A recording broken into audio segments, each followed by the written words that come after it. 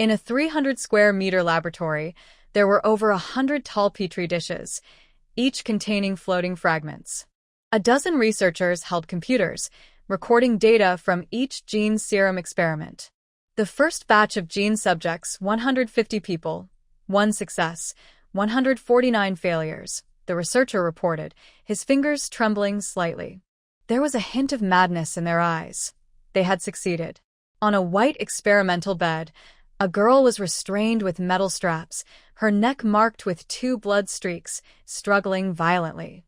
The researcher in a blue coat ignored her struggles and connected a data line to her head, a stream of data appearing on the screen. Several people watched the data pop up with fascination. The subject's physical data is normal. We can proceed to the second phase of the experiment. An elderly man, with a crazed look in his eyes, picked up a vial of white serum under the gaze of many. He carefully expelled the air from the syringe and stood beside the girl, as if admiring his finest work. The girl had stopped struggling. It was just a waste of energy. She wanted to say something, but her mouth was covered with a cloth, preventing her from speaking. A sharp pain shot through her wrist as the elderly man excitedly dropped the syringe. Everyone was eagerly anticipating this. She was the only surviving gene subject. If she could endure the second round of experiments, it would bring a significant breakthrough to their research. Subjects' data fluctuations are abnormal. Quickly administer a sedative. Several people scrambled to find the sedative, injecting 2 doses into her body. The cloth covering her mouth was replaced with an oxygen mask, and white mist quickly dissipated as she breathed. The girl slowly closed her eyes. Thankfully, there was no pain as she had feared. Ding. The red value on the instrument stopped. Shin-sun, Shin-sun, the teacher is calling you, Chen Xiaoxiao shouted several times.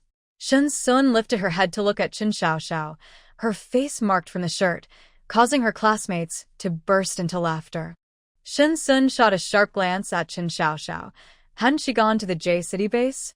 Only Chen Xiaoxiao couldn't laugh, as Shin-sun's gaze was too frightening, making her instinctively turn away. Quiet, quiet, a long ruler struck the podium, the sound echoing loudly amidst the laughter, and the classroom fell silent. Old Lin adjusted his glasses and, for some reason, Shin-sun saw a chilling gaze in his squinting eyes. Shin-sun, this is the 3rd time. Get out and stand outside. Come to my office after class. Old Lin pointed to the door, his tone harsh. Shin-sun was a bit stunned. Was she dreaming? But it felt too real. A cool breeze blew in from the window, and the air was fresh, filled only with the scent of trees. Shin-sun stood up and walked out of the classroom under her classmates' watchful eyes. In the 6-story building, a few students occasionally passed by in the hallway, carrying materials and books, often glancing back at her. The familiar building echoed with the sounds of teachers lecturing, both real and dreamlike. Shin-sun pinched herself hard, leaving a red mark on her arm that hurt. This isn't a dream. I'm back. She thought about her current situation. Punished by Old Lin, then giving up her shares, followed by the arrival of the apocalypse. After her parents died in a car accident, 40% of the company's shares were transferred to her name, making her the largest shareholder. However, her uncles wanted her to hand over her shares to them for help, thinking she was too young to manage. Shin-sun refused, and they kept bothering her, causing her to lose sleep and ultimately get caught by Old Lin in class. What had she done last time? Shin-sun recalled thinking they were genuinely looking out for her, so she gave up her shares.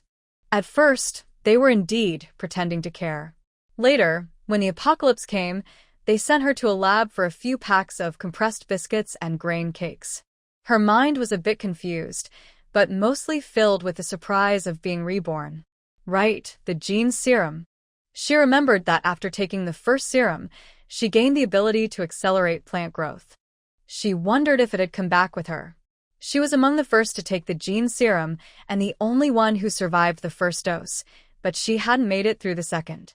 Walking through the hallway, Shin-sun entered the restroom, closed the door, locked it, and sat on the toilet. She took out her phone to check the time, July 6th, XX year. There were 17 days left until the apocalypse. It all started with a sudden downpour that lasted a month, flooding half of City. After the rain stopped, there was a sudden global cooling. Beside her right foot was a pot of pothos, placed there to purify the restroom air. With a thought, green light sparkled from her fingertips, merging into the pothose leaves, which began to absorb it. 2 seconds later, the pothose started to grow rapidly. The vines stretched and climbed up all 4 walls, quickly filling a 2-square-meter space with pothose, but they continued to grow. The pothose vines were still spreading outward. Shin-sun was slightly surprised. The growth effect was even more remarkable than during her previous attempts.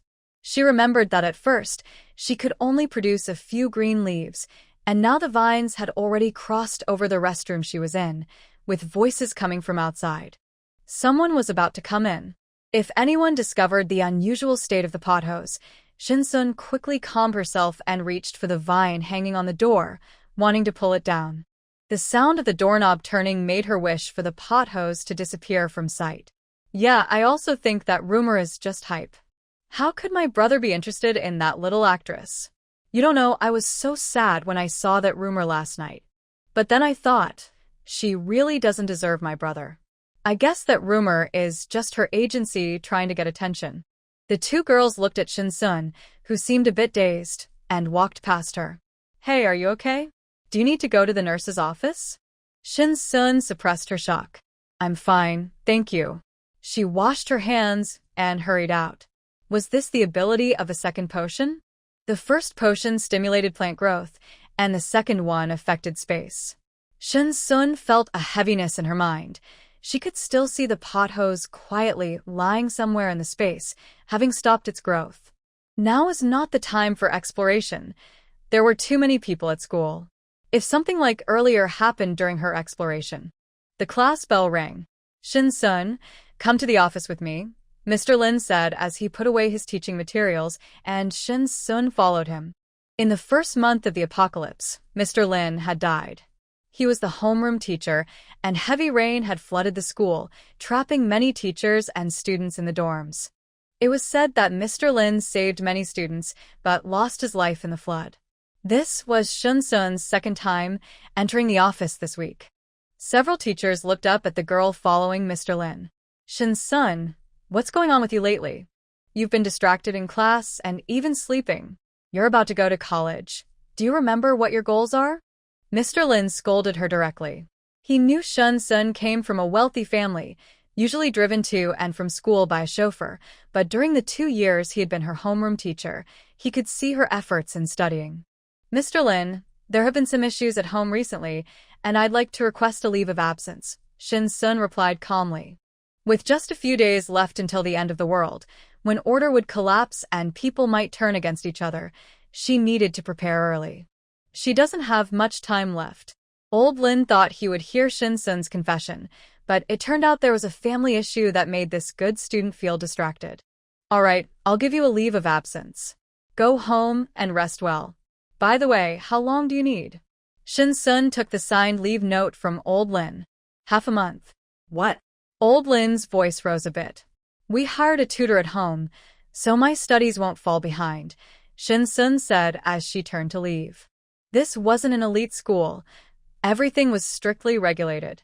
She called the driver and waited at the school gate. 10 minutes later, a Maybach pulled up and the driver got out to open the door. Mississippi home, Shin-sun said, eager to find out what the second gene drug's ability was. If it really was related to space, there would be more possibilities. At the Ziyuan Villa area, the driver parked in the garage, and Shin-sun took out her phone to send the driver his salary for the month. Uncle Wang, I took a leave from school and won't be going for half a month. You should also take some time off and spend it with Annie, Shin-sun said while waiting for Uncle Wang outside the garage.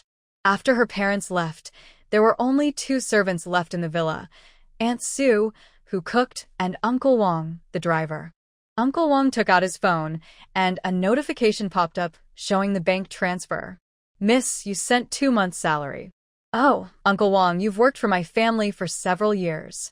This is a raise for you, Shin-sun said as she pressed the button to close the garage door. Uncle Wang wanted to say something, but Shin-sun had already turned to leave.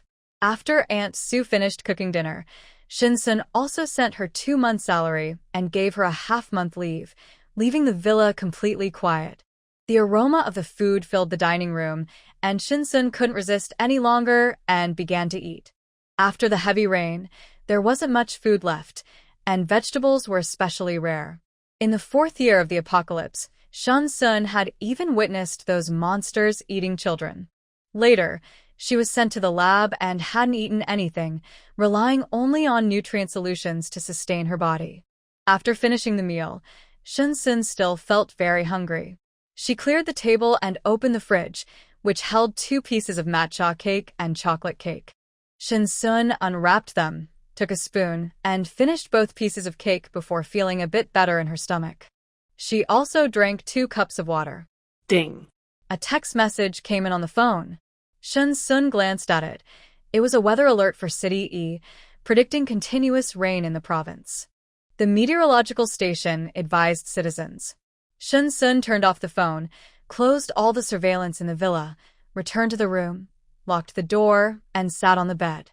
With a thought, a pot of green pothos appeared in the room, visibly growing at a fast pace.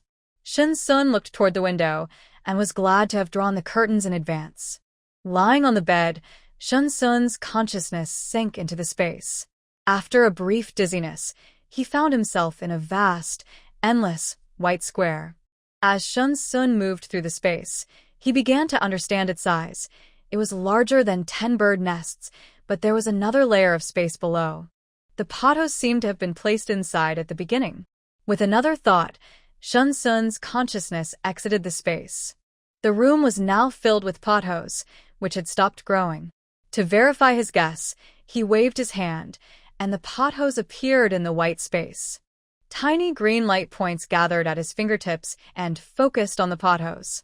After 2 seconds of absorbing the light in the white space, the pothos began to grow, and a look of surprise flashed in Shinsun's eyes. Time was frozen in the lower space, while the upper space could hold living things that could grow freely. Shinsun took out a notebook and listed the items he needed to buy. Suddenly, his phone buzzed beside him. It was a call from his uncle.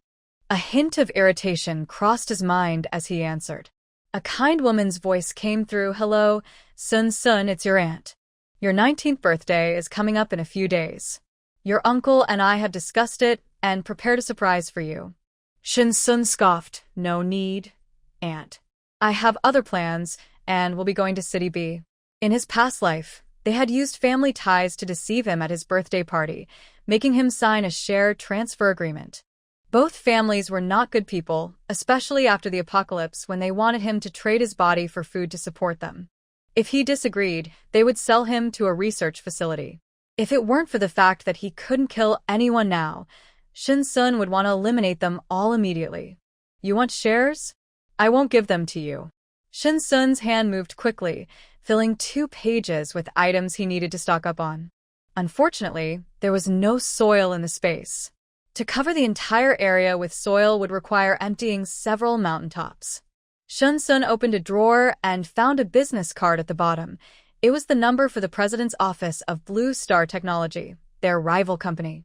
After inheriting her parents' shares, the people from Blue Star Technology approached her, wanting to buy her shares for money.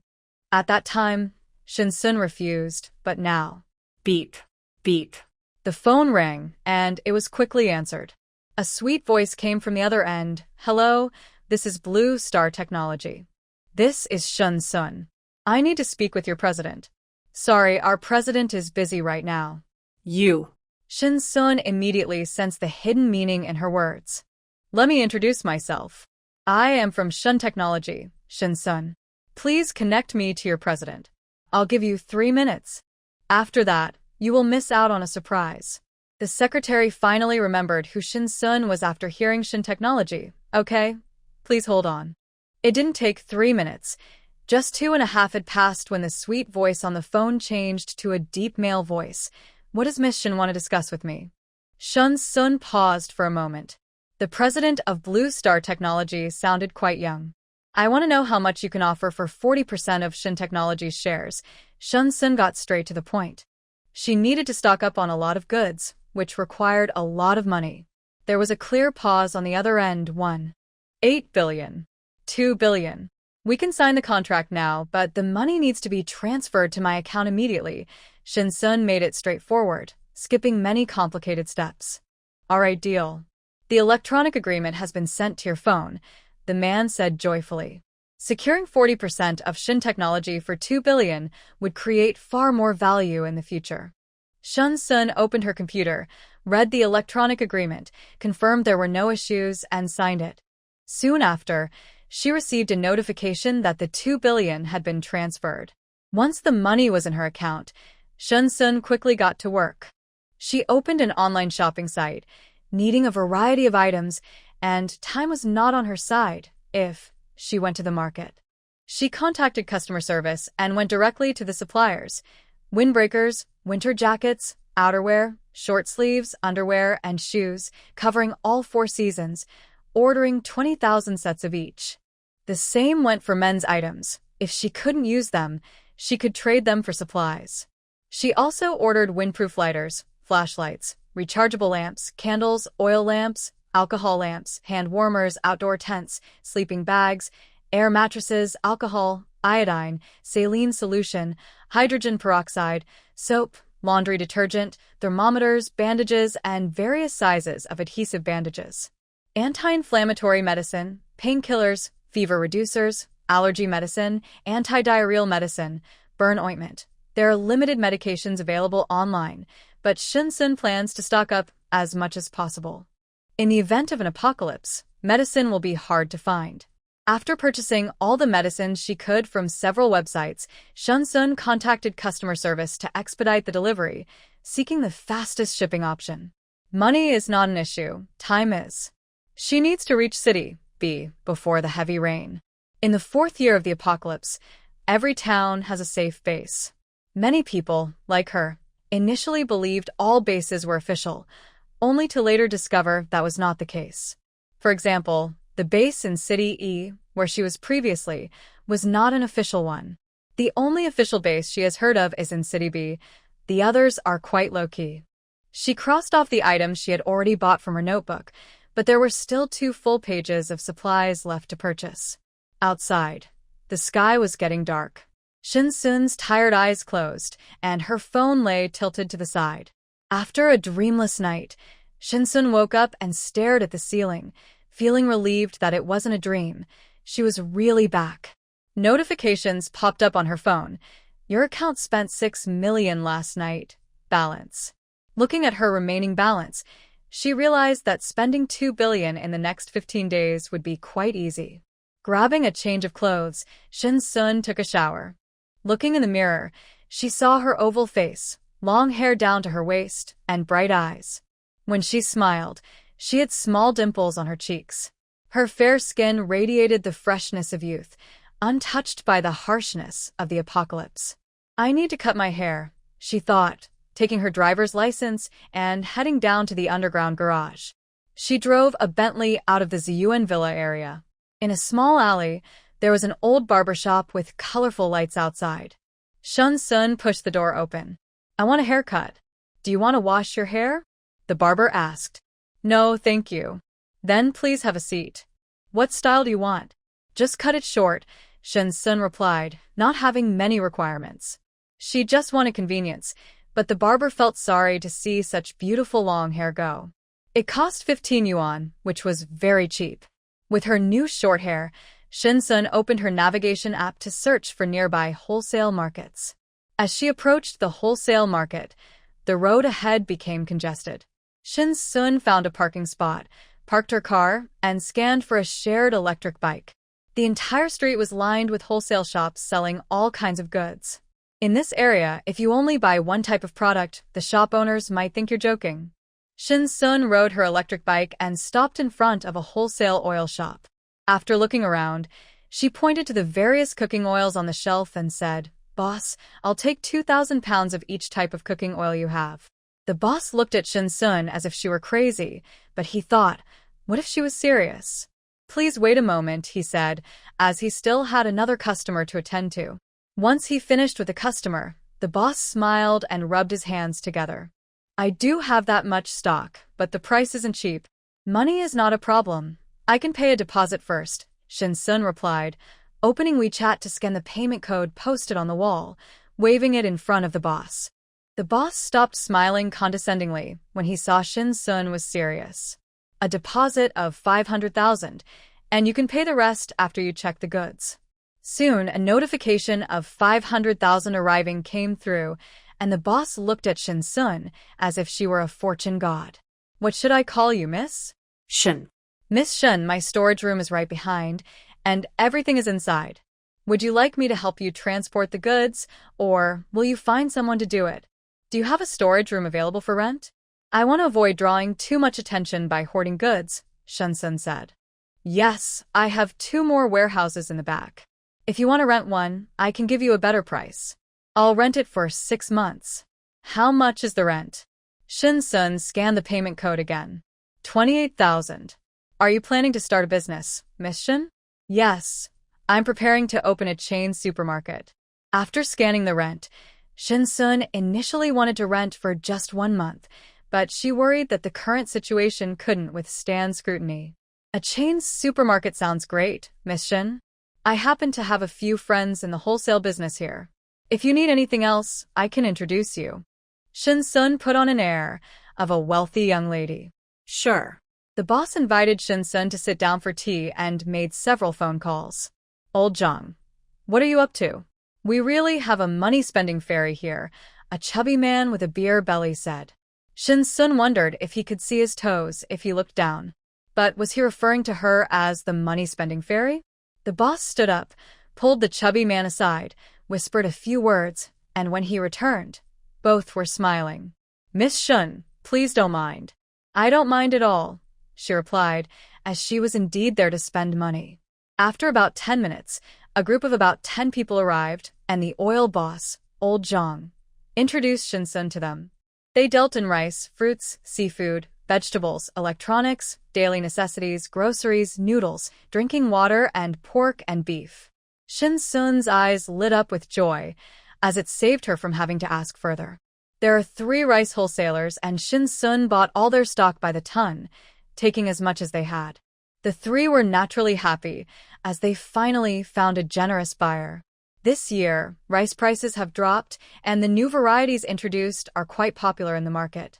She also stocked up on various seafood, instant noodles, and drinking water by the ton, knowing that after the apocalypse, a pack of instant noodles and a bottle of clean water could be life-saving. Shin-sun also cleared out their stock of fruits.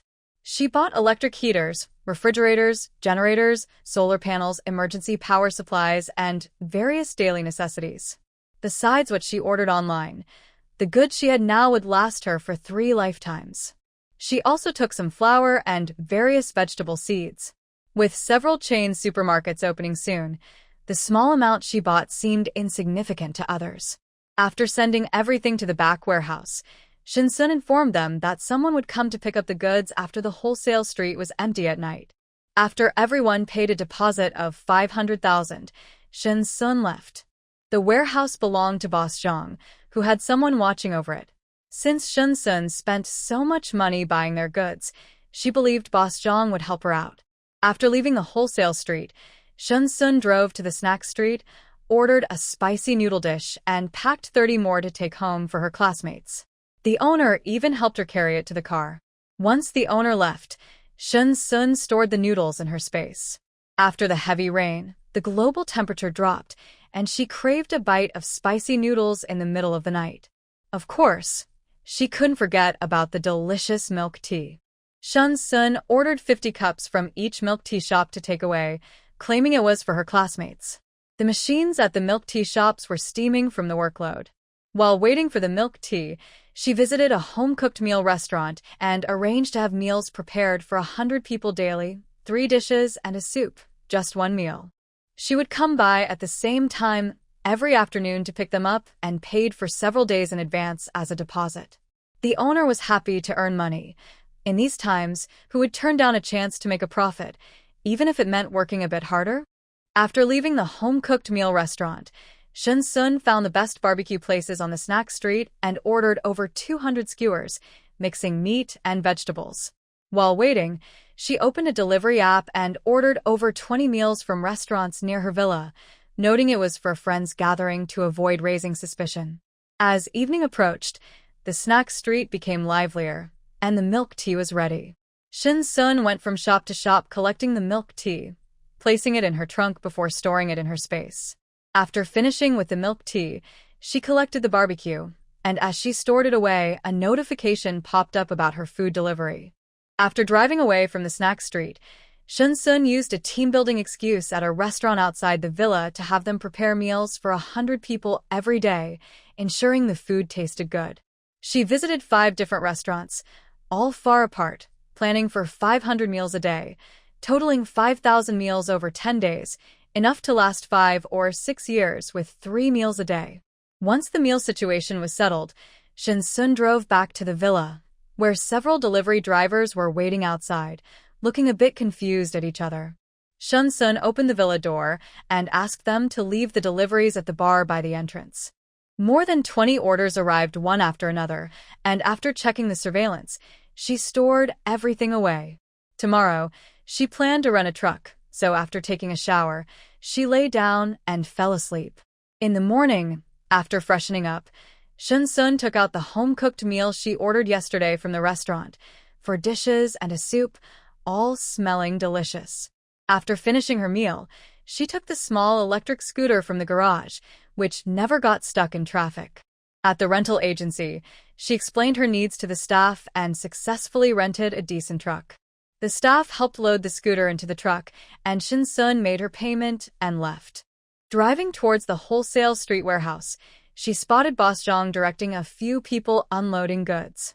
The warehouse was already half full, and another truck loaded with goods was arriving. Shin-sun got out and greeted him, but when he offered her a cigarette, she politely declined. "Miss Shin, the left warehouse is full, and the right one is half full. We need to move things quickly, or there won't be any space left," he said. Shin-sun marveled at their speed. Indeed, money could make things happen quickly. Boss Zhang handed her 2 keys to the warehouse. "Miss Shin, these are the only keys I have, so please don't lose them." She thanked him and asked, "Is anyone watching over the place tonight?" "No, so you should move your goods as soon as possible." "We don't usually hire anyone to watch because we're here during the day," he replied, meaning they kept an eye on their own goods. Shin-sun understood. Their shop was just in front, and the warehouse was close by, so it was normal not to have someone watching. However, it was convenient for her to store things away. While they were talking, the second truck began unloading.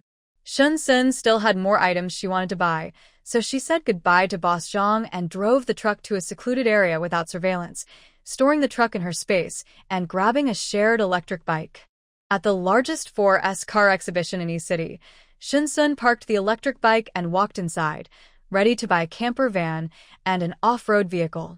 The salesperson introduced Shin-sun to various models of RVs, ranging from 150,000 to over 300,000, including off-road types. Shin-sun was interested in 4 vehicles. Although they were great, having too many in a post-apocalyptic world could attract unwanted attention. She chose 4 RVs and 4 off-road vehicles, which were equipped with bumpers and bulletproof features. Shin-sun paid in full and requested that they be delivered to her villa, along with a full tank of gasoline and diesel. Shin-sun wanted to stock up on gasoline and diesel, but there were limits on how much she could buy in the country. She planned to transfer everything from her warehouse before making a trip abroad. She paid quickly, and the 4S manager personally drove the vehicles to the Ziyuan villa. After leaving the dealership, Shin-sun calculated the time and realized she could pick up her reserved meals from the snack street. In a quiet corner, Shin-sun took out her truck and drove it out of the alley. The home-style restaurant was still bustling, especially during lunchtime. She entered the restaurant and, with the help of the staff, loaded the prepared meals into the truck. After reaching a secluded spot, she quickly stored the meals in her space and drove to the next location. After collecting all the meals, Shin-sun stopped at a gas station to fill up her tank, then bought several large barrels to store the fuel in her space, continuously gathering supplies. Once she finished, she checked the time. It was 3:30 p.m. She needed to go to a wholesale market further away in East City, for more supplies. After driving for an hour, she arrived at the seaside wholesale market, which was considered the outskirts of East City and a popular tourist spot. After parking the truck, Shin-sun entered the market. It was less crowded than the city center, with many visitors. "How much is the salt?" Shin-sun asked, hesitant to buy too much in the city center, especially since they didn't have enough stock. The seaside wholesale market had its own salt fields. An elderly man in a white tank top waved a fan and pointed to several types of salt in front of Shin-sun, varying in coarseness and price. "Which one do you want?" he asked. "I'll take one of each." Shin-sun ordered 20 tons of each type and paid immediately. "Can you deliver it to the warehouse behind the wholesale market in the city center?" "Here's the address." "You'll need to cover the shipping and labor costs," the owner replied, pleased to make a big sale. This young girl looked inexperienced, but she paid more readily than many older men. Shin-sun didn't think he bought too much because he falsely claimed to be in import-export trade, selling domestic goods to foreigners. Each type was 20 tons, which was only half of his warehouse. "This is fine. I want to ask if you know where I can buy coal and charcoal nearby," he said. The old man thought for a moment. "There's a place, but you should hurry. I heard they are moving soon." He pointed Shin-sun in a direction. Shin-sun drove his truck that way. It was a huge warehouse, half filled with coal. The store was still open, but the outside walls already had signs saying it was for rent. In the shadow beside the warehouse door, there was a table with a fan, and a young man was napping on the table. Shin-sun lightly tapped the table. "Hello." The young man opened his eyes slightly, then stood up after a moment. "Hello, are you here to buy coal?" Shin-sun nodded. "You can take a look. Our coal is definitely good," he said. In this electric age, aside from some factories needing coal, it was rare to find in the city, as even the countryside now used electric heaters.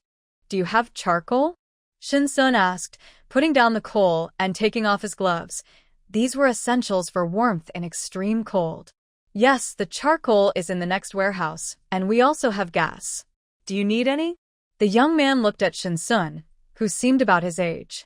"I'll take 80 tons of both coal and charcoal, and some gas as well," Shin-sun replied. Gas was too noticeable in the current world and couldn't be used openly. The young man looked at Shin-sun with some doubt. Shin-sun was getting used to such looks lately and pulled out her bank card. "Do you have that much in stock?" "Yes, the deposit is 400,000, the young man said, taking out a card reader, while Shin-sun entered the amount and her password. "Are you moving out?" Shin-sun asked as she put her card away. "In 5 days, the lease is up and the rent went up, so we're not renewing," he replied, frustrated with the greedy landlord who raised the rent by thousands. Who would want to rent under those conditions? Shin-sun's eyes lit up as she looked back at the rental sign at the door, which had a phone number. She called. "Hello, is this warehouse still for rent? I want to lease it." After negotiating, Shin-sun added the landlord on WeChat and sent the money. There was no choice. The landlord was traveling abroad. The young man looked at Shin-sun as if she were foolish. She rented the place without blinking an eye, even with the increased rent. It seemed like she was just here to experience life, not really cut out for business. After taking a spare key, Shin-sun told him to keep the items in the warehouse as usual. Someone would come to pick them up in 5 days. After leaving the market, Shin-sun went to the seaside. Various speedboats, private submarines, small boats, and fishing boats were on the water, while tourists strolled by, enjoying ice cream. Shin-sun rented a speedboat and took it out onto the water. She jumped in and bought a lot of seafood, most of it still alive, which she planned to keep in a small bay in her space filled with seawater. The swirling water around her flowed into Shin-sun. Using a bit of her energy, Shin-sun controlled the seawater in a corner and lay back, feeling a bit exhausted on the speedboat. Her stomach growled, so she took out some food from her space. After eating, she drove the speedboat back. On her way out, she bought 5 speedboats and 3 private submarines, which she sent to the storage area. Driving a truck on her way back, Shin-sun glanced at the time. It was 6 o'clock. She parked the truck outside the villa, took out her small electric scooter, and went inside. Several cars purchased that day were already parked in front of the villa. She drove the car into the underground garage and then stored it in her space. After finishing her tasks, Shin-sun sighed in relief, took a shower and lay down in bed. She set an alarm for 3 in the morning and quickly fell asleep. Without enough rest, her body would become extremely tired, affecting her future plans. At 3 in the morning, the alarm rang, and Shin-sun quickly got up. She put on a men's jacket, a mask, and a baseball cap, covering herself completely. She went outside the villa and drove the truck to the city center wholesale market. In the middle of the night, with only the barbecue stalls still open, many shops had closed. Shin-sun parked and ordered nearly 200 skewers from each barbecue stall, paying in advance and saying she would come back to pick them up. The wholesale market was even quieter. Shin-sun drove the truck inside. There was indeed no one watching the warehouse. She took out her key, opened the warehouse door, bent down to enter, and quickly closed the door behind her. Pretending to check the goods, she was actually looking for any surveillance cameras. She inspected all 4 corners and the ceiling, confirming there were no cameras. With a thought, the items in the warehouse were quickly stored in her second-level space. The crowded warehouse was instantly emptied. Shin-sun opened the door and stepped outside, using her navigation to find a nearby village with fewer people. On her way back, the barbecue was ready. Shin-sun got out of the car, collected everything, and stored it in her space. Back at the villa, she opened her phone to find a weather alert for City E and a message from her aunt. Shuan, your cousin Shun, we got into the best business school in D City. Tomorrow, we are preparing a lot of delicious food, including your favorites. You should come over to your uncle's house for a visit. You can't take care of yourself alone. Shin-sun turned off her phone.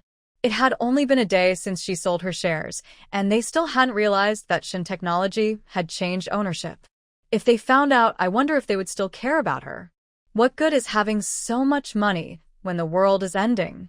It would just be worthless paper, and no one would want it. As the sun slowly rose, Shin-sun stood by the window. After 2 minutes, she opened her phone to check the delivery status. According to her plan, she could only stay in East City for 10 to 12 days at most. She scanned the delivery updates and estimated that everything would arrive by noon or afternoon.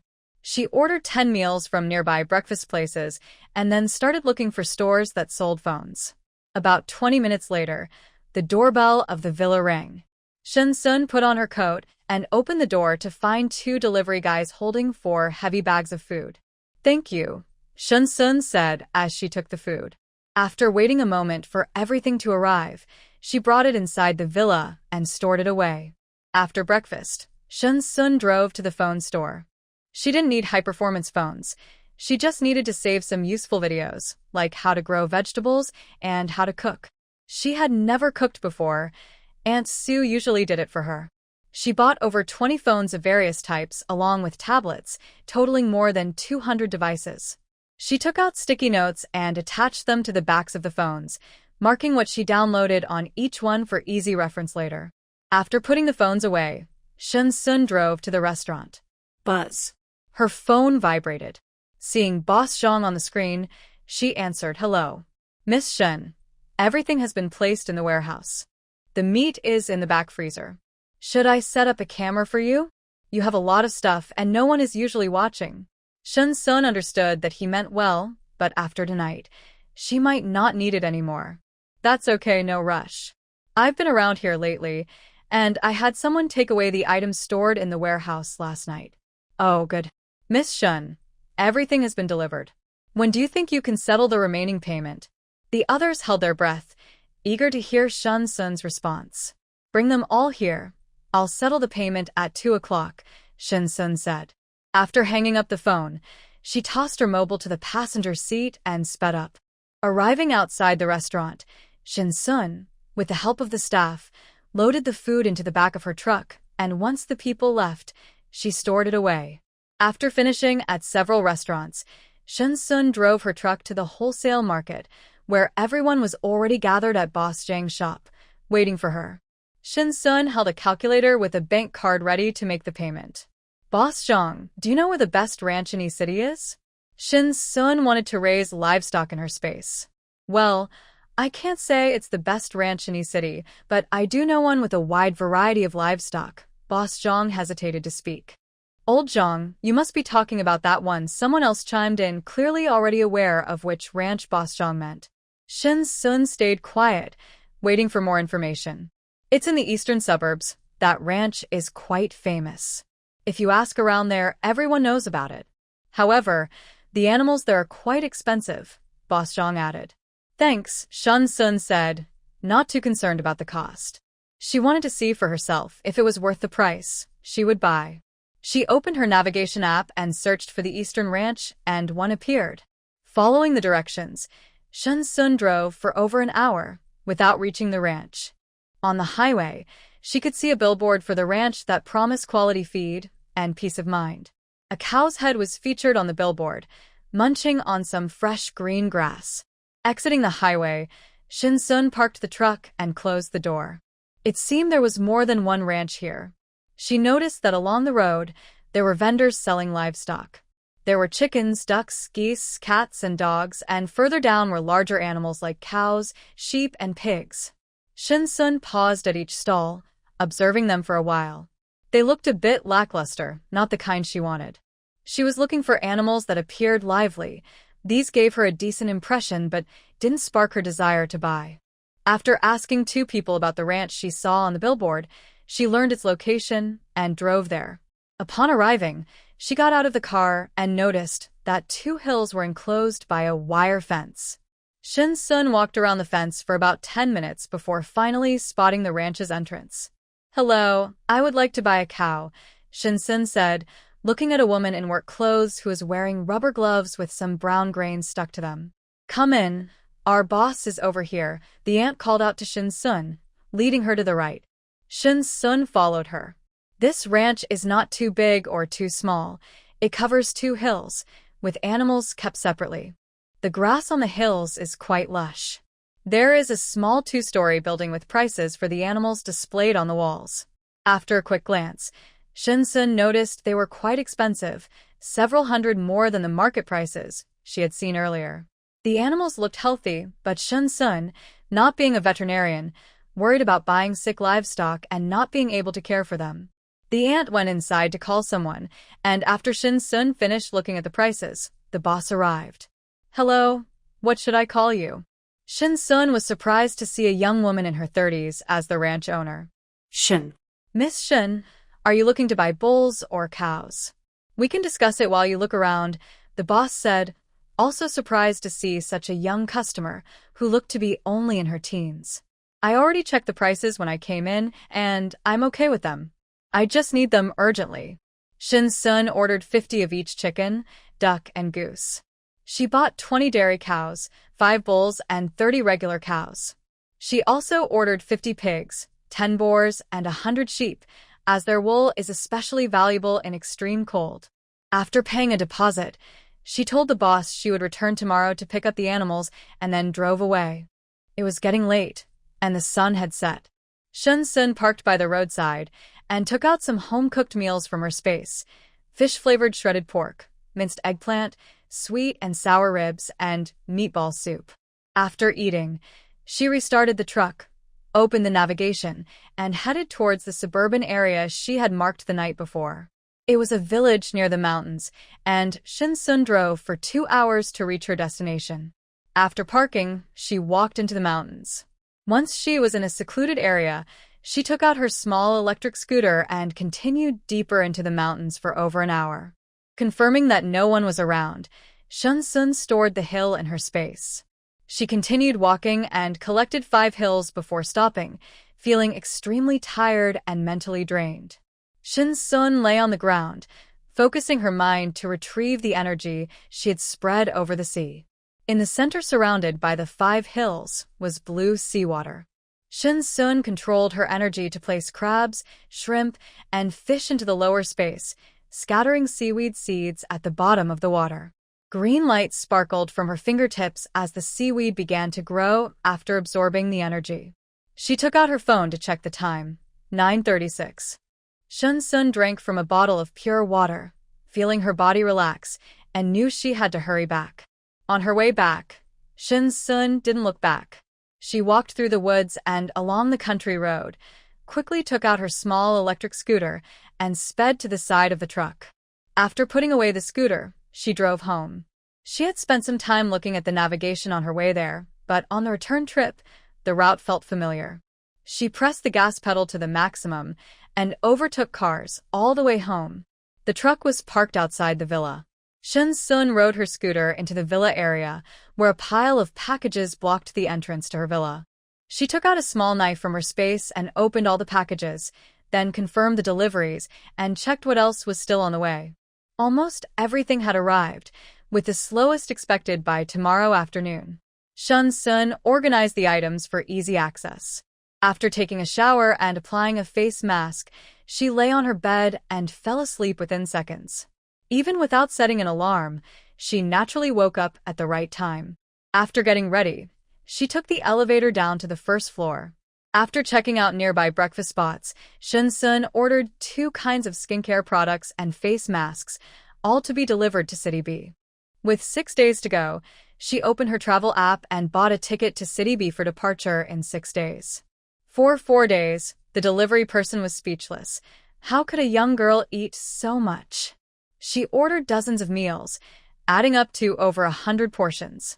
Shin-sun remained unfazed, accepted the deliveries, and stored them in her space. Then she opened some steamed shrimp dumplings, meat buns, and soy milk for breakfast before heading to the car rental shop. This time, she rented a 6-wheel truck to go to the ranch to pick up livestock.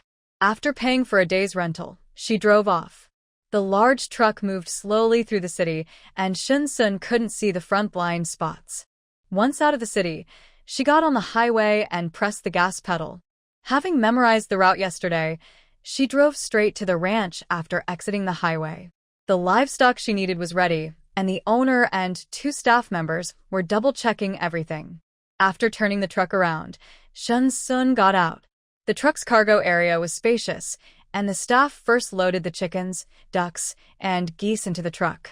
After leaving the ranch, Shin-sun found a secluded spot half an hour later to store them in her space. She set up the purchased fence between the hills, and the chickens, ducks, and geese happily ran around the hillside. Once she scattered the feed, they finally settled down. Driving back in the truck, Shin-sun was transporting 2 layers of pigs, and the vehicle shook as it went over the gravel road. After putting the pigs into storage, Shin-sun made 2 trips for the cows and sheep, staying busy until noon. She scattered hay on the mountain to encourage growth, and her storage space began to take shape. After finishing half a bottle of water to ease her dry throat, Shin-sun stored the truck and took out a smaller vehicle. She went to the market before getting on the highway and bought 5 rabbits to add to her storage. Returning to the city, she collected her pre-ordered lunch and then drove the large truck to the rental company to return it. At the snack street, she visited the highest-rated shops, ordering their signature snacks and about 100 other small treats. Just like before, she swept through the entire street, and after collecting everything, she drove the small truck to the seaside warehouse, which was filled with salt and coal. In the corner, there were several speedboats and submarines. Shin-sun opened the warehouse door and first stored the salt, charcoal, and gas into her space. The coal storage couldn't be moved yet because it had a surveillance camera inside. She planned to come back for it after the coal boss left. After driving back to the villa, the last batch of packages had arrived. She opened them all and confirmed that everything was there, then let out a long sigh and sat on the sofa. Shin-sun took out her phone from storage and started looking at houses in Tianfuyuqing, B City. She heard that it was one of the few neighborhoods not flooded after the heavy rain. The construction materials were of good quality, and even after being soaked for a month, the buildings had not collapsed. While checking the houses, she saw the prices and contact information pop up online. She called to inquire. The price was 120,000 per square meter, which was quite high, but many people lived there. There are still many wealthy individuals in this world. Shin-sun reserved a 160 square meter unit on the 22nd floor, with a viewing and handover scheduled for 5 days later, all fully furnished and ready to move in. Taking out garlic shrimp and iced cola from storage, Shin-sun enjoyed her meal while watching videos. Most were about the beauty of the world, but occasionally she came across a few discussing weather warnings abroad, which had low engagement and few views. One video caught her attention with a title about the United States experiencing a significant drop in temperature, reaching double the usual decrease for this time of year. The comments below were filled with schadenfreude, and as Shun-sun scrolled through, she occasionally saw messages from locals in East City discussing recent heavy rain warnings, but there were not many replies. The authorities have successfully predicted the heavy rainfall, which is a significant global disaster and hard to foresee. Thankfully, they prepared many emergency supplies, which helped save many lives during the downpour. Shun-sun did not join the discussion. After turning off her phone, she checked the download status on her other tablets and phones. There were videos, movies, TV shows, and many tutorials on planting various plants, covering primary and secondary school materials, as well as thousands of years of history. It also included maintenance tips for many electrical appliances and machines. Shun-sun placed her phone on the sofa, set an alarm, and went to sleep. She had been busy lately, but wasn't sleeping well. At 3 a.m, when the alarm rang, Shun-sun put on a coat to cover herself and drove the truck to the warehouse. On her way, she stopped by a snack street. Shun-sun ordered over 20 servings of fried rice from each stall and packed a lot of marinated snacks from the night market. For barbecue, she ordered around 100 skewers. Some stall owners recognized her and wondered how a young girl could eat so much. Shun-sun explained that she was hosting friends at her home, which eased their concerns. After paying, she drove away. Upon opening the warehouse door, Shun-sun crouched as she entered and quickly closed the door behind her. The cold storage already held a lot of fresh meat, including pork chops, beef steaks, lamb chops, and various chicken, duck, and fish. There was even a wall stacked with war prisoner steaks. She stored everything in her space and moved to the adjacent warehouse. This was also a cold storage room filled with various fruits and vegetables. At the front of the warehouse was a designated area for appliances like generators and refrigerators. Near the door were dozens of vegetable and fruit seeds. After storing her items, Shun-sun searched around to ensure she hadn't left anything behind before leaving. Checking the time, she realized the barbecue was almost ready. Driving back, she first collected the fried rice and then picked up the barbecue, leaving some in the truck. Shun-sun enjoyed a skewer while driving back to the villa. This outing took 2.5 hours, and she could catch up on sleep afterward. After applying a face mask and taking a shower, she dried her hair and opened her phone to check nearby breakfast places again, but this time she ordered fewer items than before. After scheduling the delivery, Shun-sun fell asleep. At 9:30, the doorbell rang at the villa. Shun-sun got out of bed and looked out the window to see that the delivery had arrived. Wrapped in shrimp, red rice sausage, chicken feet, and served with a bowl of pumpkin porridge after eating, Shun-sun looked at the tablet and phone on the sofa. Everything she needed to download was finished, and the memory was full. She stored them away and noticed she still had 2 hours before she could pick up her reserved meals. Shun-sun opened the navigation app to find a nearby plant market. 3 larger plant markets appeared in the search results, but they were all quite far away, taking about half an hour to drive to. However, there were other smaller flower shops nearby. Not wasting any time, Shun-sun grabbed the truck keys and drove out of the villa. Following the navigation, she arrived at a larger flower shop located by the roadside, occupying 3 storefronts, with a few money trees displayed out front. "Hello, may I help you?" "I'll just look around."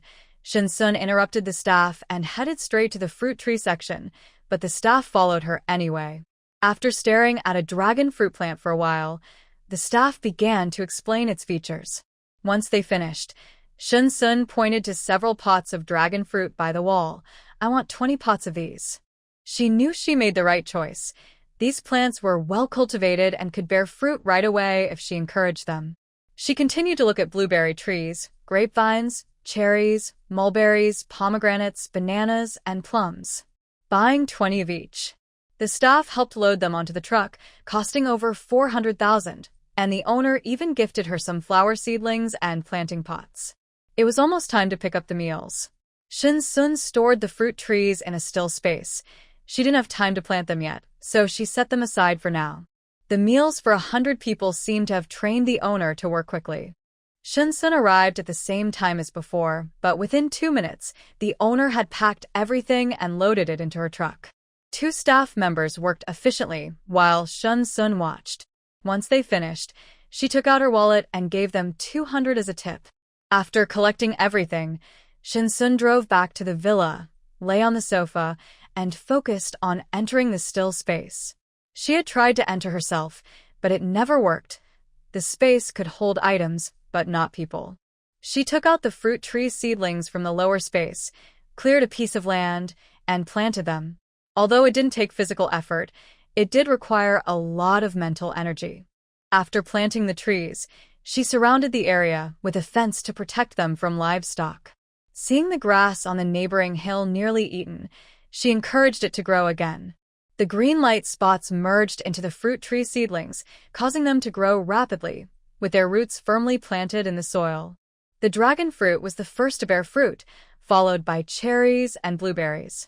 Here, away from the outside world, Shin Sun was not afraid of being discovered, so she encouraged the growth of these fruit trees again, practicing her ability to stimulate plant growth. Indeed, she was much stronger than before.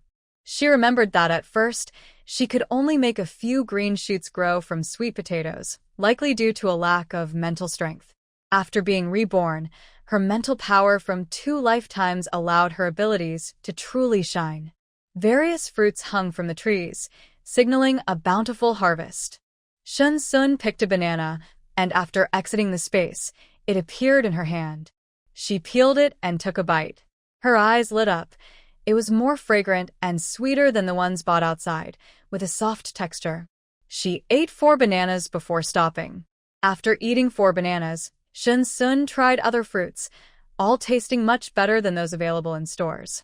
She took out some dishes from her space: stir-fried pork with green peppers, spicy chicken cubes, stir-fried kale, and crucian carp soup. Shin Sun didn't waste any food and felt a bit full after finishing everything, so she lay on the sofa to digest. All the items from the central warehouse had been moved, leaving only the seaside wholesale market warehouse, which still had a full half warehouse of coal and salt. In 3 days, she would go to collect them. She took out her phone and bought a plane ticket to the beautiful country. After 3 days, she would go to City B, buy a house in Tianfuyucheng, and then stock up on gasoline and weapons in the beautiful country. Having a rare moment to rest, Shin Sun opened a trending video app and browsed the latest news, but none of the trending topics interested her. There were stories about a young celebrity participating in a variety show, another star's infidelity, and a slew of gossip trending. Frowning, Shin Sun scrolled to the bottom and finally found a trending topic she wanted to see, marked in red. Frequent official weather warnings. Temperature drop in country M breaks records again. Earth's orbit deviating. Glaciers melting. Shin Sun clicked on the trending topic about the temperature drop in country M, as she would be going there soon. She scrolled through the articles and images, reading, "In just a week it has already dropped to -40 degrees and is still falling." After finishing the trending news, Shin Sun felt a bit emotional, realizing that many things in her past life had clear patterns. She just hadn't paid attention back then. There were many comments, around 100,000, including some doomsday theories. However, she noticed that within 10 minutes, one user's profile picture had turned black. The administrator locked AAA in a small room, and then there were complaints about that person's lies. Who would believe such nonsense in this day and age?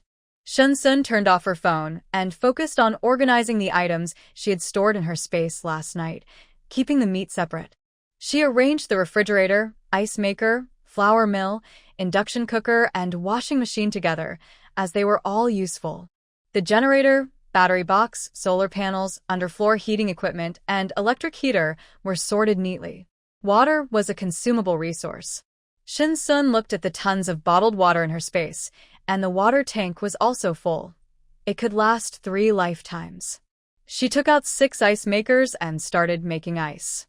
Shin Sun remembered the 3rd year of the apocalypse, when the extreme heat hit, with temperatures reaching up to 80 degrees. People were too afraid to go outside. Heatstroke was common, and some people collapsed and suffered terrible fates. During that time, she lived with her uncle's family in a large dormitory with many people, and the smell was unbearable. At night, she dreamed of drinking ice water. The sound of the ice makers buzzing filled the room as they worked. Shun Sun stored the ice in her space.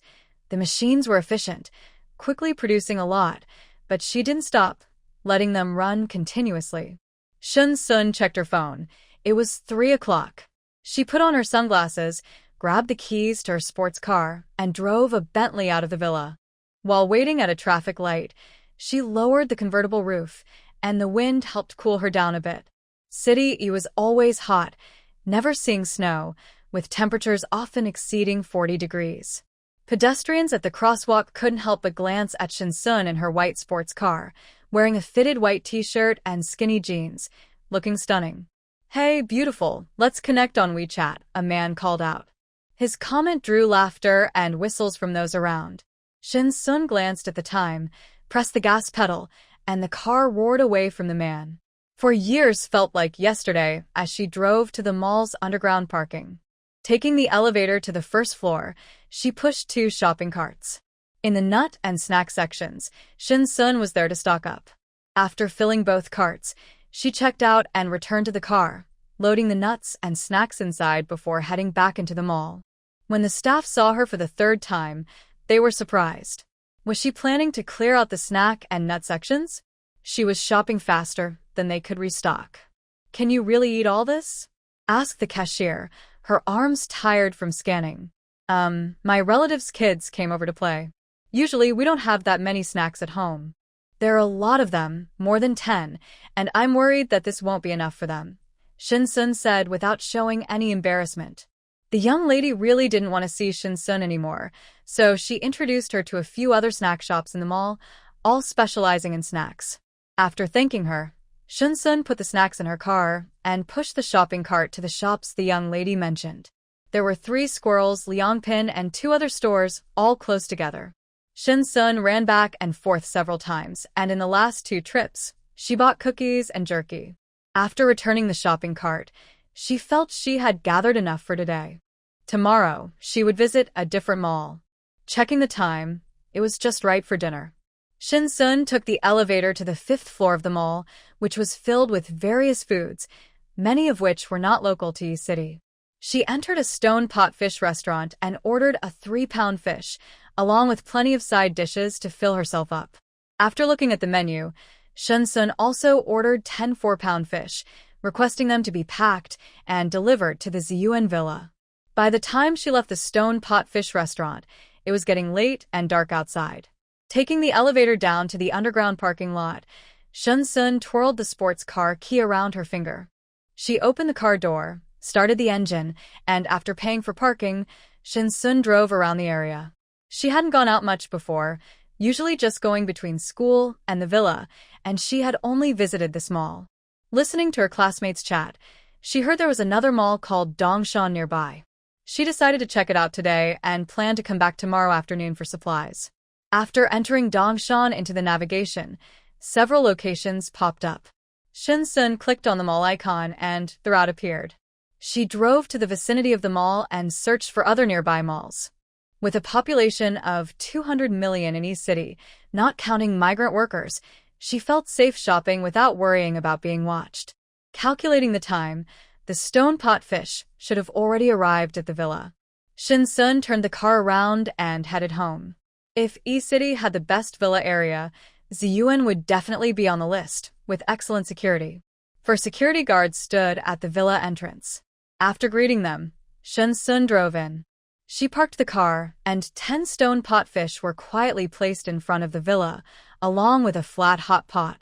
Shin Sun moved everything inside the villa and then stored it away. At 9 o'clock, Shin Sun took a shower and put on a face mask. She had been busy lately and hadn't slept well. Today, she finally had some free time.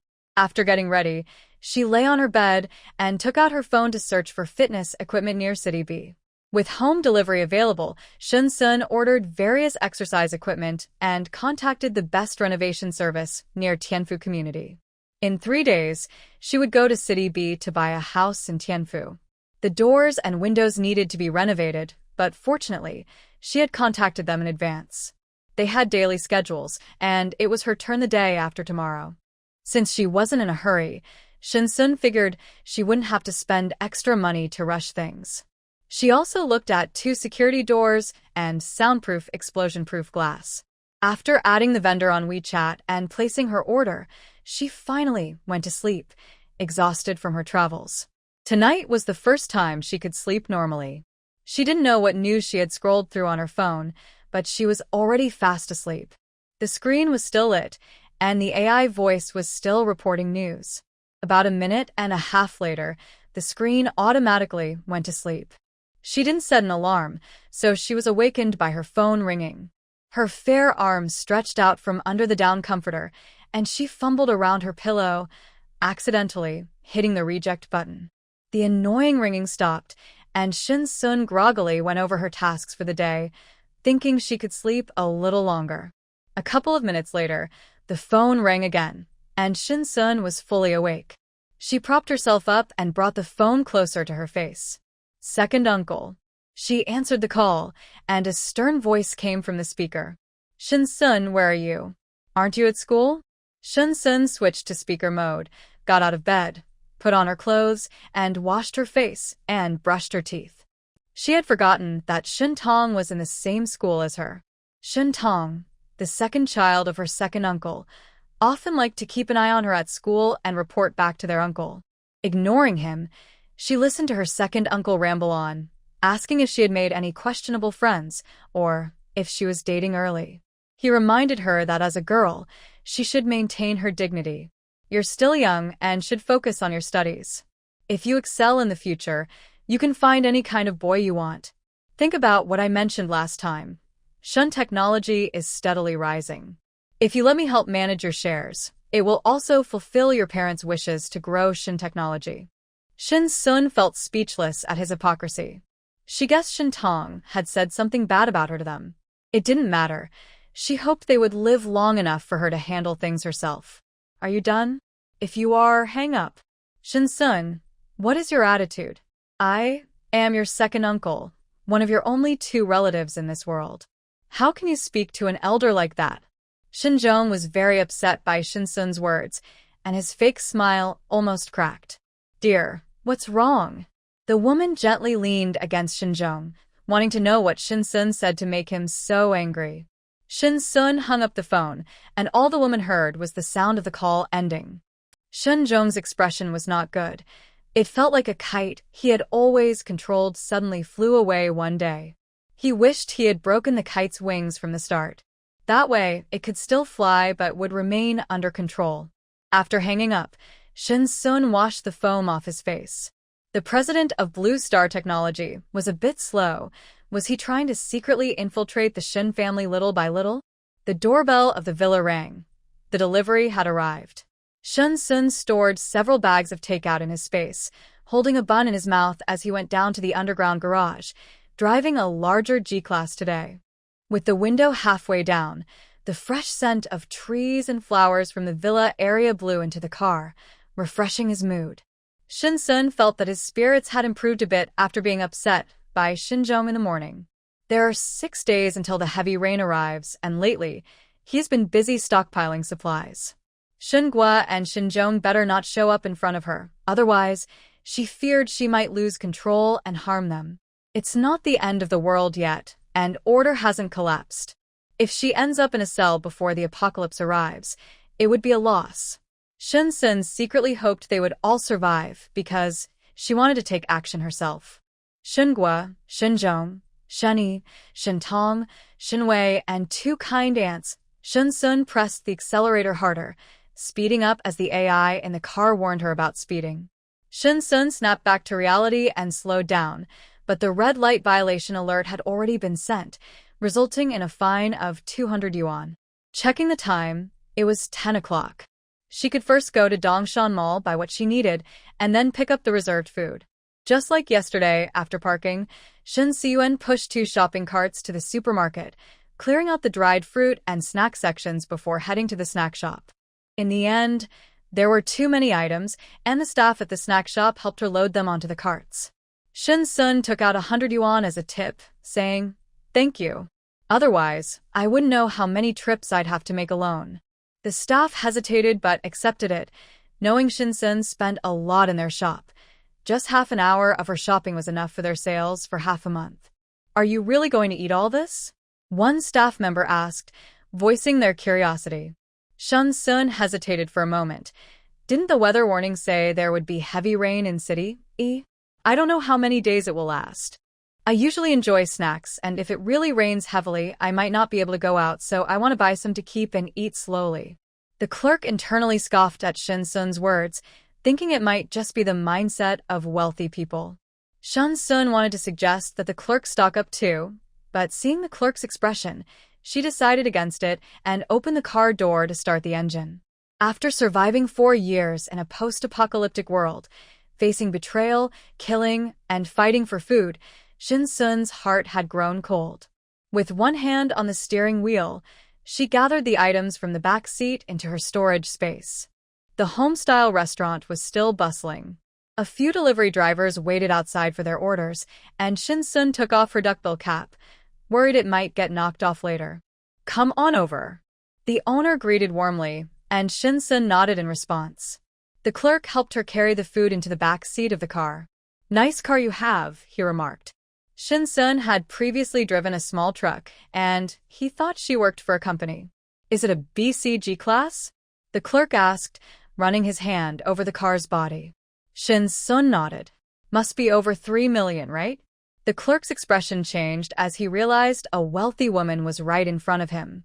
"Goodbye," Shen Sun said as she closed the car door, with 4 more restaurant orders to pick up. After turning the car around, Shen Sun stored the food in her space. Once she finished collecting from several restaurants, she drove to the 3rd shopping mall. Using the same method as in the morning, she cleared the mall. Checking the time, she noted it was the 5th day. The coal boss should have moved by now. She planned to visit the seaside warehouse tonight to store the coal and remaining salt in her space. Not wasting any time, Shen Sun drove back to the villa. After freshening up, she lay on her bed and focused her mind on her storage space. The grass had grown a lot since the last time, and 2/3 of the mountain was still covered in grass. That should be enough for the cows and sheep for a while.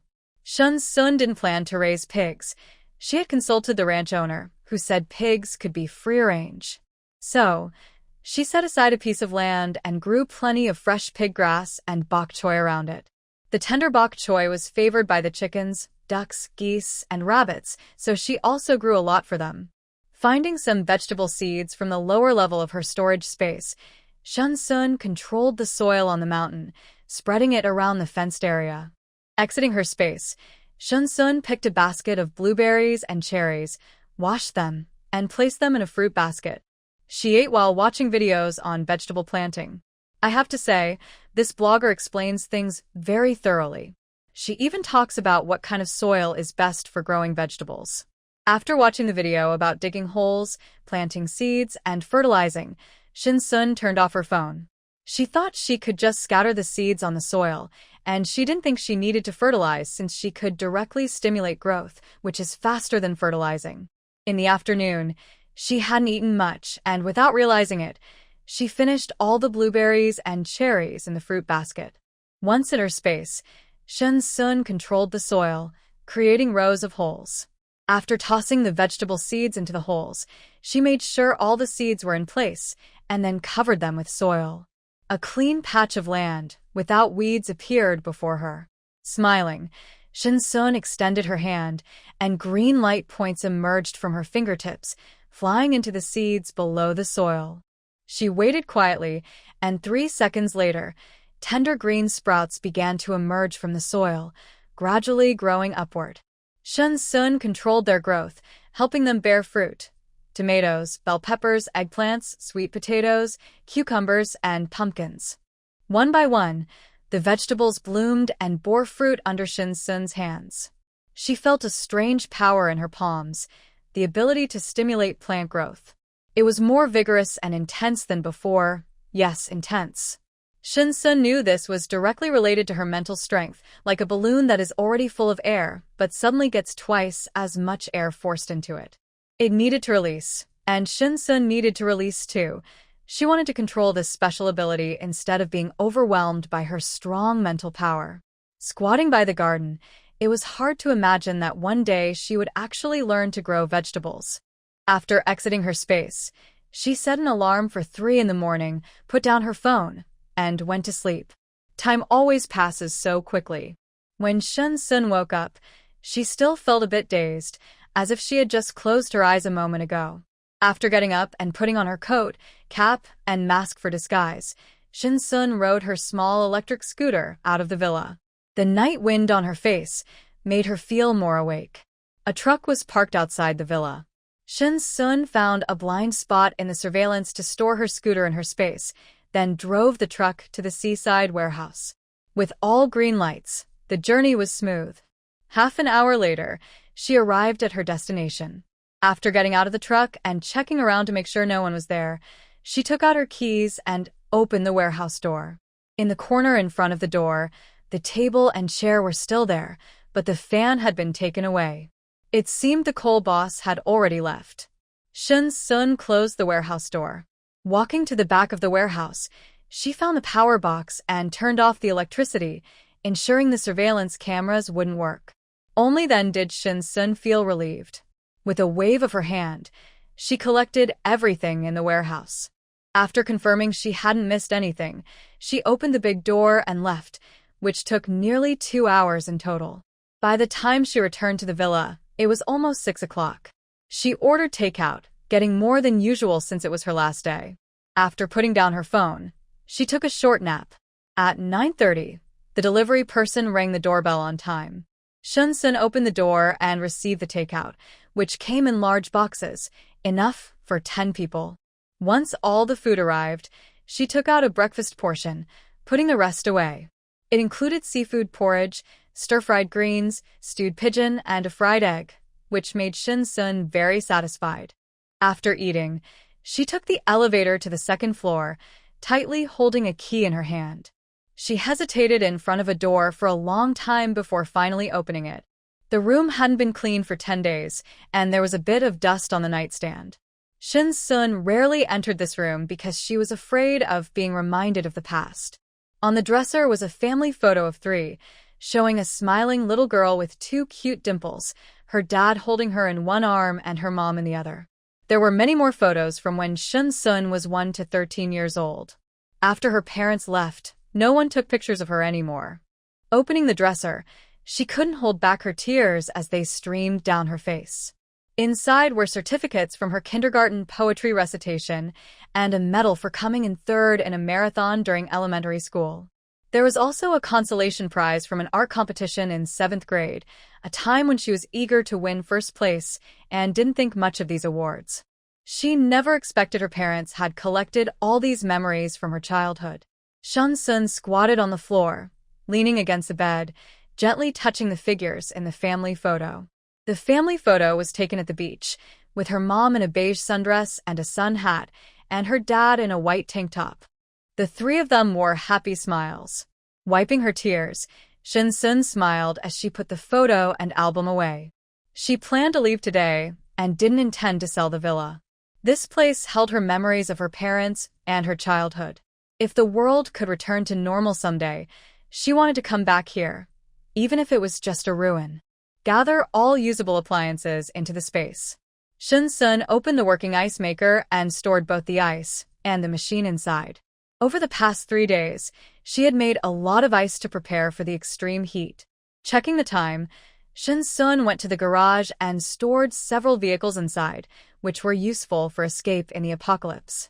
Once everything was ready, she stood in front of the villa, waved goodbye towards the second-floor room, and confidently walked away. Driving the small truck to the restaurant, she had a different staff member help her this time. After moving everything, Shinsun handed over 100 yuan as a thank you. "Where's that young guy from before? I didn't see him today." Shinsun remembered how excited he was yesterday, touching the truck. Oh, he had some family issues and went home, the staff member said, putting the 100 yuan in his pocket. It was surprising that he could earn 100 yuan just for moving a few things. No wonder he was so eager. Shin Sun didn't say anything else.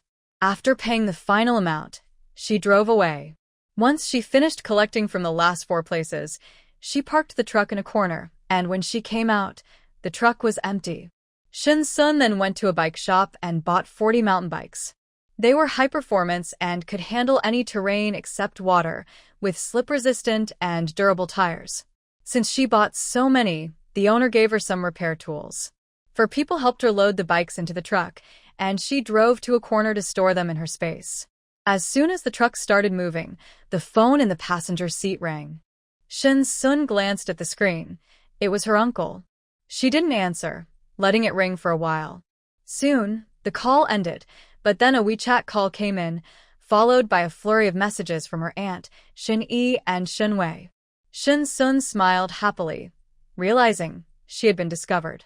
After returning the rental car with empty hands and her phone on silent, she leisurely walked down the street, grabbed a shared electric bike, and headed towards the airport. With her luggage in the space, Shin Sun carried a crossbody bag containing her phone and various documents. After checking in, she quickly boarded the plane, choosing a window seat. As the plane took off, she watched City E grow smaller beneath her. At City B Airport, 6 hours later, Shin Sun got off the plane. Once outside, she turned on her phone and saw countless missed calls and unread messages. The more frantic they became, the happier she felt. Shen Juan contacted the real estate company and, after learning the address, took a taxi to Tianfu Yucheng. The real estate agent had been waiting at the entrance for a while. After they introduced themselves, the agent took out a card reader. Shen Juan placed her card on it to confirm her assets, and only then did the agent lead her inside to view the property. Not all houses can be viewed or purchased just because someone wants to. Many upscale communities and villas require the real estate company to check if you can afford them before providing service. Miss Shin, the unit you reserved on the 22nd floor of Building F is right above. Please follow me. The agent, a young woman in her 20s wearing a knee-length uniform, had a curvy figure that caught Shin Juan's eye. They took the elevator to the 22nd floor, where there were 2 units per floor, ensuring privacy. Exiting the elevator, they reached the main door, which had a password and fingerprint lock. The agent used a key card to unlock it. Shen Juan followed her into the room, which had a somewhat traditional Chinese decor style. With 3 bedrooms, 2 living areas, 2 bathrooms, and 1 kitchen, the space was quite large at over 160 square meters. The living room was especially spacious and could be converted into a gym later. The agent enthusiastically described how great the room was and assured Shin Juan that the community services and security system would definitely satisfy her. When Shin Juan paid with her card, the agent was momentarily stunned by her decisiveness. The agent handed Shin Juan the keys, contacted the property management to coordinate with her, and after registering, the house transaction was officially concluded. The room was scheduled for regular cleaning, so it was very clean. However, knowing there was a spare key at the management office made Shin Juan a bit uneasy. She called the renovation company and asked them to come early the next morning. After they agreed, she felt relieved. She opened her phone to check the website for her previously ordered skincare products and fitness equipment, all of which were set to be delivered to Tianfu. Most of the packages had already arrived. Shin Juan took the elevator down to the first floor and wandered around the community, which had 6 buildings in total. She lived in Building F. When she reached the package drop-off area, the storage was already full, so the security staff cleared out a room to store her items. Shin Juan took out the key to her room on the 22nd floor of Building F to prove her identity. She spent over 1,000 yuan to hire a few security guards to help her move her packages. With more hands, they efficiently moved the items back and forth in the elevator, and within an hour, everything was inside her room. After thanking the guards and closing the door, she began to unpack. It took her over 2 hours to open everything. Although all the items were stored away, the cardboard boxes remained, which she planned to use for starting a fire later. Shun Sun put the delivery box into storage and used a broom to clean the room. There are 3 rooms. One for herself, one for fitness equipment, and the last one for growing vegetables. She estimated she would stay here for a long time until the official base in City B was established. It was getting dark. Shin Sun had just taken a shower and was drying her hair when her phone rang. She glanced at the screen and saw it was Shin Tong. Short hair dries quickly, so she placed a dry towel over her shoulder and answered the call, saying hello. Surprised that Shin Sun actually picked up, Shin Tong asked, "Where are you now?" Shin Zhong grabbed the phone from Shin Tong and shouted, "Shin Sun, where are you? Did you really sell your shares to Blue Star Technology? How can you betray your parents?" Shin Zhong looked furious. If Shin Sun were in front of him, he would have no hesitation in harming her. Shin Sun rubbed her ears, tired of hearing Shin Zhong and Shin Gu mention her deceased parents, which made her lower her guard repeatedly in the past. "Am I supposed to give my shares to you for free?" She once thought her uncles truly cared for her. But she was no longer the same Shin Sun. She had experienced enough pain to know better than to dive back into it. Shin Zhong was momentarily speechless, but after 2 seconds, he yelled, "You ungrateful girl! I'm your second uncle. What's wrong with asking for something?" Shin Sun interrupted him. "Second uncle, ask yourself if you really want something." After she handed over her shares in her past life, Shin Zhong and Shin Gu completely changed their attitude, and even Shin Tong, who had previously been nice to her, began to bully her. When the apocalypse came, they only got worse. On the other end of the line, Shin Zhong continued to rant, saying Shin Sun had grown wings and that he would come to find her and hurt her. Shin Sun scoffed and hung up. If her parents were still alive, they would never let her be bullied like this. Thinking about their furious expressions brought her comfort. She set an alarm and lay down in bed, letting her mind drift into her storage space. The grass on the mountain had been mostly eaten, so Shin Sun encouraged some more to grow. "Oh," she said, noticing a sow lying on the ground with a slightly swollen belly, a look of joy flashing in her eyes. The food reserves had increased a bit more. Exiting the space, Shin Sun took out her phone to check how many piglets a sow could have in one litter. 10. Shin Sun excitedly sat up in bed. She had bought so many sows, and if they all got pregnant, each having 10 piglets, it wouldn't be long before she could enjoy having her own supply of pork. Overjoyed, she couldn't help but feed the sows more cabbage, saying, "Eat more, eat more." The pigs felt her gaze and shivered a bit, but the smell of cabbage was too tempting, and they happily munched away. With a smile on her face, Shin Sun fell asleep, feeling very satisfied. In the morning, the alarm rang on time. While she was getting ready in the bathroom, the doorbell rang.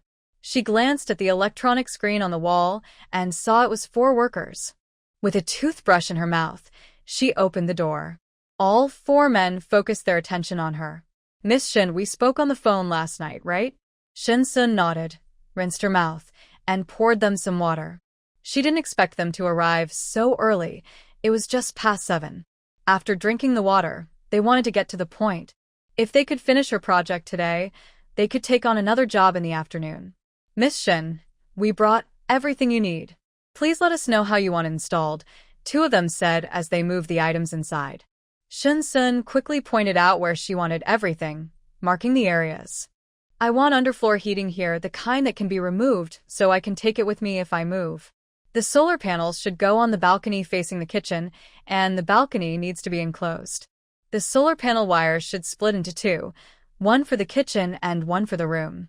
All the glass should be replaced with shatterproof, soundproof glass, and the security door should be installed inside, not outside," she explained. Maintaining a normal appearance was important, so she wanted 3 security doors. Having them installed outside would be too noticeable, while inside they would be hidden, making her feel safer. The 4 workers looked at Shin Sun in surprise. She was the most unusual client they had encountered this year. Was she trying to turn her home into a fortress? But seeing such a pretty young woman wanting to feel safe from bad people was understandable, especially since she was paying them so much. After finishing her instructions, Shin Sun rushed to catch her flight to M Country. She closed her room and took out her down jacket from her bag, changing into warm boots.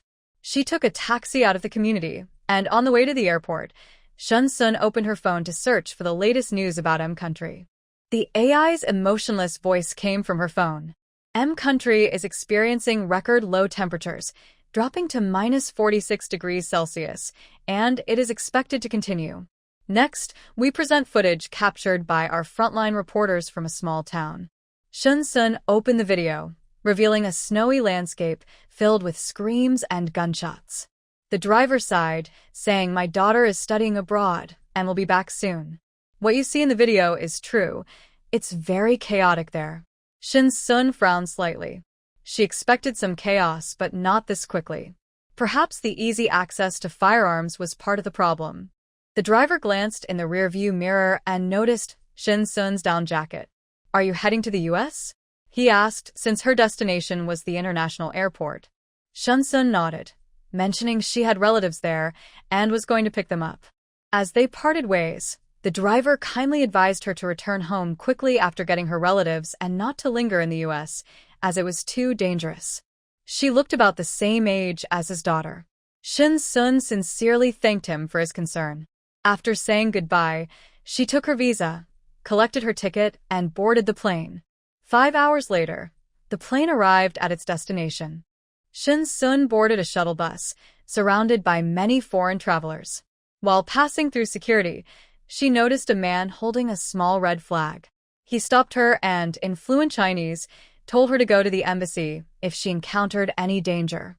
Shun-sun felt a warm sense of reassurance, as this flight had come from her home country, and he was there to help those disembarking. Once outside the airport, Shun-sun shivered. The familiar cold air felt like a return to a frigid time, reminding her that the current situation in the US could serve as a warning for many countries. She found a restroom by the roadside, entered, and closed the door. From her bag, she took out a flesh-colored mask and put it on, revealing an ordinary face in the mirror. She changed out of her down jacket and put on a black punk-style padded coat, combat boots, and a skull hoodie, then applied bold black eyeshadow above her eyes. After completing her look, Shun-sun left the restroom, pulled the hoodie over her head, and added a cap, transforming her appearance entirely.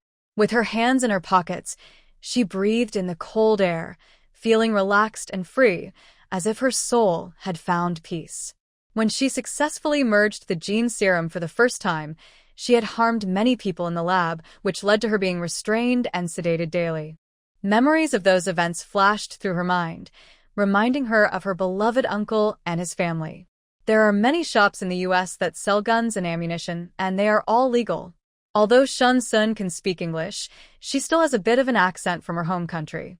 Shun-sun stated her intention to buy a large quantity of guns and ammunition.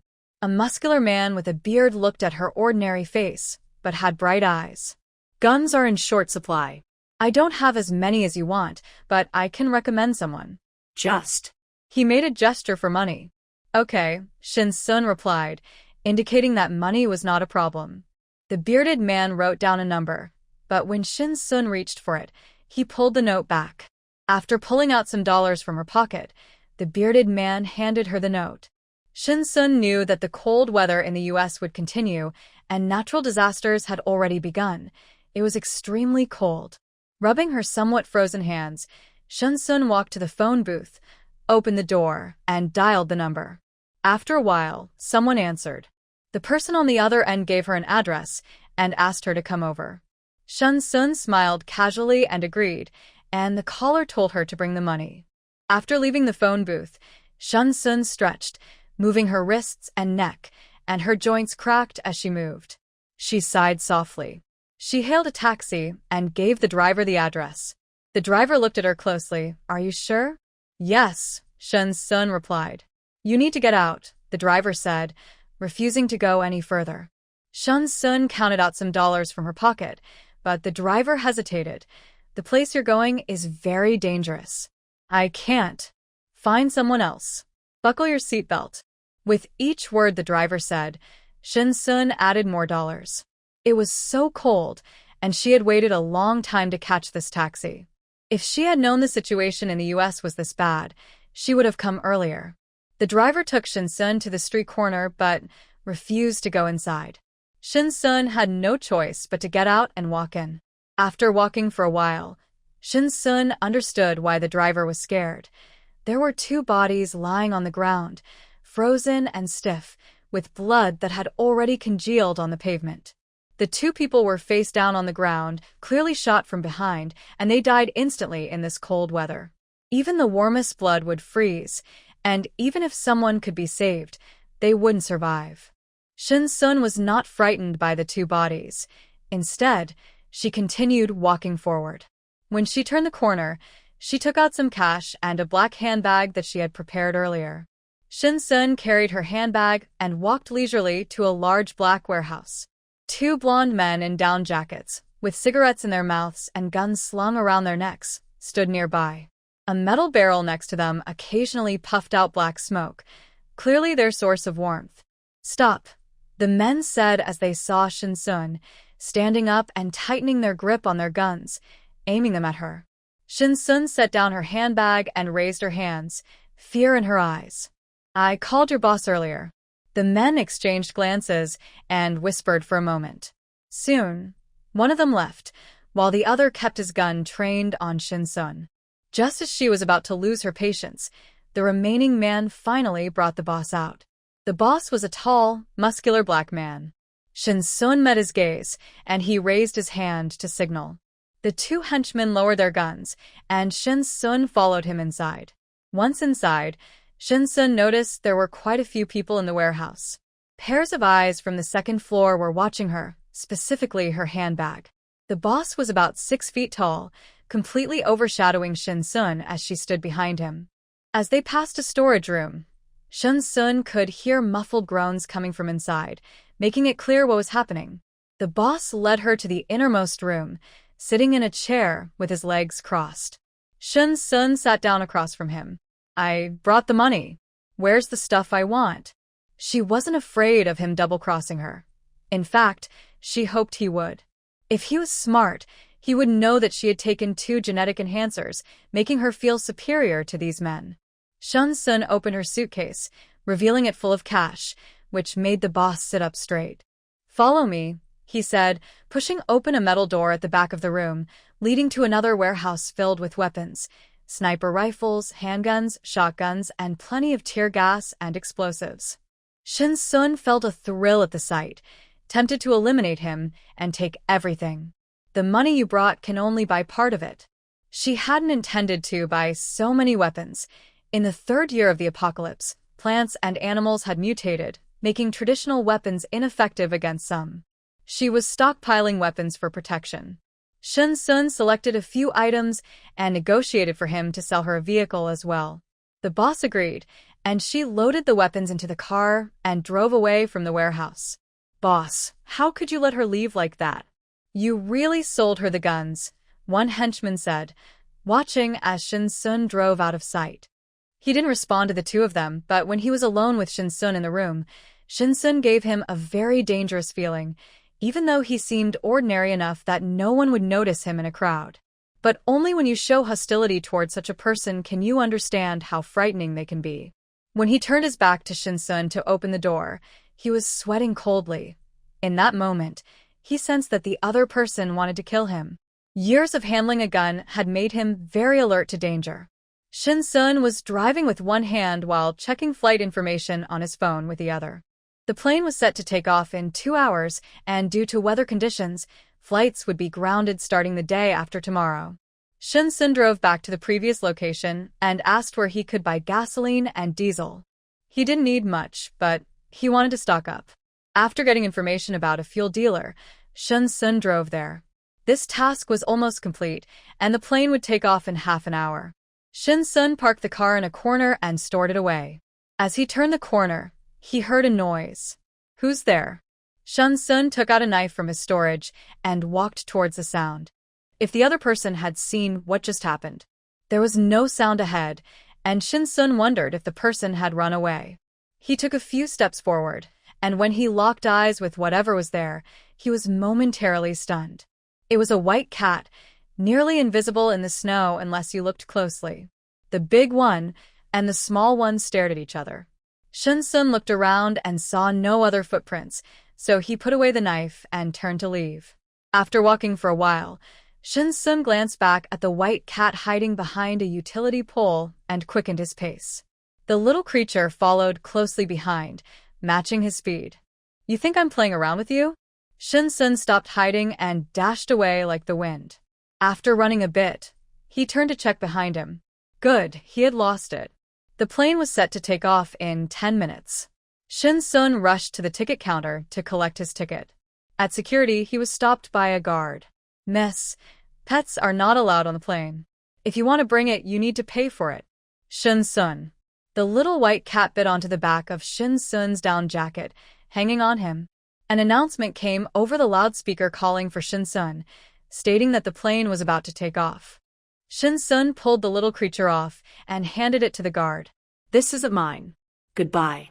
The cat looked at Shinsun with its round eyes, and after Shinsun disappeared from view, it jumped down from the guard's hands. "Catch it!" A small white cat nimbly weaved through the crowd, searching for a familiar scent. It ran quickly, with 2 security guards closely chasing after it. After passing several rows of seats, it stopped. In its eyes, the scene reflected was the nearly closed boarding gate and Shinsun's back. It let out a sharp cry and dashed toward the gate. Shinsun seemed to sense something and turned around to see the little figure rushing toward her.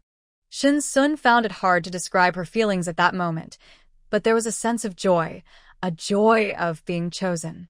Pretending to tie her shoelaces, she noticed the flight attendant was called away by the captain. The white figure leaped into Shinsun's arms, and she zipped her jacket to tuck it inside. The little one felt a bit heavy. Shinsun found a seat. There weren't many passengers on the flight to Country Z, and she was alone in her row. She took out a piece of sausage from her bag and tore it open. The little one looked at her with big eyes. "Go ahead and eat." She wasn't sure if it understood, but it seemed hungry, with a flat belly. Shinsun remembered seeing it licking snow earlier. The little one finished the sausage in just a few bites. Shinsun opened another one and then looked down at it. Its head was slightly larger than a typical cat's, and it had a long tail. Upon closer inspection, she noticed gray spots on its body, unsure of its breed. The flight attendant closed the plane door, and they took off. After several hours, Shinsun was awakened by the flight attendant. It was a same-day round trip, and when Shinsun left the airport, it was already dark outside. It was 10 o'clock at night. She called for a ride and provided the address for Tianfu, feeling warmth spreading from her chest. The little one had eaten 5 sausages and was now asleep. Taking the elevator to the 22nd floor, Shinsun eagerly opened the keypad lock. The sound of the lock waking the little one, who peeked out from her arms, looking around at the new environment. Shinsun set it down, and the little one circled her feet twice before quietly sitting down. Shinsun bent down to gently rub its head. She then opened the original wooden door, revealing an iron door with a small window. This door was made of solid iron, and behind it was another iron door, but without a window, completely sealed. Shinsun took out her key to unlock the door. Behind the iron door were 4 locks that could only be opened from the inside. The 2 iron doors provide excellent security. After Shinsun entered the house, the little one followed. It sniffed around the room, as if confirming Shinsun's scent. Finally, it focused on a closed door, crouching down to peek through the gap. Shinsun chuckled softly and opened the door to let it in. The bedroom had underfloor heating installed, and there was a new outlet on the wall connected to solar panels. Shinsun walked to the window and pulled back the curtains. The soundproof glass had also been replaced. The room was clean, and when Shinsun turned around, she saw the little one ready to jump onto the bed. She quickly grabbed it by the scruff of its neck. "You can only get on the bed after a bath," she said, lifting it along with some clean clothes into the bathroom. With no experience bathing pets, Shinsun learned by watching videos. She rinsed it, applied shampoo, and washed off the foam. Without a pet dryer, she used a hairdryer for over half an hour. Fortunately, the little one was very cooperative. After drying its fur, it jumped onto the windowsill and looked down, seeming puzzled about why it didn't feel cold at all. Shinsun ignored it and searched online for what cats should eat. The supplies she had were all for herself. She hadn't prepared for a pet at all. The little one jumped onto the bed, resting its head against Shinsun's neck. It nuzzled her and licked her, making her jump. She pulled it close to her chest. Let's give you a name. How about Chongwei or Lai Fu? You choose, she said, calling out Chongwei first, but it didn't react. Then she called Lai Fu, and the little one focused its eyes on her face. Lai Fu, Lai Fu, Lai Fu, from now on, you'll be called Lai Fu, Shinsun said, not caring if it understood. After all, it couldn't talk back. Her phone rang again. It was Shinwei. They were really persistent in bothering her. After setting an alarm, she turned off her phone. Lai Fu snuggled into the blankets next to her, and as Shinsun's breathing steadied, Lai Fu fell asleep too. In the morning, when the alarm went off, Shinsun got up, freshened up, ordered takeout, and called a fitness equipment company to arrange for delivery today. She had already packed away the items from the next room, which was now empty and perfect for the fitness equipment. She also needed to buy some boxes and soil for planting vegetables. In 3 days, she would begin a long-term project. Lai Fu followed Shinsun everywhere, and sometimes when she looked down, she would see it sitting obediently between her legs. The phone rang. It was the delivery. Shinsun asked him to leave it outside the door. After the delivery person left the food, Shinsun took 2 minutes to open the door. There were just too many locks. Lai Fu sniffed the delicious smell and jumped onto the sofa, looking at Shinsun with eager eyes. It was then that Shinsun realized he had forgotten to feed it. He took out a small live fish and a few pieces of sausage from the little bay in his space, placed them on a plate, and set it down by his feet. Lai Fu took a bite out of the fish, enjoying it thoroughly, even eating the insides. The sausages were gone in just a few bites, and Lai Fu licked the plate clean. It then jumped onto the sofa and rubbed against Shinsun's arm. Shinsun had finished eating too, and reached out to pat its head. The equipment company would deliver at 3 in the afternoon, so now he could head out to buy some gardening supplies. Shinsun put on a black hoodie, and Lai Fu jumped onto his shoulder, burrowing into the hood. As he exited the elevator, his phone buzzed with a weather alert for B City, warning of heavy rain. Shinsun took a taxi and waited by the roadside. While waiting, he opened the news app. This time, it was not about celebrity gossip but widespread weather warnings from various provinces and a temperature drop in country M. Shinsun clicked on the first article, which predicted a nationwide heavy rain, and the comments were filled with skepticism, questioning the expertise of the so-called experts. In recent years, expert had become a derogatory term online, but some people still believed, claiming to have relatives in the Meteorological Bureau who could confirm the news was true. The comments section began discussing apocalyptic theories, but this time Shinsun noticed that no one was being silenced. Perhaps some had sensed something different. Lai Fu, perched on Shinsun's head, looked around as girls walked by, unable to resist glancing at Lai Fu. The little white cat was so cute, they wanted to pet it. A taxi arrived, and after noting the license plate, Shinsun got in, heading first to the pet store. As Shinsun entered the pet store, 2 toy poodles ran up, resting their front paws on her, wanting attention. Lai Fu jumped down from Shinsun and bared its teeth, growling at the 2 poodles. Its growl was not a cat's meow but a low rumble, like an engine starting, causing the poodles to back away and crouch down. Shinsun had never owned a pet, but she knew cats didn't make that kind of noise. Lai Fu, come back, she called, and Lai Fu rubbed against her feet, returning to its obedient self. A boy wearing an apron came down the spiral staircase. The boy glanced at the white cat in Shinsun's hands and asked, "Are you going to give it a bath?" "No, I'm here to buy something." The boy nodded and led Shinsun to the back area, where several shelves were set up. "These are sample packs of cat food. You can put them down and try them." Shinsun placed Lai Fu in front of several bowls filled with cat food, but Lai Fu didn't eat any of it.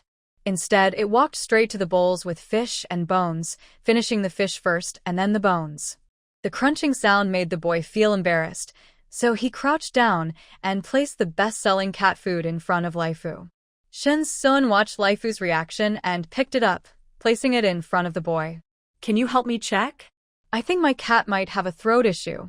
The boy reached out to open Laifu's mouth, but Laifu let out a loud growl again, surprising him. Shin Sun then took over and opened Laifu's mouth. The boy noticed Laifu's sharp teeth and frowned, examining Laifu closely.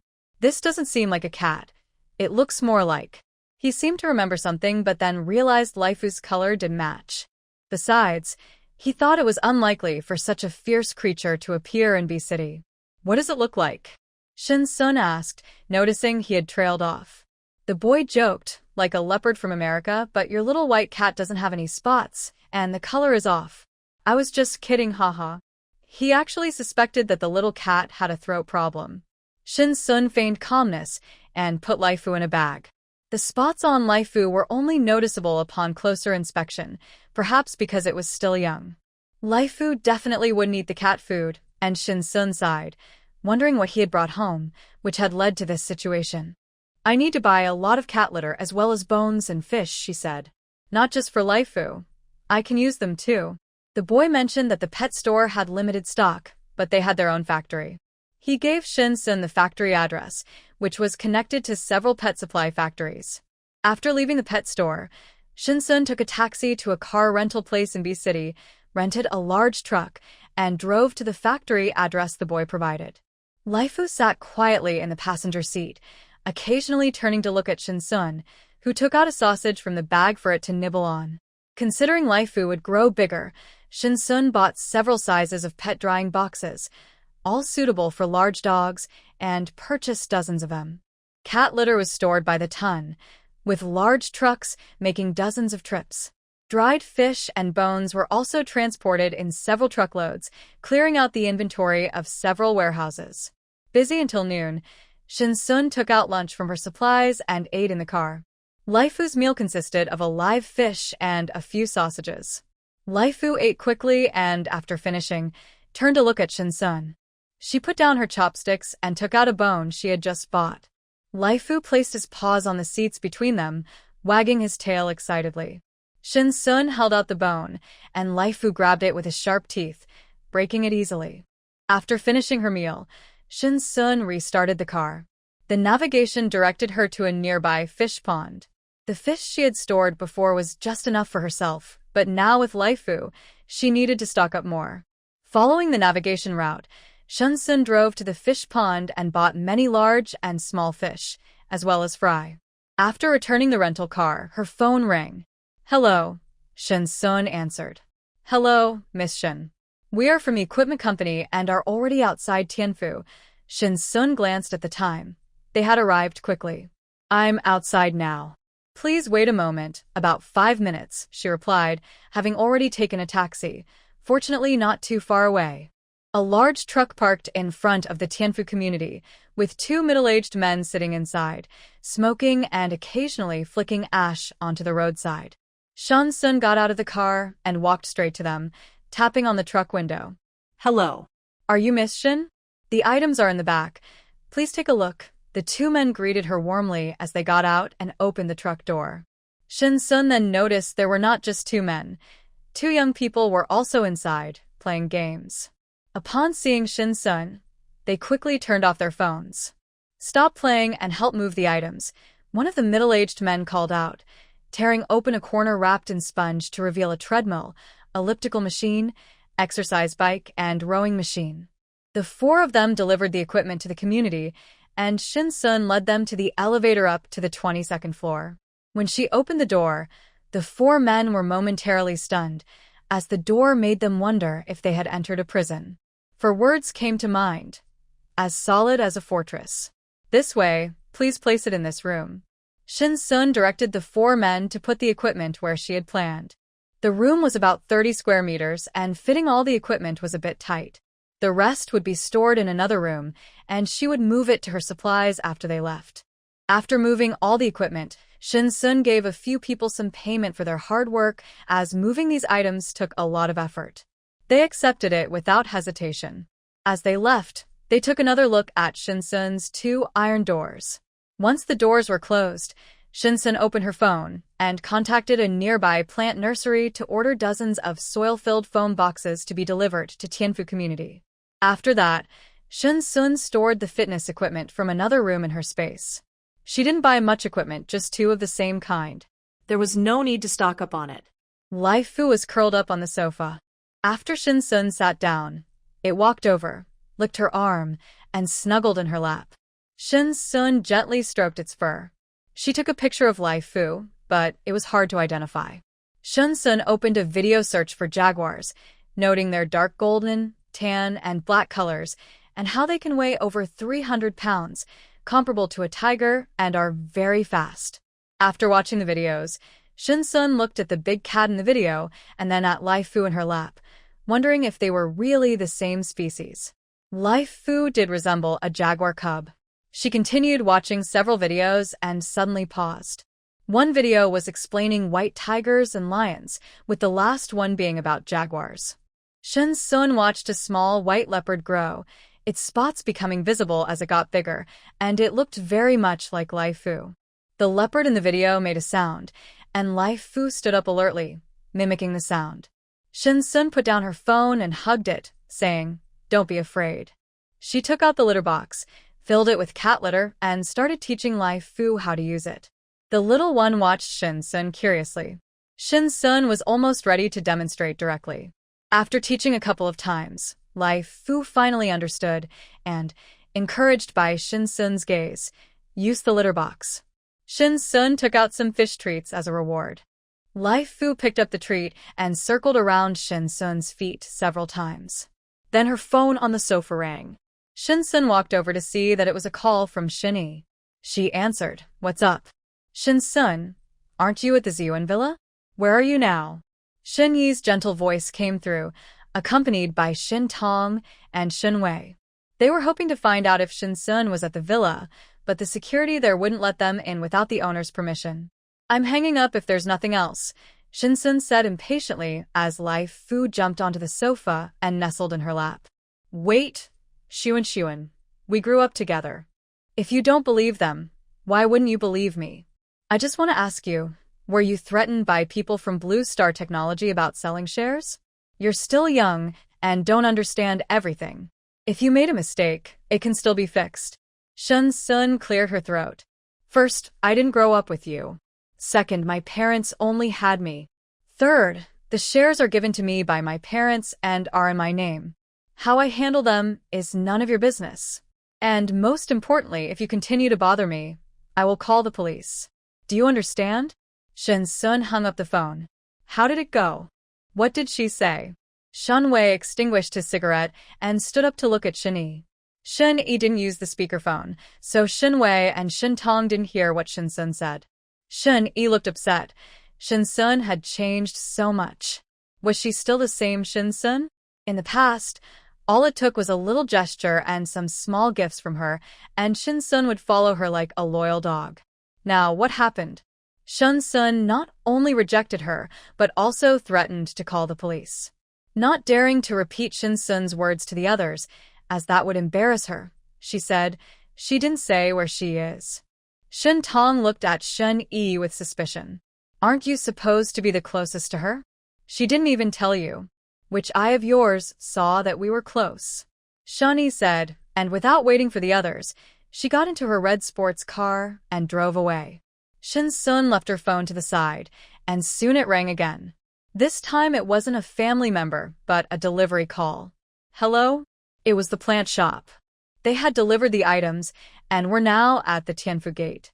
Shinsun called the property management to let them in and go directly to the 22nd floor, where she waited for them by the elevator. Before long, the elevator dinged, and they arrived with 6 foam boxes filled with soil. Shinsun instructed them to place the boxes in another room. After about 10 minutes of work, she paid them for their effort, closed the door, cleaned up the scattered soil, watered the dirt in the foam boxes, and scattered the seeds. Shinsun raised her hand, guiding the green light into the seeds. The tiny seeds sprouted quickly, and tender green shoots broke through the soil.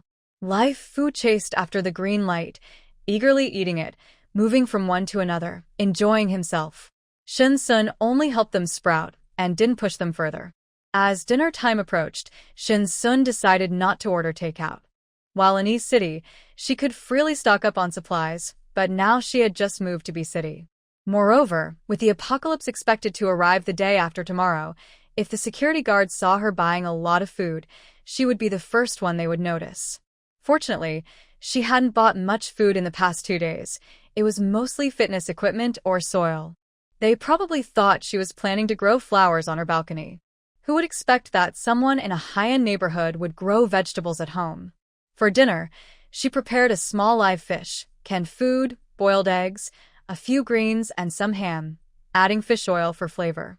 Laifu, her pet, followed her around the kitchen. After preparing Laifu's meal, Shin Sun took out the food from her storage space, 4 dishes and a soup, still steaming. She had figured out Laifu's appetite. After eating, Laifu lay on his back with a full belly at Shin Sun's feet. She bent down and gently patted his belly, and Laifu looked up, nudging her fingers. After a satisfying meal, the two of them relaxed on the soft sofa. Shin Sun's mind drifted into her storage space. Laifu loved eggs, whether raw or cooked. Many eggs she hadn't collected in time had hatched into chicks, so collecting eggs had become a nightly routine. Shin Sun went to collect eggs again. She hadn't noticed before, but now there were over 10 chicks. She collected 2/3 of the eggs and left the rest to hatch more chicks, ensuring a steady supply of eggs. After placing the eggs in her storage space, Shin Sun encouraged the growth of some grass. During this time, she discovered that the small rabbits she had bought were also expecting babies. These were long-term resources that needed to be well cared for. She took out a basket and picked a variety of fruits, gathering plenty of each type. Laifu watched the magically appearing fruit basket with wide eyes, sniffing around it. It smelled delicious, and he grabbed one to eat. The little guy's eyes lit up, wanting another. Shin Sun picked a few and placed them in a small porcelain dish, saying, "Go ahead and eat." After scrolling through her phone for a while, Shin Sun took a shower and lay down in bed. Laifu jumped up beside her and found a spot at her feet to sleep. At 7 in the morning, Shin Sun woke up early, frying an egg pancake and steaming 6 shrimp dumplings, pairing them with milk for breakfast. The sky outside was overcast and online discussions were heated. In Country M, temperatures had dropped to -70 degrees, which was quite rare, and experts predicted heavy rainfall for today. Initially, no one believed it, but now, looking up at the sky, who could argue against it? Shin Sun turned off her phone and tossed it onto the sofa. Laifu, with a little belly, jumped onto the sofa to cover the phone, hoping Shin Sun would play with him since she couldn't find it. Shin Sun couldn't help but laugh at his sneaky behavior and patted his head. After entering the gym, Shin Sun opened the curtains, started the treadmill, did some stretching, set a running time of 1 hour, and began to run. Laifu wandered around Shin Sun, observed for a while, then jumped onto the treadmill. Shin Sun didn't see him, and Laifu fell off the rolling belt. He tried a few more times and finally managed to keep up with Shin Sun's pace. After running for a bit, the little guy got completely tired and fell to the ground. At 8:30, the treadmill slowed down, signaling the end of the hour. Shin Sun walked slowly for about 10 minutes. Her calf and thigh muscles felt a bit sore, but she could handle it. After taking a gene supplement, her strength remained, but her body wasn't strong enough to fully utilize it. If it were her old self, she would have been exhausted after just half an hour of running. Now, she only felt slightly tired. Indeed, extreme exercise could push her limits. Once the treadmill stopped, Shin Sun got off. "What's wrong with you?" she asked, seeing Laifu lying on the ground like a tired dog. She grabbed the loose skin on his neck and lifted him to her face. Laifu was panting heavily, clearly worn out. After setting him aside, Shin Sun moved to another piece of equipment. She spent the entire morning exercising and felt a bit tired. Lying on the mat, her clothes were soaked with sweat. She could even wring water from her clothes. Laifu ran over to her side and licked the sweat off her chin. "Ah, that feels good," Shin Sun said, feeling much more relaxed, and most importantly, her body was filled with energy. After 4 hours of exercise, the soreness disappeared, and her body felt much lighter. She took a towel to wipe the sweat from her neck and face, then filled the bathtub with hot water to wash off the sweat. Laifu lay by the closed bathroom door, scratching at it. After waiting for a while without Shinsun coming out, he quietly settled down next to the door. While applying a face mask and soaking in the bath, Shinsun finished up, dried her hair, and tossed her sweaty clothes into the washing machine. Laifu excitedly circled around Shinsun, barking and trying to climb up her pant leg. Shinsun tucked him under her arm, and Laifu turned to lick her neck. Taking out milk tea and barbecue from the space, the ice cubes in the milk tea were still intact, and the barbecue released a spicy aroma. Laifu wagged his tail and jumped onto the sofa, his eyes fixed on the barbecue. "Yours is here," Shinsun said, mixing some bones and dried fish with canned food, adding 2 eggs into Laifu's bowl. After finishing, Laifu still looked eagerly at the barbecue in Shinsun's hand. She wiped away the drool that was about to fall with a tissue. "Here you go." Laifu wagged his tail and ate it, but as soon as he swallowed, he threw it up and hurried to the bowl to drink water. "Haha, I told you not to be greedy," Shinsun laughed, watching him lay down from the spice. She took out a small ice cube from the space.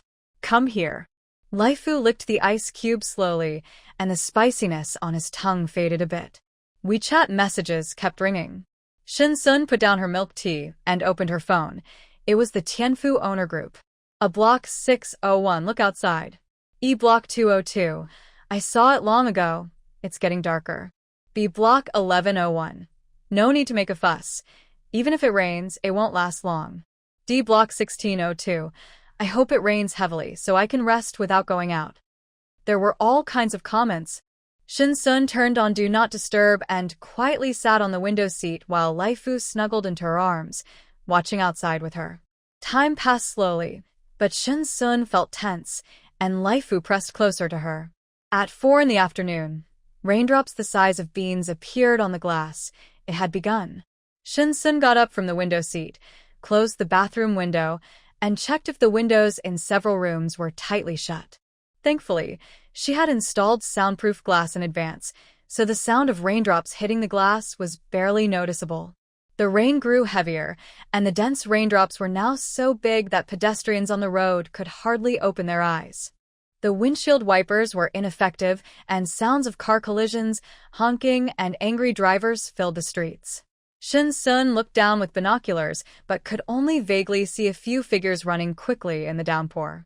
The heavy rain continued for 2 hours without stopping, and it even intensified, creating a scene as spectacular as a flood. After preparing Laifu's meal, Shinsun picked some chili peppers, tomatoes, and a piece of beef from the space. With all the seasonings ready, she opened her phone. Beef brisket rice, found it," Shinsun said, placing the tablet aside and following the steps outlined. Soon the bottom burned, but it was still edible.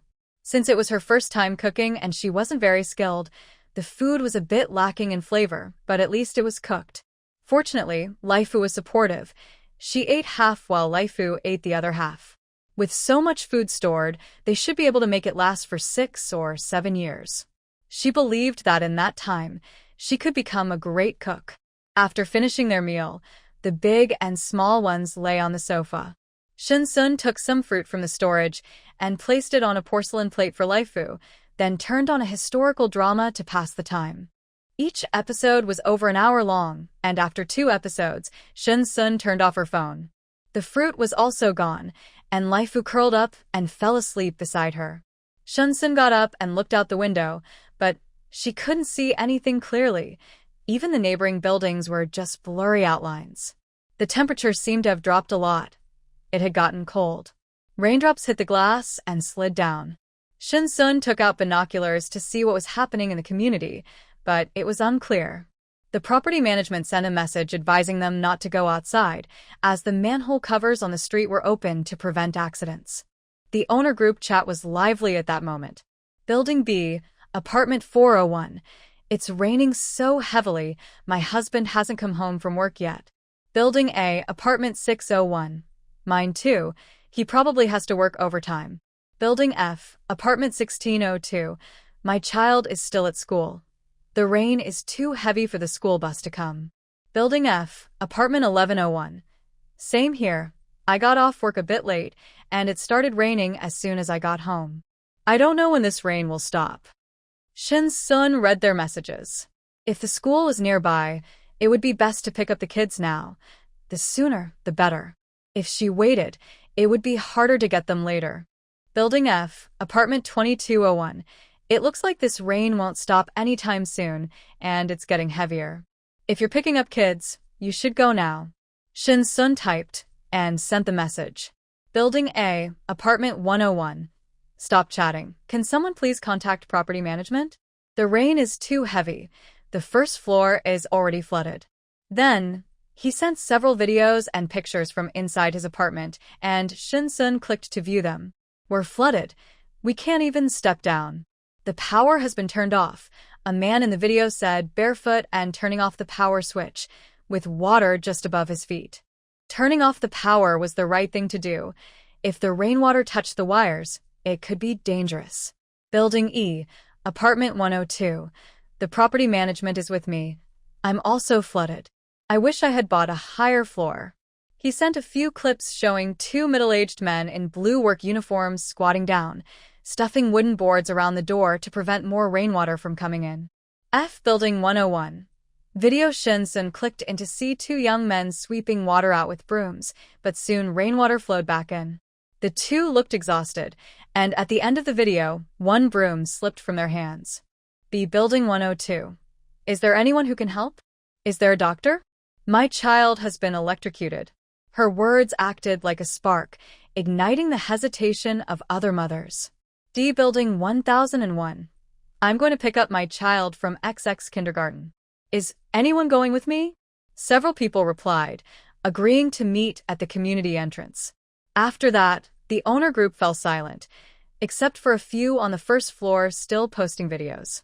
B Building 102 at Tianfu property, no one responded to her. The sky grew darker, and Shin-sun took out a thermometer. It had dropped from 32 degrees to 24 degrees. Life Fu returned with a round ball in his mouth and dropped it in Shin-sun's hands. She threw the ball again, and Life Fu fetched it back, playing a game of fetch together. Shin-sun smiled at his playful antics. She took out some snacks and picked a lot of fruit. Life Fu placed a ceramic plate at Shin-sun's feet, and she put some jerky and fruit in it. She continued watching the unfinished TV series from today, snacking while catching up. After finishing 3 episodes, Shin-sun picked up her phone and opened the owner group. The mothers were lively again, clearly having picked up their children. Shin-sun scrolled through the messages. C Building 502. The child from B Building who was electrocuted has passed away. They were already cold by the time they got to the hospital. No one helped, and the husband was still at work. The woman carried her child to the hospital alone. The child had died during the electrocution, and now the body was still at the hospital. A Building 101. Video Shin-sun clicked in to see a man standing in the living room, with water rising to his knees and still increasing. In the video, the front door was blocked with wooden boards, but the water level was already higher than the boards. The first-floor residents were in distress, and the property management shared several repair videos in the group, stating they were overwhelmed. Shin-sun stretched, washed up, and lay down in bed. Life Fu lay on her stomach, licking her palm. Good night. She had been busy stocking up, either gathering supplies or on her way to do so. Now that she finally had a moment to rest, Shin-sun enjoyed the most comfortable sleep she had in days. She was awakened by Life Fu licking her. Although he was a leopard, he belonged to the cat family. Shin-sun skillfully pinched the back of his neck. All right, I'll get up right away. After grinding a piece of chicken breast with a machine, she added 2 eggs and some dried fish. Eat up, she said. Life Fu, with his little bottom in the air, was happily eating. Shin-sun took out a piece of pork from her storage, sliced it into strips, and although she wasn't good at cooking, her knife skills were decent. Next, she chopped some green onions, ginger, and garlic, feeling quite satisfied. After watching a video, She heated some oil in a pan and added the pork strips, planning to make a simple dish of pork with green peppers. After some effort, Chef Shin decided to order takeout instead. She took out some fried rice she had bought at the night market. The fried rice was good, but paired with her pork dish, it tasted a bit strange, though still edible. Shin Sun didn't waste any food since it was all cooked. Writing a book is not easy, so please don't leave negative reviews. I'm just a new writer, and there are many great authors in the apocalypse genre. If you don't like my story, feel free to read theirs. I will keep learning and working hard. This is a whimsical story, and it doesn't follow strict logic. Laifu propped himself up with his paws, sniffing at the plate of pork with green peppers beside Shin Sun, his eyes showing a desire to taste it. Shin Sun felt pleased. You have good taste. But the plate was already empty, and there was none left for him. Suddenly, a text notification sounded. Shin Sun picked up her phone. It was a message from the property management. Dear residents, due to unusual weather, the power supply in the community must be suspended. The message included several photos of the first floor, showing that rain had flooded the area overnight, reaching almost to the second floor. The power box was submerged in water. If they continued supplying power, it would create a dangerous situation. Looking out the window, Shun Sun saw that the heavy rain was still falling and the temperature had dropped to 20 degrees. The sky was gloomy, and in the distance, she could only see blurry outlines. She opened the residents' group chat, and sure enough, complaints filled the screen. Building E, Apartment 101. Last night, someone drowned on the first floor of Building C. It was that paralyzed old lady. You wouldn't believe it.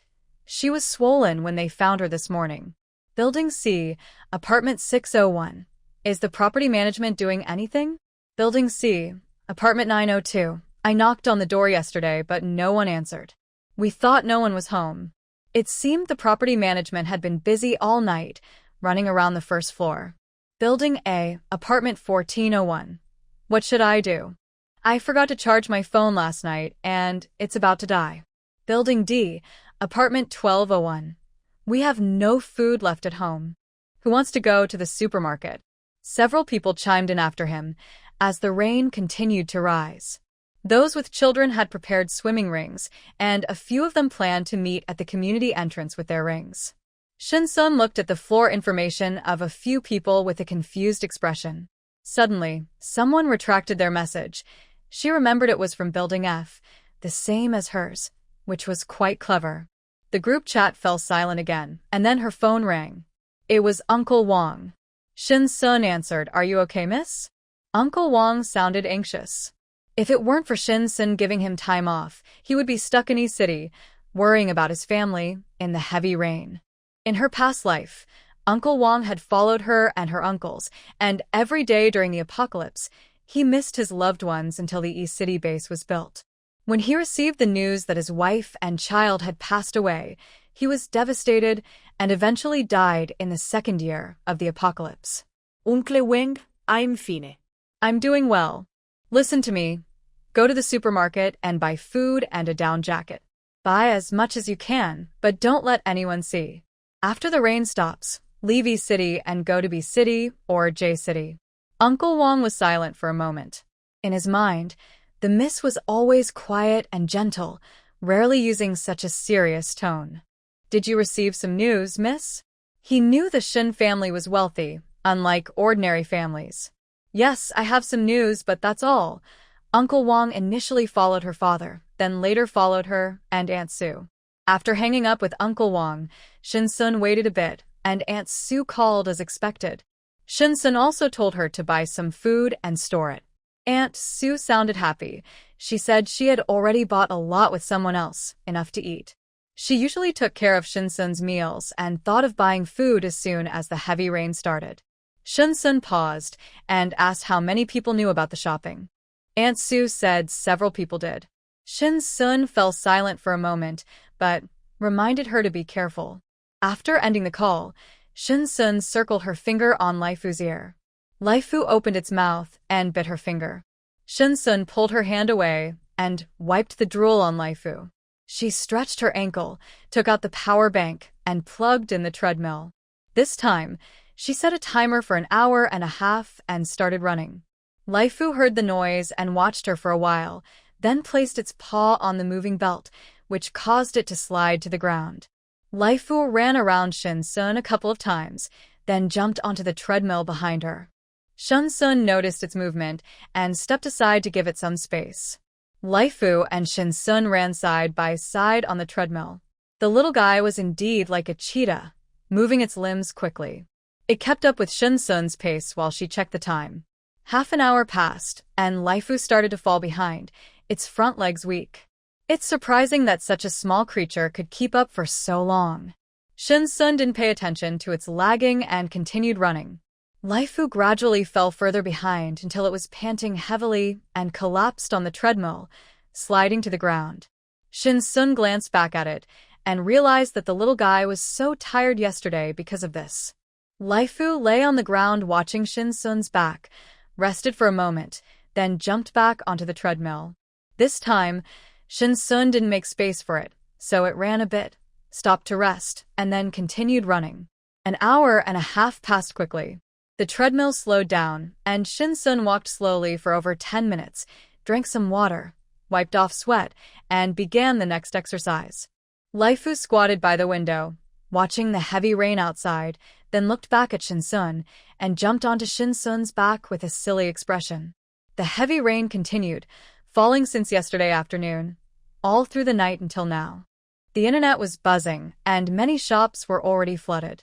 The underground parking lot and the mall were submerged, and everything that could be bought in the mall had been cleared out. Rescue teams were trending on various websites, and officials urged everyone to move to higher ground. Many people were asking when the rain would stop, but officials couldn't provide a clear answer. Those who didn't want to go out in the rain earlier were now eager to help after receiving official news. Many places needed rescue, but officials had limited manpower. Online, someone organized a volunteer rescue team to work with officials on relief efforts. In rural towns, buildings weren't as tall as in the city. Many people had been trapped on rooftops for over 12 hours and were prioritized for rescue. Is anyone going to the mall? The administrator tagged everyone, and once the first person responded, more followed. The community organized a second group to go to the mall. The first group hadn't returned yet, and someone tagged them the group, asking if there were still things to buy. Soon those people replied. E-Building 801. There are too many people buying things. The mall will probably be cleared out soon, implying that they should come quickly if they wanted to get something. F-Building 1202. I'll pay double if you can bring me something back at E-Building 801. I'll pay triple. Can you bring me one too at E-Building 801? I'll also pay triple. Can you help me get one? 801 didn't reply in the group. Shin-sun put down the phone, dried his hair with a towel, took out a power bank, and plugged in the hairdryer. His short hair was dry in 6 minutes. Laifu ran around the room with its food bowl in its mouth. After Shin-sun came out of the bathroom, Laifu followed closely behind, still holding the bowl. The ceramic bowl clinked against the floor as Shin-sun squatted down, took the bowl from Laifu's mouth, and saw it contained goat milk, beef bones, chicken breast, half a can, and an egg. Laifu eagerly enjoyed its meal, and Shin-sun noticed how much bigger Laifu had grown. She took out some chicken wings and legs from storage, cleaned them, and marinated them. Then she plugged in the oven and placed the marinated chicken inside. Following the video instructions, she set the oven to 180 degrees for 15 minutes, flipped the chicken, and cooked it for a few more minutes. The final result was cooked, although slightly charred on the outside. Shin-sun thought, if only I had a perfect cooking system, I would definitely max out my cooking skills. Laifu wagged its tail happily behind her. Shin-sun placed the plate of baked chicken wings and legs on the table and took out a can of chilled cola from storage. Laifu rubbed against her leg, and she gave it a chicken leg without any spicy seasoning. It was Laifu's first time trying marinated baked chicken, and it was instantly impressed. After they finished eating, Shin-sun stood by the window with binoculars, looking outside. The water had risen to the second-floor stairs, but she couldn't see clearly. There were some figures in front of the community gate. Adjusting the binoculars to focus on the entrance, She could only make out blurry shapes due to the heavy rain. They seemed to be people returning from the mall. A large barrel was filled with items, and several people were holding ropes tightly, with 4 others pushing from behind. Shun-sun quickly put down the binoculars and closed the curtains. She took out a punching bag from storage, set it up in the living room, and put on red boxing gloves. She controlled her strength and lightly punched the bag. When she punched the bag again, it instantly caved in with an imprint of her fist. Realizing her strength, Shun-sun shook out her hands, ready to hit harder this time. She threw another punch at the bag, and with a loud bang, it tore a big hole, and the gloves also ripped. Shun-sun removed her wrist guards, knowing that both the bag and gloves were now unusable. After gauging her strength, she took out a new punching bag and gloves from storage. Training like this would get boring quickly. She then retrieved 2 20-pound weights and 10-pound plates, strapping the weights to her arms and the plates to her calves. After tying everything up, Shun-sun stood up. The weight of the iron blocks was not light. She was carrying about 60 pounds. She raised her arms to stretch a bit. At first, it was manageable, but soon it became a bit difficult. She secured the tablet, which had the most comprehensive boxing tutorials she had downloaded, suitable for beginners, claiming even a fool could throw a couple of punches after watching. Following the demonstrated movements, Shun-sun punched the heavy bag. Due to the weight on her arms and legs, her punches lacked even half the initial strength. She spent the entire afternoon repeating those basic movements with the added weight. Eventually, Shun-sun was so exhausted that she collapsed on the ground, her clothes soaked with sweat. Laifu sniffed Shun-sun's boxing gloves and poked his head inside. Shun-sun gently patted his back. After boiling some water, she wiped off her sweat and placed the boxing gloves on top of the heavy bag. Her arms and calves were even more sore than in the morning. After more than 2 hours of training, Shun-sun finally got used to the weight on her limbs. As her punching speed gradually increased, she took out a massage gun and foam roller to relax her muscles. Her calves and thighs were bruised. Having strength was not enough. She needed to control it too. Laifu had fallen asleep on the sofa. Shun-sun pinched his ear and gave him a gentle scratch, noticing that his spots seemed more pronounced. She picked some strawberries and, from her garden, harvested an ear of corn and 2 carrots. After washing the ribs and chopping them into pieces, she added some ginger and put everything into a pressure cooker to make rib and corn soup. While waiting for the ribs to cook, Shun-sun enjoyed the strawberries. The fruits and vegetables she grew were quite large, juicy, and sweet. Laifu woke up to the delicious smell of the ribs. He walked over to Shun-sun and rested his head on her lap. Shun-sun grabbed him by the scruff of his neck and placed him in front of a plate. She had saved a few strawberries for him while eating, and the white and red strawberries emitted a sweet fragrance. Laifu devoured them one by one. The gloomy weather made it hard to tell whether it was day or night. Shun-sun glanced at the time. It was past 7. The ribs should be ready, as she could already smell the corn. Releasing the steam, Shun-sun put on her gloves and lifted the lid. The carrots had softened and stuck to the ribs and corn, leaving little broth. I added too little water, but it's fine. It was cooked and ready to eat, with the ribs and corn covered in carrot puree. Perhaps only she could make this dish in the whole world. Laifu was already waiting at the kitchen door with its food bowl. Shun-sun glanced at it and said, "You really have a good appetite. You're the first one to taste the meals I've cooked myself." Laifu was very supportive. It seemed interested in everything Shun-sun made and could eat it all. Shun-sun found it hard to imagine that these dishes actually had better flavors originally. If one day Laifu could taste them, would it feel like she had deceived it? Shun-sun generously placed some pieces of pork ribs and 2 spoonfuls of carrot puree in its bowl. "Eat up," she said, and Laifu nudged her hand before diving into its food. She took out some fried rice from the pantry and paired it with the corn and pork ribs she made. The taste was amazing, and Shun-sun felt her cooking skills had improved a bit. After eating, the big and small ones lay on the sofa. Shun-sun squeezed her calf, which had some bruises, but it didn't hurt as much.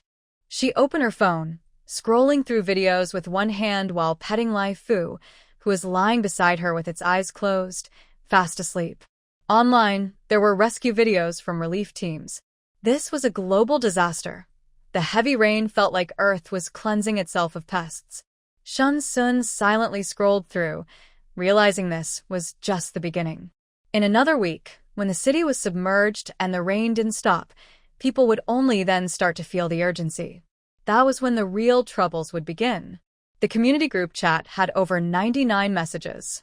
Shun Sun clicked in and saw someone tagging those who had gone to the mall during the day. F Building 1202 at a Building 401. I'll pay 3 times the price. Can you sell me anything? I went to the mall too, but everything was gone. He hadn't found anything, and by looking through the chat history, he could see almost everyone in the neighborhood was searching for them. I only bought a little bit, not enough to eat. I have 2 elderly people above me and 2 kids below. He sent a few pictures of what he had bought in the morning. 2 damaged cabbages, a few packs of instant noodles, and half a bag of rice. Suddenly, no one in the group was talking. I called the police, but the line has been busy and I can't get through. Shun Sun paused for a moment, fearing that even the police had joined the rescue efforts. A Building 102. Video A Building 102. Image. It was from someone on the first floor. Shun Sun clicked in. After the power outage, the elevator had stopped working. She had always wanted to know what was happening downstairs, but she lived on the 22nd floor. The person filming was a man, barefoot with his soles already pale from being soaked. In the video, the water had flooded the stairs of the 2nd floor, where 3 elderly people and 2 women were sitting. At the stairway, there were neatly stacked blankets and food, suggesting that they had slept there all night. He looked for the property management in the group, asking if there were any unsold apartments available for them to stay in temporarily, but no one replied. Then he asked in the group about spare rooms in other buildings, offering to pay for a temporary stay.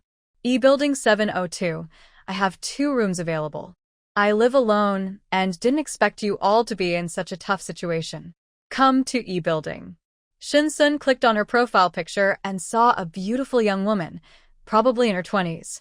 The residents of E Building's first floor were thrilled and thanked her in the group, complimenting her beauty and kindness. She responded with an embarrassed emoji. Shun Sun scoffed and checked the thermometer on the table. The temperature was dropping quickly.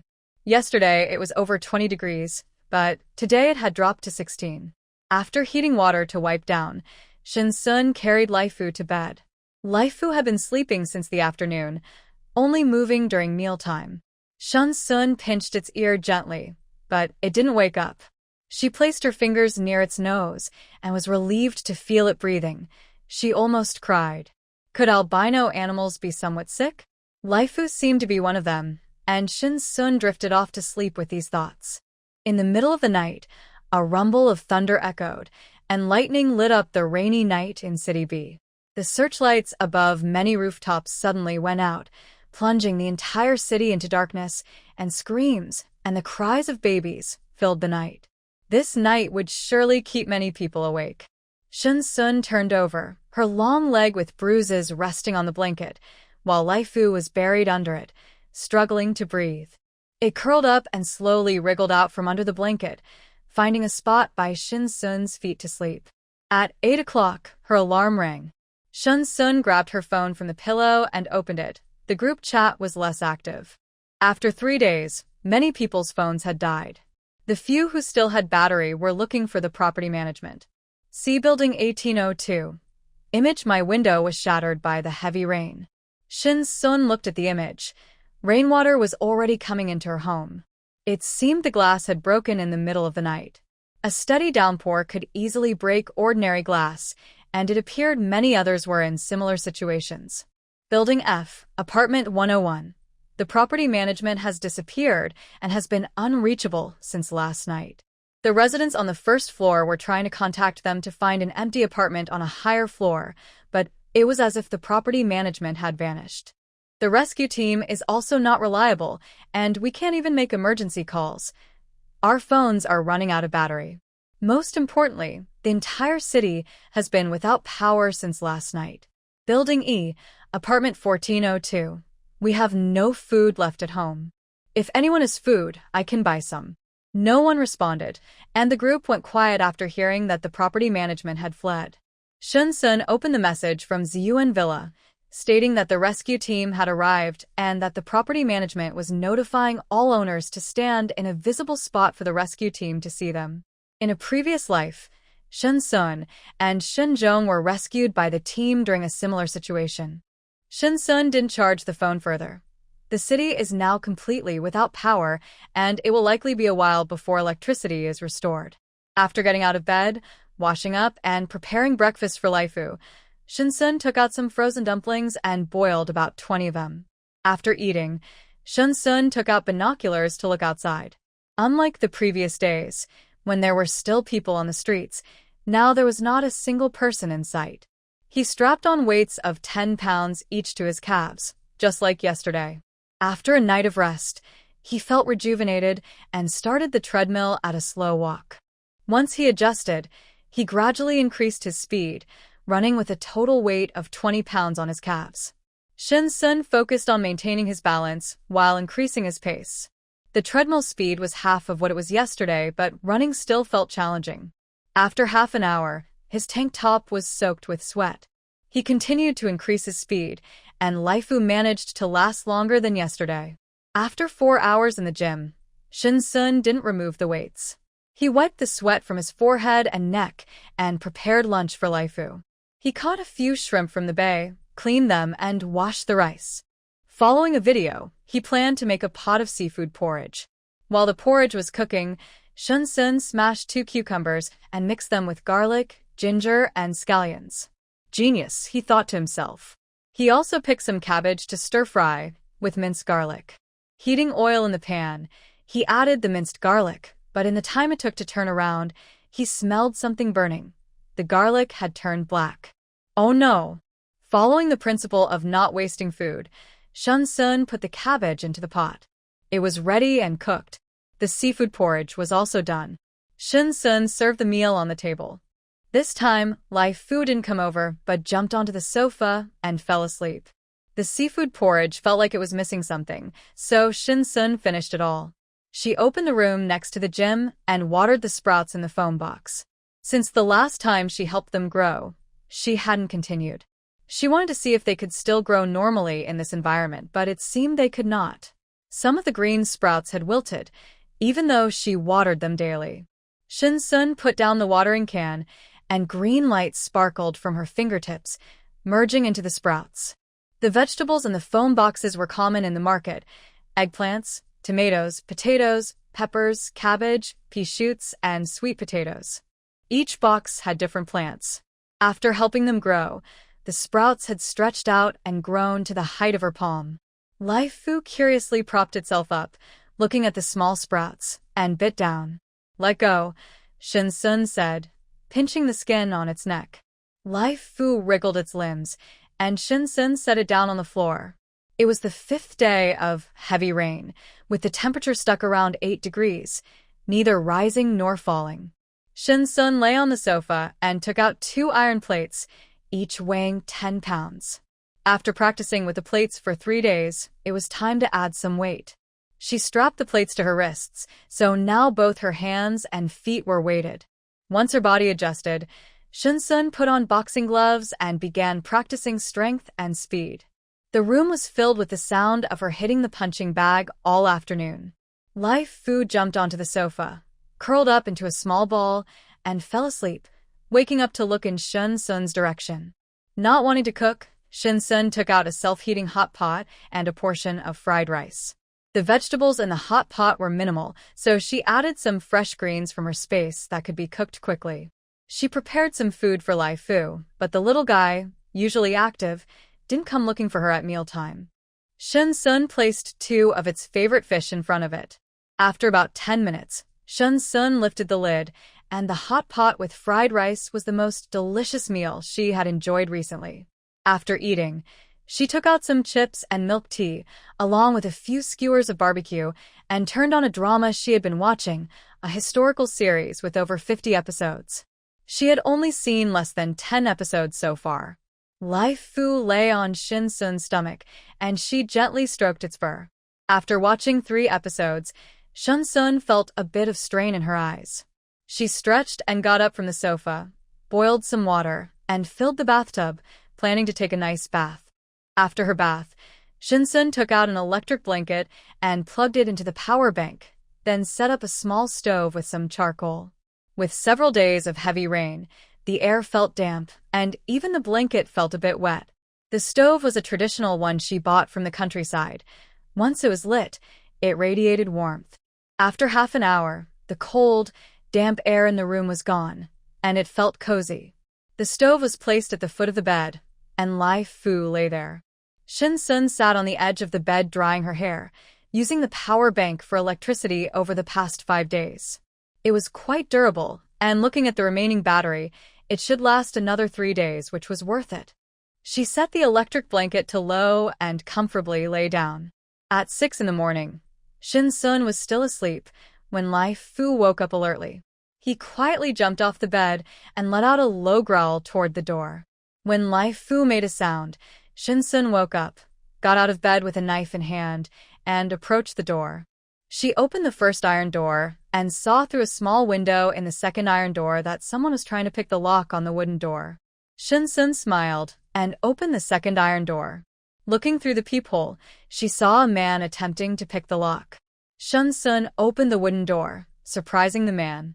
She held the knife to his chest and asked, "What are you doing?" There was a clatter as his tools fell to the ground. Shun pressed the knife forward slightly. "I'm sorry, I thought no one lived here." The man's face showed fear, and his legs trembled slightly. "Miss, we really thought no one was here."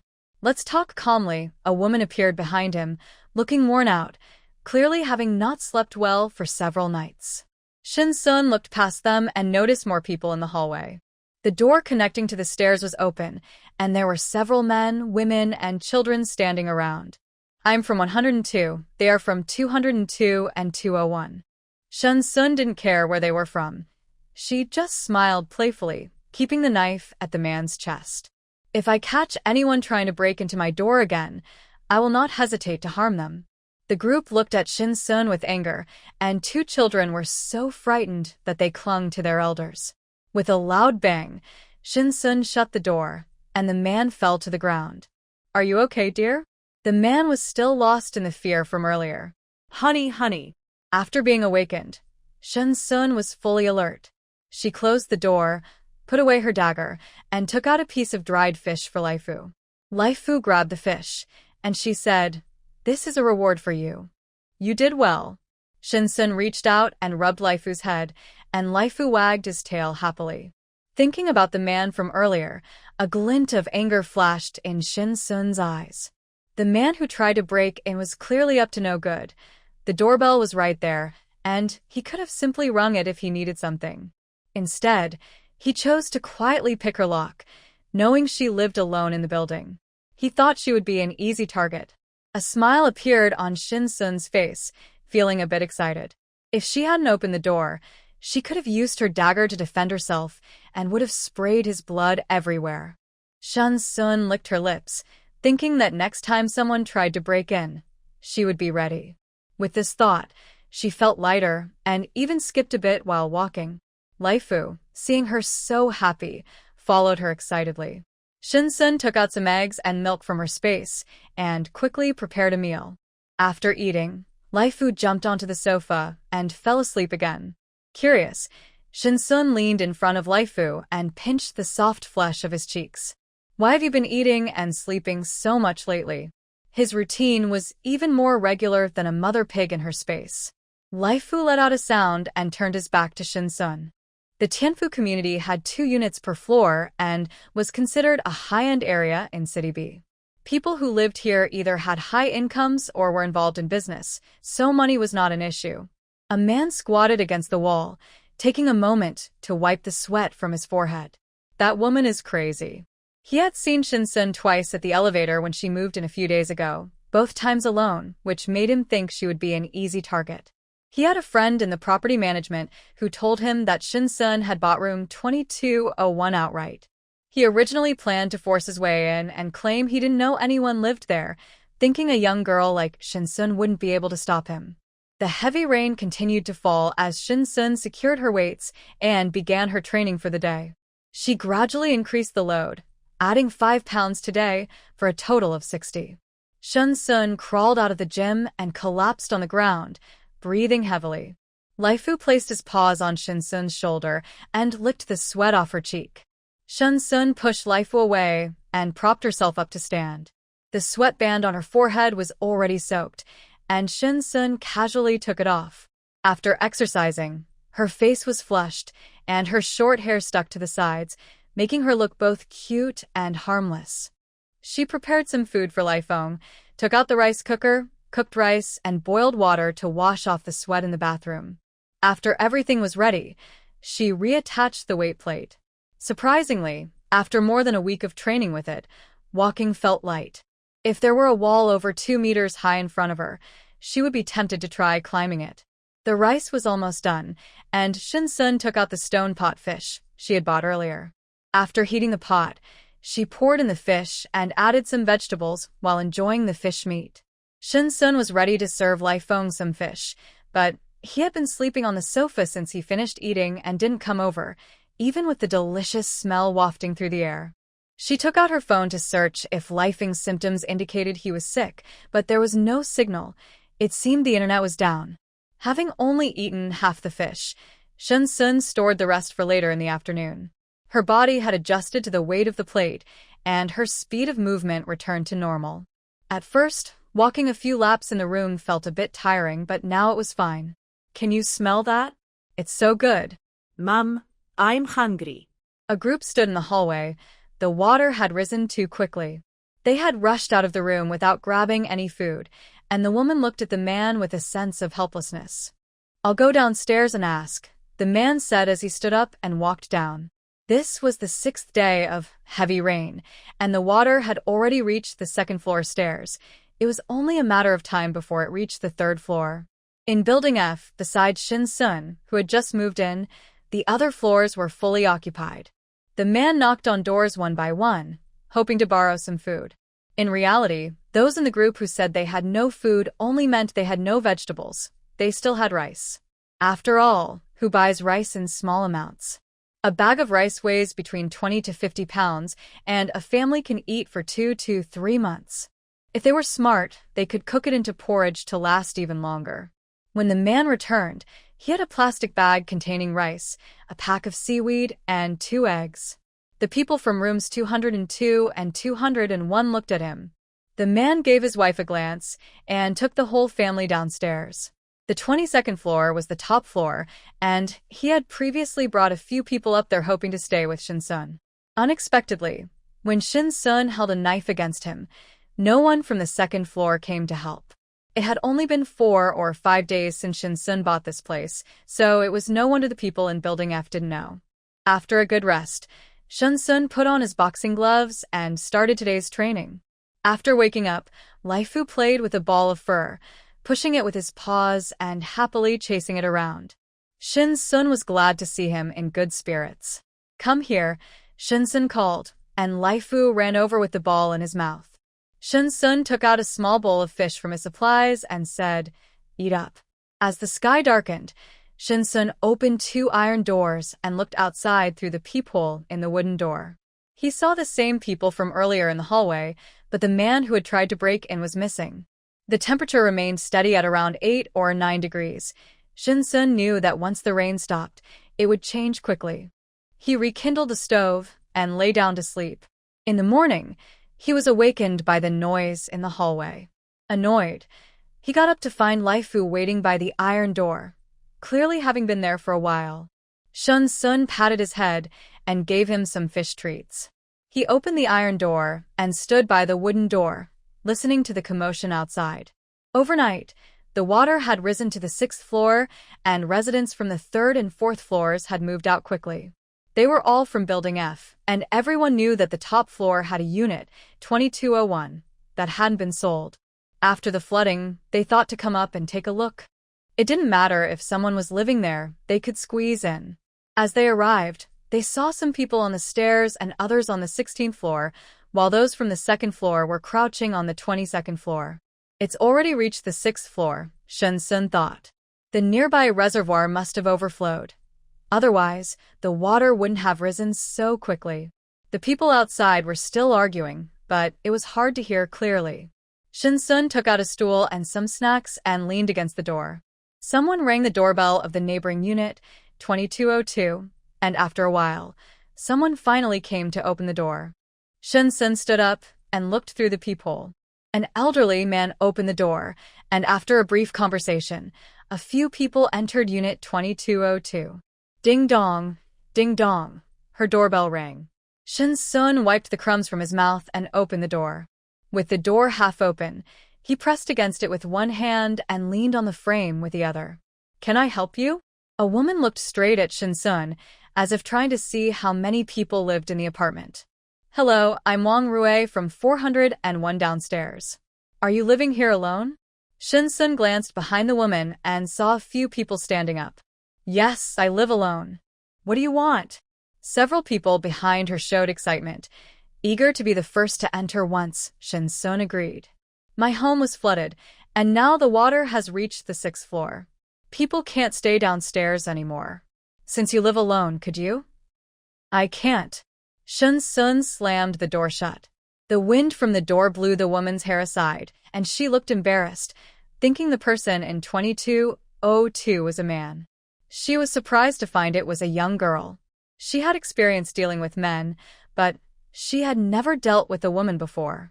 The person standing behind the woman looked unhappy.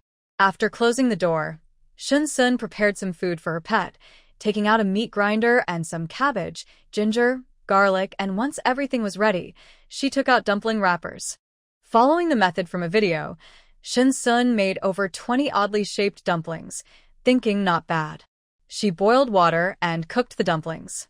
After eating, Shen Sun turned on a show she had been watching, placing her tablet in the treadmill slot, watching while jogging. The hallway on the 22nd floor was crowded, and above it was the rooftop. After her workout, Shen Sun wasn't in the mood to practice boxing, but she still had the weights strapped to her. She picked up binoculars to look down at the community. The water level was still rising, now reaching the center of the 7th floor. She noticed some figures in the rain and adjusted the binoculars for a clearer view. She saw several silhouettes in the water making their way toward Tianfu Community. Tianfu Community was one of the taller buildings nearby, so those people must have left their previous locations because they were no longer safe. It seemed things were getting chaotic. Shen Sun watched as they climbed through the 7th floor windows and then put down the binoculars. She took out a soft blanket from her space and settled on the sofa. Her pet snuggled into her arms, and they both fell asleep on the sofa. When she woke up in the afternoon, Shen Sun rubbed her eyes. The air felt much colder. Checking the thermometer, it read 3 degrees. Normally, 3 degrees shouldn't feel that cold. But after several days of heavy rain and the damp air, the drop in temperature felt almost like it was below zero. Shen Sun took out a warm vest from her space and put on a fleece hoodie over it, feeling a bit better. With the sudden cold weather, barbecues or hot pot seemed fitting. Shen Sun moved the stove into the living room, and once the charcoal was ready, she placed the grill on top. She found a few bags of barbecue supplies from her space and placed them on the grill. The sizzling sound filled the room with a delicious aroma, and she prepared 2 dipping sauces. They shared the food, and after eating, Shen Sun cleared the grill and added more charcoal. She had to admit, the charcoal was really good. I'm sorry, but I can't assist with that. The people on the 22nd floor, who had been sitting in shock, suddenly snapped back to reality and rushed downstairs as if Shen Sun were a terrifying flood. It was only the 9th day of heavy rain, and everyone still had some food at home. Living in a high-end community meant the situation wasn't too bad yet. The person knocking on her door must have been one of those seen in the afternoon. The crowded 22nd floor quickly emptied, but 2 people remained in a corner. Shen Sun looked over and recognized them. Their clothes were splattered with blood. Shen Sun went back to her room to change into a raincoat and returned with a mop and some tools. She lifted the man's shirt by the back of his neck, and the man, who had been dead for a while, hung limply like a rag doll. Shen Sun dragged the man's body to the corner by the window. As she approached, a frail woman trembled, curled up in the arms of the tall man. The tall man looked at Shin Sun with caution. Shin Sun said, "Please move aside." Realizing what Shin Sun intended to do, the man helped the woman stand up, and they made space. Shin Sun then noticed a half bag of rice behind them. She opened the window, and the heavy rain poured in. Shin Sun lifted the items in her hands and threw them out, causing a scream from downstairs. After closing the window, Shin Sun clapped her hands. In a short time, the floor was soaked, but thankfully, she was wearing a raincoat. The mop splashed in the water as Shin Sun hummed a tune, leisurely cleaning the bloodstains and the marks left on the floor. Anyone unaware would think she was just doing housework. Lai Fu came out from the room and followed Shin Sun, thinking she was playing a game as it chased the mop string. After finishing her work, Shin Sun approached the two people. "Excuse me, how high is the water now?" Lai Fu inspected the two, and since Shin Sun didn't go out, it couldn't either.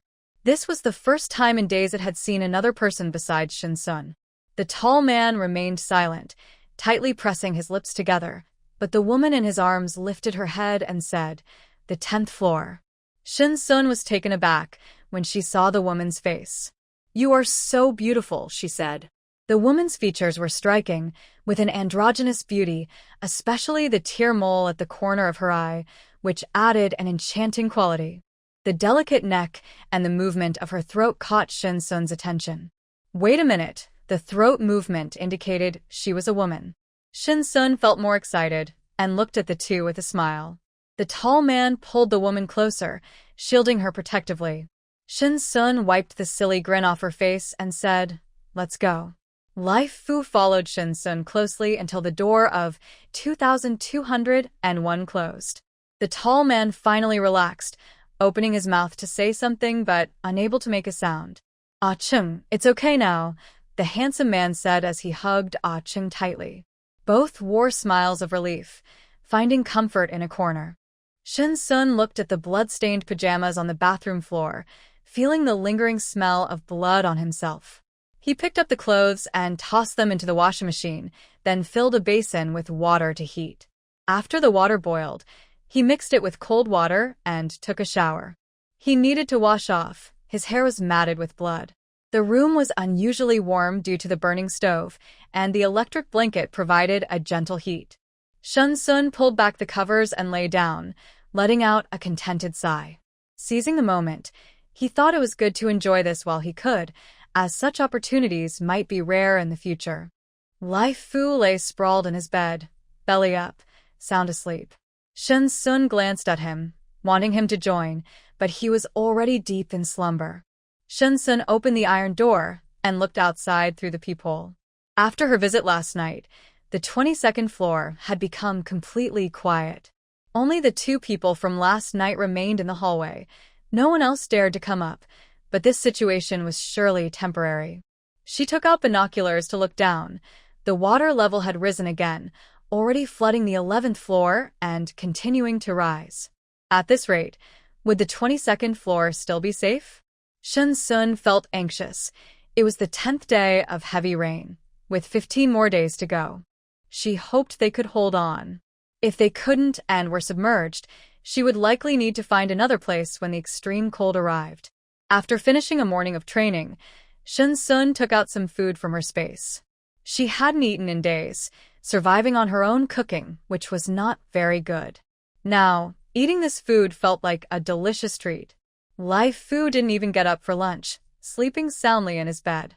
Shin Sun picked up a piece of meat and held it above his nose. He instinctively twitched in response. Watching him, Shin Sun thought he seemed fine, but she wondered why he had been so sleepy lately. She couldn't figure it out. After eating, Shin Sun lay on the sofa, her mind drifting into her space. The grass on Nyo Mountain was consumed quickly, needing to be regrown every few days.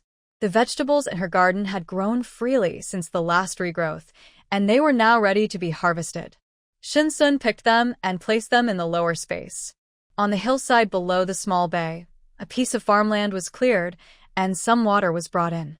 Shin Sun scattered rice seeds in the field, encouraging little sprouts to grow freely. The pregnant rabbit was still very active, hopping around. Shin Sun worried it might jump away with the stored food, while the piglets were much easier to care for. They just ate and slept. Its belly was noticeably round. Shin Sun picked some apples and held them out to the rabbit, saying, "Eat these to stay healthy, and give me some big piglets. From now on, I'll rely on you for food." There was a lot of noise in the hallway.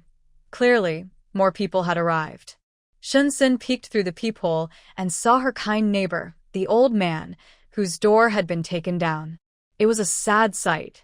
The old man's house was already crowded with people, and there were more in the hallway, all drenched, clearly not from the Tianfu community. Shin Sun took out her binoculars to look downstairs. To her surprise, many people were swimming toward the Tianfu community. It seemed like nearby residents had come over. Those people climbed through the windows of the 12th floor stairwell, and she couldn't tell how many had arrived. With 2 households per floor and at least 3 people each, there were over 100 in Building F alone. With so many more coming in, it felt like a scene from a nightmare. Lai Fu brought a bowl over to Shin Sun, dropping it on the floor with a loud clatter. Shin Sun took out canned meat, goat milk, and 2 boiled eggs. "Eat up," she said. This little guy had just woken up to eat. Lai Fu munched away happily. "Step back a bit.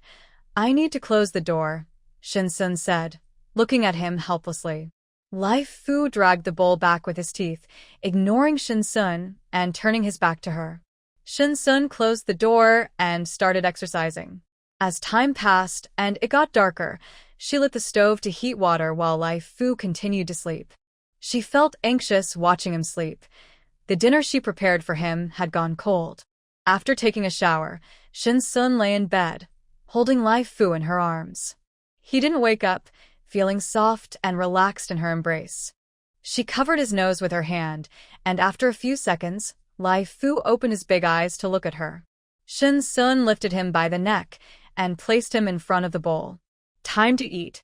Lai Fu dove into the food as if he were starving. Shin Sun lay back down and fell asleep again. In the middle of the night, there was a loud knocking at the door. Shin Sun pulled the blanket over herself and continued to sleep. After a while, when no one answered, the knocking stopped. After getting up in the morning, Shin Sun looked at Lai Fu in his nest and added some coal to the stove to keep the room warm. Lai Fu's food bowl was placed beside him.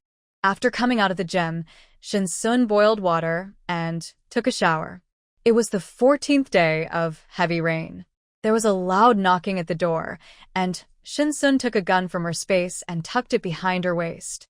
She wanted to go out today, so she removed the metal pieces tied to her wrist and calf, feeling her body become lighter. The knocking continued, and Shin Sun calmly opened the iron door. Just as she was about to open the second iron door, there was a loud bang. The wooden door lock had been broken. The person outside seemed to think something was blocking the door and was pushing hard, saying, "The door is open, come help me." After he shouted, several others joined him, pushing hard until the wooden door snapped in two. Shin Sun raised an eyebrow. "Darn it, there's an iron door inside." The men moved the broken wooden door aside and saw Shin Sun standing at the small window. "Little girl, I advise you to open the door and let us in, or I'll open it myself, and you won't like it," the man said, trying to intimidate Shin Sun. Shin Sun had replaced her dagger with a tang knife, the tip tapping on the ground, making a ringing sound. Through the small window, she looked at the men outside. "You broke the store. So what?" The man, also holding a knife, struck the small window, showing a fierce expression. "Open the door." They had heard that only one person lived in 2201, and since they had just arrived, they immediately targeted this place. They were even more pleased to find an iron door. "All right," Shin Sun said, seeing their eagerness to enter. She put away her tang knife and opened the iron door. "Come in." The men smiled broadly at her compliance, while two of them looked at Shin Sun with inappropriate interest. Shin Sun maintained a welcoming smile. "Come in, have a seat." A woman in the hallway holding a child looked at Shin Sun, hesitating to speak, while others regarded her with a look of disbelief. Only the person who had seen Shin Sun kill remained silent. Shin Sun stood by the door, waiting for the 6 men and 2 women to enter. Once they were inside, she looked at the people in the hallway, still wearing a friendly smile. Is there anyone else who wants to come in? A few people seemed tempted by her words. I'm sorry, I can't assist with that. Shin-sun dealt with a few people, and she never turned away anyone who came to her. After putting away her knife, Shin-sun dragged the bodies to the door and piled them together. She silently watched, her mind filled with images from the lab, higher and more numerous than this pile. Knowing her abilities, she built a mental barrier to firmly hold onto her principles so she wouldn't fall into darkness. With a clang, Shin-sun opened the iron door. Everyone in the hallway turned to look at her, and when they saw what was behind her, they screamed and ran away. The hallway was empty again. Shin-sun dragged the bodies to the window. When the man saw her approaching, he moved aside, holding the person in his arms.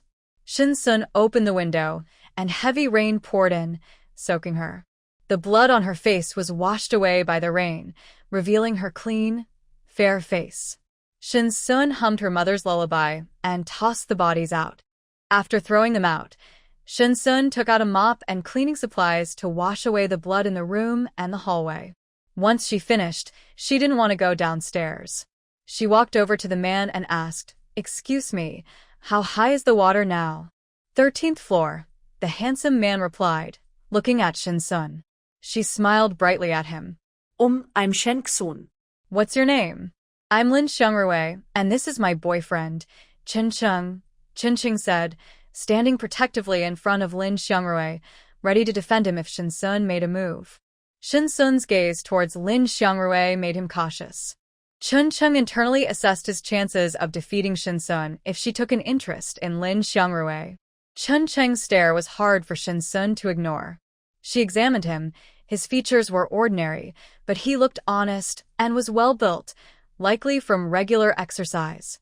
Shin-sun stood up. She really only thought Lin Xiangrui was very handsome, with no other intentions. With the wooden door gone, Shin-sun closed the iron door, returned to her room, and added more coal to the stove. Despite the earlier noise, Lai Fu hadn't woken up. Shin-sun boiled water and took a shower. Checking the time, Shin-sun took out a lounge chair from her space and placed it by the stove, within reach of Lai Fu. The burning stove emitted a warm yellow glow. Shin-sun picked some fruit and ate while reading.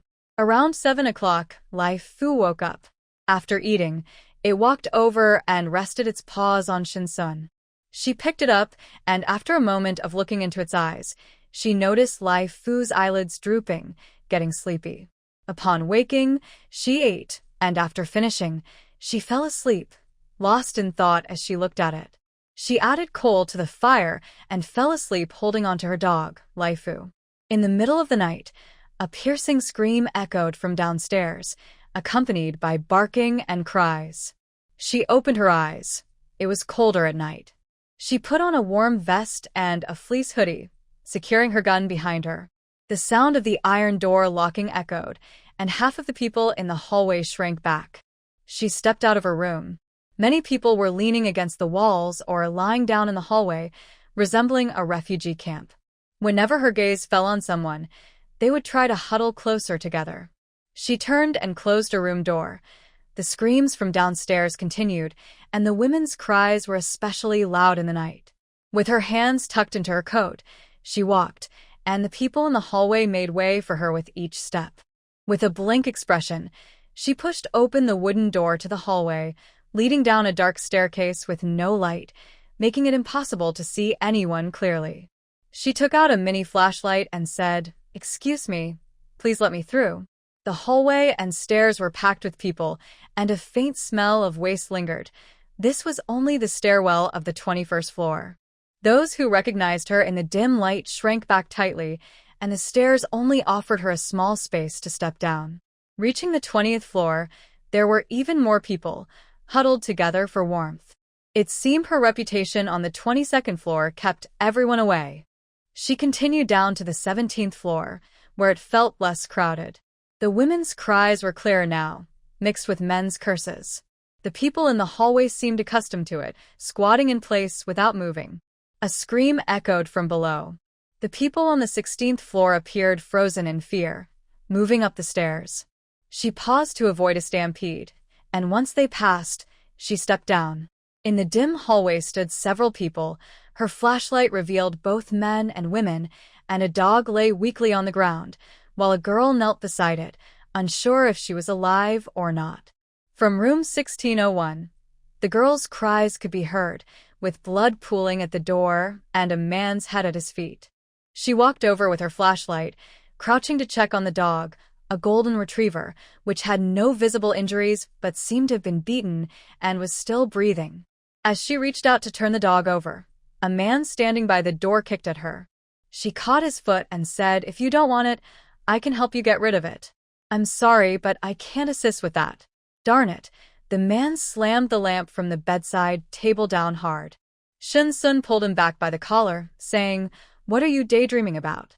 When the lamp missed, the man noticed there was another person in the room. The other person swung a clothes-drying pole at Shin Sun, who dodged and kicked the man. Bang! The man was kicked hard by Shin Sun and crashed into the wall, unconscious. Shin Sun whispered in the woman's ear, "Aim carefully." The next moment, she turned off the flashlight, plunging the room back into darkness. As Shin Sun turned off the flashlight, the woman tightened her grip on the dagger and, in the dark, aimed it at the man. There was a sound as the dagger struck flesh, and when the body fell, it knocked over something else. Shin Sun turned on the flashlight. The girl on the bed had vacant eyes, staring blankly. Shin Sun took off her hoodie and covered her with it. The golden retriever also came in. Seeing her condition, Shin Sun knew she wouldn't be able to answer any questions. She turned on the flashlight and headed downstairs, where the water had already flooded to the intersection of the 13th and 14th floors. The rainwater was murky, and any light shining on the surface was swallowed by the darkness. Back in the room, Shin Sun took a shower. Lai Fu was still sleeping, and Shin Sun gently stroked its fur. Because of her, many people in Building F didn't dare to act too recklessly. Even when they were hungry, no one had lost their life. She wondered how the other buildings were faring. The next morning, after finishing breakfast, Shin Sun was running in the gym when there was a knock at the door. Wiping the sweat from her face, she opened the door, holding a cup of tea. "What's the matter?" The girl stood there wearing Shin Sun's black hoodie, her long hair tied up, with faint bruises on her neck. She held the dagger from last night, saying, "Thank you for last night. Here's your dagger back." Shin Sun didn't take it. "Is that golden retriever yours?" The girl nodded. "Do you want to come in? I have a few questions for you." Shin Sun stepped aside to let her into the hallway, where others were watching with wide eyes, the scene reminiscent of before. The girl hesitated but followed Shin Sun inside. The heavy iron door clicked shut behind them, startling her like a frightened deer. "Don't be scared. I mean no harm. I just want to ask you a few things. Come with me." Shin Sun opened the door to her room, where Lai Fu was still sleeping. The girl followed Shin Sun, and the warm atmosphere of the room chased away the chill. A small white cat slept by the fireplace. Shin Sun picked up Lai Fu, its soft body snuggling into her arms. "Has your dog been sleeping a lot lately? It seems to nap often." The girl looked at the cute little Lai Fu and felt her heart melt. She reached out to touch Lai Fu, but the marks on her wrist made her hesitate. Shin Sun averted her gaze. "Jiaozi has been sleeping a lot lately. Since it started raining, it has been sleeping all day." She thought it was fortunate that Jiaozi was sleeping during that time, but later it was discovered by those who were very hungry. Shin Sun asked her how long her golden retriever usually sleeps in a day, and if it can stay awake afterward, among other questions. The girl realized that Shin Sun was only asking about pets, so she answered openly. Before leaving, Shin Sun gave her 4 packs of instant noodles as a thank you gift. Mao Mao. Shin Sun opened the door, and the girl was immediately hugged. "Sister, I'm fine." After closing the door, Shin Sun returned to her room. It seemed that animals had already started to change when the disaster began. What about plants? Were they changing too? Until she had confirmation, she always thought Lai Fu didn't have much time left and had even prepared a grave for it. In her past life, She learned about mutated animals and plants only after the extreme cold, but by then, those mutated animals had already evolved perfectly. The authorities also held all the resources, so how could ordinary people like them know? Sitting in the lounge chair, Shinsun gently patted Laifu, whose spots had become more pronounced, changing from dark gray to black. The heavy rain seemed to have lessened a bit, and people in the hallway began to cheer, though there were also faint sobs. Some looked angrily at Shinsun's door, waiting for the water level to recede so they could call the police and arrest her, the so-called murderer. Shinsun heard the cheering in the hallway. She took out her binoculars and stood by the window, looking down. The rain had lessened but had not stopped, and the water level was still slowly rising. The 14th floor was surely flooded by now. She spent the afternoon boxing, and as it got darker, Shinsun collapsed on the floor, feeling exhausted from the recent weight increase. The hot water on the stove had boiled, so she mixed in some rainwater, took a shower, and used a massage gun to relax her sore muscles. Laifu had finished all the food in its bowl, and the small white ball curled up at the end of the bed. Shinsun held it in her arms. It had been 5 days, and the temperature had remained at 0 degrees. After getting up in the morning, Shinsun encouraged the small garden in her room to grow taller. The tomatoes were ripening the fastest and had produced many small green fruits. If she encouraged them one more time, they would be ready to harvest. Putting on her wrist wraps, Shinsun prepared to continue boxing when someone knocked on her door. She opened it, still wearing her wrist wraps, and found a man in his 40s standing outside. Shinsun looked at the man with a puzzled expression as he fastened the strap on his wrist. "What is it?" The man assessed Shinsun. "Can we talk inside? Are you sure you want to come in?" Shinsun replied casually, stepping aside to let him enter. The man appeared uncertain. "Then let's just talk here. My name is Yu Jangwo. I live in Building A. I heard that you're the strongest person in Building F right now, and I wanted to ask if you'd like to go out together to find supplies. I used to work near Hongguang Building, and there's a big mall downstairs that should be safe from flooding." Yu Jangwo looked at Shinsun with intent eyes. "How many people have you gathered?" Shinsun was also interested in going out. With the rain easing, those who were eager would likely want to search for food, but they lacked watercraft. "Currently just 6. In Building F, I only invited you and Chen Cheng." Yu Jangwo pointed to a corner. Shinsun turned to see Chen Cheng looking back at him. "When are we leaving?" "At 10 tonight," Yu Jangwo said, hiding his doubts.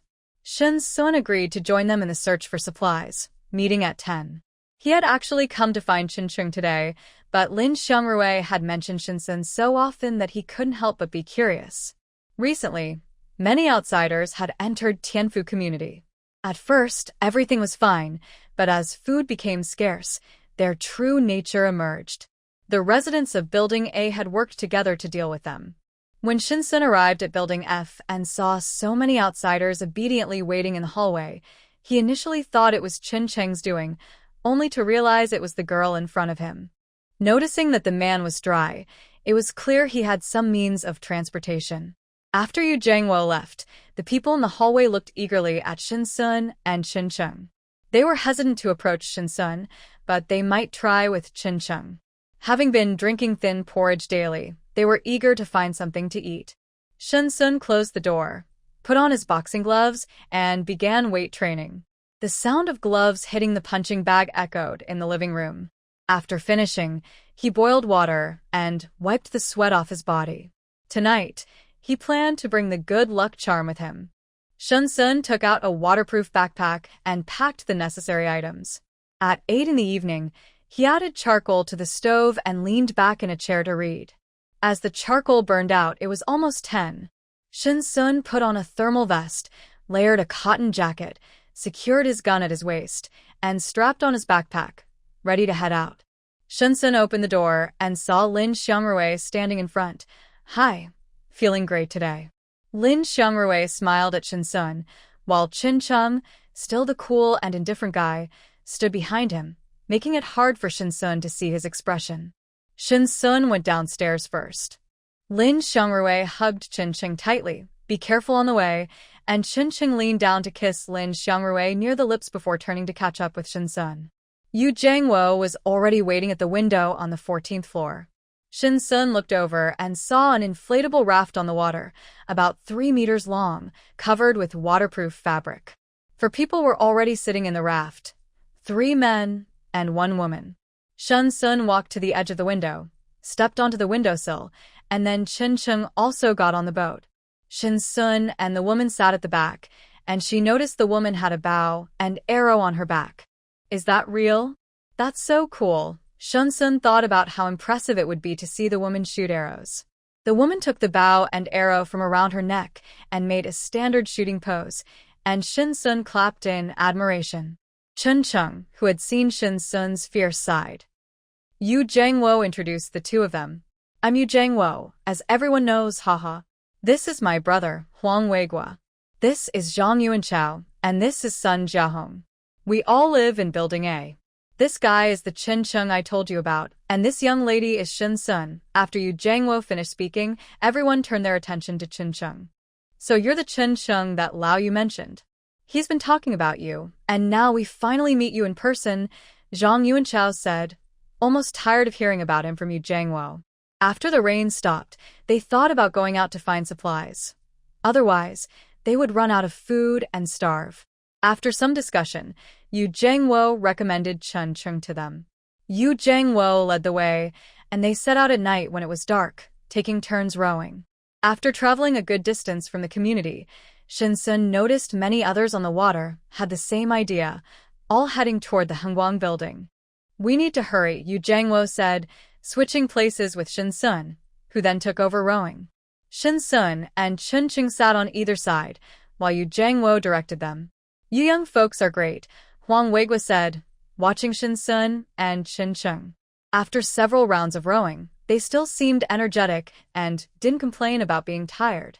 Then there was Sun Jiahong, who was partnered with him. His hands were still shaking, and if he couldn't keep up with Sun Jiahong's speed, the raft would drift off course. Shin Sun and Chen Cheng were paddling so fast that they seemed to be creating sparks. Among all the inflatable boats, their group stood out as they swiftly passed one boat after another.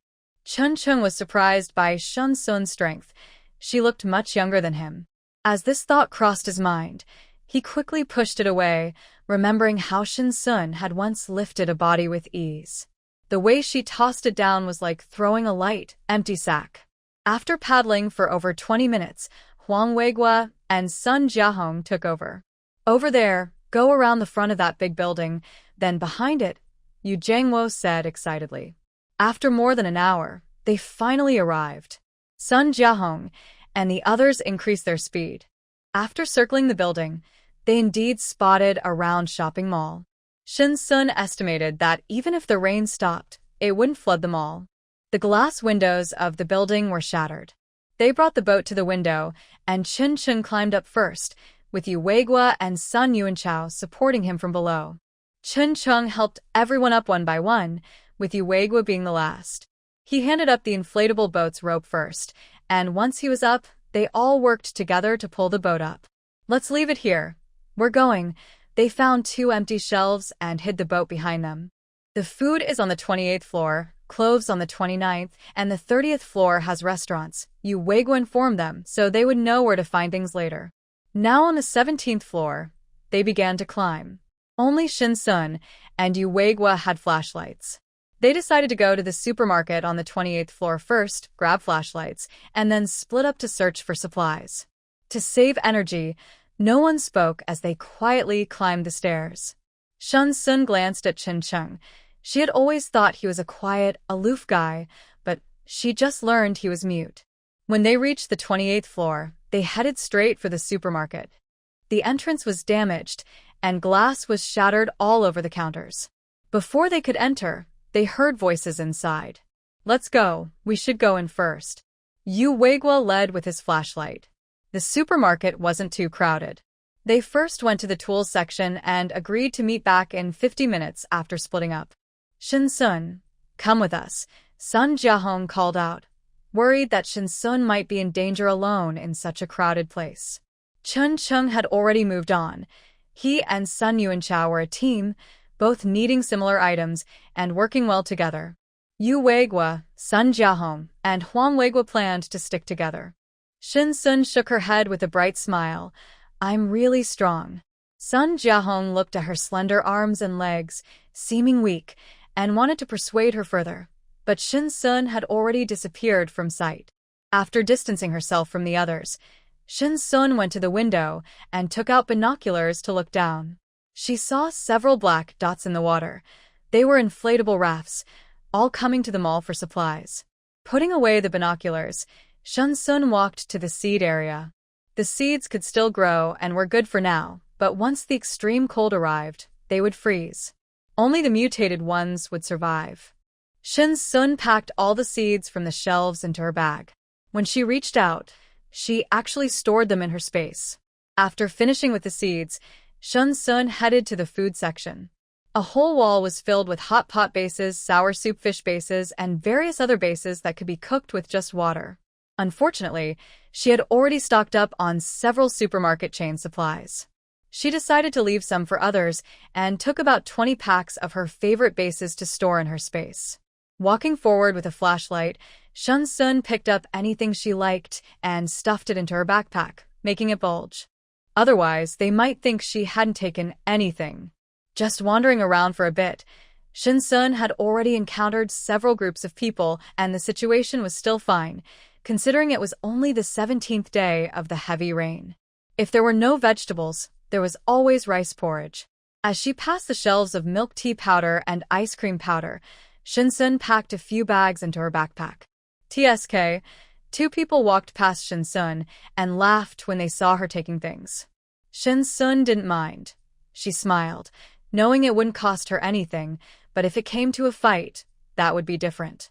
With her flashlight, Shin Sun prepared to go up to the 29th floor to find some warm clothes for Laifu.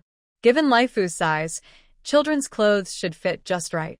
Recently, with continuous heavy rain and a drop in temperature, there were still quite a few people on the 29th floor. The entire circular mall had its clothing store windows smashed.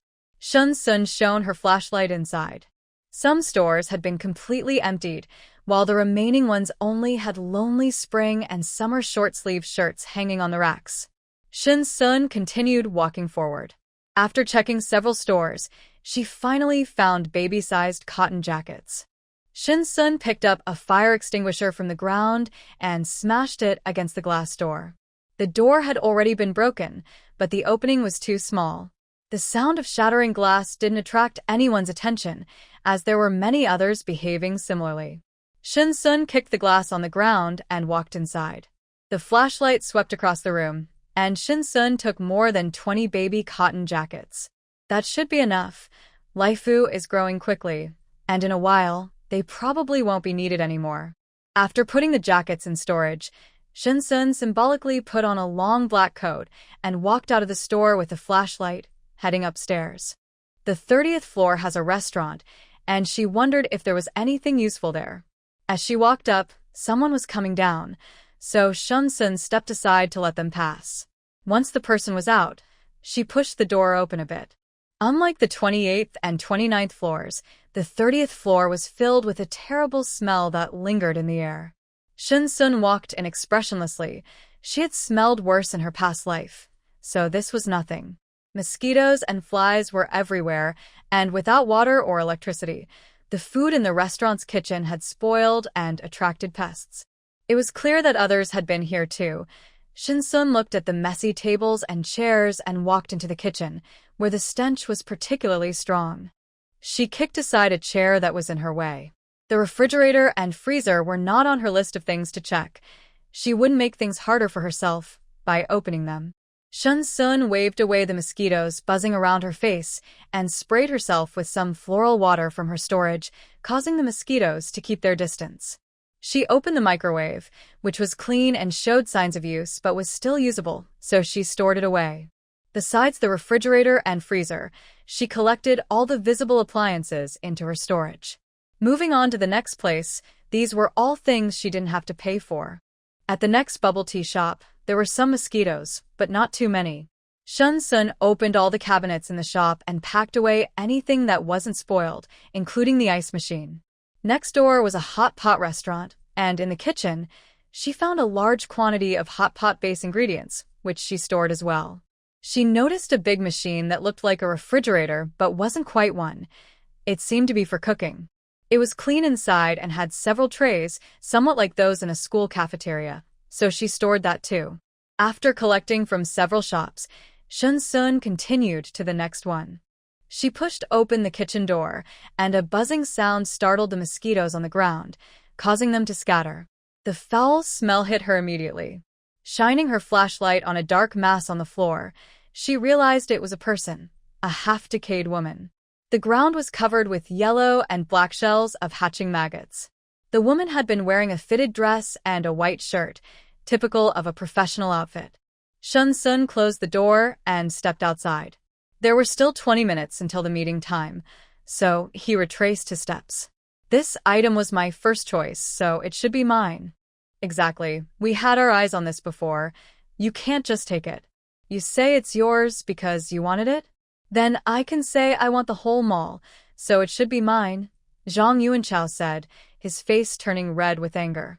He tightly held a plastic bag containing 3 folded winter jackets, while 5 people blocked his and Chen Cheng's way, not allowing them to leave. I said we wanted this earlier, but we had to get other things first, so we didn't take it. Now that we're here, put it down. I don't care what you were getting. I just know I found this on the shelf, Zhang Yuanchao insisted, refusing to give it up. The standoff continued for a while. Shin Sun watched from the crowd, not planning to help. Zhang Yuanchao tried to push through with the bag, but the group grabbed him, trying to snatch it away. He stepped back, holding onto the bag tightly. The winter jackets on the 29th floor were already gone, and many people had just arrived. These 3 were the ones he had finally found. Give it to me, one man said, pulling out a spring-loaded knife, its white blade aimed at Zhang Yuanchao. Ah! Zhang Yuanchao froze in fear, and Qin quickly pulled him away from the knife, but Zhang Yuanchao's jacket got cut. Seeing their friend attack, the other 4 rushed in. Zhang Yuanchao was pushed to the ground, and the man with the knife lunged at him. In a panic, Zhang Yuanchao raised the bag to shield himself. The knife pierced the jacket, while the others surrounded Qin, raising their knives to stab. Zhang Yuanchao struggled on the ground as a crowd formed around him, while Shin Sun silently stood at the back. Ah! Let go of my hand, the man screamed, dropping the knife. Chun gripped his hand tightly and twisted it, resulting in a loud crack, and the man cried out in pain. Chun released him, and the man fell to the ground, rolling in agony. Ah! After dealing with that man, Chun ran to Zhang Yuanchao, picked up a fire extinguisher, and smashed it onto the man, causing more screams. As Chun approached, he also noticed Shin Sun in the crowd. Shin Sun met his gaze, with a blank expression. 2 of the 5 had fallen, and the remaining 3 surrounded Qin and Zhang Yuanchao. Let's take care of this old guy first, they agreed. With a whoosh, an arrow flew through the air and struck one man in the leg. Ah! He cried out in pain, clutching his thigh as he fell to the ground. Who did that? The 2 others, now ignoring Qin and Zhang Yuanchao, brandished their spring knives, shining their flashlights everywhere. Shin Sun, who had been dazzled by the lights, watched as the crowd scattered. Another arrow shot through the air, hitting a man in the shoulder. He dropped his spring knife and, frightened, one of the remaining men quickly ran away, glancing back at his injured companion. They were just a makeshift team. There was no need to risk their lives for them. The man hurried to the stairs and disappeared into the darkness. Are you 2 okay? It was Sun Jiahong and Yu Jiangwo. Shin Sun had known they were coming when the first arrow flew. As the crowd dispersed, Shin Sun hid in the shadows, pretending to just come down from the stairs when the 3 arrived. Huang Weigua and Qin helped Zhang Yuanchao to his feet. I'm fine. Let's go quickly, Zhang Yuanchao said, eager to leave. The group hurried downstairs. Qin glanced at Shin Sun's back and she turned around, giving him a big smile. They moved a shelf to reveal a hidden inflatable boat. The group crouched down to organize the supplies they had gathered, while Shin Sun watched, munching on snacks. She had taken fewer items, all packed in her backpack. Is this all you brought, Xiao Shin? Huang Weigua asked, looking at her snacks. It was a rare outing. I have plenty, they're all in my bag, Shinsun replied, opening her backpack to show it was indeed full. Once they organized everything, each found a large white barrel to place their items inside. They drilled a small hole in the lid, threaded a rope through, tied it to the inflatable boat, and tossed the barrels into the water. 5 white barrels floated up as they climbed onto the inflatable boat. Although they had gathered a lot of supplies, it would take effort to return. On the way back, they were no longer in a hurry, paddling slowly. Zhang Yuanchao, who had been chatty before, now seemed unusually somber. I really need to thank you, Chengcheng. If it weren't for you, I would have been in serious trouble. And thank you, Sun Jiahong, for arriving just in time. Yu Zhengwo patted Zhang Yuanchao on the shoulder with a sigh. It was just another rainstorm, so why had things turned out this way? He had seen more death recently than in his 40 years of life. Once the rain stops and the water recedes, things will return to normal, Huang Weigua reassured him. Shinsun half opened her eyes to look at them. The water would soon recede, but that would only start a new round of trouble. Zhang Yuanchao tightened his clothes and said, Chengcheng, Xiaoshen, why don't you move to Building A? Yeah, you two should come over. We in Building A are very united. Sun Jiahong recounted how, when outsiders caused trouble in their building, Yu Zhengwo had led a group to deal with them and drive them away. You're exaggerating, Yu Zhengwo said, feeling a bit embarrassed. Shun Sun looked at him. He seemed like a natural leader, someone who could make decisions in tough situations, just like when they went out to gather supplies. No, I'm quite comfortable where I am, Shinsun smiled and declined. Chun Chung used sign language, but only Yu Zhengwo could understand a bit of it. You're still scared of your wife, Yu Zhengwo joked, and everyone laughed. Chun Chung smiled gently when he mentioned Lin Xiangrui. The situation in the other buildings is really bad. Since you both don't plan to move, just be careful, Yu Zhengwo said seriously. Have you been to the other buildings? Shinsun took out a thermos and poured hot water for everyone. After drinking the hot water, they felt warmer. I only know about Building B and E. I have friends living there. A few days ago, when the rain lightened up, I wanted to call them to go find food together. But when I got to Building B, I was kicked out before I even saw my friends. Then I went to Building E. It was even worse there, so chaotic. There were many dead in the hallways. My friend and his child were driven out, so I brought them to stay with me. You in Building F should be careful since you're right next to Building E. After hearing this, Chun Cheng's gaze fell on Shinsun, unsure why he was looking at her. Shinsun pondered. Some people are inherently bad. When order collapses, rules no longer bind them, and they will reveal their true nature. She had seen how cruel people could be in her past life. But she wasn't a victim now. She had to stay low-key and accept that the choice was no longer hers, but in the hands of others. Thinking oneself strong and bullying the weak isn't true strength. It just means you haven't met someone tougher. Noticing Qin Cheng's gaze, Shinsun looked straight at him and quietly asked, between you and Lin Xiangrui, who is pursuing whom? She was really curious. With Lin Xiangrui being such a beautiful person, their connection must be a touching love story. Chun Chung blushed suddenly, but luckily it was dark, so no one could see his expression. He made a gesture toward Shinsun. Shinsun, who usually didn't understand sign language, surprisingly understood what Qin Chung wanted to say. She widened her eyes and looked at him. Unexpectedly, Chun Chung was still a straight guy who was swayed by Lin Xiangrui. Lin Xiangrui was impressive.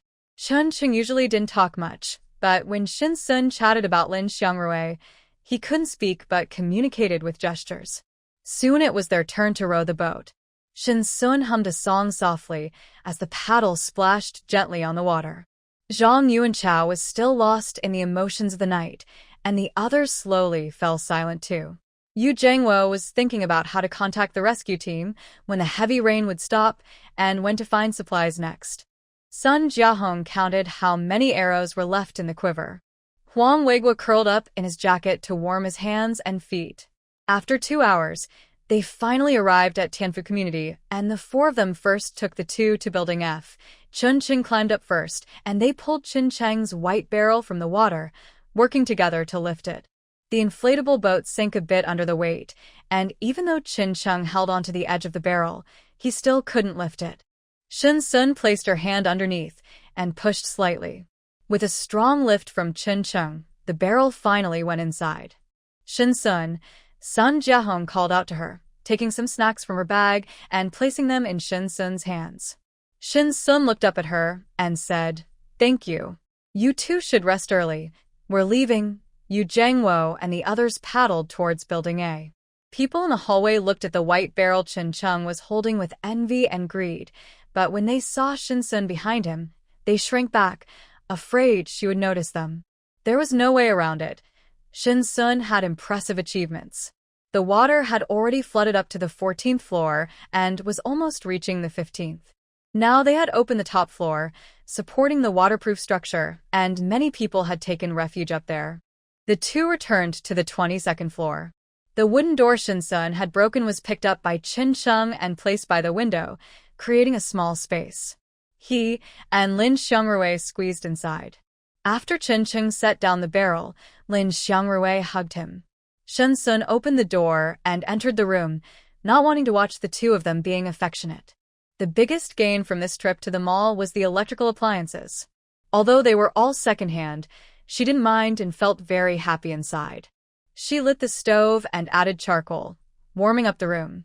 Shin Sun boiled some water and then lay down on the sofa, drifting into a relaxed state. "Lai Fu, what are you doing?" Shin Sun caught it and tossed it out of her space. This little leopard cub was chasing the chickens in her area, and the chickens were running scared. Lai Fu was stunned by Shin Sun's shout and didn't realize she was upset. With several chicken feathers stuck to its mouth, Lai Fu came over to nuzzle Shin Sun. She lifted it up to her face and gave it a gentle lesson. "The eggs you love to eat come from them. If you hurt them, you won't have any eggs to eat in the future." Lai Fu wiggled its limbs, and Shin Sun wasn't sure if it understood, but she felt the need to teach it anyway. The water boiled, and Shin Sun used rainwater to take a bath. Recently, she had been collecting rainwater for use. Although she had plenty stored in her space, it was good to save when possible. Not only was she saving, but she also had a lot stored.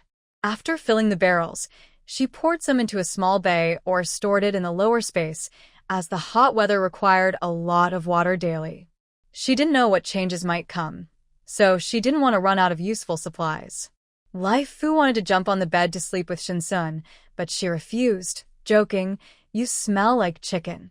You can't come up here." Accepting its fate, Lai Fu lay by the fire and soon fell asleep. Shin Sun checked the time. It was 4:30. She didn't feel physically tired, but was mentally exhausted. Without setting an alarm, she naturally woke up at 10 a.m.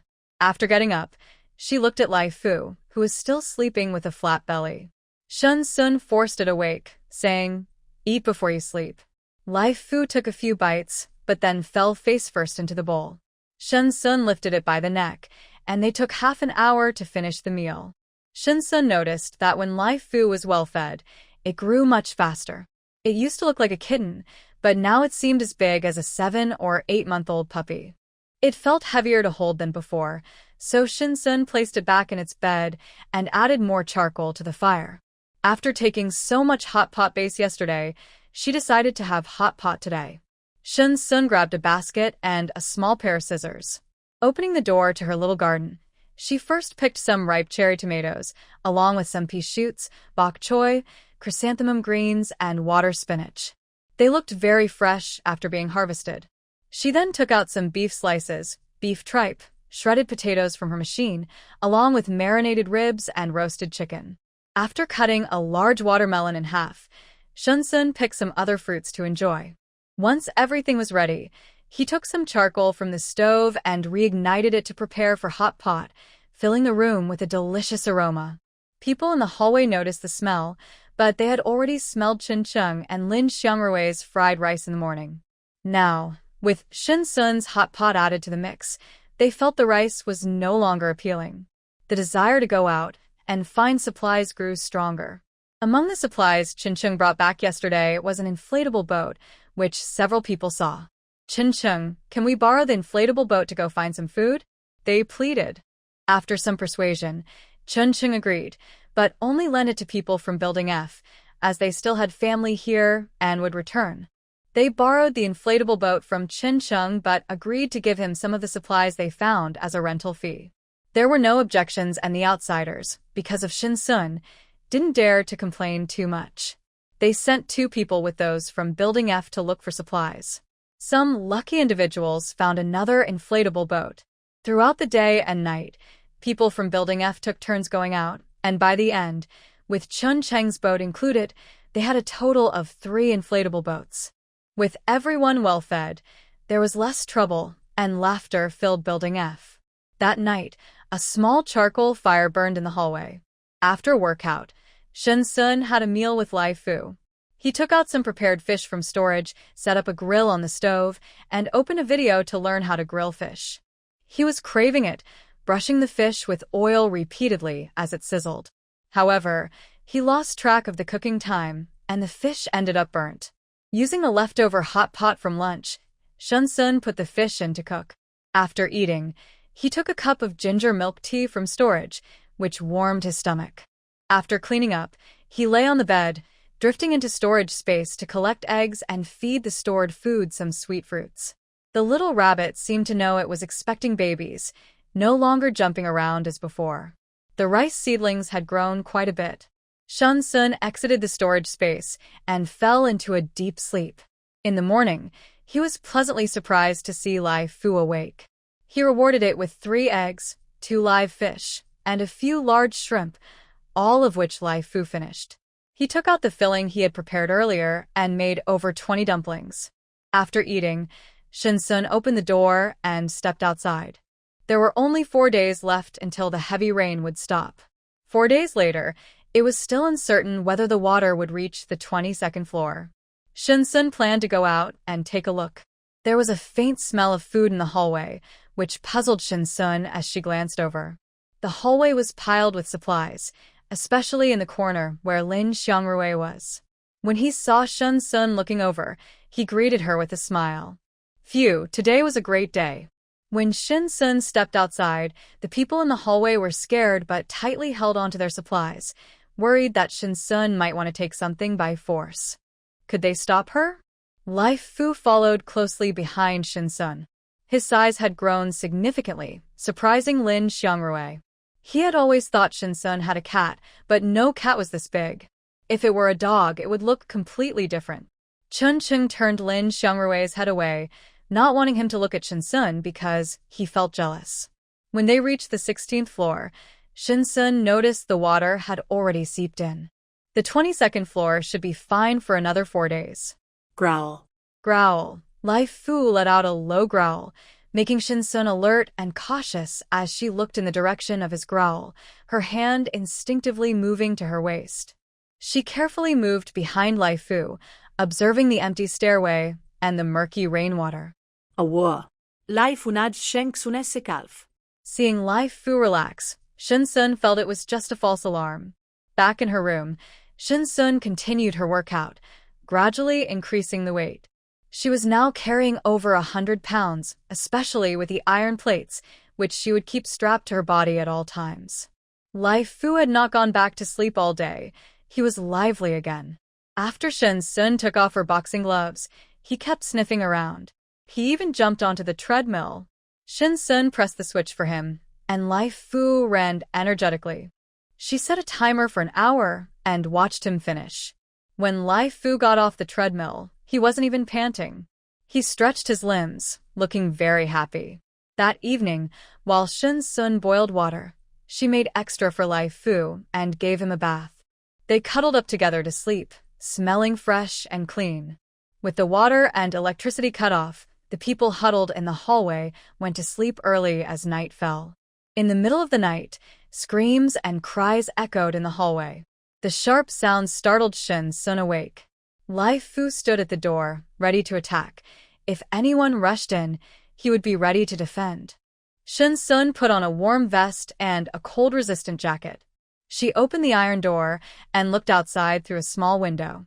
The dark hallway was empty, and she could hear chaotic footsteps from the top floor. It seemed everyone had run up there. "Boss, they really have a lot of food." Two men were arguing while shining their flashlights, trying to pick up supplies from the ground.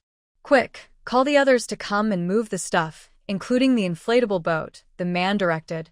Soon, a dozen people ran up from downstairs, each carrying something, moving the supplies down the hallway. "Boss, the girls in Building E are getting boring for the guys, how about?" the man said with a sly smile, and the others laughed as they lifted the items. Shin Sun leaned against the door, listening, while peeling an apple with her knife. These men were from Building E. "Let's go up and pick some things," the man said casually, as if choosing items. The apple peel came off perfectly. Shin Sun took a bite, enjoying the mix of sour and sweet flavors. Two men with flashlights reached Shin Sun's door. The light swept across the small window, and one man saw Shin Sun standing there. "Boss, there's someone here." The man approached Shin Sun's door. She expressionlessly took another bite of her apple. The flashlight shone on her face, then moved inside the room, causing a loud noise from the throat of another man. The iron door was pushed, but it was locked from the inside. "Open the door," the man said, his greedy gaze fixed on Shin Sun. "If you shine that thing in my eyes again, I will cut off your hand," Shin Sun said, now holding her knife horizontally. The man seemed startled by her gaze. When he regained his composure, he angrily kicked the iron door, making a loud sound. He leaned against the small window, staring at Shin Sun, revealing a grin with yellowed teeth. "You think I can't do anything if you don't open the door?" He pulled out a pair of pliers he had found and started to forcefully grip the welded lock. Shin Sun tossed the apple to the other man and raised her hand to unlock the door. Seeing her move to open it, the man thought she must be scared. After all, she was just a woman. This woman looked delicate and much cleaner than those in Building E. They should have come to this building sooner. There was food and women here. "Help! Help! A madman!" A voice from the top floor cried out. "It sounds like Lei." A few people ran to the staircase just as two others came running down. "What do you mean it's just you two? What happened up there?" The man tightened his grip on the pliers. "Boss, there's a crazy person up there, and they have a knife. Lazy has been killed." "Darn it, let's go check it out," the man said, ignoring Shin Sun and led a few people upstairs. Chun Chung, in a frenzy, picked up a baseball bat and struck the man. The man on the ground was already lifeless, and a girl in a black hoodie held a bloody knife, her body trembling slightly. The crowd pressed tightly against the wall, leaving a circular empty space in the middle, with the two sisters from the 16th floor, Lin Xiangrui sitting on the ground, and Chen Chung who was still wildly attacking the body. The man came up and saw the scene. "Lazy, I swear I'll make you pay." 7 or 8 people rushed forward, surrounding Chen Chung. Lin Xiangrui grabbed one of their legs, trying to stop him, while the man raised a pair of iron tongs and brought them down hard. With a sickening sound, the tongs struck flesh, and Lin Xiangrui collapsed to the ground, unconscious. The man kicked Lin Xiangrui away, and Shun Sun sidestepped to avoid it. In a moment of rage, Chun Chung swung the baseball bat wildly, knocking down 2 people. Someone tried to sneak up behind him, but the girl in the black hoodie lunged forward with her knife, stabbing the man, who fell with a grunt. Shun Sun quietly watched from the doorway. Chun Chung blocked the man's iron tongs, pinned him to the ground, and tightly gripped his neck. Despite being beaten from behind, he did not let go.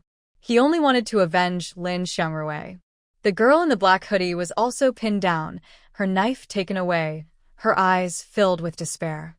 A few people pulled Chin Ching away, and the man gasped for air, shaken by the near miss. If he had been a second later, he would have been done for. Ugh. He spat out blood, stood up, and took the knife from one of his subordinates. "I will make you wish you were never born." Lin Xiangrui propped himself up with one arm, clearly injured, and looked over to see Shin Sun beside him. "Hi." Shin Sun smiled and greeted him. 4 people held Chin Ching down, and the man stepped on Chin Cheng's head. Their eyes met, and Chin Ching smiled at Lin Xiangrui, who looked utterly hopeless, tears welling up in his eyes. It was all because of him. If it weren't for him, Chuncheng wouldn't be in danger. If he had just followed them, none of this would have happened. The man lifted the knife to stab down. Chuncheng, don't, Lin Xiangrui pleaded, unable to bear the thought of watching his loved one die. It would be more painful than being killed himself. The man put away his dagger and looked in Lin Xiangrui's direction. Understanding their relationship, he began to think of a way to make Chuncheng suffer even more. Shen Sun, don't you like my face? Please help me save Chuncheng. If you do, I will serve you like a loyal servant, Lin Xiangrui said with a smile that looked worse than crying. Only then did the man notice Shen Sun standing by the door, the same girl who had just said she wanted to kill him. Shen Sun seemed to genuinely consider it. Can you cook? After more than a month, she realized she really didn't have that talent. Indeed, when God opens a window, he also closes a door. Shen Sun crouched down, resting one hand on her knife, and they were at eye level. Looking into Shen Sun's serious eyes, Lin Xiangrui was ready for her to ask him to warm her bed, but instead, she just asked if he could cook.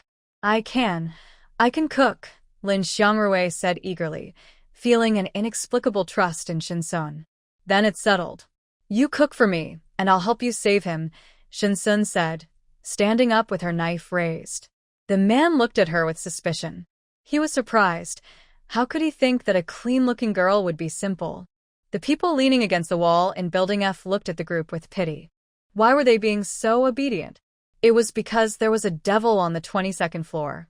Shen Sun stood by the window on the top floor, rain falling on her, forming little droplets in the folds of her raincoat that slowly slid down.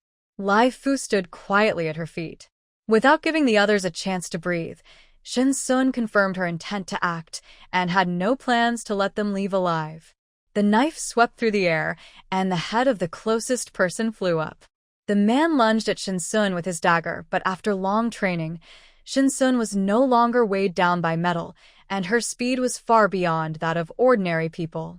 She dodged the man's attack and swung her knife, blood splattering everywhere as the man's wrist fell to the ground with a scream. Ignoring the cries from the ground, Shen Sun quickly vanished from their sight. In the next moment, her knife was plunged into the man's chest. The remaining people were terrified by her ferocity and turned to flee into the crowd. Those targeted by the devil dared not approach. Anyone who tried to run toward them found the crowd parting automatically. With nowhere left to retreat, they chose to fight Shen Sun desperately. Previously, Shen Sun always killed in private, but this was the first time she killed in front of them. After taking care of everyone, Shen Sun quietly bent down to pick up the body on the ground and threw it into the water from the top floor. Chuncheng was not seriously injured, so he also helped lift a body to throw down, while a girl in a black hoodie assisted him. Chuncheng picked up Lin Xiangrui from the ground, and neither of them spoke. Lai Fu followed behind Shen Sun as she went downstairs, where many bodies lay on the 17th and 18th floors.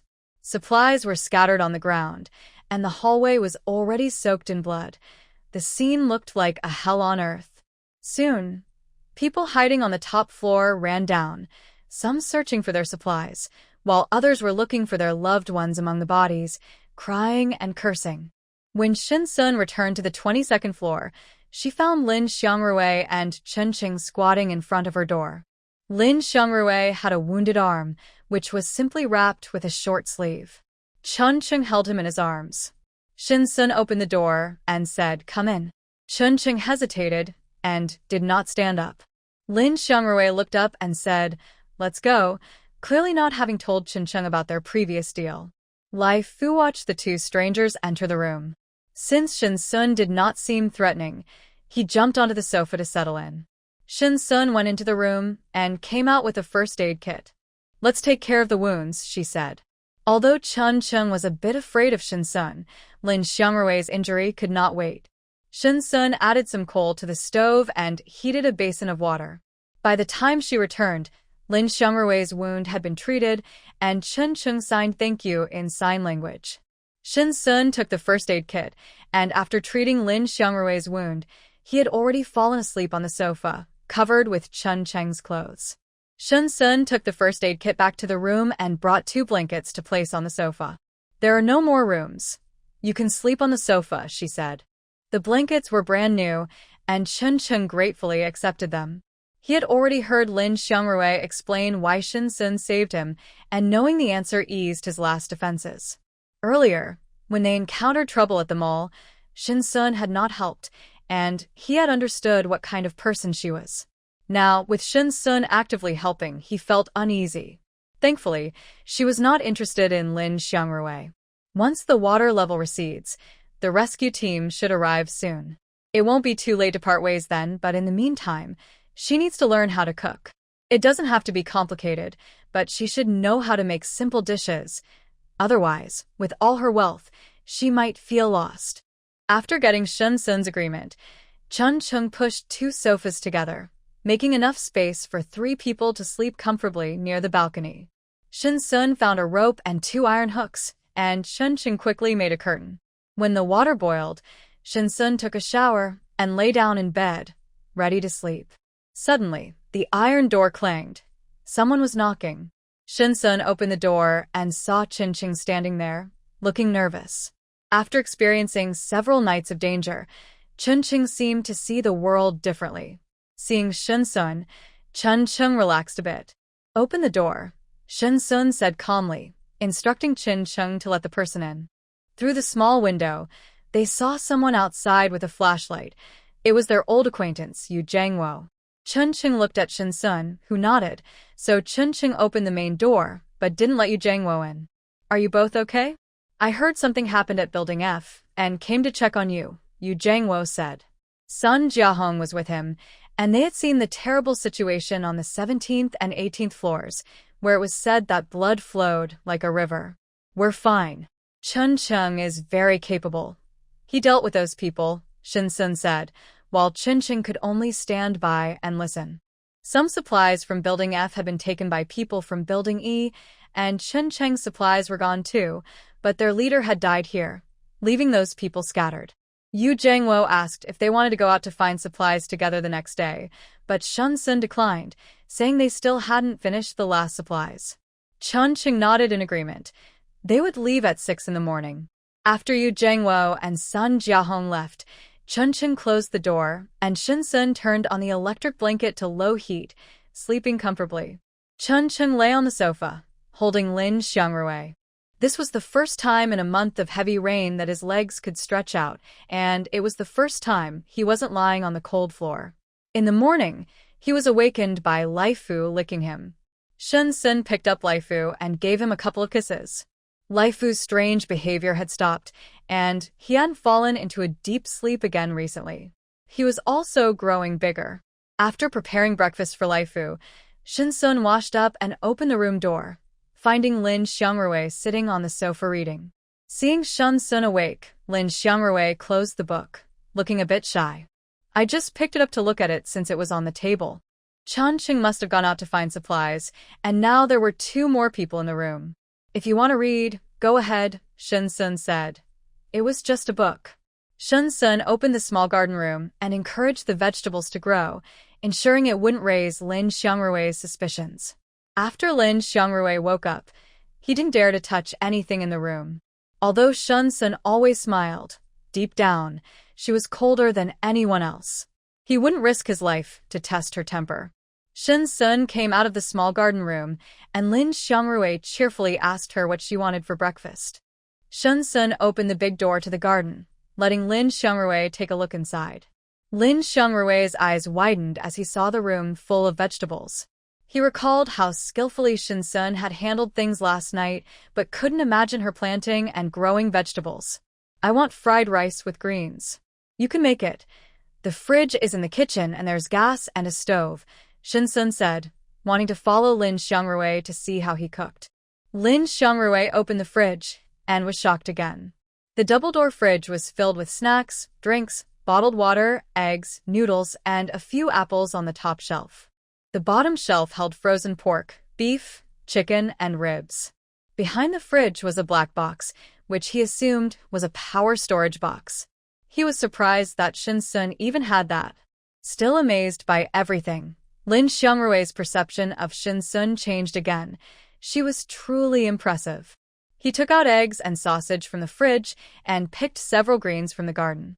Shin Sun watched his careful movements. If it were her, she would have just grabbed them with scissors. The rice on the stove was ready, and Shin Sun smelled the sweet aroma filling the air. Her stomach was already starting to growl. Laifu, the pet, kept circling around, attracted by the smell of the sausage. Shin Sun gave Laifu a piece of meat-filled sausage. Lin Xiangrui glanced over and noticed that Laifu had grown a bit since he saw it a couple of nights ago. With its white fur, it looked somewhat like a cat, but not quite. "What's its name?" Lin Xiangrui asked as he squatted down to look at Laifu. Shin Sun handed Laifu the remaining half of the sausage package. "It's called Laifu, and it's a little brother," Shin Sun said, gently petting Laifu's ear. "Is Laifu a dog? I feel like I've never seen this breed before," Lin Xiangrui said as he turned on the gas and heated the oil in the pan.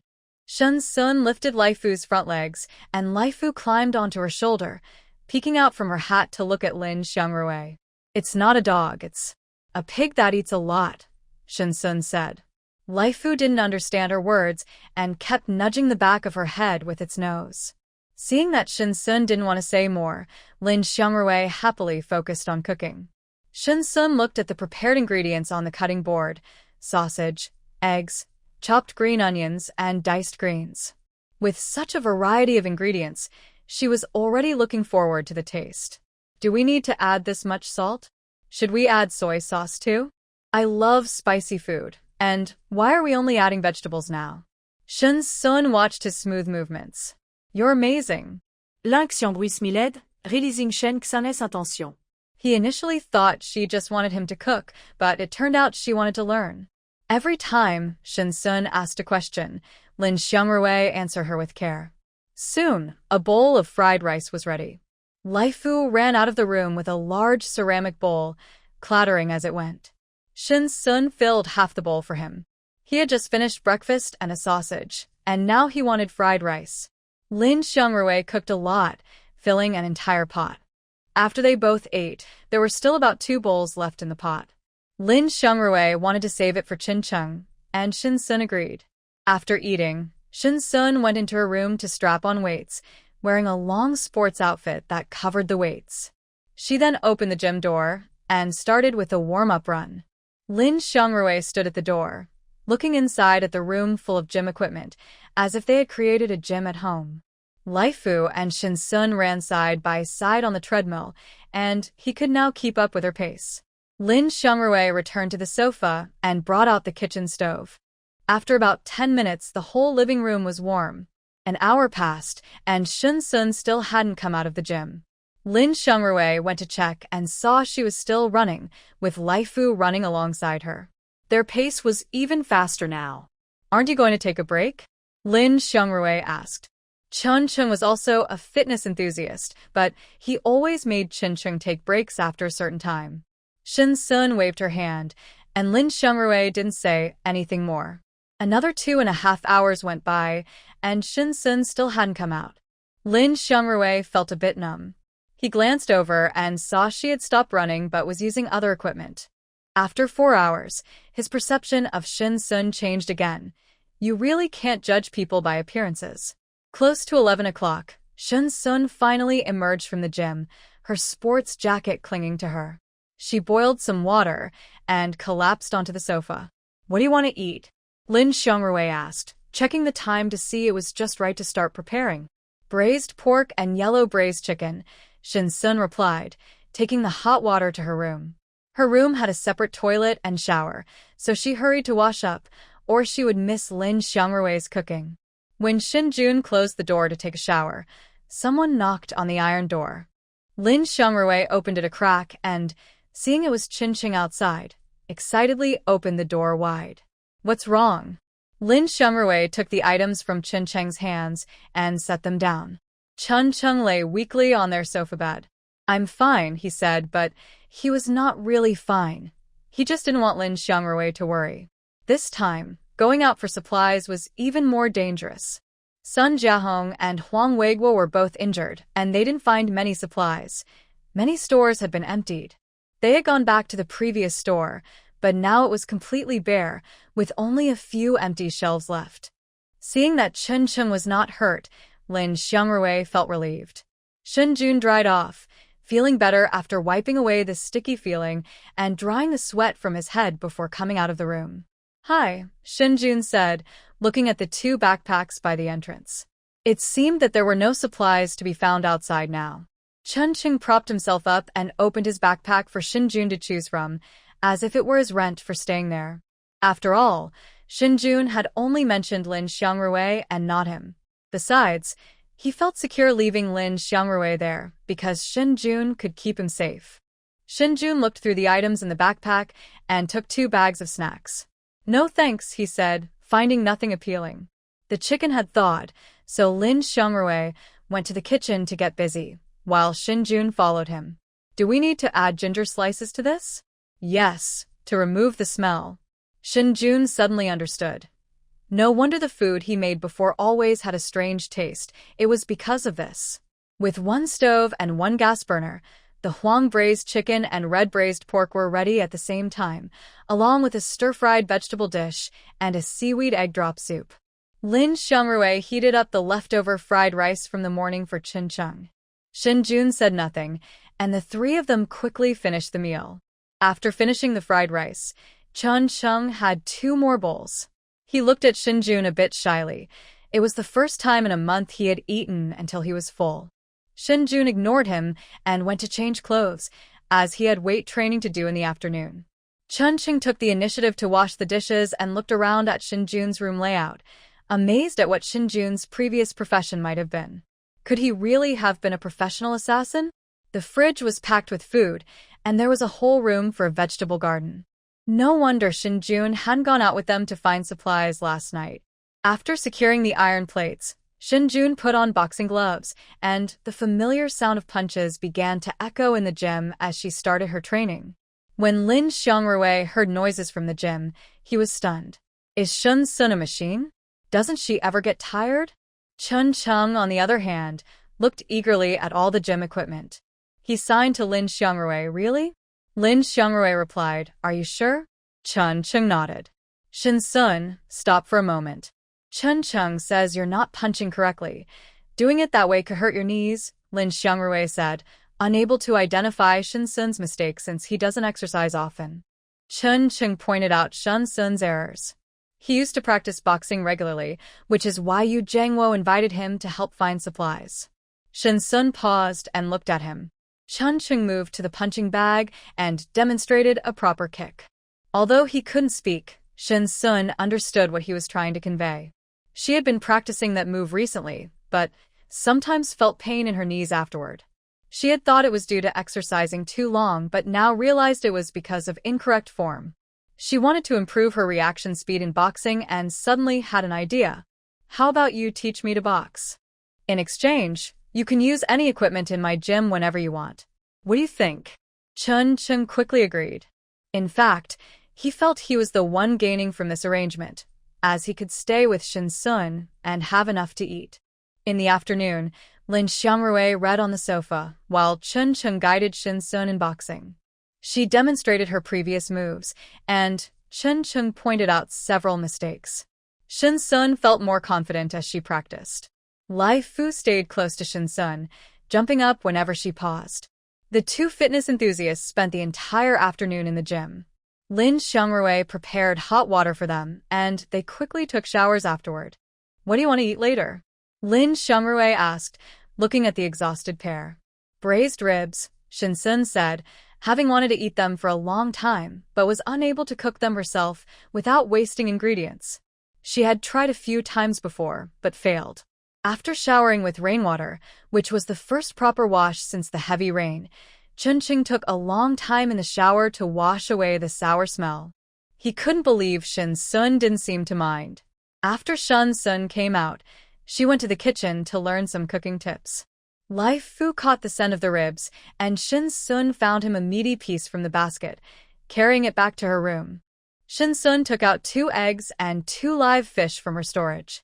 Lai Fu eagerly started eating, and Shen Sun was now too cautious to put him back in the storage. It always runs around the space with the stored food. After feeding Laifu, when Shinsun came out, the ribs were already stewing. With the pressure cooker on high heat, the ribs were ready in half an hour. The three of them ate until they were full, and Shinsun also noted down the correct way to cook ribs. Laifu ate quite a bit too. That night, Shinsun left the stove for the two of them and closed the door to sleep.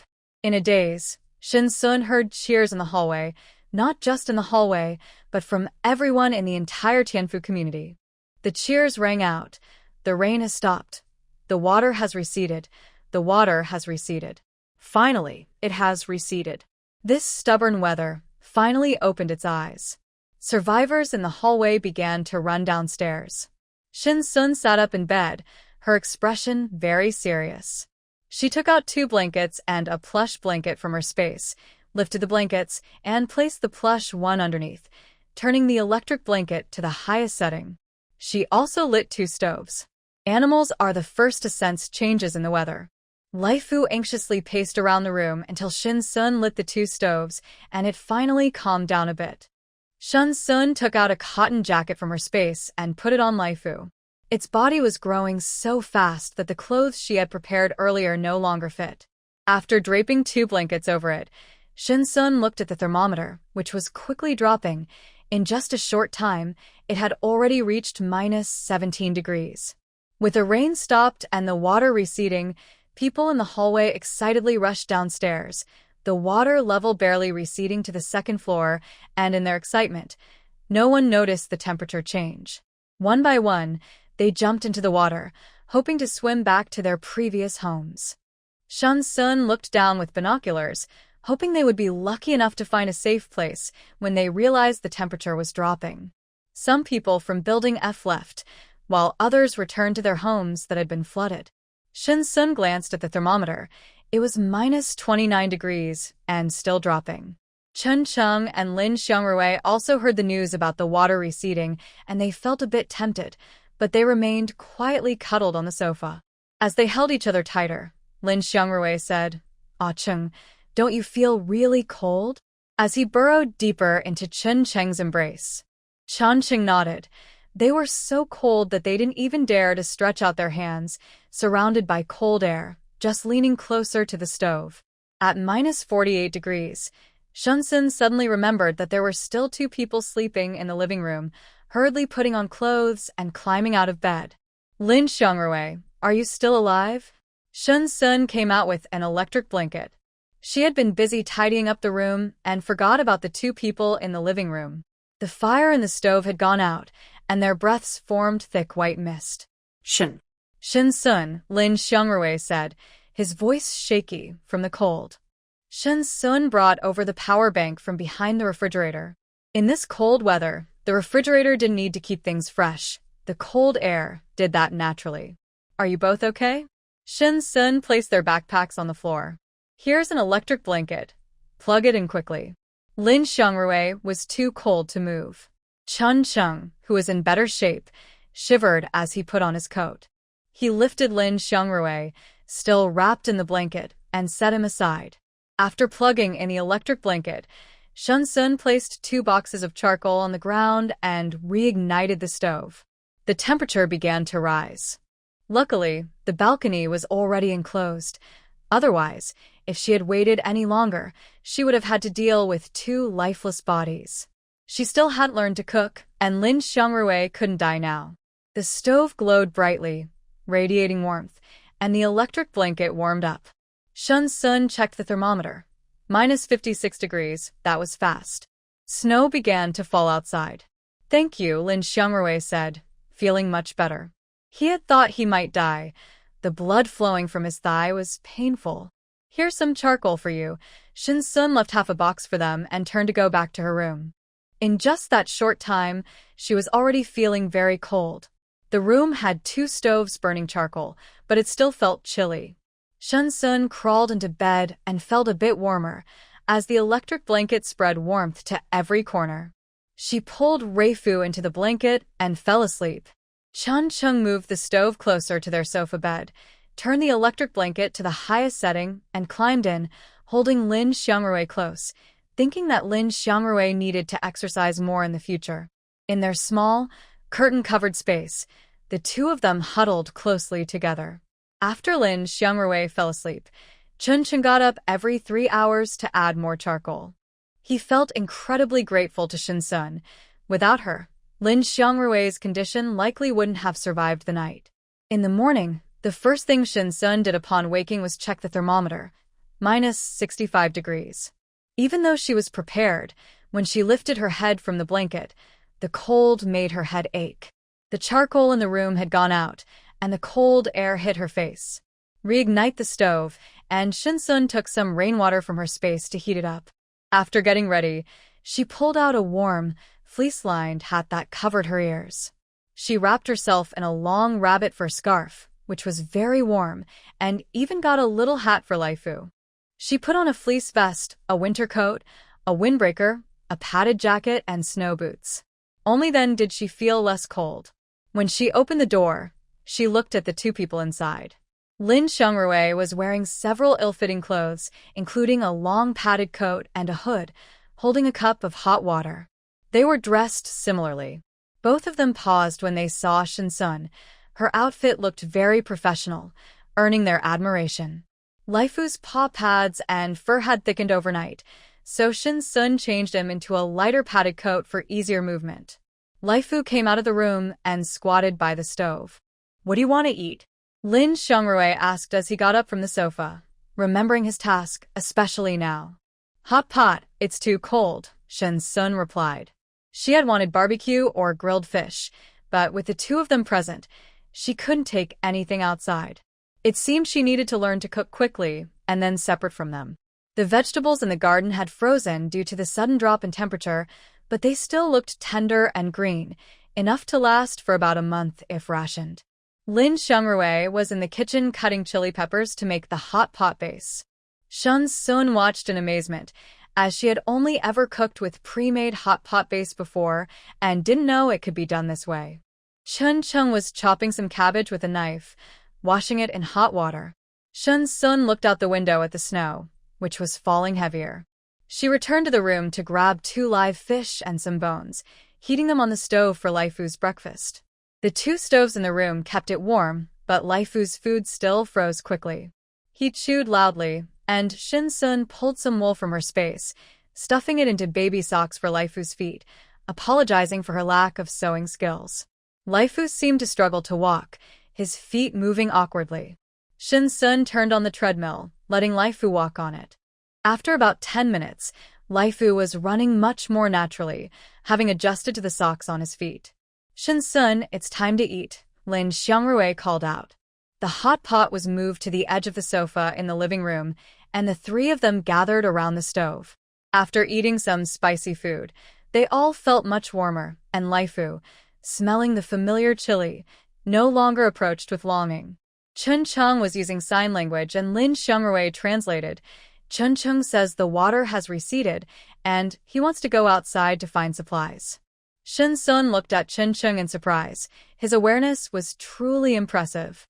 If she had to choose who among Lin Xiangrui and him would survive longer, she would definitely believe it would be Chun. Chun felt a bit anxious. Shin had kindly given him half a box of charcoal last night, but it was nearly gone now. If he didn't go out to find more, he and Lin Xiangrui wouldn't make it through the night. "I'm going out too," Shin said, looking at Lin Xiangrui. She was fully equipped today because she planned to go out as well. "Do you want to join us?" Lin Xiangrui asked Shin, but she shook her head. She preferred to act alone. After Lin Xiangrui and Chun left, Shin took out her thermos, filled it with hot water, and added ginger slices. She attached the thermos to her neck with a strap. She planned to take Laifu out for a stroll to see how far the water had receded. Laifu's thick fur seemed to feel no cold. He ran ahead as soon as they stepped outside, then stopped to wait for Shin. Shin watched him grow. Laifu was now tall enough to reach her knees.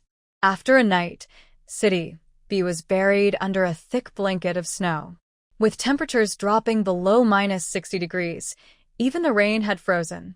Shin stepped over the second-floor window and onto the icy surface. Laifu joyfully ran in the snow, then returned to her side. City B was considered a first-tier city, and Tianfu was located in the city center, an area filled with shopping malls. Although it had been flooded before, many malls were now visible as the water receded. Many others shared Chen Cheng's thoughts. After walking for a while, Shun Sun saw groups of people bundled up like dumplings passing by. Whenever someone looked greedily at Laifu, he would bare his teeth and growl at them. Shun Sun observed the buildings around her. Some had not withstood the rain and had collapsed, while others looked like they might fall at any moment, with peeling walls that would likely crumble if pushed. She had only been in City B for a few days and hadn't explored much.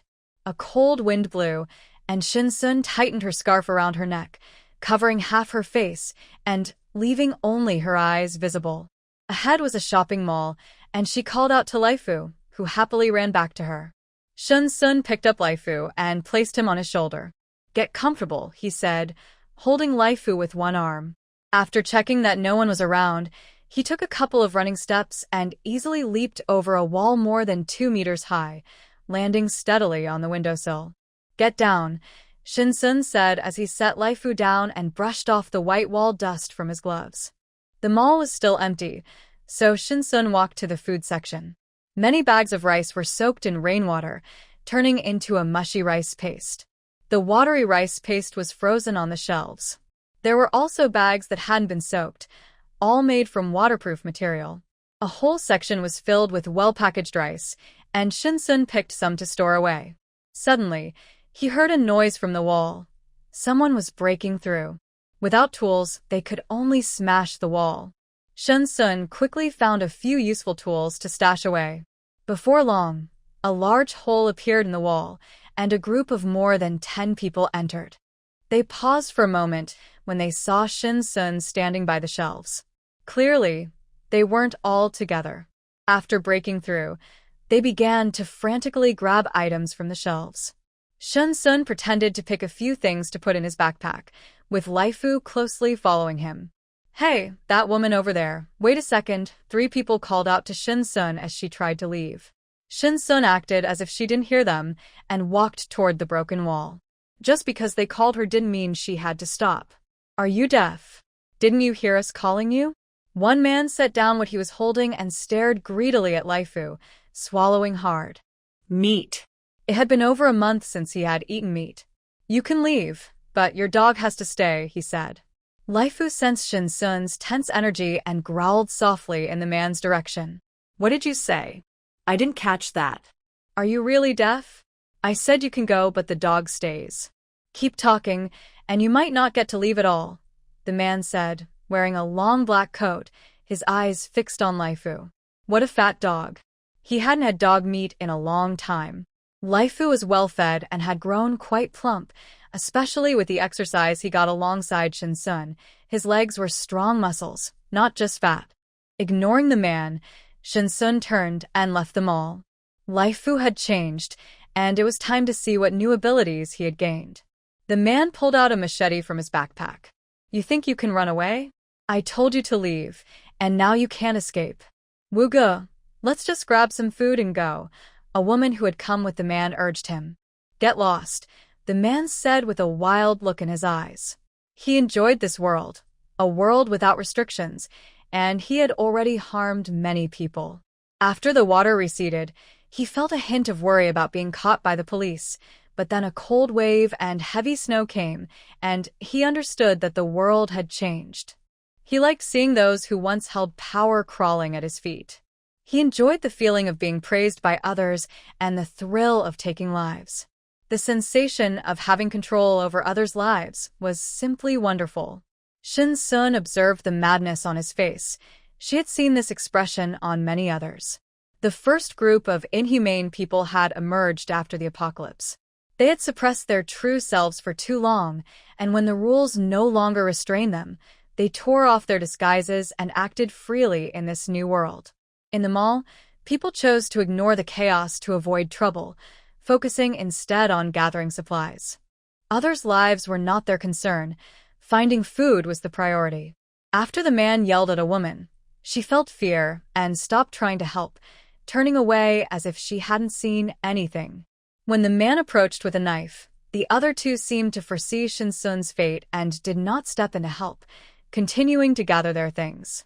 Once outside the mall, Shinsun paused and turned to face the man. "Not running away?" "You keep running," he said, his face twisted in anger, the knife in his hand already nicked. "Who said I was going to run?" Shinsun opened her backpack, pretending to look for something, but instead pulled out a long sword from her space. The man hesitated, his smile fading. Someone brave enough to search for supplies alone was either like him or had some skills. He couldn't tell which category the young girl belonged to. He looked back. They were already a distance from the mall. "Laifu," he said, "he wants to eat you. What do you think?" Laifu crouched, ready for fight. The man was still hesitating, but Shinsun was advancing toward him. Having harmed so many already, he felt no fear and charged at Shinsun with his knife. Shinsun didn't intend to kill him. She simply blocked his attack with her sword and kicked under his arm, causing the knife to drop to the ground. She picked up the man's knife and stepped aside. "Laifu, he's yours now." From this moment on, she would train Laifu. Laifu paused for a moment, looking at Shinsun and then at the man, before leaping forward with its mouth open. Could it really bite something now? When Shinsun had put it in the space before, its natural instincts made it want to attack those animals, but Shinsun wouldn't allow it. Every day, it could only bite live fish during mealtime, using their fresh blood to comfort itself. In an instant, Laifu's fierce appearance made the man take 2 steps back. His armpit was still in pain, and when Laifu jumped on him and tried to bite, the man raised his hand to block it. Laifu bit down on his hand. The sharp teeth pierced through the fabric and into his skin, causing the man to scream, "Aw! Get away!" Laifu was kicked into the snow and rolled twice. It let out a whine, looking at Shinsun with a wronged expression, but Shinsun pretended not to see and leaned against a tree to drink water. With no other choice, Laifu got back up and charged again. This time, it was worse. The man punched it in the neck, making its head spin for a moment. Laifu stood up, alert and watching the man. It circled around him twice, then jumped onto his back and bit down. The man felt Laifu tear a chunk of flesh from the back of his head, and his hat was pulled off as well. The blood flowing from his head quickly froze, and in pain, the man prepared to counterattack. Seizing the moment, he caught Laifu's front leg and slammed it to the ground. Laifu quickly got back up, and the two faced off. The man was stunned. This dog was so fierce. Even after being hit like that, it could still stand. The man was strong enough. He had knocked someone out with a punch before. Laifu was also showing its fierce side. It was a mix of a lion and a tiger, and its speed was superior to both. It carefully observed its target, ready to deliver a fatal blow. Shinsun felt slightly reassured seeing Laifu's change. It had almost attacked earlier. Laifu ran and jumped onto the man's body, then leaped off when the man tried to retaliate. It had bitten into the man's shoulder, and as more wounds appeared, the man's speed began to slow. Laifu planned to wear him down little by little. The blood from the wounds froze, and even if he could run away now, he wouldn't last long. Laifu stopped engaging in close combat. After landing a hit, it retreated, moving too quickly for the man to catch up. People in the mall seemed to notice the man had been gone for a while and came out to check. The wounds on the man's legs were no longer enough to support him, and he knelt on the ground, the surrounding snow stained red with blood. "Come on, Laifu, stop playing. Let's go," Shinsun said as she turned to leave. Laifu jumped on the man and bit his neck, blood flowing out as the man fell over, gasping for breath. Laifu ran after Shinsun, calling softly. Shinsun took out some fish treats.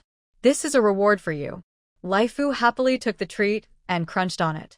Shinsun noticed the blood on Laifu's mouth and thought about how young Laifu still was. It had the instinct to hunt but lacked experience. After walking for a while, Shinsun felt very cold despite wearing thick clothes. She poured herself a cup of ginger water to warm up and poured another for Laifu. After finishing the water, Laifu ran to a pile of snow and started digging. Shinsun initially thought it needed to go to the bathroom, but Laifu called for her softly, so she walked over.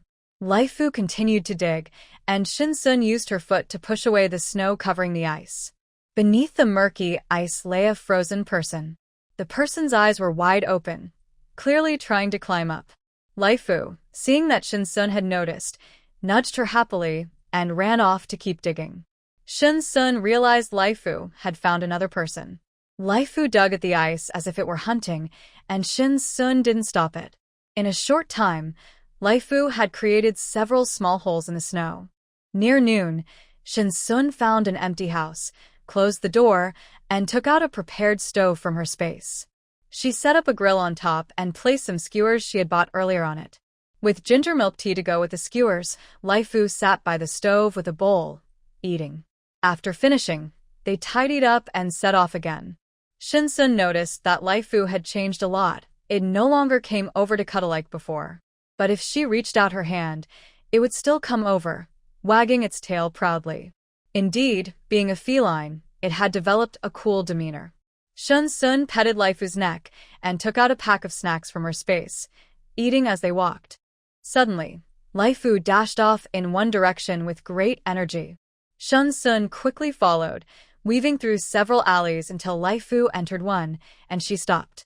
The alley was filled with a strong smell of blood and the stench of decaying bodies. Shinsun drew her sword and stepped inside cautiously. In the 3-meter-wide alley, countless bodies were piled up, some decayed, some intact. The yellow-black liquid from the bodies had frozen and solidified on the ice. Even though Shinsun was mentally prepared, she was still shocked by the scene before her. Laifu, come here. Laifu swallowed nervously and cautiously moved to Shinsun's side. Under the cold sunlight, Shinsun saw several crocodiles lying on the ground, eating. Among the stacked bodies, she recognized a few that she had thrown into the water herself, surprised they had been dragged here. The crocodiles stopped eating and turned their eyes toward Shinsun. She gripped the knife tightly, as one of the crocodiles had a severed hand in its mouth. She could see its sharp teeth moving, and the sound of bones cracking echoed painfully in the quiet alley. The bones must have been crushed, she thought, as the crocodile crawled closer to her, making a gulping sound. The fight was about to begin. The animals that had survived were already mutated. Shinsun couldn't afford to be careless. The crocodiles moved quickly on their limbs. She turned and ran, realizing the alley was too narrow to maneuver well. She needed to lure them out first. Laifu, come on, she called back while running. Laifu seemed unusually excited, looking back at the crocodiles before quickly following Shinsun out of the alley. The crocodiles chased closely behind, their saliva leaving long trails on the ground. Shinsun had nowhere to retreat. The crocodiles formed a circle, trapping her and Laifu in the middle. Shinsun tightened her grip on the knife as the crocodiles rushed at her without giving her a moment to breathe. She swung the knife down, striking one crocodile on the head. More crocodiles charged forward. Holding Laifu in one hand, she stepped on a crocodile's head and used it to leap out of the circle. The knife had already chipped, and Shinsun realized how strong the mutated creatures had become. Blood flowed from the crocodile's head where she had struck, but the wound wasn't deep.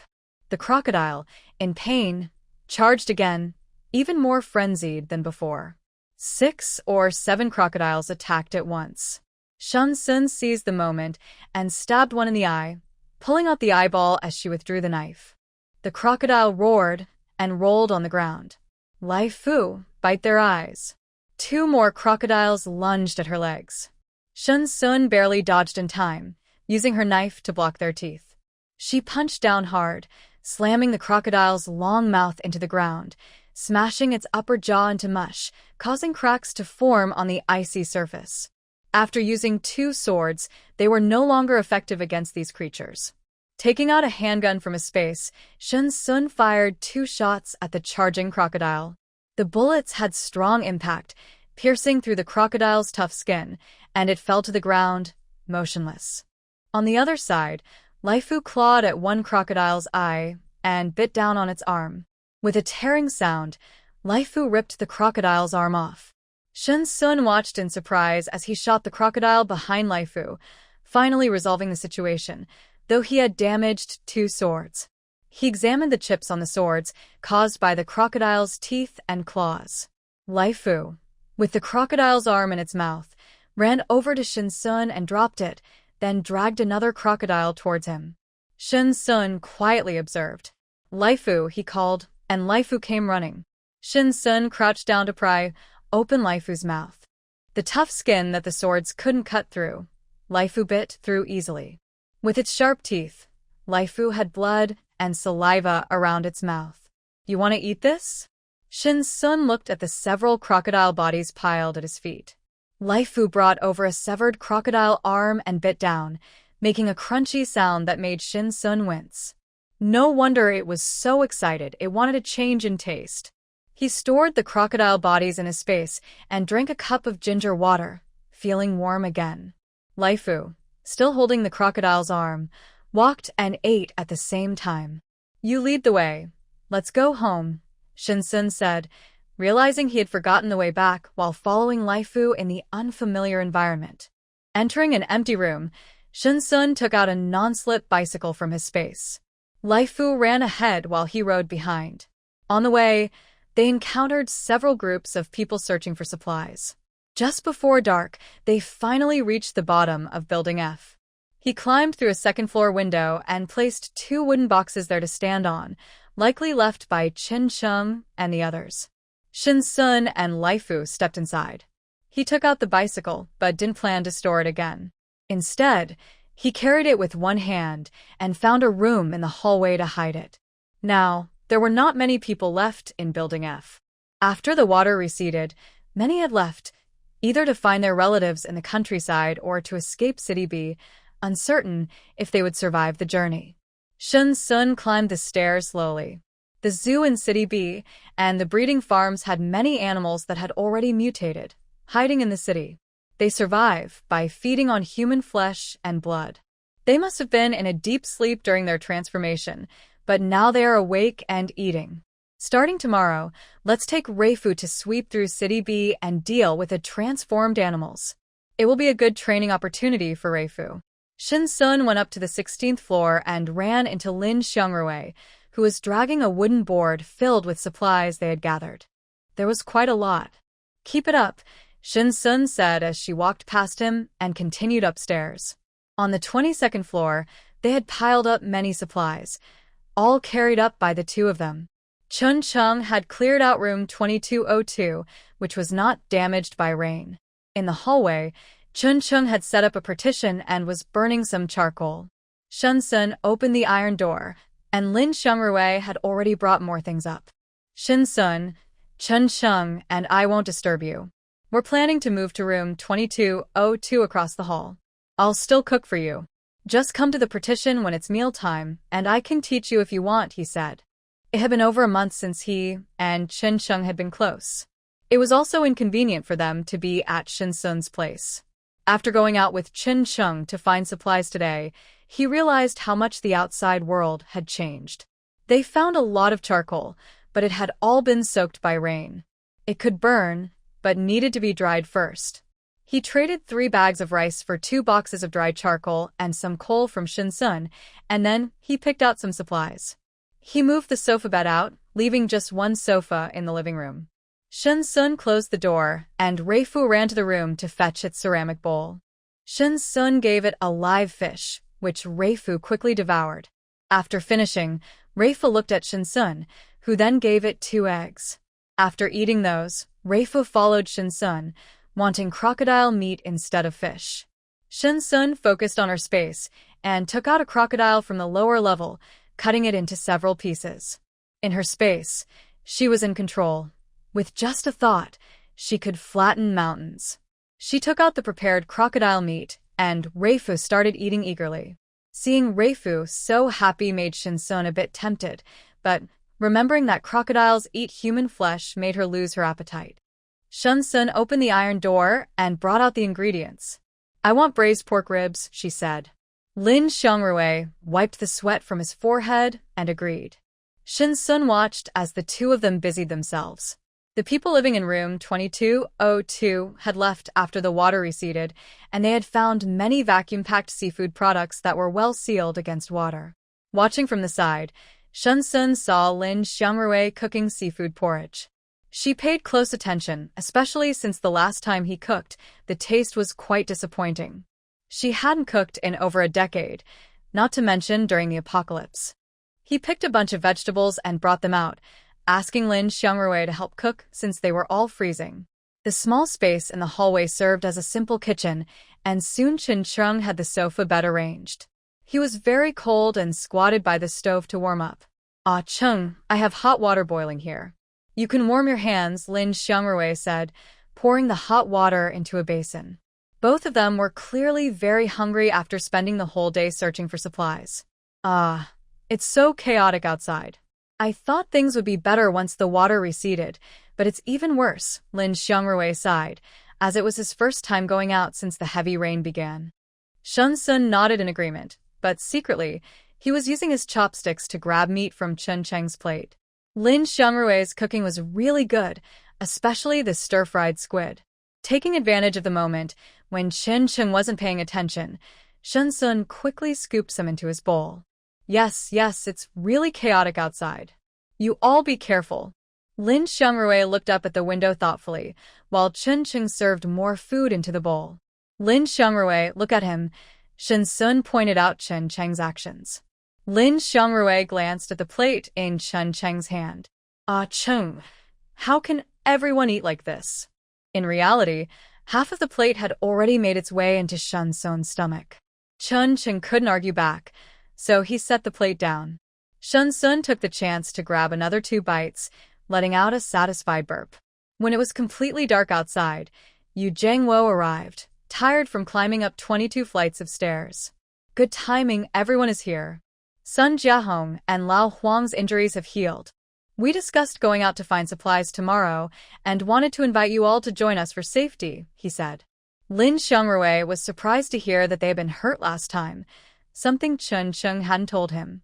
He shot a sideways glance at Chen Cheng, realizing how chaotic things were outside after their outing today. Having more people to search for supplies was definitely better. He agreed, and Chen Cheng had no objections. Yu Jiangwo looked at Shun-sun. "I won't join you all. I need to walk my dog." Shun-sun stood up to say goodbye to Yu Jiangwo. Yu Jiangwo thought, what on earth, walking a dog? After Shun-sun went inside, Lin Xiangrui told Yu Jiangwo that Shun-sun had a pet, but he wasn't sure if it was a dog. Yu Jiangwo was baffled. With the situation as it was and not enough food to go around, how could anyone think about walking a pet? Shun-sun brought out the stove that was burning brightly to heat water, plugged in the electric blanket, and since Lin Xiangrui and the others weren't there, he could turn on the solar power tomorrow and enjoy the warmth. Lai Fu has finished eating, and Shun-sun looked at its mouth full of crumbs. "Come here," Shun-sun said as she brushed its teeth, making sure there was no smell before letting go. After all, she often liked to hug and kiss Lai Fu, and a clean kiss made her feel more at ease. The water on the stove was boiling. Shun-sun mixed in some rainwater to take a bath and then comfortably lay on the big bed. As she drifted into her thoughts, she looked at the quiet rabbit. The food supply was about to be ready, so she fed it a few tender little bok choy leaves. Shun-sun picked some fruit and started collecting eggs, as many chicks had hatched again. After leaving her thoughts, Shun-sun took out the fruit. She couldn't eat too much late at night, so she picked up a book to read for a while. Her eyes felt a bit tired, and soon she fell asleep under the covers. In the morning, after getting up and washing up, Lin Xiangrui called her from outside to eat. The two of them woke up early today to go out for supplies. After Shun-sun finished washing up, Chen Cheng was already sitting at the table eating. He had made simple fried rice with ham and leftover vegetables from yesterday, along with the chili sauce they had found. Shun-sun ate 2 big bowls. In the corner, there was a clothesline with several cotton jackets hanging. The stove was burning brightly, indicating that the clothes they found yesterday were drying and could still be worn. Shun-sun returned to her room to get dressed and put on her shoes. Although Lai Fu's mouth wasn't covered in crumbs, it was still messy with blood, so Shun-sun held it and washed its mouth again. As they stepped outside, they ran into each other. Lin Xiangrui looked at Lai Fu and said, "Shin-sun, what did you feed it? It's growing so fast." Indeed, Lai Fu looked much bigger than before, almost twice the size. Shin-sun looked down at Lai Fu, still wearing the same cotton jacket, but it seemed tighter now.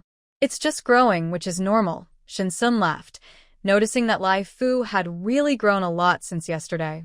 The three of them went downstairs together. Shin-sun found the bicycle she had hidden in a small room on the 3rd floor and brought it down. "Shin-sun, you're amazing. You even found this," Lin Xiangrui exclaimed, looking at the bicycle. Everyone else was walking on the ice, but Shin-sun was riding a bike. "I got lucky yesterday while exploring a mall," she replied, as Yu Zhengwo and his group approached. Shin-sun hopped on the bicycle and said, "Lai Fu, let's go." Lai Fu ran after the bicycle, and Sun Jiahong watched the pair leave, saying, "She really is taking her dog for a walk." After hearing Yu Zhengwo talk about it yesterday, she couldn't believe it. "Now it's so chaotic. She won't be in danger alone, right?" Zhang Yuanchao said. He remembered the group they encountered before, who had paid a high price to escape. Qinqing looked at Shin-sun riding away on her bicycle and thought Zhang Yuanchao's comment was unnecessary. Even if they faced danger, Shin-sun would be fine. Shin-sun constantly surprised him. Just when he thought she was impressive, she proved to be even more capable. Without Shin-sun, Yu Zhengwo brought an extra person this time, a friend from Building E. They were heading in the opposite direction from Shin-sun. The sun was shining brightly, but it felt cold, and there was no sign of melting snow. Shin-sun stopped her bicycle and took a sip of ginger water from her thermos. She had gathered enough supplies to last a lifetime, but she lacked experience in fighting mutated animals. Shin-sun crouched down to look at Lai Fu, noticing that the coat it wore looked a size too small. After changing Lai Fu into a new coat, Shin-sun leisurely rode her bicycle, moving slowly as if she were just taking her dog for a walk after breakfast. Lai Fu was digging again, and as Shin-sun rode a bit further, she could see some frozen bodies along the road. She arrived at the alley from yesterday, hoping to get lucky and encounter a mutated animal. After all, that place was like a cafeteria where they could find food. Shin-sun was not directionally challenged. She had memorized the route after walking it once yesterday. Lai Fu seemed to behave normally, and as she slowed down, she found the alley looked the same as it did yesterday, with signs of the fight buried under snow and wind. Confirming there were no abnormalities and that the bodies hadn't been disturbed, Shin-sun rode her bicycle out of the city center. Even if there were mutated animals, the city center was crowded, so there shouldn't be too many of them. She pedaled out of the city center, heading in one direction. After riding for more than half an hour, Shin-sun got off her bicycle and pushed it along. Most of the buildings here had collapsed, and with no structures to block the wind, her face felt numb from the cold gusts. As she tried to cross a railing while pushing her bicycle, Lai Fu bit her pant leg and pulled her in another direction. "Lead the way," Shin-sun said as she got back on her bicycle, and Lai Fu ran swiftly across the icy ground. After passing several collapsed buildings, Lai Fu led Shin-sun to an unfinished building. Shin-sun parked her bicycle and stepped onto the rubble, following Lai Fu into the structure. The building materials were decent, and even after a month, they hadn't deteriorated. The rubble was marked with frozen traces, and even though Shin-sun wore non-slip shoes, she slipped twice. As she crossed the rubble, she jumped down, finding herself on the 2nd floor, which was empty except for a few standing pillars. The black puddles on the ground had frozen into ice. Lai Fu, who had been excited yesterday, grew more cautious as they moved deeper inside, inching closer to Shin-sun. Observing Lai Fu's reaction, Shin-sun gripped her handgun tightly. She felt an unsettling sensation, as if something was watching her. She approached each pillar carefully, wary of anything that might be hiding behind them. Reaching the staircase on the 2nd floor, Shin-sun noticed bloodstains leading down from above, varying in color. The trail suggested someone had been dragged downstairs. The area below was pitch black, and Shin-sun hesitated to descend, pulling out a powerful flashlight.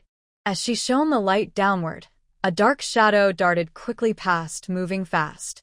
Laifu tensed, ready for an attack. Shun Sun shone the flashlight deeper into the space, but it was too vast, and the shadow had vanished before she could see what it was.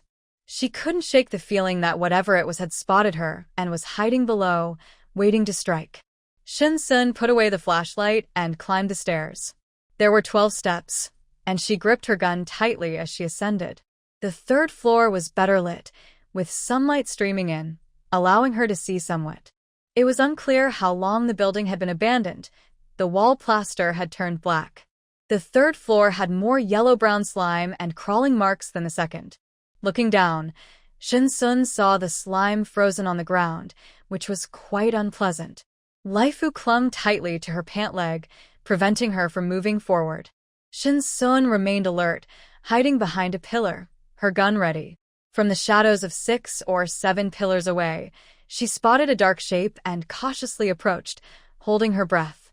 A python as thick as a bucket coiled in the corner, and Laifu pressed closely against Shin Sun, sensing the danger.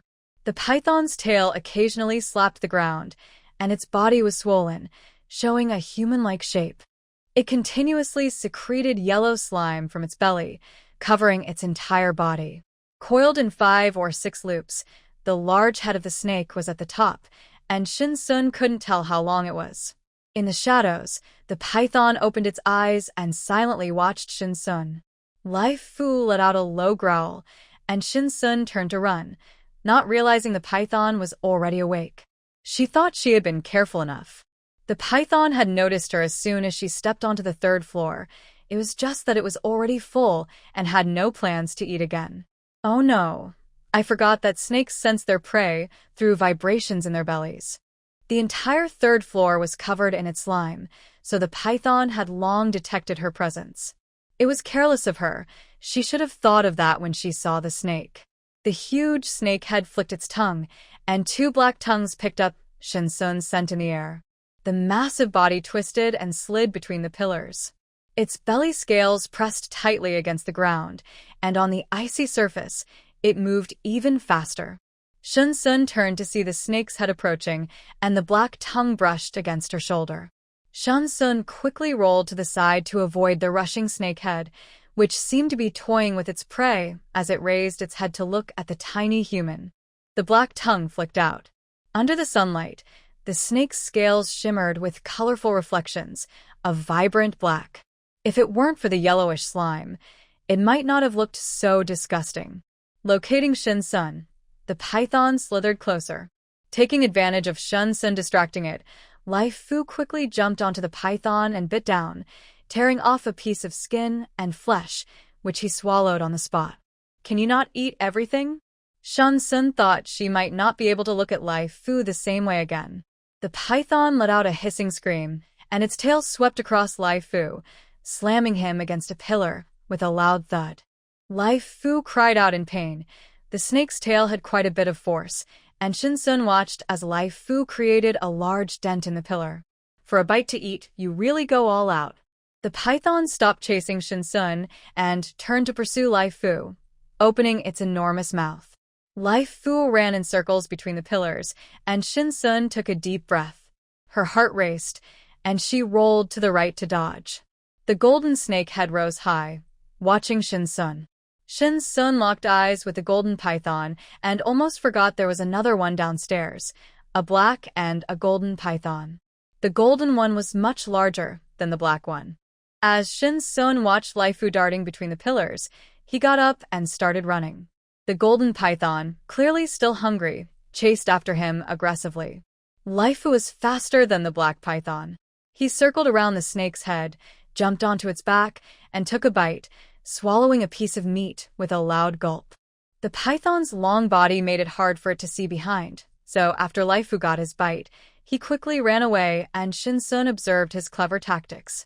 Hearing the black python's cries, the golden python flicked its tongue and focused on Laifu. Shin Sun picked up a broken piece of concrete from the window and threw it at the golden python. The python turned its attention to Shin Sun, and another chase began. The golden python, over 10 meters long, coiled around the pillars, trapping Shin Sun in the middle. Shinsun switched his handgun for a dagger and stabbed it into the python's body. The blade barely penetrated, but Shinsun used the position to slash, creating a long wound on the golden python. The massive head lifted, and it opened its mouth wide to bite down on Shinsun, revealing sharp teeth dripping with green venom. His handgun was aimed at the python's mouth. Hiss! The golden python, in pain, rolled away to break the circle. Laifu jumped next to Shinsun, chewing on a piece of golden snake meat.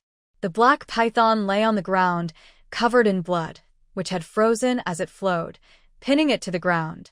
Raising its head, the black python showed signs of retreat, but its wounds were frozen, and it clearly wouldn't survive long. The golden python slithered over to the black python. After a quick glance, it lowered its head and bit down at a vital spot, ending the black python's life. The golden python opened its mouth wide and swallowed the black python whole. Shinsun watched in shock, wondering if they weren't on the same side. With the food gone, Laifu let out a roar and ran over, biting the black python's tail. The two pulled at each other until the black python was torn in half. A half-digested body fell out with a thud, its flesh blackened by venom and stomach acid, with organs scattered around. Both sides ate quickly. In no time, the black python was gone, and Shinsun held his forehead, staring at the scene before him. Laifu licked the blood from his lips, his wild eyes fixed on the golden python. The python's gaze shifted between Laifu and Shinsun, finally locking onto Shinsun as its target. Shinsun couldn't help but laugh in frustration, realizing she was seen as the easy target. She pulled out her gun and fired a shot at the python's head. The shot was quick, but the python dodged, leaving a scratch of blood on its head. The python charged at Shinsun, but Laifu bit down hard on its tail, pinning it to the ground. Shinsun fired several more shots, and the python fell motionless. She fired 2 additional shots to ensure it was dead. The python digested quickly. The bulge from the black python it had just eaten was no longer visible. Shinsun touched its scales, feeling their cold, tough texture. What a great find! After eating the black python, Laifu had noticeably grown larger, stretching the zipper of its jacket, which hung loosely on its body.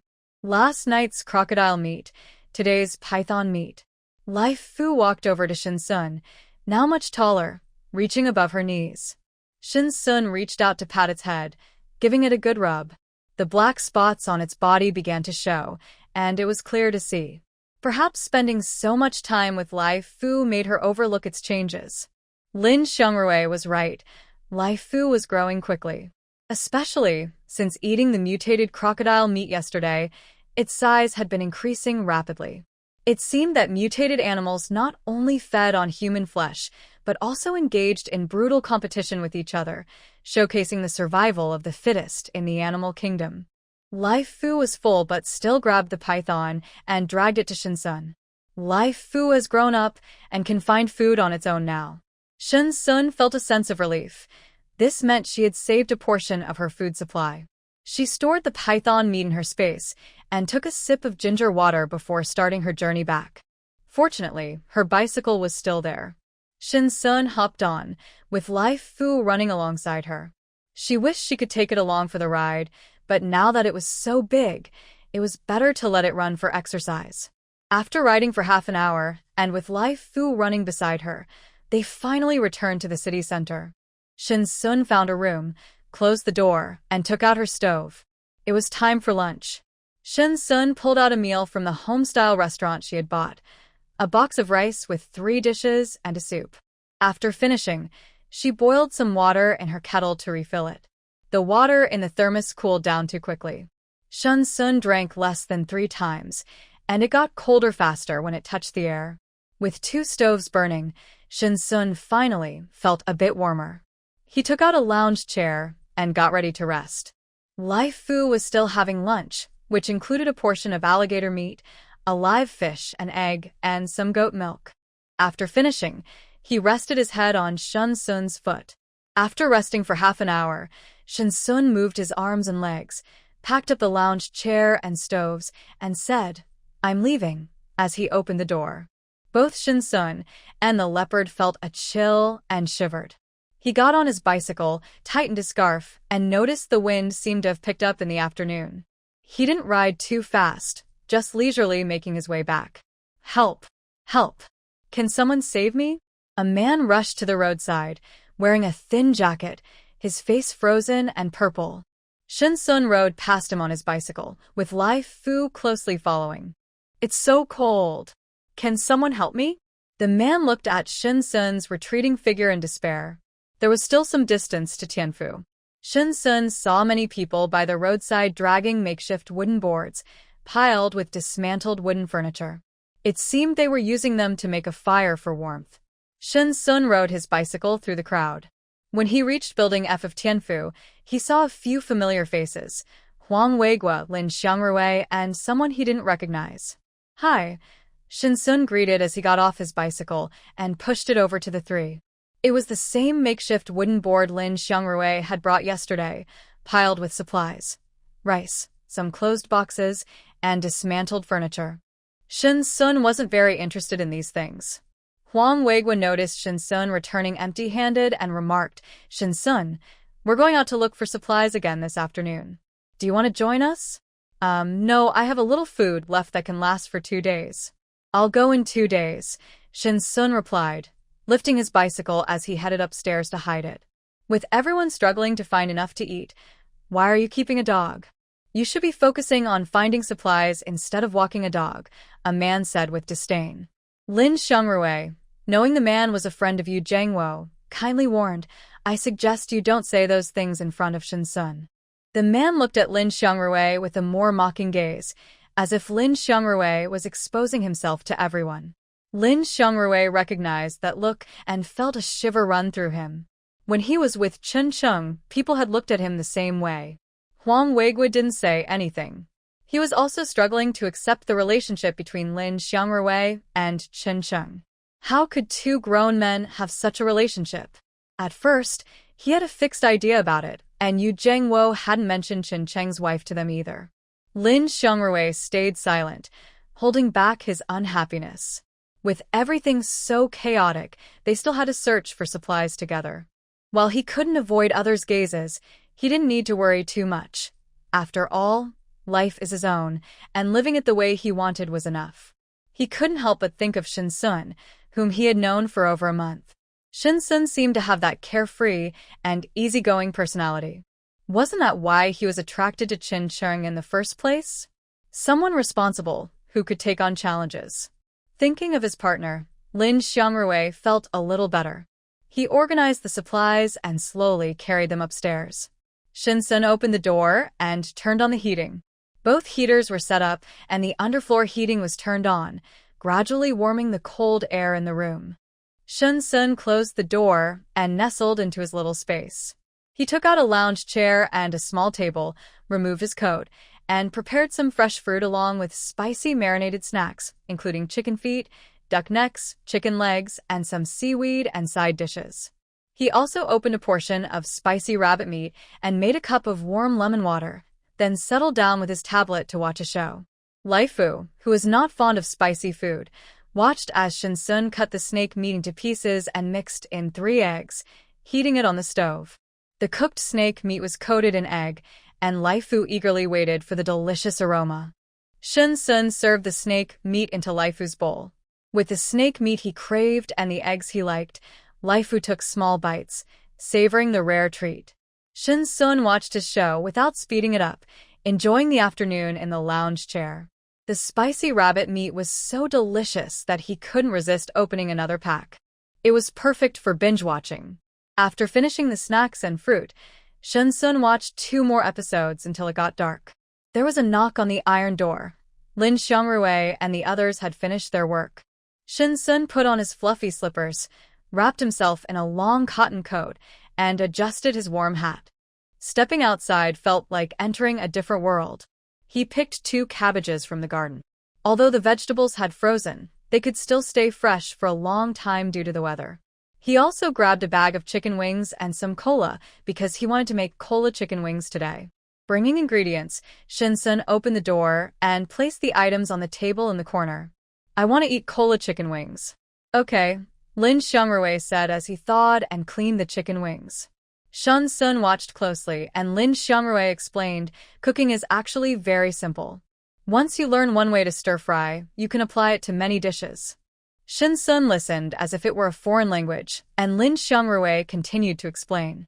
During the simmering phase, Chun Chung also came out, his hands covered in black soot, clearly from tending to the charcoal fire. Shin Sun looked inside the room and saw a stack of wood piled in the corner. Lin Xiangrui poured hot water for Chun Chung to wash his hands, and Shin Sun washed hers too, noticing a lingering spicy smell. On a small round wooden table, there was a pot of steaming white rice porridge, garlic cabbage, cola chicken wings, spicy stir-fried octopus, and steamed buns made by Lin Xiangrui from flour. The three of them understood how precious food was, and after eating, they felt quite full. Shin Sun said goodbye to the two, and Chun Chung brought the stove inside. With heating in the room, underfloor heating, and 2 stoves, Shin Sun felt unusually warm in the freezing temperature. After boiling hot water, she realized someone had been watching her for a while. I'm sorry, I was just too hungry earlier. Next time, I'll feed you first, Lai Fu said with a pleading look at Shin Sun. Lin Xiangrui called for dinner, and Shin Sun got lost in the moment, leaving while Lai Fu was still hungry. Shin Sun took some diced alligator meat and snake meat from her supplies, added 2 fish oils, and cracked 2 eggs on top, heating it on the stove. After Lai Fu finished eating, Shin Sun took a shower, brushed Lai Fu's teeth, warmed up an electric blanket, and put away 1 stove. Lai Fu curled up by Shin Sun's feet to sleep. At night, screams occasionally echoed from various corners of the city, but soon everything returned to silence. In the morning, Shin Sun got up, and Lin Xiangrui had already prepared breakfast. They had eaten and left, leaving a portion for Shin Sun. When Shin Sun opened the door, she saw the steamed bun on the small table, along with a serving of stir-fried cabbage and spicy meat. She heated the food in the microwave, dipping the bun in chili sauce and finishing the cabbage. Lai Fu sat by the door, looking at Shin Sun with a sense of helplessness. The owner only cared about eating and seemed to have forgotten about him, unlike before when she would prepare many delicious meals for him every day.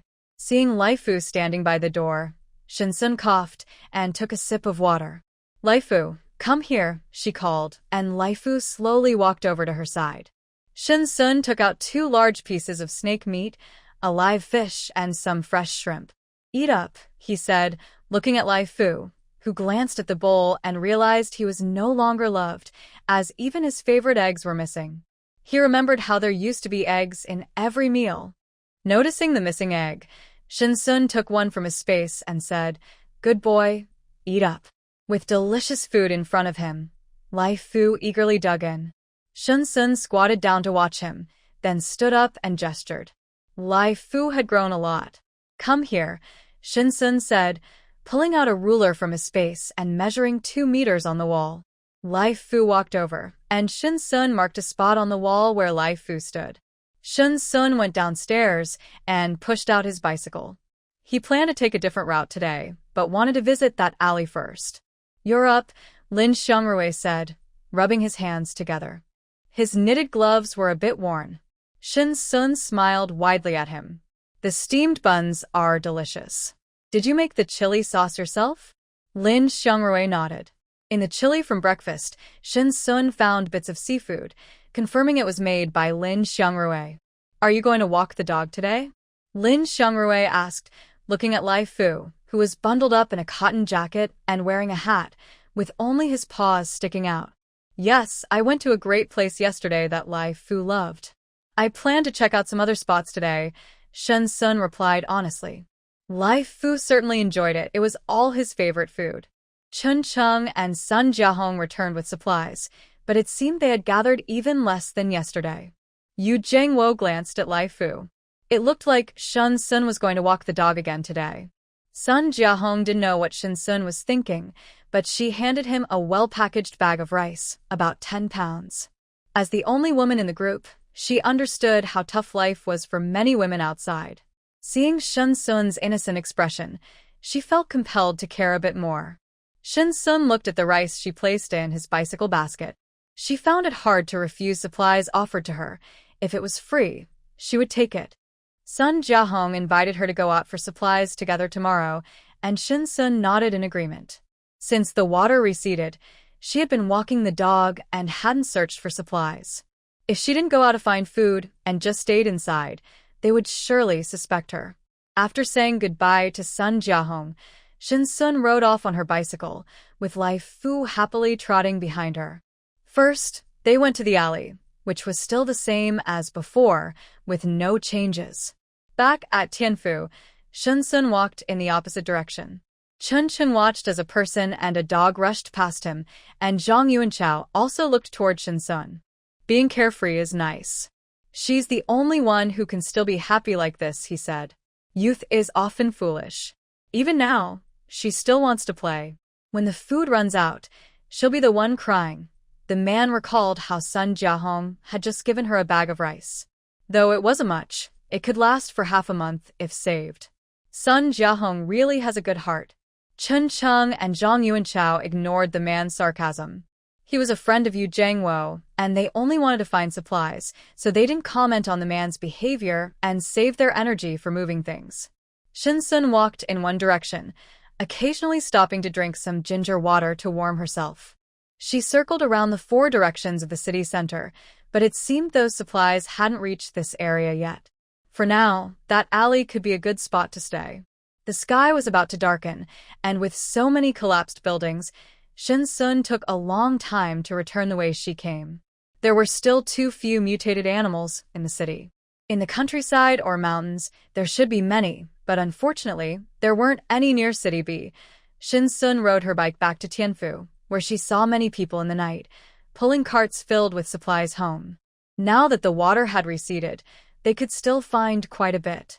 But every bite counts, and after running around the city center, Shin Sun noticed there were still quite a few survivors. Chun Chung was still moving supplies, and they each had a wooden board. When Chun Chung saw Shin Sun return, he nodded as a greeting. Shin Sun hid her bike and went upstairs, having found nothing today. What do you want to eat? Lin Xiangrui asked when he saw Shin Sun return. He was cooking. Shin Sun thought for a moment and replied, twice cooked pork and stir-fried carrots. Lin Xiangrui took out a piece of frozen pork from the bottom of the fridge and pulled out 2 carrots. After handing them to him, Shin Sun prepared food for Lai Fu. Lin Xiangrui thawed the pork, sliced it, and then went to Shin Sun's small garden to pick a few dead garlic sprouts to use as a side for the pork. Shin Sun had been watching him cook for a while and realized that many cooking methods could indeed be interconnected, just as he said. After finishing his work downstairs, Chin Chin came up and Lai Fu had also eaten. It lay by Shin Sun's feet while she gently petted its fur. The 3 of them sat at the small table, and Lin Xiangrui expressed his happiness that Shin Sun would go out with them tomorrow to look for supplies. Shin Sun served a large portion of braised pork to Lai Fu, who always enjoyed eating. Even though Shin Sun's cooking was not great before, he still savored it. The water on the stove was ready, and Shin Sun quickly cleaned herself up. The room was warm and the underfloor heating was nice, so she took a shower and dried off right there. After washing up, she snuggled into bed and sighed contentedly. In the morning, Shin Sun picked some greens because she wanted to make vegetable porridge, along with braised ribs. The 3 of them sat at the table for breakfast. Shin Sun ate with them, enjoying their rice, while she brought her own dishes to share. After the meal, Shin Sun helped Lai Fu clean his mouth and measured his height. He had grown quickly, gaining 5 centimeters since yesterday. His hat covered his ears and cheeks, revealing just his eyes and mouth. He changed into a fitted cotton jacket that hid the dark spots on his body. Ready to go, Lai Fu followed Shin Sun downstairs, where everyone was waiting. Supplies were becoming harder to find, so today they all planned to go further out. Shin Sun pushed her bicycle over, and Lai Fu stood by her feet. Lin Xiangrui saw Shin Sun coming down and waved to her from the crowd. Shin Sun, over here. Only then did Shin Sun notice that many people had gathered at the base of Tianfu building, likely also looking for supplies. Shin Sun walked over to Lin Xiangrui and took a sip of ginger water from her thermos. After waiting for 2 minutes, Sun Jiahong and Zhang Yuanchao arrived, accompanied by a woman. Sun Jiahong greeted a few people. The woman was wrapped in a large cotton coat, her small frame hidden inside. "This is my wife, Chun Hui," Zhang Yuanchao introduced her, and it was clear that Sun Jiahong knew her. Chun Hui greeted everyone, and Shin Sun crouched down to check Lai Fu's teeth. Seeing Shin Sun pay attention to him, Lai Fu nudged her thigh with his head. He had grown a lot taller. Shin Sun played with him, while Chun Hui awkwardly put away her smile, as only Lin Xiangrui responded to her greeting. Lin Xiangrui felt awkward too. Chun Qing couldn't speak, and Shin Sun only showed emotions during meals or when in danger. After another 2 minutes, Yu Zhengwo arrived with Huang Weigua, his friend, and 3 women. Recently, supplies around them had been exhausted, so they planned to go even further today. With more people, they could find more supplies. Inspired by Chen Cheng and Lin Xiangrui, they brought their wives along. Otherwise, it would just be one person searching for supplies while many at home waited for food. Shin Sun was still playing tag with Lai Fu in the snow, making snowballs and throwing one at Lai Fu, who quickly dodged it. "Shin Sun," Yu Zhengwo called out to her. There were 12 people in the group, 6 men and 6 women. Everyone except Shin Sun was bundled up, while she wore a warm suit and a jacket, making it easier for her to move. Yu Zhengwo introduced the others, and Shin Sun recognized one of the extra men, Luo Wangquan, whom she had met twice before. He had brought his wife along. The group was stepping in place to warm up a bit. Yu Zhengwo outlined a route, and they set off. Shin Sun rode her bike beside them, seeing collapsed buildings, with the first and second floors buried under ice. After a while, Lai Fu started digging in the ice again. Lin Xiangrui watched curiously. "What is he doing?" Lai Fu had already dug several holes along the way. "You can go see," Shin Sun said, swaying on her bike. Lin Xiangrui started to walk toward Lai Fu, but Chun Cheng grabbed his hand. "Don't go." Shin Sun smiled at Chun Cheng, as it seemed he already knew. The holes Lai Fu was digging contained the remains of people. Many had been buried there that night under the ice. After walking for over an hour, a building stood before them, over 40 stories high, with large holes in the walls, clearly having been searched. Someone peeked out from above, and Yu Zhengwo urged the group to keep moving. Since the building was already occupied, searching it further would likely lead to conflict. "We can't go any further," Huang Weigua said, his hands tucked into his sleeves, nearly numb. "If we keep going, it will take a long time to bring anything back," Luo Wangquan suggested as well. Shin Sun did not join in the argument. She was drinking water by the roadside and gave Lai Fu a sip. The steaming ginger water warmed her up. "Little sister, can I have a drink?" A woman approached Shin Sun, eyeing the thermos around her neck. She had seen that the water was hot and steaming. She was freezing and thought it was okay to share, since they were all out looking for supplies. She looked at Shin Sun, who seemed young. The woman was Huang Weigua's wife. Shin Sun glanced at the others still discussing and firmly replied, "No. It's just a sip of water. You gave some to the dog. What's the harm in giving me a cup?" The woman said, shivering, "I give it water because it's my dog." "What, do you want to be my dog too?" Shin Sun looked at the woman with disdain. She wouldn't want her even if she did. Lin Xiangrui held back a laugh. Shin Sun was truly infuriating, which made him feel a bit relieved. "That's too much to say. Sister Yun just wanted a sip of water." The woman stepped forward to defend Yun. Shin Sun got on her bike. "If she asks me, I have to give it to her."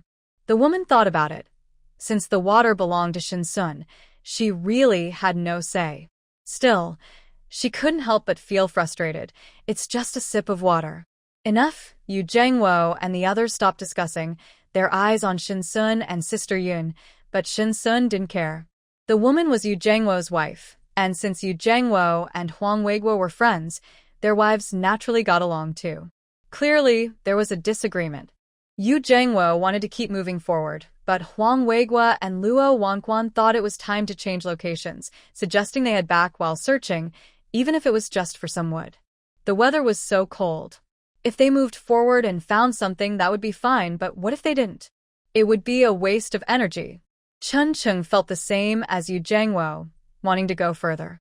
If they couldn't find anything in an hour, they could always return. Zhang Yuanchao shared Chen Cheng's thoughts. All the food near Tianfu was gone, and even the furniture in the buildings had been taken. It wasn't an exaggeration to say they had searched everywhere. Food was scarce, and everything was in short supply. Lin Xiangrui listened to Qin Cheng about searching for supplies. Shin Sun saw their differing opinions, and they eventually split into two groups. Yu Jiangwo, Zhang Yuanchao, Qin Cheng, and Sun Jiahong wanted to move forward, while Luo Wangquan and Huang Weiguo wanted to head back. They hadn't searched this path yet, and they might find something on the way back. Just before they separated, Yu Jiangwo was stopped by his wife, who insisted he return. "Honey, I'm really too cold. Let's just search on the way back." The woman shivered, and Yu Jiangwo had no choice but to part ways with the others. The 12-person team was now down to 6. Qin Cheng and Lin Xiangrui, Zhang Yuanchao and Qin Hui, Shin Sun and Sun Jiahong. The 6 continued forward. Without Luo Wanquan's constant complaints, the 5 moved a bit faster. Shin Sun rode her bike at the front, and the group walked for an hour, all silently focused on looking ahead. After walking for more than 20 minutes, they arrived at a 6-story shopping mall. Many people were moving supplies in and out. The group felt energized. "Let's hurry over," Zhang Yuanchao said, jogging ahead with his wife, while Sun Jiahong followed closely, holding her bow. Shin Sun rode over the gravel and brought his bicycle straight into the mall. The mall was not large, and the lower 2 floors were frozen under a layer of ice. The shopping area was on the 4th floor, and the group split up. Shin Sun watched as Qin Cheng and Sun Jiahong took out ropes from their backpacks, dismantled a metal shelf, and tied the pieces together to stack their supplies on top. They seemed experienced. Shin Sun grabbed 3 bags of rice and secured them to the back of his bicycle, also putting some snacks in his backpack. There wasn't much left to take. Most of the items in the mall had already been cleared out, and it was likely to be empty within a day. Many people were transporting items back home, and then returning to the mall for more. Zhang Yuanchao and Qin Hui, a couple with plenty of life experience, showed Lin Xiangrui how to stack items on the metal shelf. After working hard all morning, they helped carry the supplies downstairs and drag them back over the ice. Shin Sun had 3 bags of rice tied to the back of his bicycle and some snacks in the basket. Lai Fu also had 2 bags hanging from him, and the group headed back the way they came. It took them 2.5 hours to get there, and with the added weight, they weren't moving quickly on the way back. An hour passed, and they hadn't even covered half the distance. They squatted by the roadside to rest. Shin Sun opened his thermos and took a sip of ginger water, then pulled out a pair of plush tiger paw gloves from his backpack, which he had secretly brought from another space. Wearing the gloves, his stiff fingers gradually regained feeling. The group pulled the metal shelf, working hard and sweating, feeling warm. "Please, can you give me some food?" A woman suddenly rushed out from a nearby house. Her ungloved hands were covered in frostbite. Shin Sun looked at her hands and guessed they were severely damaged. The woman smiled, but her cracked lips oozed blood, which she unconsciously licked. Zhang Yuanchao's expression turned complicated. "Stay away from my husband. Why are you trying to attract men at a time like this? You have legs and arms. Go find food." Qin Hui scolded harshly. Tears streamed down the woman's face from the harsh words, but they quickly froze. She seemed to realize this and tried to wipe them away, but her face was already frostbitten. She shifted her focus to Qin Cheng, but was startled by Lin Xiangrui. She then looked at Sun Jiahong, who turned away. The woman walked over to Shin Sun. Throughout, Shin Sun didn't give her a single glance. He closed the lid of the thermos and simply said one word before she could speak. "Leave." The woman, filled with despair, knelt on the ground. She hadn't eaten for 2 days. Her companions had said they were going out to find food, but none of them returned. She had been abandoned. "Run, run, get out of the way." A group of over 10 people rushed out from the collapsed building, all looking terrified. 2 of them, as they ran past a few others, shouted, "There are monsters, run." Shin Sun became alert. Zhang Yuanchao and Qin Cheng exchanged glances, grabbed the rope, and started to run. "Let's go." They didn't know what was chasing those people, but their fearful expressions seemed genuine. A few of them hurriedly got up and dragged their belongings behind. Shin-sun hopped on his bicycle and turned to look toward the rubble. Shadows jumped down from the rubble, much smaller than the usual size, revealing mutated stray cats. Laifu seemed restless. Laifu, keep up, Shin-sun worried it might run back. There were too many people around, and it wasn't the right time to act, especially since there were quite a few mutated cats. In just a short time, Shin-sun had already seen more than 20. They moved quickly, appearing as mere black shadows as they ran. Help! It hurts! A few people heard the scream and turned to look. It was the woman from before, pinned to the ground, her clothes torn to shreds. The mutated cat's sharp claws scratched her, causing blood to splash, which quickly froze. One cat bit her exposed head and face. Its sharp teeth sank into her scalp, pulling out a clump of black hair, which it swallowed. The woman let out a more agonizing scream. Dozens of mutated cats were on top of her, biting and clawing. They seemed to be toying with their prey, not delivering a fatal blow, but instead enjoying her cries as they fed. Lin Xiangrui was so frightened by the scene that his legs went weak. Chun Chung grabbed his hand. "Let's go." Quickly, Lin Xiangrui's voice trembled. Zhang Yuanchao snapped back to reality and, along with Qin Hui, started running with their belongings. They felt an overwhelming surge of strength and didn't look back.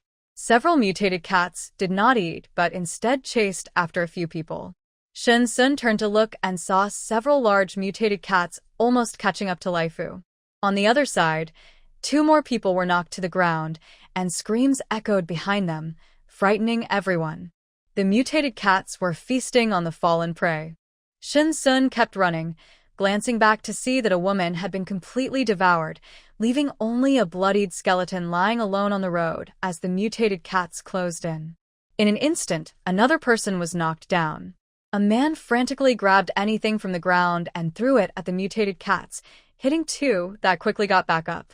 The man, clutching a stomach wound, ran faster, but he couldn't outrun the mutated cats. As they got closer, he grabbed the shirt of the woman running ahead of him. With a strong pull, he yanked her back, and the mutated cats immediately pounced on her, biting down. "Help! Help!" The woman cried out in despair, looking at the man's retreating figure. With the immediate danger behind him, the man quickened his pace to escape. Chun Chung watched the chaotic scene, noticing several people being used as stepping stones by their companions. He tightly held onto Lin Xiangrui's hand, both running as if they were ready to face death. When cats hunt, they often play with their prey, letting them escape for a while. Suddenly, 4 or 5 large mutated cats sprang out from an alley, blocking the escape route. They had played enough. It was time to eat. Shin-sun slammed to a stop as one mutated cat, about the same size as Laifu, appeared right in front of her. The people in the other alleys were also pushed back by the emerging mutated cats, and soon over 20 people found themselves in a tight circle. Laifu stood in front of Shin-sun, baring his teeth and growling. The mutated cat in front of Shin-sun took 2 steps back, its eyes warily watching Laifu. "Honey," Qin Hui and Zhang Yuanchao held each other tightly. Sun Jiahong had already drawn her bow, ready to fire. Shin-sun took a sword from her backpack, catching Sun Jiahong's attention. There was no way to escape now. Everyone quickly searched for any weapons they could find, even a stick would do. Among the rubble of the collapsed buildings, there were several pieces of rebar, and each person grabbed one. The mutated cats circled the group, as if deciding which one to eat first. A strong, unpleasant smell filled the air, and someone wet their pants. The urine instantly froze, and as the wind blew, the man shivered even more. Now, he didn't need the mutated cats to attack. He could freeze himself to death. Time passed slowly, and the mutated cat did not rush to act, but the man who had just wet himself went crazy. He began to take off his clothes in the crowd, one piece at a time, until he was completely naked. "I'm so thirsty, so hot, I'm so hot." The man's face turned red, and his exposed skin also turned red. He smiled, but those around him felt only fear. Everyone knew he was in danger. The man rushed out of the crowd and fell to the ground, his skin touching the icy surface. As he tried to get up, there was a tearing sound. The skin on his legs and abdomen stuck to the ice was ripped away. Screams erupted from the crowd as fear spread. The flesh that touched the cold air instantly froze, and several mutated cats rushed to the man, biting him. The sounds of chewing and swallowing made everyone uneasy. The mutated cats did not wait any longer and pounced. Chun Chung raised the steel bar in his hand and struck, knocking one cat to the ground, leaving it barely alive. Shun Sun used his sword, taking down one cat after another. Laifu pinned down a charging mutated cat with his front paws and bit into its neck, tearing it in half. "Don't eat." Shun Sun watched as Laifu licked the blood from his lips, swallowing the remaining half of the mutated cat. Shun Sun. Laifu approached Shun Sun with the leftover half of the cat, wanting him to help store it away like before. Lin Xiangrui swung the steel bar with all his might, knocking another mutated cat unconscious. Out of more than 20, only a few remained. The crowd slowly began to regain confidence. Meow. A slightly larger orange mutated cat emerged from the shadows, biting into a small cat's neck and swallowing it whole. After swallowing the small cat, it charged at Laifu, its powerful limbs propelling it forward, causing the crowd to scatter. Shin Sun, be careful, Sun Jiahong warned as she aimed her arrow at the large cat. The cat dodged swiftly, letting out a harsh, hoarse sound. The remaining mutated cats began to attack wildly. The large cat bypassed Shin Sun and chased after Laifu. Among the mutated animals, they devoured each other, and it had set its sights on Laifu, whose flesh was more appealing than that of a human. But to Laifu, the cat was also a tempting meal. Laifu opened his mouth to meet the challenge, and the two feline creatures fought fiercely, leaving behind many white and orange fur clumps stuck to the icy ground. Blood began to appear on the ice, and Laifu's hat was knocked off by a mutated cat, leaving several scratches on his coat. The mutated cat was covered in wounds, and Laifu bit down hard on its neck. With every movement of the cat, Laifu bit down harder until it stopped moving. Laifu raised his head and let out a roar that made all the mutated cats freeze and retreat.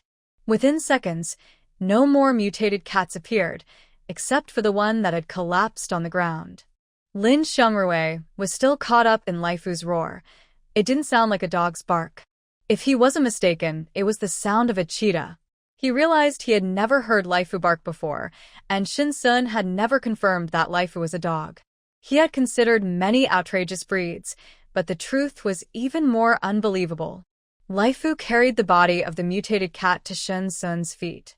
This was his food, but his hat had been damaged in the fight, revealing his unique features that set him apart from cats and dogs. A leopard. It's a leopard. Quickly, kill it. The crowd fell into chaos again, with some bolder individuals gripping their steel bars tightly, ready to strike Laifu if he made any move. Shun Sun. Lin Xiangrui looked at the fresh blood around Laifu's mouth and hesitated to approach. "You all should leave," Shun Sun said, wiping his knife. Several people had already surrounded him with steel bars. Zhang Yuanchao pulled his wife and the iron plate to leave first. Chun Chung glanced at Shin Sun's shiny knife, not worried about Shin Sun but about the others. They had just survived and were rushing to their doom. "What do you want?" "It just helped kill the monster leader," Sun Jiahong said, aiming her arrow at the crowd. She was just starting to accept that Shin Sun's dog had turned into a leopard. But what was happening now? This is your first time facing this, right? I've seen it several times. Nowadays, no animals are normal. Get out of the way, or I'll take you down too. Yeah, we've encountered this several times. None of the animals are normal. They eat human flesh. If we kill it now, we can prevent future problems. You should leave too, Shin Sun said, pulling Sun Jiahong over and pointing to the bicycles behind them. Sun Jiahong suddenly realized, forgetting that Shin Sun had a bicycle, which could go much faster than running. Staying would only be a burden. "Okay, I'll go first. Be careful." Sun Jiahong grabbed the iron sheet and ran off. Sensing hostility, Laifu tensed up next to Shin Sun as she picked up the mutated cat meat from the ground and placed it in the basket. She wants to run. A few people surrounded Laifu and Shin Sun with steel rods, while someone outside the crowd was picking up the cat meat. Shin Sun's gaze was cold. Now she understood. Laifu crouched, waiting for Shin Sun's command. Kill it. I've never had leopard meat before. Greedy eyes scanned Laifu, completely ignoring Shin Sun, the owner. Two people trapped Shin Sun while the others aimed their weapons at Laifu, knowing it was a large and fierce beast. Although it wasn't fully grown, they had seen its ferocity moments ago. Get to it, stop stalling, one person said, rubbing his arms, his sleeves torn and feeling very cold. Laifu. Tear them apart, Shin Sun said calmly, swinging her sword. The two unprepared men lost their heads in an instant. Blood sprayed out, but quickly congealed. Laifu, strong and fierce, lunged at one person, biting down hard before breaking free from the circle. Shin Sun was momentarily speechless. Why couldn't they just confront her directly instead of using this sneaky tactic? After Laifu broke free, the group stared at their fallen companions, shocked by how ruthless this woman was. She had killed two men in the blink of an eye. The person picking up cat meat quickly stopped and ran away. They couldn't catch Laifu, but they could catch the woman in front of them. The two foolish men had let her get away because they weren't paying attention, but now they were prepared. With so many of them, they were confident they could take down one woman. Miss, if you hand it over, we'll let you go, one man said, intimidated by Shin Sun's earlier ferocity, but they were many, and she should be scared, right? You talk too much, Shin Sun replied, charging at them with her sword. Those who harbored ill intentions towards her deserved to die. Only then could she feel at ease. A man swung a steel rod at Shin Sun's head. She could hear the whoosh of it slicing through the air. With a clang, she blocked the strike with her sword. Not looking back, Shin Sun swung her sword, slicing towards the man's hand. He screamed as the steel rod fell to the ground, along with his fingers. Ah! My hand! My hand! He cried, tears streaming down his face. Without a hand, how could he survive in this dangerous world? His fingers were instantly frozen, and the man could no longer feel his arms. The attack from behind had arrived. Trouble, Shin Sun ducked and rolled to the side, reaching for a dagger at his waist and throwing it. The dagger plunged straight into the man's stomach, and he fell to the ground, gasping in pain, his eyes filled with despair. He was about to die. In an instant, 5 had died. The remaining few, holding steel rods, dared not advance any further. They were already thinking of retreating. They were not criminals, just people who wanted a meal. One of them dropped his steel rod and tried to run. Laifu dashed forward, tackled him, and bit him to death. The others scattered in fear. Laifu, go after them, Shin Sun commanded. Laifu quickly chased after one, tackled him, and Shin Sun finished him off before Laifu went after the next one. Please don't kill me. I was just confused. The man cried, tears and snot on his face, one hand clutching the wound in his stomach. What was happening? He had only wanted to catch 2 cats for a meal, but so many had appeared. Now he faced a monster, and he truly wanted to live. As he looked back at the approaching figure with sharp teeth, he remembered the woman he had pushed into the monster pile, her eyes filled with the same despair. Shin Sun rushed over, intending to ask questions, but Laifu suddenly bit the man to death. Stop. Shin Sun put away her knife and twisted Laifu's ear. You little rascal, did I not make myself clear? Or do you think you're stronger now? Laifu crouched down, head lowered. Shin Sun scolded him for a while. These mutated animals had important information, and now, with some dead and others escaped, where could she find answers? These people had mentioned encountering mutated animals more than once, yet she had spent all day yesterday without seeing any. Let's go, Shin Sun said, taking out a tissue to wipe the blood from her hands. Laifu followed her, clearly having lost his earlier bravado. Back on the street, Shin Sun looked into the distance. Chen Cheng and the others were still there, waiting for her, possibly having witnessed everything. The mutated cat meat was still in the bicycle basket. Shin-sun got on her bike and wobbled over to them. You haven't left yet? Were you waiting for me? Yes, Lin Xiangrui and Chun Qing stood up, having anticipated the outcome. Shin-sun took the thermos off her neck, poured herself a cup of ginger water, and drank it. Laifu rested his front legs on her leg, wanting some too.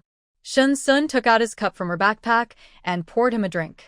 Lin Xiangrui and Chun Qing had seen Shin-sun kill before, so their expressions were relatively normal. However, Zhang Yuanchao and Sun Jiahong were still caught up in the earlier scene. Chun Hui didn't even dare to look at Shin-sun, surprised that the youngest girl in the group was the fiercest. She had heard her husband mention Qin Cheng, but never Shin-sun. Shin-sun, you're amazing, Sun Jiahong said, looking at Shin-sun with admiration. She appeared to be around 17 or 18 years old and had a pet leopard. I wonder if her real age is different from what it seems. It's fine, let's go. Zhang Yuanchao, the oldest among them, decided it was time to move on without further small talk. As they set off again, they finally reached the Tianfu area just as it was getting dark. They were tired and hungry. I'll go ahead, Shin-sun said, riding her bike in front. On this trip, they had gathered a lot of supplies from the mall, mostly food, which could last them for 2 months if they rationed it. After today's events, they knew that finding supplies would be even more dangerous in the future. Everyone felt a bit down. Let's hurry, Lin Xiangrui said, feeling very hungry as he and Qin Qing carried their things. What's going on now? Chun Hui asked, her tone filled with fear. It was her first time out looking for supplies, and she realized her husband had to face these dangers every time. Let's go too, Sun Jiahong said as she dragged a metal board into the community. Shin-sun went up to the 3rd floor, hid her bike, and stored the supplies. She didn't feel tired, just very hungry, having eaten only a little in the morning. She had planned to find a place to eat alone, but they were all waiting for her to return. Once back in the room, Shin-sun quickly took out the heater and turned on the underfloor heating. After the room warmed up, she boiled a pot of water on the stove. Lin Xiangrui and the others finished moving their things, and Shin-sun went to the garden to cut some garlic shoots, wanting to make stir-fried meat with them. Lin Xiangrui started cooking rice, while Qin Qing moved items into the house from the hallway. Seeing the ingredients, Lin Xiangrui knew without asking what Shin-sun wanted to eat. She really loved meat, and thanks to her, he and Qin Qing would get to enjoy some too. The aroma of the food filled the hallway, and Shin-sun had already set up a small stool, waiting eagerly. Laifu, her pet, came out with its ceramic bowl, looking at Shin-sun with a sad expression. Shin-sun smiled awkwardly as Laifu picked up the bowl and followed her. Upon entering the room, Shin-sun took out snake meat and alligator meat from the storage, along with 3 eggs and a bone set aside, knowing that Laifu must be just as hungry as she was. After warming the food, Shin-sun placed Laifu's bowl by the stove to keep it from getting cold too quickly. Eat up, she said, as Laifu buried its head in the bowl. Shin-sun noticed that Laifu's head had grown larger, and this bowl would no longer be usable. She would need to get a new one tomorrow. Time to eat, Lin Xiangrui's voice echoed in the hallway. Shin-sun turned down the stove so that the water would be ready after they finished their meal. All 3 were very hungry, and by the light of the stove, they enjoyed their food. Delicious, Shin-sun said, rubbing her full stomach. Lin Xiangrui really did cook well. The room was unusually warm. Shin-sun poured the hot water into a basin. It had been several days since she had a proper bath, just quick wipes. The electric blanket was warm, and after her bath, Shin-sun lay down in bed while Laifu slept in its nest by the stove, snoring softly. In the morning, Shin-sun woke up cold. The temperature had dropped again, nearing -70 degrees. The stove had gone out, but thankfully the heating and floor heating were still on, with Laifu sleeping on the floor. Shin-sun reignited the stove, this time using coal instead of charcoal, as coal burns longer, although the smell can be harmful. She opened a window for ventilation. Once both stoves were burning brightly, radiating heat, Shin-sun finished her morning routine and prepared breakfast for Laifu. When she opened the door, Lin Xiangrui was cooking. They had added another stove today, but Shin Sun still felt quite cold in the small space. Lin Xiangrui made meat buns and vegetable buns. Shin Sun watched him knead the dough. How much water should I add? Like this.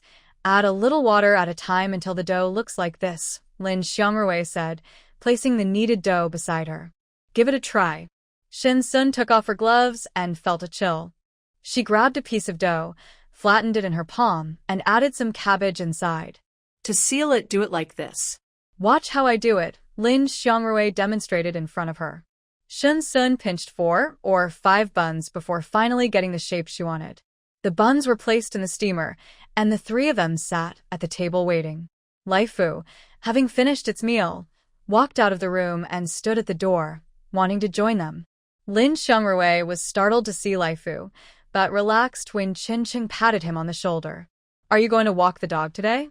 Lin Xiangrui asked, as he took out the steamed buns. Yes, Shin Sun replied, sticking his chopsticks into a bun, dipping it in some spicy sauce, and taking a bite. It's so hot. After breakfast, Shin Sun took Lai Fu downstairs. Lin Xiangrui and Qin Qing didn't plan to go out recently. They wanted to search Building F thoroughly today. They planned to dismantle and move any wooden furniture upstairs to burn for warmth. Shin Sun pushed his bicycle out. It was unusually quiet in Tianfu today, possibly due to the drop in temperature. Yesterday, many people were out looking for supplies, but today only a few were seen on the streets. Wearing a fluffy hat, glasses, a thick mask, and a warm coat layered with a knee-length fleece jacket, Shin Sun placed a heat pack on the areas that felt cold first and rode his bicycle out of the community. He decided to check the alley, where he had some luck yesterday. Sure enough, a few mutated cats that had escaped yesterday were feeding there. Shin Sun didn't act. Lai Fu circled around to block their escape. Meow. Lai Fu's presence scared off 2 of them, and the rest were caught and killed by Lai Fu.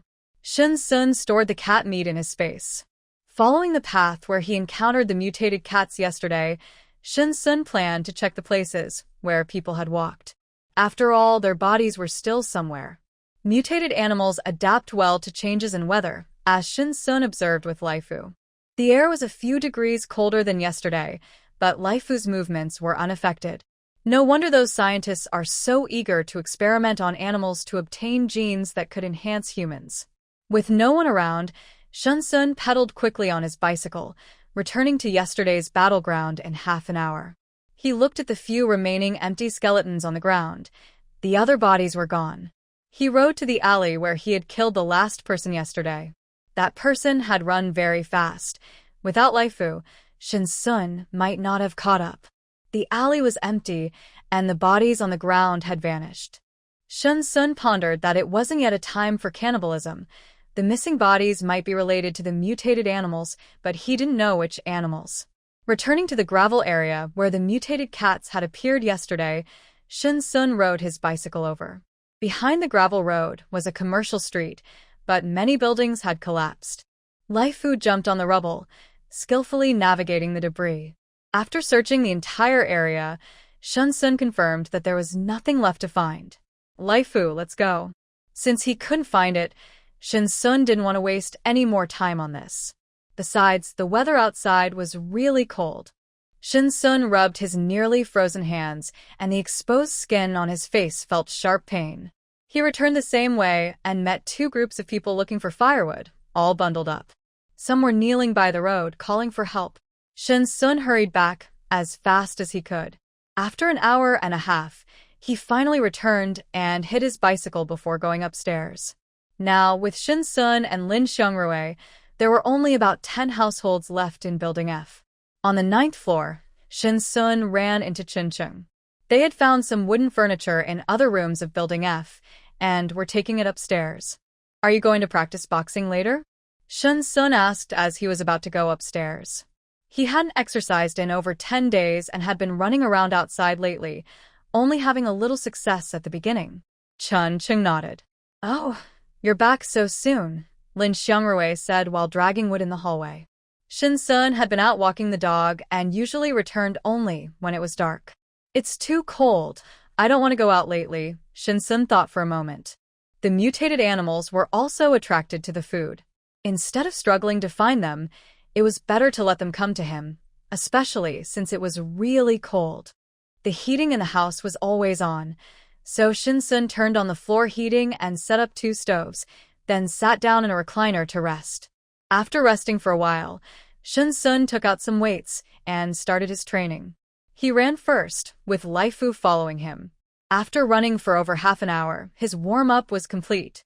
Just as Shinsun was about to switch to another piece of equipment, there was a knock at the door. It was Chunchung. Shinsun opened the door to find Chunchung in sportswear and a long coat, with a reluctant Lin Xiangrui standing behind him. Chunchung wanted Lin Xiangrui to join in the exercise to improve his fitness, and Shinsun had no objections.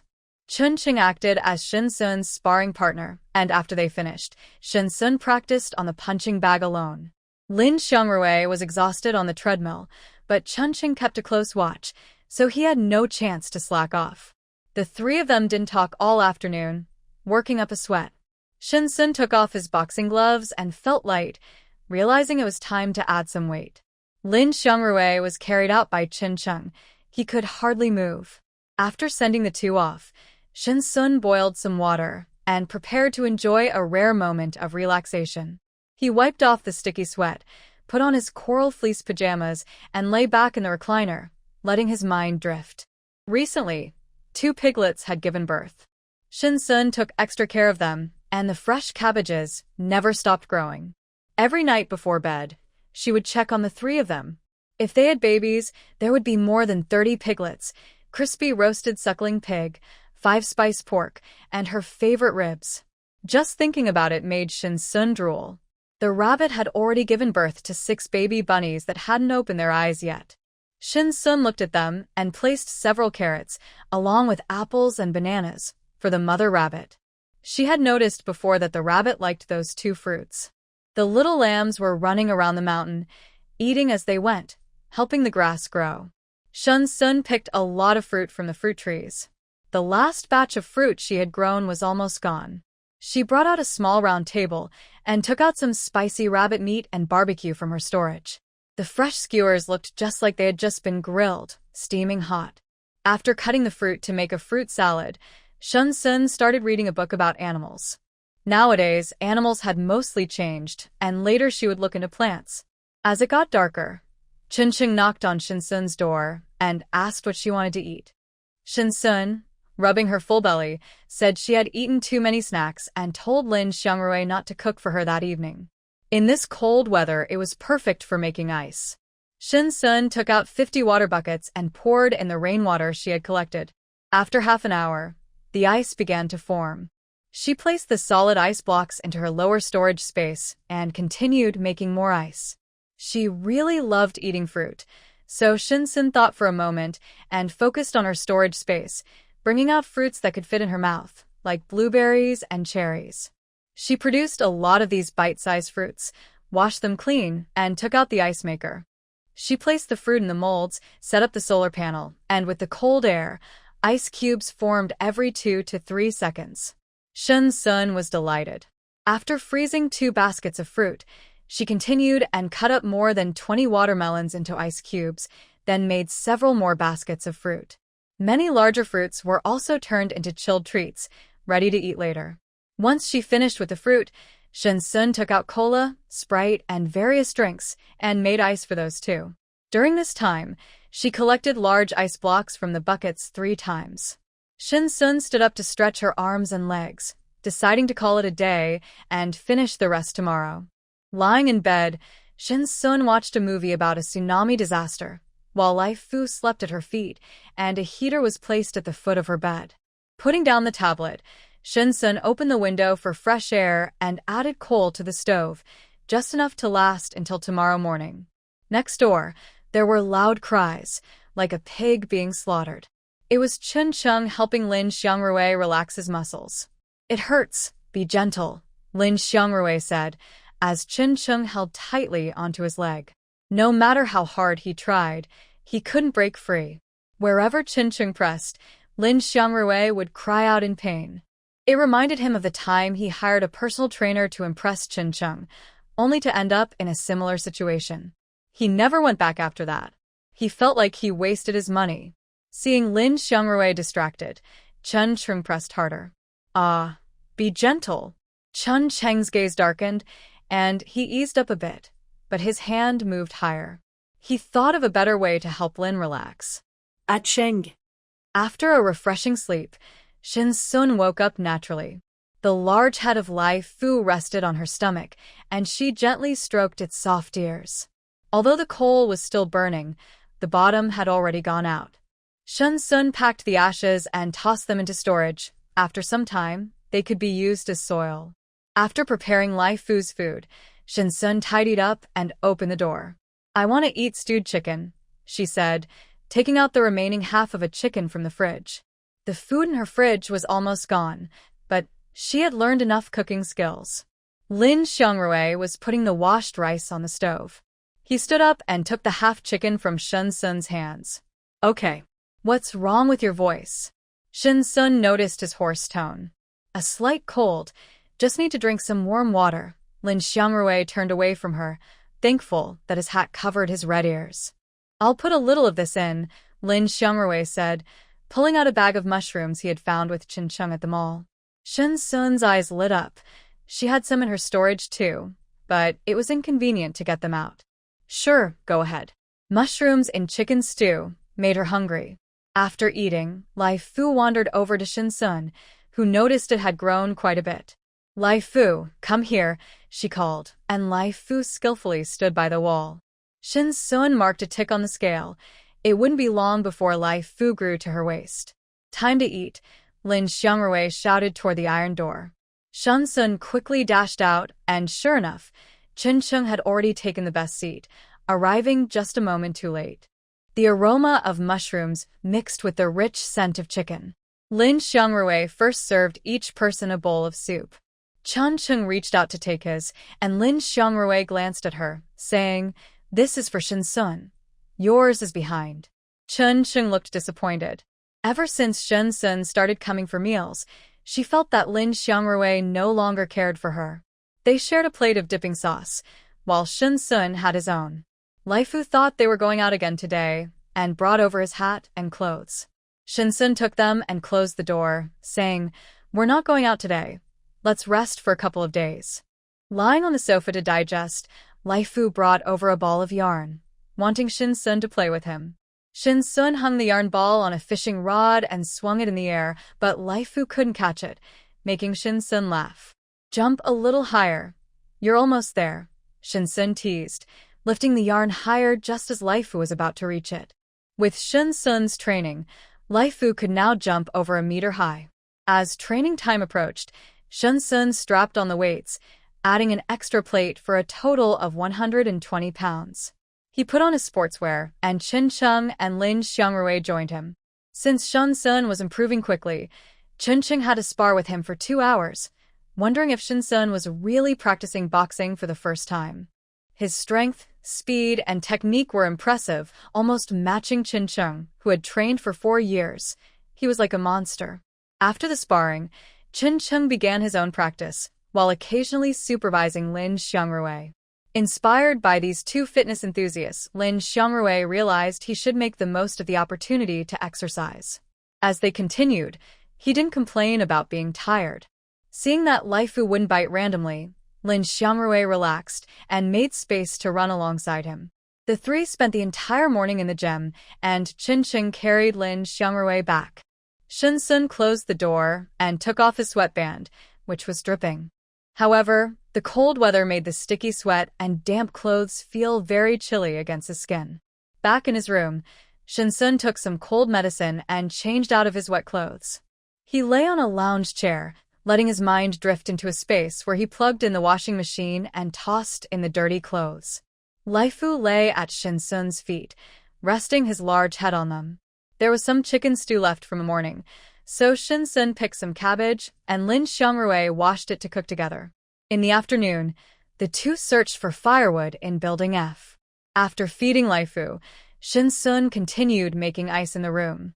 The extreme cold had just begun and would last for a year, while the extreme heat would last for 2 years. The ice cubes from yesterday were not enough, So Shinsun took out the ice maker and a bucket to continue making ice, adding lemon slices to the molds. Her ability was becoming more skilled, and baskets of fruit were turned into ice cubes, piling up like small mountains in the space, enough to last for a while. However, the large ice cubes for cooling were still insufficient, so Shinsun took out 50 big buckets, filling them with rainwater until there was no more room in the living room, and then she just had to wait. The clothes in the space were already washed, so Shinsun took out the dryer, plugged in the solar panel, and hung the spun clothes inside. The machine hummed as it worked. After finishing, the ice cubes had formed, and Shinsun began to collect them, pouring water in as she went. Collecting 100 felt like a workout for her arms. Once she was done, she collapsed onto the lounge chair to rest. Lai Fu squatted by the window, watching downstairs. When he saw Shinsun finish, he jumped down and nudged her with his head repeatedly. Shinsun patted his head. "You want to go out and play?" Which made sense, as Lai Fu was not a typical pet, but a large beast with a natural instinct to hunt. Shinsun found a chain bag in the space that fit Lai Fu perfectly. He looked at her with confusion, then excitement, wondering if they were going out. She put some bones and fish jerky in the bag for him to eat, then opened the big iron gate. Lai Fu happily dashed outside, but when he noticed Shinsun was slow to follow, he came back. "Go play, but come back before dark," Shinsun said expressionlessly. If Lai Fu didn't return, she wouldn't be too sad. It would save her some food. Plus, the cold air allowed mutated animals to roam freely, but she was human and couldn't handle it. Lai Fu hesitated, as he was used to going out with her. Shinsun slowly closed the door, and he paced in front of it. When he saw her actually closing it, he scratched at the iron door anxiously, making a loud noise that caught Shinsun's attention. Lai Fu jumped on Shinsun, licking her with his tongue. She patted his head, realizing he was growing, and his wild nature was inevitable. She couldn't keep him tied to her all the time. He needed to learn to handle danger on his own. If he became stronger, it would make things easier for her too. It wasn't easy to raise him well. After comforting him for a while and confirming that she still wanted him, Lai Fu frequently looked back as he ran down the stairs, eventually disappearing from sight. With a lingering gaze, Shinsun began to collect the ice blocks. After finishing with over 100 buckets, the ice had already formed again. The large ice blocks piled up like a small mountain in the space. Shinsun, exhausted, collapsed onto a lounge chair. He felt so tired that his arms were numb, even more so than after boxing. This was the first time his enhanced body felt fatigue. Looking at the newly formed ice blocks in the living room, Shinsun resignedly got up to collect them.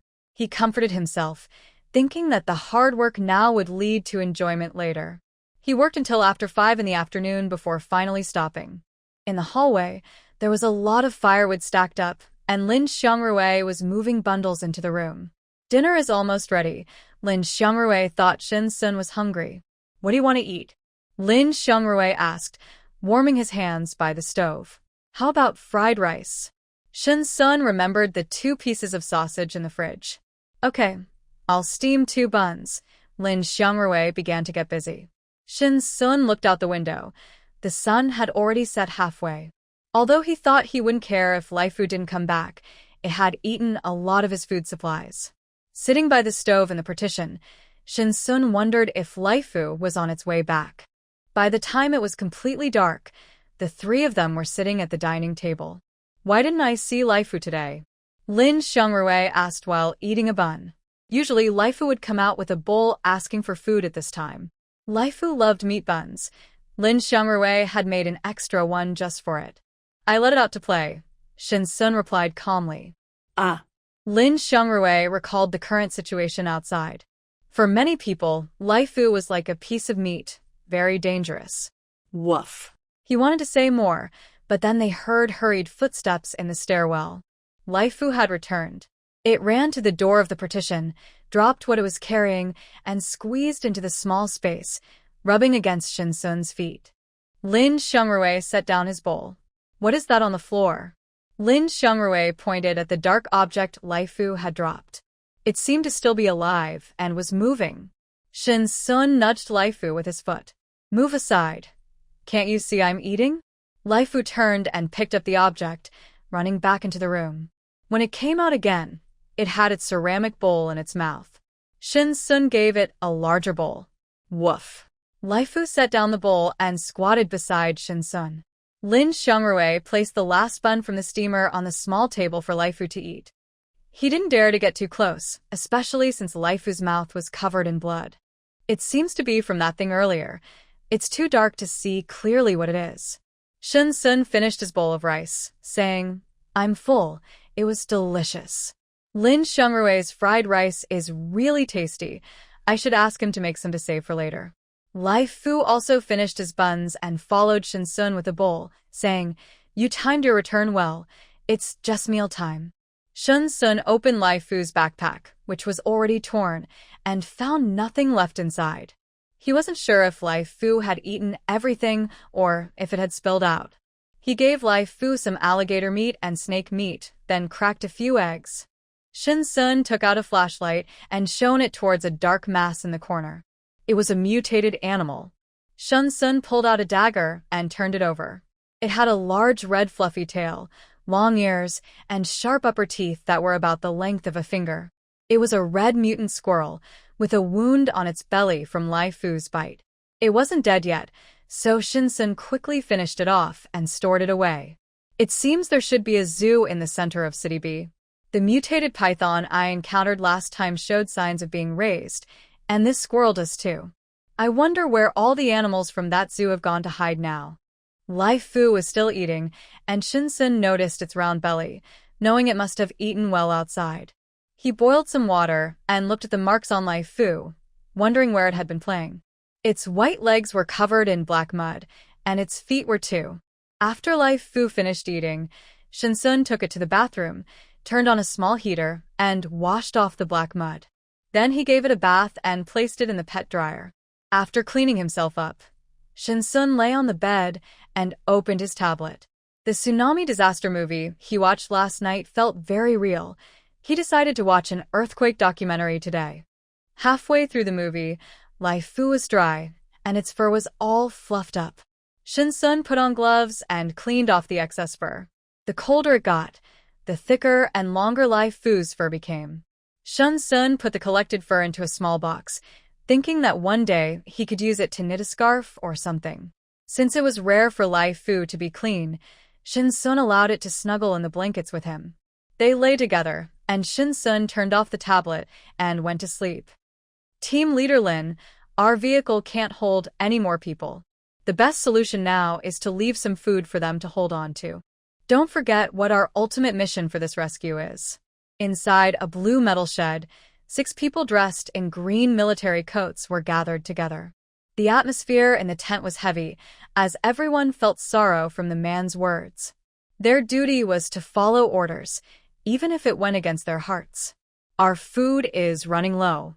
For this mission, we were given only 15 days, but we've already used up most of our supplies. If we give food to them now, what will our team eat? His words plunged the group back into silence. The 15 days were already long gone. What do you think we should do?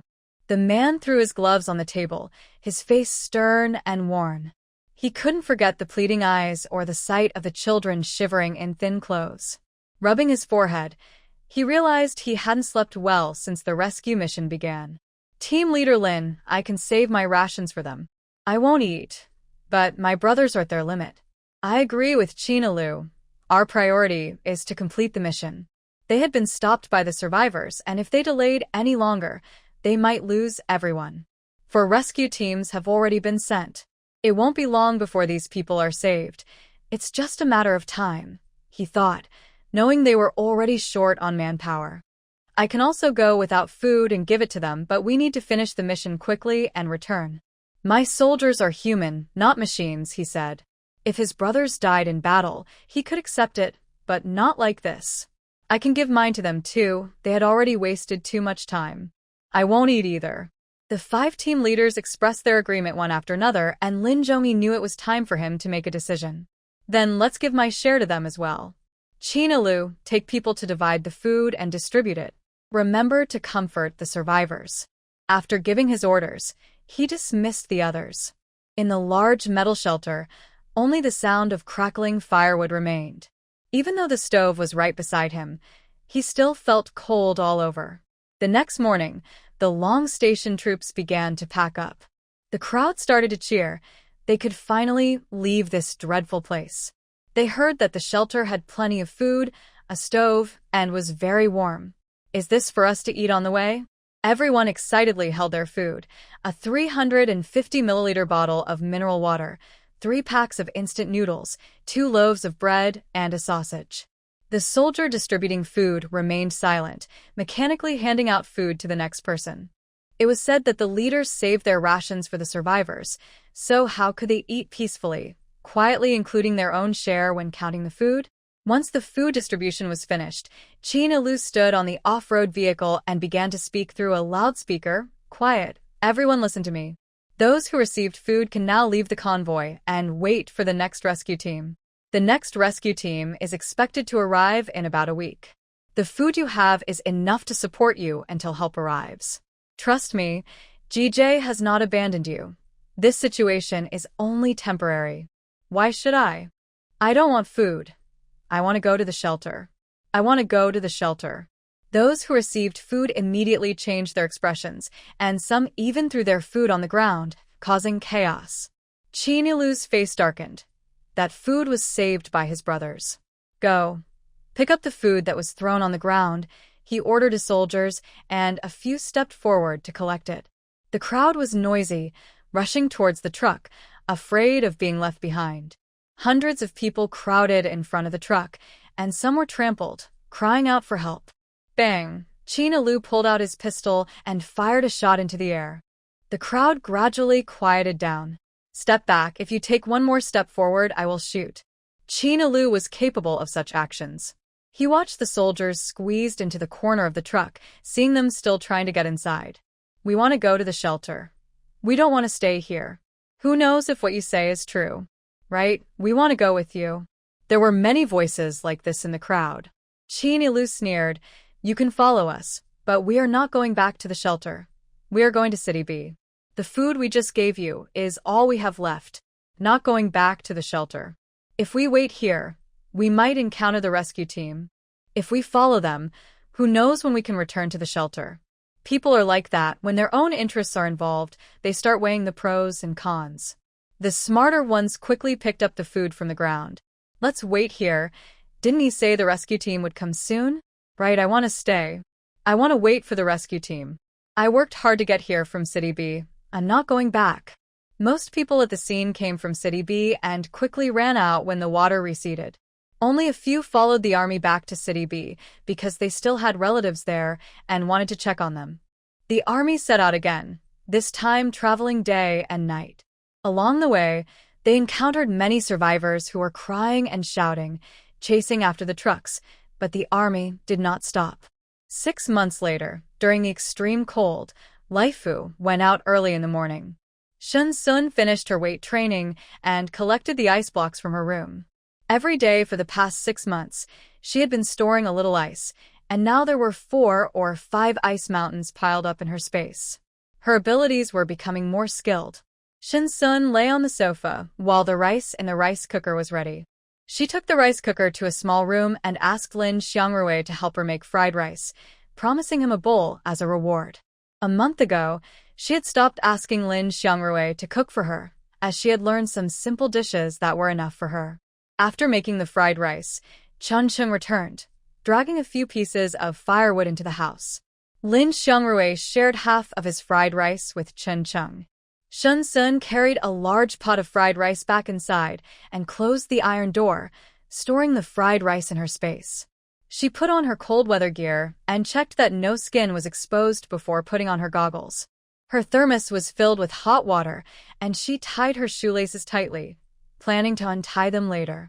The markings on the wall had long surpassed 2 meters, with several new marks above. Shun Sun put on her backpack and closed the iron door, just as Lin Xiangrui and another person were eating in the hallway. Food was running low, and the two had been eating thin porridge for every meal. After exchanging greetings, Shun Sun turned to go downstairs. Living on the 22nd floor helped them avoid many unnecessary troubles. Over the past 6 months, food had become scarce and many people, still having some strength, took their families and left City B to head into the mountains. Shun Sun took her bicycle from the 3rd floor and first went to a small alley. "Hurry, pack it in. Over there too, quickly." As she heard the noise, Shun Sun slowed down. When her bicycle stopped at the alley, she calmly looked at the 7 people inside. Each person held a sack, filling them with bodies. Due to the freezing temperatures, the bodies remained intact. Aside from a few on the surface that had been eaten by mutated animals, the ones underneath were all whole. Seeing Shun Sun appear at the front of the alley, several people acted even more vigorously, as if afraid that Shun Sun would compete with them. Shun Sun noticed the hungry glint in their eyes. They were clearly very desperate. It seemed that this alley would no longer yield mutated animals, so Shun Sun rode her bicycle back. They were currently eating human flesh, but once that ran out, their gaze would turn to the living. Shun Sun glanced back at the alley and met a pair of glowing green eyes. Hunger can strip away humanity, and those with some sense left would choose to hide. "Let's check the mountains to the north," Shun Sun thought as she pedaled northward. After 2 hours of swift riding, she finally reached the foot of the northern mountains outside City B. If it weren't for the people still in the stairwells along the road, she would have taken out her off-road vehicle to save time.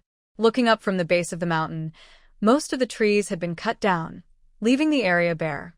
Occasionally, she spotted a tree, but its leaves had been stripped away.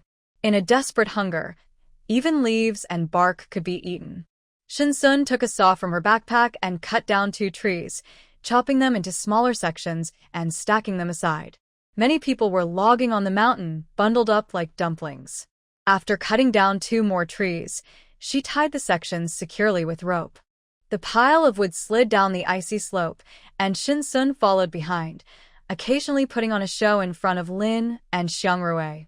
Once the bundled wood reached the bottom, Shun Sun took out a folding wheel from her basket, placed the wood upright on the wheel, and tied the other end of the rope to the back of her bicycle.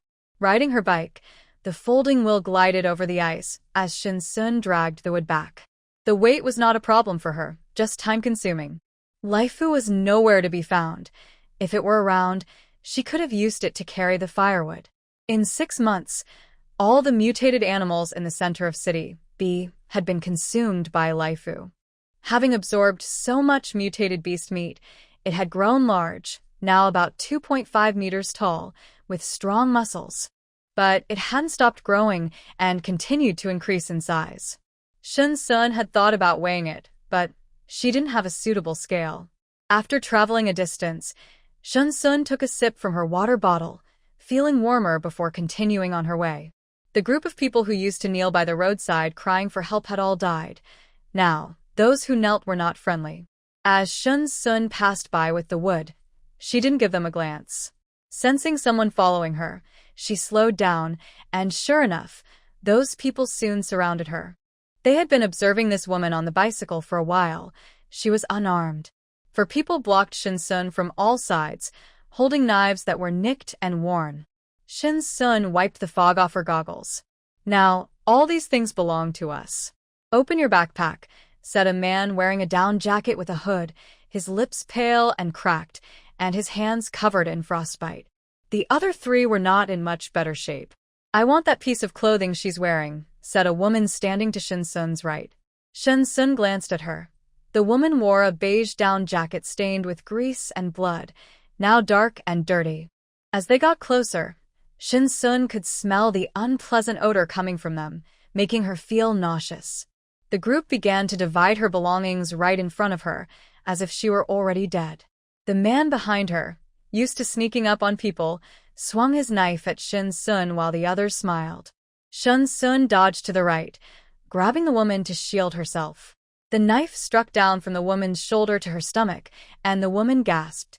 Shun Sun let go, and the woman collapsed helplessly to the ground. "Dear," said the man on the left, his face filled with sorrow. "I killed you," he shouted, raising his knife to attack the man who had ambushed him from behind. If it weren't for that earlier blow, his wife wouldn't have died. He felt he had killed her.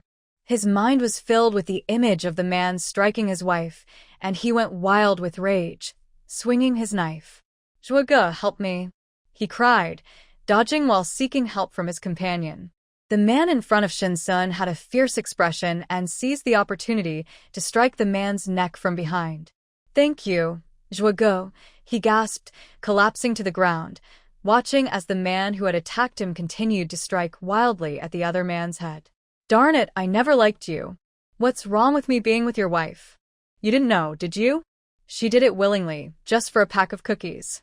She even tried to kill me earlier." The man's head was reduced to a pulp, frozen on the ice, and he seemed to feel relieved as his knife clattered to the ground. Shin Sun watched expressionlessly.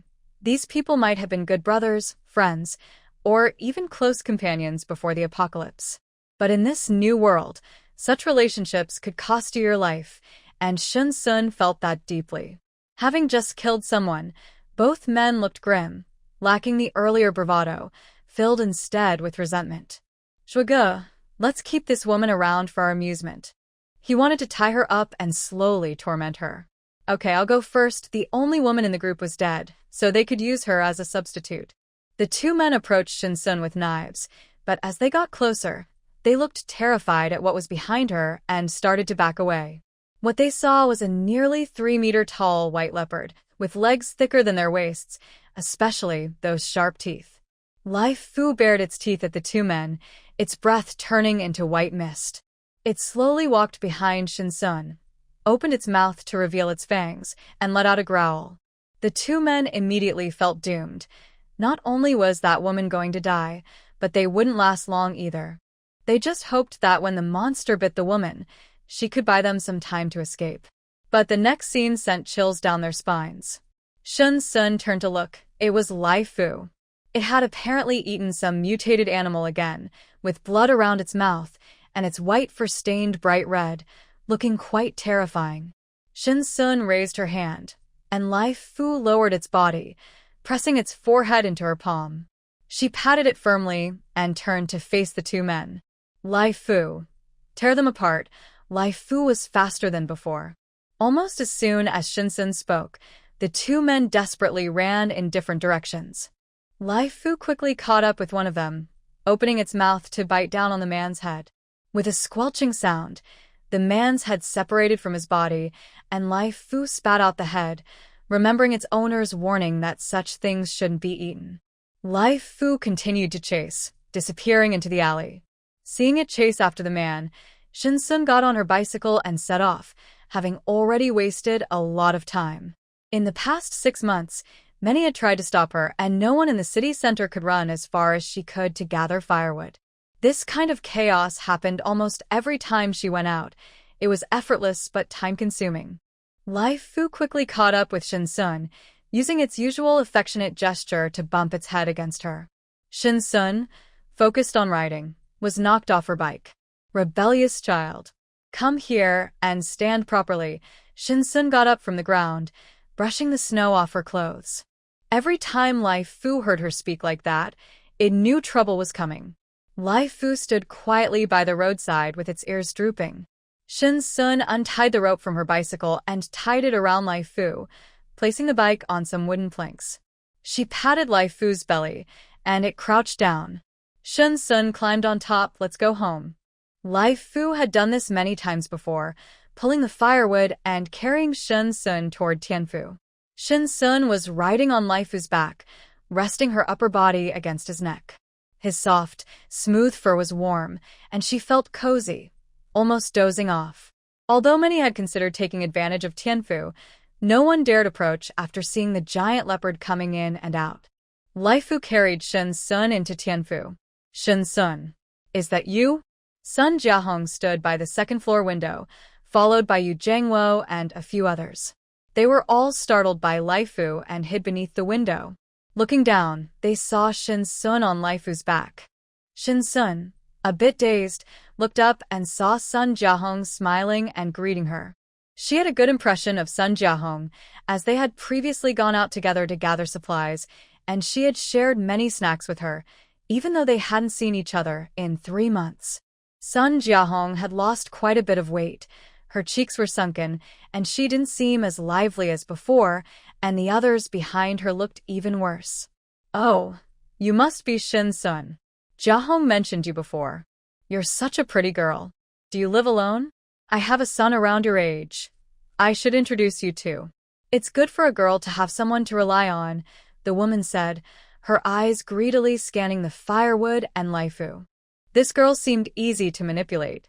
Once she met her son and he charmed her, it would be too late to back out. "Mom, what are you saying?" Sun Jiahong looked angrily at her mother, genuinely worried that Shin Sun might get upset. Besides, Sun Jiahong knew what kind of person her brother was. Shin Sun glanced at the older woman, realizing that no matter the time, some people still had such thoughts, even when they were struggling to make ends meet. But she could see the woman's true intentions. Sun Jiahong grabbed her mother to stop her from speaking further, noticing that Shin Sun's expression had changed. "I'll be going now," Shin Sun said, patting Laifu's neck. Laifu slowly walked to the base of Building F with the firewood. Shin Sun unloaded the firewood, removed the wheels, and placed the logs on the board to pull upstairs. Laifu bent down and squeezed through the window. His massive body made the hallway feel narrow. Shin Sun pulled in front while Laifu pushed from behind, and soon the wood was brought upstairs. Each time Lin Xiangrui saw Laifu grow, he felt a bit more frightened. Every time Shin Sun was around, Laifu behaved relatively normally, but when Shin Sun was not by his side, Laifu was no different from those monsters. Once, when he and Chen Cheng were out looking for supplies, they encountered Laifu alone. He wanted to greet him, but Laifu bared his teeth and growled at him. Since then, he has been too scared to get close to Laifu. His strange behavior was just for Shin Sun. At heart, a beast is still a beast. Shin Sun brought someone into the house, and Laifu waited in the hallway. After Shin Sun finished, Laifu squeezed in at the door, struggling to get inside. Shin Sun watched him with some concern. She had made a spacious and simple nest for Laifu on the top floor, but he refused to stay there, always trying to squeeze into the room. Did he not understand his own size? The sofa in the living room had already been moved to the balcony, leaving a large space for Laifu to sleep and move around. Laifu lay down in the living room, and Shin Sun turned on the heating, took out 3 stoves, and lay on the bed after removing her coat and shoes. Laifu looked at the door to Shin Sun's room, wanting to go in, but his size prevented him. In her mind, Shin Sun gathered some ginger and garlic and picked some chive flowers. After preparing the ingredients, she went to Nyo Mountain to encourage the growth of the grass. She noticed that the animals did not like the grass much, but they enjoyed the crops. Previously, she had planted some corn at the foot of Nyo Mountain, but by the time she returned, the cows and sheep had already eaten it all. So, Shin Sun scattered some corn seeds on Nyo Mountain, encouraging a patch to grow for them to eat slowly. The mother pig that had been pregnant gave birth to 10 piglets, and they had grown quite a bit, looking healthy and plump. Shin Sun couldn't help but drool at the sight of them. Good news came in pairs, as 2 more mother pigs were pregnant. With no experience in raising pigs, Shin Sun could only serve them whatever they liked to ensure they were well fed. The rabbits had already had 3 litters, growing from 6 or 7 to over 20, but they reached maturity quickly and had started to mate. She believed that within a month, their food reserves would increase again. Not forgetting her purpose, Shin Sun walked to Yang Mountain and caught a lost lamb that had wandered close. She quickly killed the lamb and controlled the process of skinning and cleaning it in her mind. After cutting it in half, Shin Sun took the 2 pieces of lamb out of her space, plugged in the oven, and began to marinate the lamb to remove the gamey smell. Then place it in the baking tray and start roasting. After a while, take it out and brush on a second layer of dipping sauce. Add your favorite side dishes to the tray and continue roasting. During this time, Shin Sun made herself a fruit tea. The room warmed up and Laifu fell asleep in the living room. After brushing the sauce twice until it smelled good, Shin Sun took out the whole roasted lamb. 1 half was spicy for herself, and the other half was not spicy for Laifu. Over the past 6 months, Laifu had collected quite a bit of exotic animal meat, so Shin-sun mixed it with the roasted lamb. Now, Laifu didn't eat from a bowl anymore, but from a basin. Shin-sun looked at the full basin of meat, added a few pieces of fruit, and Laifu patiently waited in the living room for her to come over. Now, its size made it difficult to move around the room. Shin-sun placed the food basin in front of Laifu and lifted the remaining half of the roasted lamb onto the round table, along with the fruit tea. Her cooking skills weren't the best, but as long as she managed the steps and heat well, she could still make delicious food. The lamb ribs were spicy and flavorful, and Shin-sun enjoyed them with sips of fruit tea. Up ahead is City B. Everyone stay alert. A man in the team shouted through a megaphone, his injured arm hanging around his neck. The atmosphere in the team was very low. Everyone silently walked on the icy ground with their backpacks. They hadn't expected the journey to City B to be so difficult, especially with the occasional appearance of mutated beasts. Animals could no longer be called animals. They were monsters, half-human-sized rats in large groups, dark and overwhelming. The fallen comrades lingered in their minds, hard to forget. Chin-yi shouted through the megaphone until his voice was hoarse. Among the 6 squad leaders, only he and Lin Zhongyi remained. If anyone was feeling the most sorrowful, it was him. The 30 soldiers he had brought with him had all died in the recent rat tide, giving the remaining brothers a chance to escape. Chin-yi, a man in his 40s, had red eyes at that moment. Those at the back, hurry up. Once we reach City B, we can rest properly. Chin-yi wiped away tears from the corners of his eyes. If he waited another second, his face would freeze. The truck stalled halfway, and they had run out of fuel, so they had to continue on foot. Captain Chin, Captain Lin is calling for you. A soldier ran up to Chin-yi. His cheeks were severely sunken, clearly a result of not eating for a long time. The military coat he wore now looked loose, as if it could fall off with a gust of wind. Chin-yi looked at the soldiers behind him. They had been without food and water for 7 or 8 days and still had a long journey ahead. If they hadn't been training regularly, he wasn't sure they could keep going. Okay, I'll go over now, Chin-yi said as he handed the horn to him. Don't stop. Let the people behind hear your voice. The soldier, with a pained expression, took the horn to continue Chin-yi's task. The brothers had been hungry for several days, relying on sheer willpower to survive. Those who could still walk were subconsciously moving toward the sound. Chin-yi jogged to the front of the line, where Lin Zhongyi was leading. He was also wrapped in bandages, clearly injured. What's going on? Chin-yi asked as he ran up beside him. Have you noticed something strange? Lin Zhongyi expressed his concern. What seems strange? Chin-yi asked curiously. Have you noticed that since entering City B, the monsters have decreased? Think about it.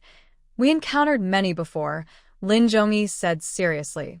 After a moment of thought, Chin-yi's expression changed. Should we have the brothers stop and wait, sending 2 ahead to scout the situation?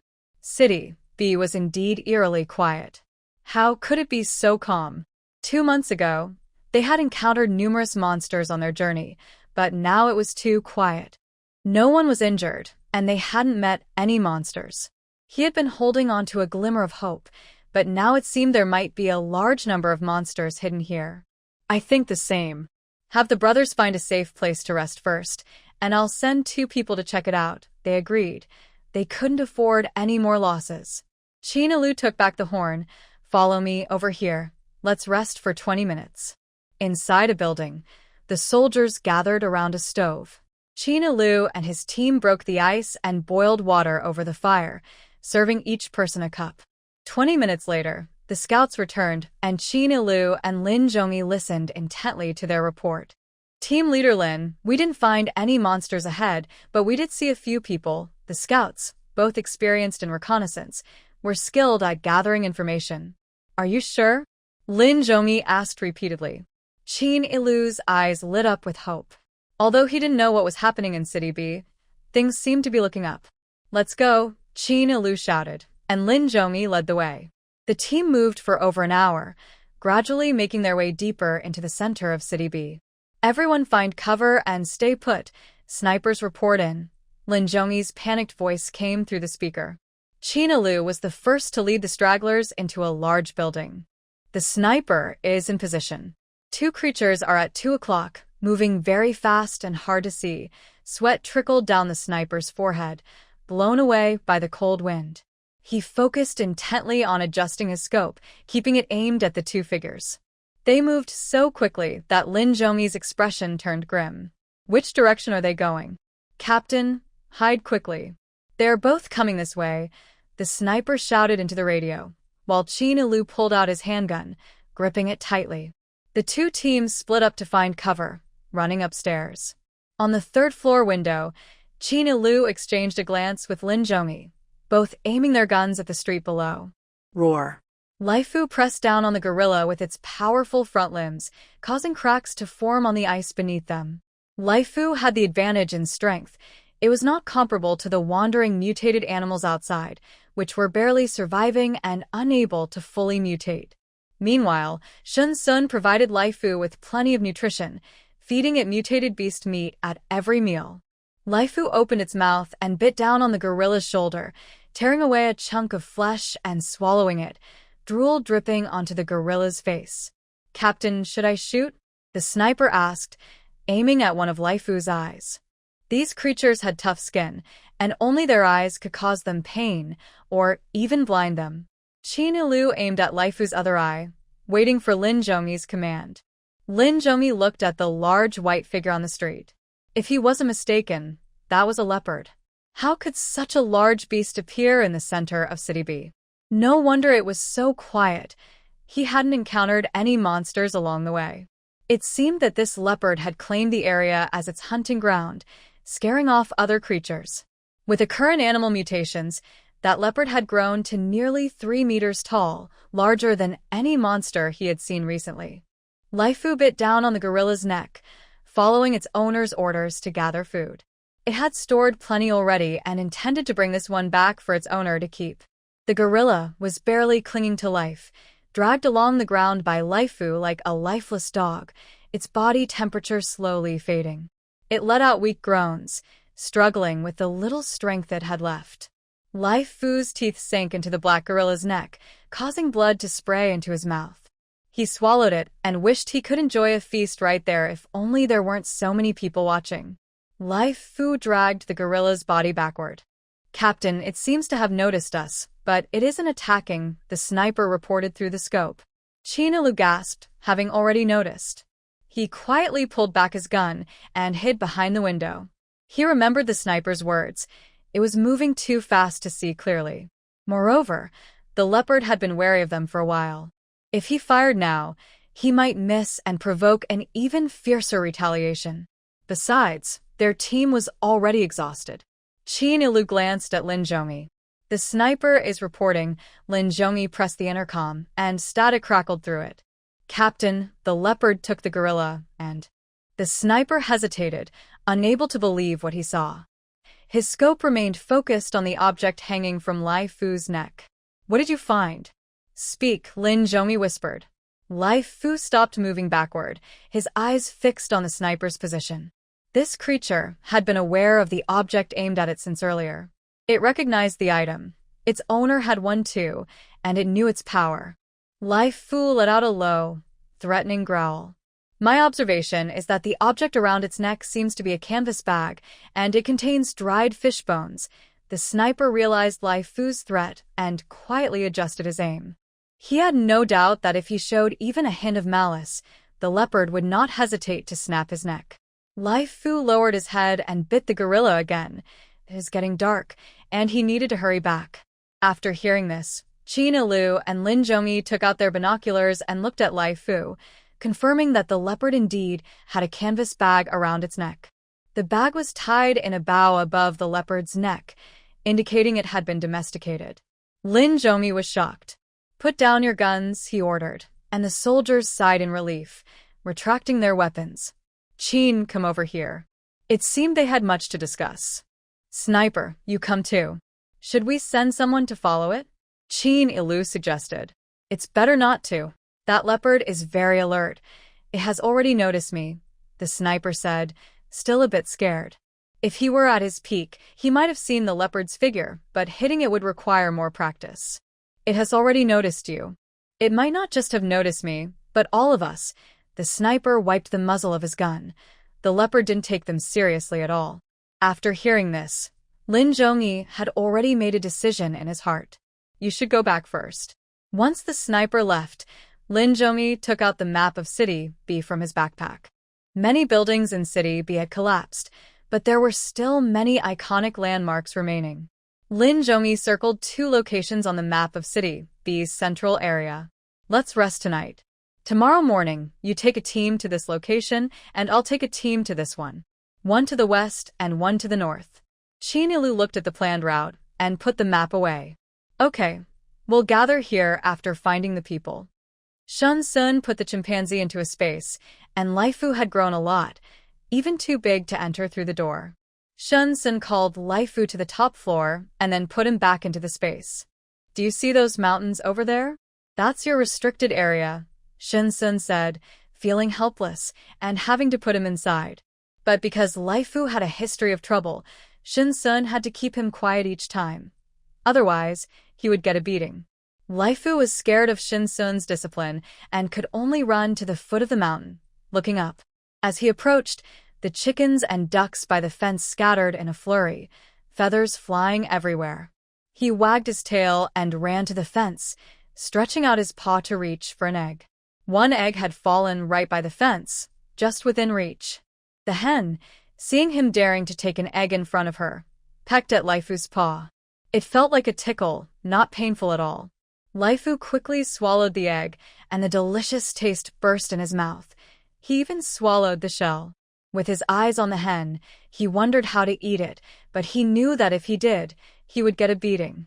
Laifu crouched by the fence, staring at the hen. Seeing that he had learned to behave, Shun Sun thought it was acceptable for him to take an egg as long as he wasn't chasing the chickens around. Everything was fine. Exiting the space, Shun Sun tidied up the ice bucket in the living room. The extreme cold would end in 3 months. The ice he had stored for half a year was enough to handle what was coming next. After boiling water to wash up, Shun Sun lay in bed, his mind sinking into the space to start planting vegetables. For the past 6 months, he had been making ice during the day and planting vegetables at night. Apart from ice cubes, Shun Sun has stockpiled several small mounds of various vegetables. After each harvest, she picks them and plans to trade them for supplies when there are many ability users on the streets in the future. After finishing with the vegetables, Shun Sun fell into a deep sleep. The wood she had stored last time should have been burned by now, so today she planned to go to the mountain outside the city center to chop more wood. In truth, she hadn't used any of the wood she had chopped before. It was all piled up in her space. She was going out just to show Lin Xiangrui and the others that she was busy, but the real reason was that she lived under their watchful eyes. Shun Sun opened the iron gate and saw a few familiar faces standing in the hallway through the small window, but she couldn't remember their names. Please stop asking us. I've already given you food several times. We're running low on supplies ourselves, and you still want to ask us for more, Lin Xiangrui said, not in a very friendly tone. However, his long-standing upbringing prevented him from shouting angrily. Shun Sun listened to the situation unfold, feeling uninterested. It was pointless to argue without strong words. She felt indifferent to the exchange. You two can't eat much. Please give us a little more. The children are really close to starving. We adults can go a few days without food, but the kids can't handle it, one person continued to plead. Shun Sun thought the person looked somewhat familiar but couldn't recall where she had seen him before. With a clang, the iron gate was locked, and Shun Sun stepped outside with her backpack. The people in the hallway fell silent when they saw her. Everyone living in Tianfu knew that a young girl in Building F had a pet leopard. They often saw the leopard bringing meat home, and many had tried to take advantage of Shun Sun, but they had all been bitten by the leopard. Please make way, Shun Sun said, looking at the crowd blocking the hallway. There were about a dozen people, mostly children with very few adults, all looking thin and weak. The 2 adults seemed to ignore her request and stood in the middle of the hallway without moving. Shun Sun scoffed and pushed them aside, saying, "Please move aside." She was strong from daily exercise, and the 2 adults couldn't withstand her force. She pushed them to the sides, and they pressed against the wall. What are you doing? Why are you pushing my child? A woman rushed forward, grabbing the child on the ground to check on him. Son, are you okay? She said, holding the child with a worried expression. Shun Sun didn't have time to watch their act and headed upstairs. These people were not there just to ask for food. They were there to take it, targeting Lin Xiangrui and the others. Where are you going? You hit my son, and if we don't clear this up today, you can't leave, the woman said, tears on her face, but her eyes were clear. The child seemed to be in on it too. Clearly, the mother and son often use this trick to take advantage of others. Chen Cheng was much more straightforward than Lin Xiangrui. He couldn't speak, but he was always action-oriented. He held a baseball bat and tapped it against the wall, his eyes fixed on the people in the hallway. The ones who had tried to force their way in just moments ago stopped in their tracks, while the woman continued to cry, holding her child. Shin Sun reached the top floor and let Laifu out. As soon as Laifu was free, it lunged at Shin Sun, who had anticipated this and sidestepped. Laifu thought Shin Sun wanted to play a game of hide and seek, but the next moment, Shin Sun slapped it on the forehead. No more noise, go downstairs. As Laifu peeked out of the stairwell, the crying child and woman shrank back. Get lost. I told you to leave. If you come back, I'll make sure you regret it. Lin Xiangrui stood behind Qin Cheng, fear evident in his eyes. What did these people want? They were trying to come in and steal from them. Both he and Qin Cheng were running low on food, and now these people wanted to take what little they had left. If they lost their remaining supplies, would they even have a chance to survive? He had helped these people twice before. Instead of being grateful, they were now eyeing his belongings. The woman, seeing Laifu, was so scared that she forgot to ask Shin Sun for compensation. Laifu went downstairs first, with Shin Sun following.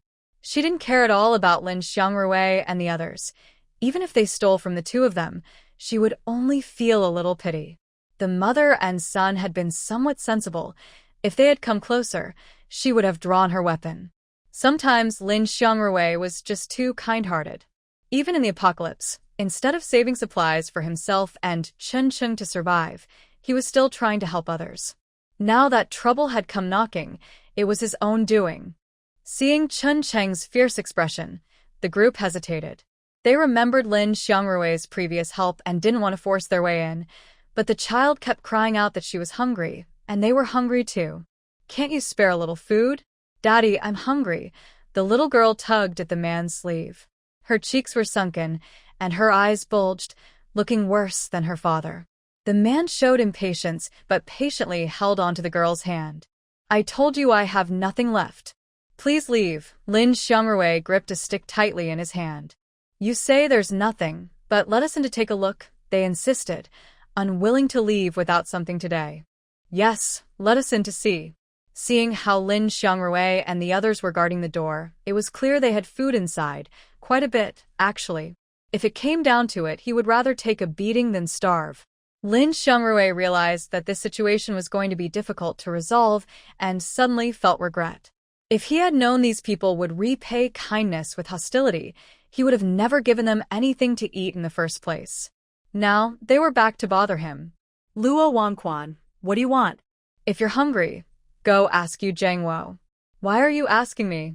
Lin Xiangrui said, looking at Luo Wangquan standing behind the crowd.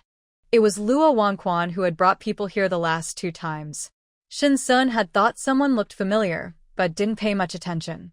Luo Wangquan wisely stayed away from her, having heard from Zhang Yuanchao about Shin Sun's quick temper. Shin Sun patted Laifu's belly, and Laifu squatted down while she climbed on. Let's go chop some wood. Laifu ran swiftly across the icy surface, with Shin Sun on his back. She buried her head in his neck, feeling the sharp wind against her cheeks. They moved so fast it was almost like riding in a small cart. Normally, it took over 2 hours by bike, but Laifu reached the foot of the mountain in just 1 hour. Shin Sun took out a saw and started cutting trees, while Laifu helped drag the branches down to pile them up. Here's a reward for you. Eat this. Shin Sun offered him a bone, and Laifu had fully matured, his teeth sharp enough to easily crush it. With Laifu's help, Shin Sun quickly finished cutting the wood and rested on a stump. Looking down from the mountain, everything seemed frozen in ice, a vast expanse of white, and crops could no longer survive. After the snow melted, it wouldn't just be mutated animals that came. There would also be mutated plants, making survival even harder for humans.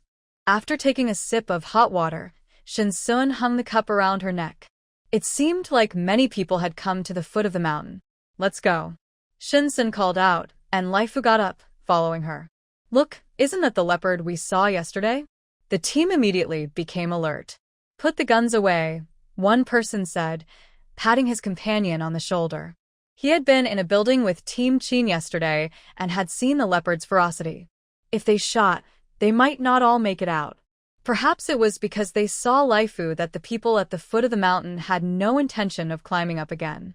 As Shinsun walked past them with Laifu, her gaze darkened slightly.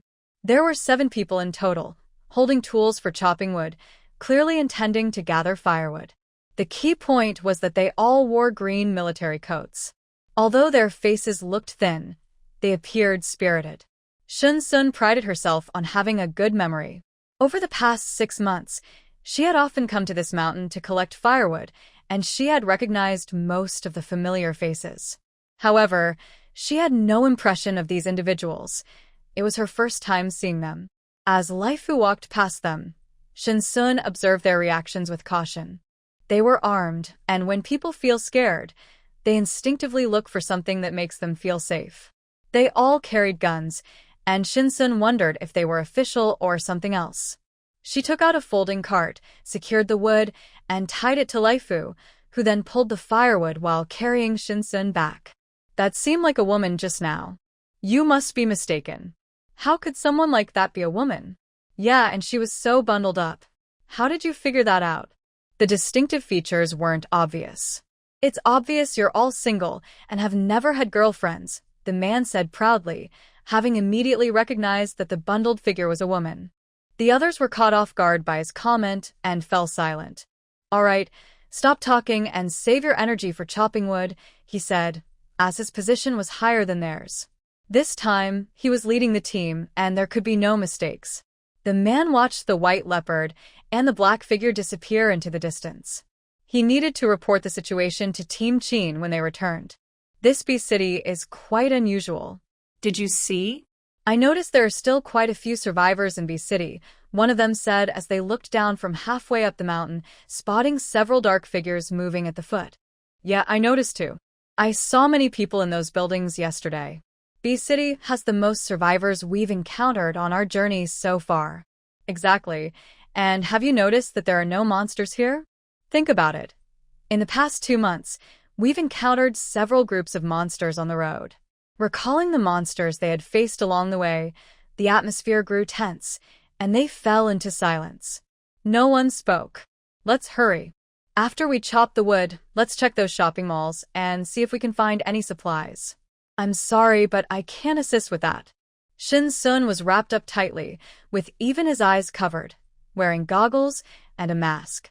They said they were collecting guns, but their weapons had just changed targets, all aimed at Laifu.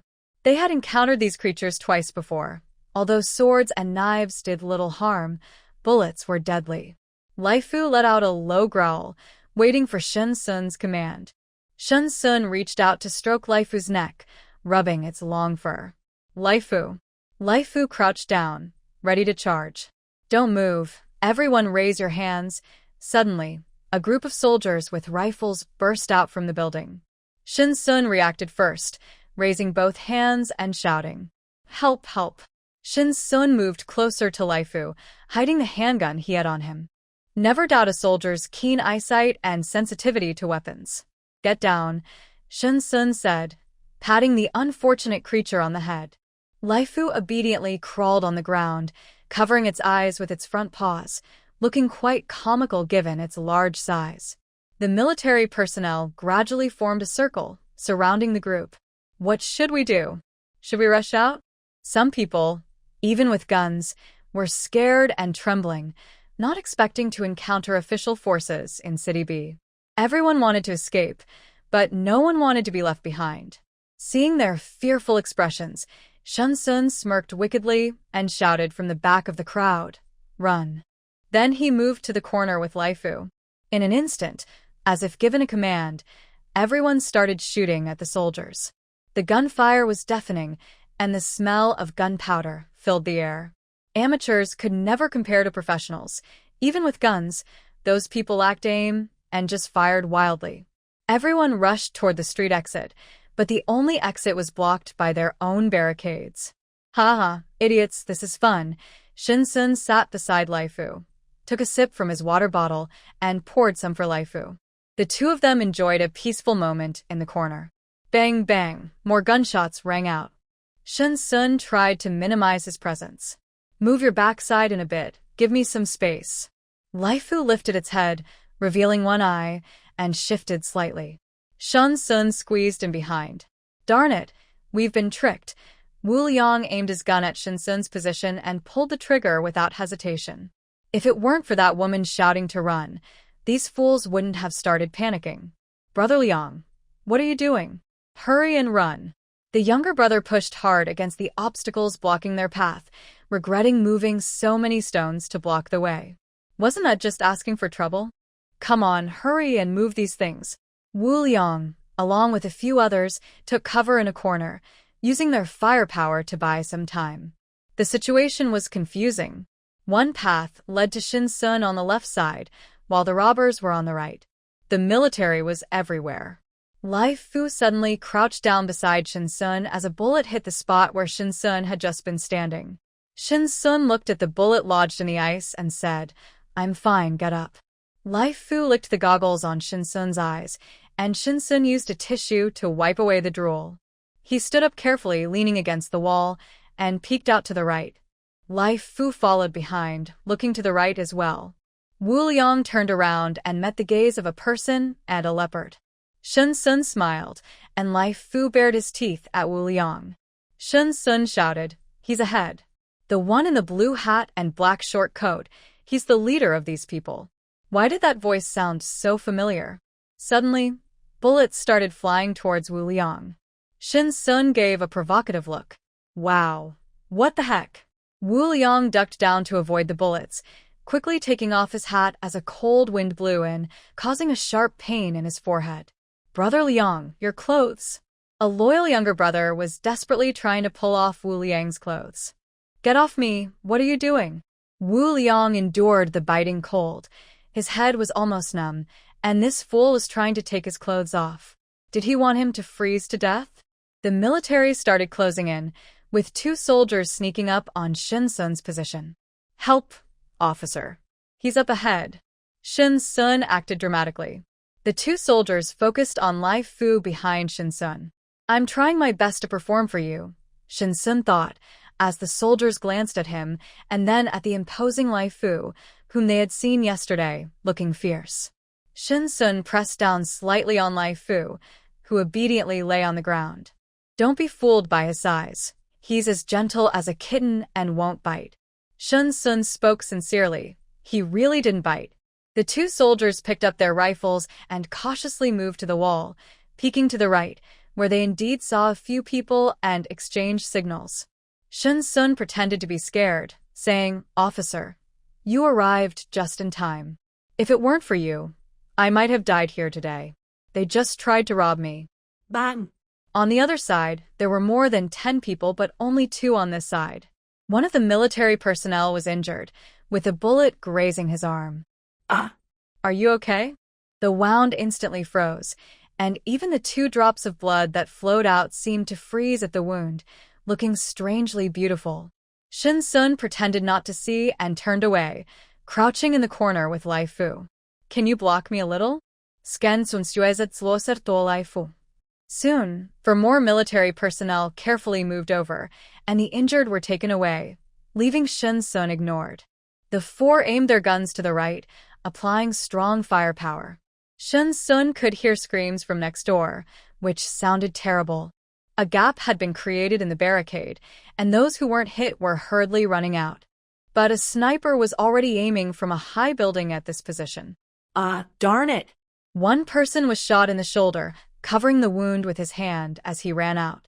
There was only one sniper, but many robbers, and in the end, managed to escape. Shin Sun curled up in the corner, drawing circles. Every time Shin Sun finished a circle, Lai Fu would step on it, having fun. Clear the scene and collect their belongings, mainly focusing on the guns they had, as there was a shortage of weapons and it was still unclear where these guns came from. The military personnel hiding in the hallway suddenly jumped out, picking up and bundling the guns on the ground. The number of injured robbers was high, with most of the more than 10 staying behind, and even the leader didn't escape. With frostbite and gunshot wounds, it seemed these people were beyond saving. "Captain, how should we deal with these people? They had 2 brothers injured." "Execute them on the spot," the man ordered directly. Upon hearing this, the people lying on the ground stopped crying out in pain, kneeling and repeatedly bowing their heads. "I know I was wrong. I won't do it again. Please spare me." But the man ignored their confessions before death and waved his hand for his subordinates to act. They didn't let these people die by bullets, but instead used knives to cut their throats. More than 10 were held down, watching as their companions were executed. "Woo woo woo, I really won't dare again. It was worse than being killed." The men in their 30s cried, their faces covered in tears and snot. The way their companions died was the same fate they faced. The sound of gasping as someone fell to the ground, a knife slashing the throat without drawing blood, watching them lose their breath right in front of me. "Let me go, I don't want to die. If I had known it would be like this, I would have fought my way out earlier," despair hanging over us. Another companion fell, and the scene was like a slow execution, tormenting our minds. While waiting for death, several people wet their pants. The military ignored our cries, expressionless as they carried out their actions. This was nothing compared to the bloody scenes from when they hunted drug lords. Now, with weapons scarce, especially ammunition, they just aimed to finish quickly, letting us go without feeling it. In the end, only Wu Liang remained, stunned and watching. "Where did you get your guns?" A different person confronted Wu Liang, an interrogator, but Wu Liang was already mentally broken from what had just happened. "I'll tell you. Please don't kill me. We found the guns in a warehouse outside City B. There are many more. I can take you to them. I know the location." Wu Liang felt like he had grabbed a lifeline in a raging river, desperately trying to stay afloat, feeling cold all over. Shin Sun thanked them profusely. "I'm really grateful to you. If it weren't for you, I would have died here today." The military personnel listening to Shin Sun felt like their ears were going numb. "Do you need help?" Qin Ilu detained the person and helped Shin Sun pick up the fallen firewood. "Thank you so much." Shin Sun smiled as she neatly stacked the firewood again, while Lai Fu squatted on the ground waiting for Shin Sun to tie the rope. Shin Sun struggled to lift a thick piece of wood onto the folding wheel, though she could actually do it with one hand. Qin Ilu was a bit uncertain. He helped Shin Sun tie the firewood together. "This leopard, is it yours?" Shin Sun laughed. "Yes. It's usually very timid." Qin Ilu certainly didn't believe her. He had seen with his own eyes how the leopard had swiftly killed a gorilla. But seeing the leopard now being so well-behaved was like a different animal. Qin Ilu's gaze fell on Lai Fu, who was using its usual affectionate tactics, nudging Shin Sun with its head. To Qin Ilu, it looked like the leopard was shy, hiding behind Shin Sun. Shin Sun gently patted Lai Fu's head. "Good boy. Don't be scared. They are all good people." Lai Fu looked confused. It wanted to lift its head, but Shin Sun was pressing down too hard, making it impossible. Lai Fu let out a couple of cries, and Shin Sun pressed down even harder. "He's not a bad guy. He just helped us." Qin Ilu watched the scene, feeling uneasy. Why was this leopard acting so tame in front of its owner? It should show the same fierceness it had when it killed the gorilla yesterday. "We saw it yesterday," Qin Ilu said, looking at Lai Fu, who had buried its head against Shin Sun. He felt that this person was not ordinary and wanted to test Shin Sun. "Oh, really? It often plays outside and comes back late." Shin Sun continued to act clueless, as if he genuinely didn't know what Lai Fu did outside. Shin Sun was bundled up tightly, so Qin Ilu couldn't see his expression. From Shin Sun's tone, it seemed like he truly didn't know, but under the mask, the corners of Shin Sun's mouth were almost splitting with a grin. Only Lai Fu, familiar with its owner, sensed the lightheartedness in her voice. "Oh, it's getting dark. I need to hurry home. I have my uncles at home to take care of." Shin-sun didn't continue the conversation and instead hopped on Lai Fu to leave. She leaned close to Lai Fu's ear and whispered, "Run." Lai Fu, carrying Shin-sun and pulling firewood, ran quickly down the street, soon disappearing into the night. "Captain Chin, if animals have changed like this, do you think the police dogs in our unit will be the same? If the police dogs could grow as big as this leopard, he would want to try riding one. Once we pick up the researchers, we'll head back immediately. Is everything packed?" "Yes, Captain Chin, everything is ready. We've confiscated a total of 17 rifles, 34 handguns, and there's still plenty of bullets left. Did you find out anything?" Chin Ilu was particularly interested in where these people got their guns, as they were strictly prohibited in Z country. Yes, before the interrogation even started, he confessed everything. He said the weapons are outside the city, and they found them by accident. "A whole warehouse full, Captain Chin." Chin Ilu fell silent for a moment. With so many guns involved, this issue was beyond his ability to handle. He needed to meet with Lin Zhongyi immediately to share this information.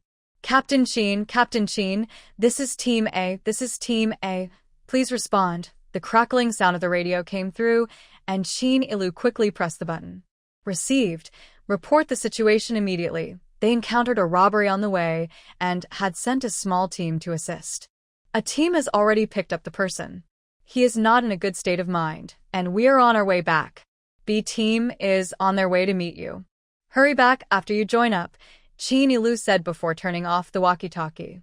2 soldiers carried a stretcher with an elderly man lying on it, his frail body barely recognizable, while 4 others with rifles cleared the way. They thought this mission would be easy, but it turned out to be very harsh. In the hallway, the sight of bones piled up made them uneasy. Green eyes peeked from behind doors, fearful of the guns. "Let's go." They hurried down the stairs, eager to leave. The stares from those people made them uncomfortable, as if they were fish on a chopping board. When they met up with the others, no one spoke. "Let's switch who's carrying, and we'll talk when we get back." Shin-sun pulled firewood up the stairs. When he reached the 3rd floor, he stored it away. Now, the creature could barely walk in the hallway, its legs unable to stretch. The 22nd floor hallway was a chaotic sight. The small kitchen, often used for cooking, had its door ripped off, and even their iron door was not spared. At the lock of the iron door, there was a cluster of footprints, and some dirty items blocked the keyhole. Shin-sun took out water from his backpack and cleaned the lock. It seemed that those people from earlier had tried to get in while he was away, but couldn't open the door and vented their frustration on it. The door to room 2202 was broken. Lin Xiangrui was silently sitting on the sofa. Shin-sun turned around and saw him and Shin-chung quietly sitting by the fireplace. Chun-chung had bandages on his arm and head, while Lin Xiangrui looked relatively fine, though both appeared downcast. Shin-sun closed the door and let the creature out of storage. The living room was spacious enough for it to move around. He brought out 3 stoves and set them up in the room. The stoves burned brightly. Shin-sun placed a frying pan on one, which quickly heated up. He added butter and started cooking the captured beef steak. The creature leaned its large head against the door, watching the steak. After cooking one piece, Shin-sun made another and brought in the creature's bowl, placing the steak inside. "Here, eat." In no time, the creature finished its meal. Shin-sun added some mutated beast meat, heated it up, and served it. "All right, now I need to eat well too." Shin-sun finished the meal for Lai Fu and took out the steak she had just cooked. After eating the whole steak, she still felt a bit hungry, so she set up the grill and made some barbecue. After washing up in the evening, Shin-sun lay in bed and entered her space. She collected the eggs and grew a lot of fruits. The rice she had planted earlier was now starting to mature. It still needed some time to fully ripen, so she didn't plan to rush it. She picked the ripe fruits and vegetables, leveled a hill, scattered some herb seeds, and encouraged them to sprout. 5 hills were not enough. It seemed she needed to gather more hills into her space. Growing things was easy. A little soil could help them thrive. However, if the livestock in her space continued to multiply, especially the chickens, ducks, and geese, they might lay eggs in hard-to-find places, leading to many chicks appearing over time. She might have allowed this to happen, as she hadn't turned the space upside down. In just 6 months, she had collected over 200 baskets of eggs. It felt like a long time since she had eaten cake, so she thought about learning to make some. With so many eggs, it was impossible to eat them all daily, so making desserts would be better. After finishing her tasks, Shin-sun exited the space, got up to use the bathroom, and added more cat litter to the nearly empty box. The stove was right in front of her, but she still felt cold. The electric blanket on her bed was set to low, and she snuggled under the covers, feeling warm. The people she encountered today seemed to be soldiers, but they were not a rescue team. In her previous life, she had been rescued by a rescue team. If these people were a rescue team, they would have first gathered the survivors in City B. Instead, they quietly entered City B, likely on a mission. Not thinking too much about it, Shin-sun fell asleep. In the morning, after waking up, Shin-sun washed up, brushed Laifu's teeth, and gave him a bath with dry shampoo, making his fur feel much nicer. Thinking about going to gather more hills today, she got up early, cooked seafood porridge, steamed 6 shrimp dumplings, and fried an egg, then made corn porridge before heading out for breakfast. The hills in all 4 directions had been mostly deforested, so to gather more hills, she had to go a bit farther. Shin-sun let Laifu out on the 3rd floor, pointed him south, where the trees had been cut down the most, and noted that very few people were cutting trees there now. Before the end of the world, I didn't dare to take too many mountaintops to avoid being discovered, but now it's completely different. Shin-sun urged Laifu to speed up. On the road, only a huge white figure rushed by, almost like an illusion. If it were still the information age, capturing Laifu's running figure and playing it at double speed would show it clearly. Shin-sun tightly held onto the fur around Laifu's neck. After half an hour, the person and the leopard had left the city. Once they passed through the city gate, the view opened up. There were no more collapsed buildings on the road, and Laifu ran even faster. Shin-sun didn't dare to look up. The wind hitting her face felt like knives, causing pain. She gently patted Laifu's side, and Laifu's claws dug into the ice, barely stopping. "Awah!" Laifu exclaimed, surprised by the sudden stop. Shin-sun slid off Laifu, her feet firmly on the ice, with the city behind them. They had now left the city. Taking out binoculars, Shin-sun looked toward the distant mountain tops. The connected peaks were bare, with hardly any people around. "Let's go this way," Shin-sun said, patting Laifu's belly. Laifu crouched down, and Shin-sun climbed on, pointing out a path. Once Shin-sun was settled, Laifu took off running. The mountain paths were rough, and Laifu jumped between tree stumps. Shin-sun felt like she was on a roller coaster. "Slow down," Shin-sun said near Laifu's ear, looking at the mountain ahead, which was more impressive than through the binoculars. The continuous mountain peaks had no intact trees. Laifu carried Shin-sun through the mountains for about 2 hours before she spotted a faint green shadow in the distance. "Over there, let's hurry," Shin-sun urged, tightening her legs around Laifu as he ran into the dense forest. They continued for over half an hour until they reached the heart of the woods. "Go check if there are any people nearby," Shin-sun instructed Laifu, taking a sip of warm water. Laifu quickly disappeared, and Shin-sun stored the mountain peaks in her space, along with 2 more. She focused her mind on the space. The mountains she had just stored had trees and ice in the soil that were gradually melting. As Shin-sun waved her hand toward the mountains, the dead trees began to sprout new buds, full of life. She directed her energy to guide the melting rainwater into a clearing, creating a channel for the water to flow into a rice field. Shin-sun collected a few more mountain peaks, and Laifu returned, holding a strange animal in its mouth. Shin-sun was used to it, and directly stored it in her space.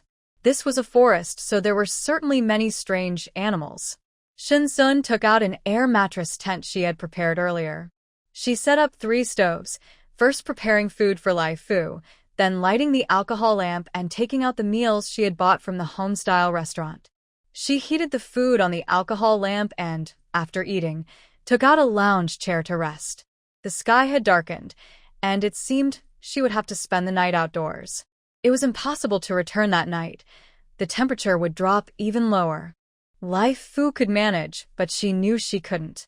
She feared she would be too cold on the way back. She lit a coal lamp and hung it from the tent's top, took out a power bank from her space, plugged in the heater, and turned on the 3 stoves, making the inflatable tent feel warmer.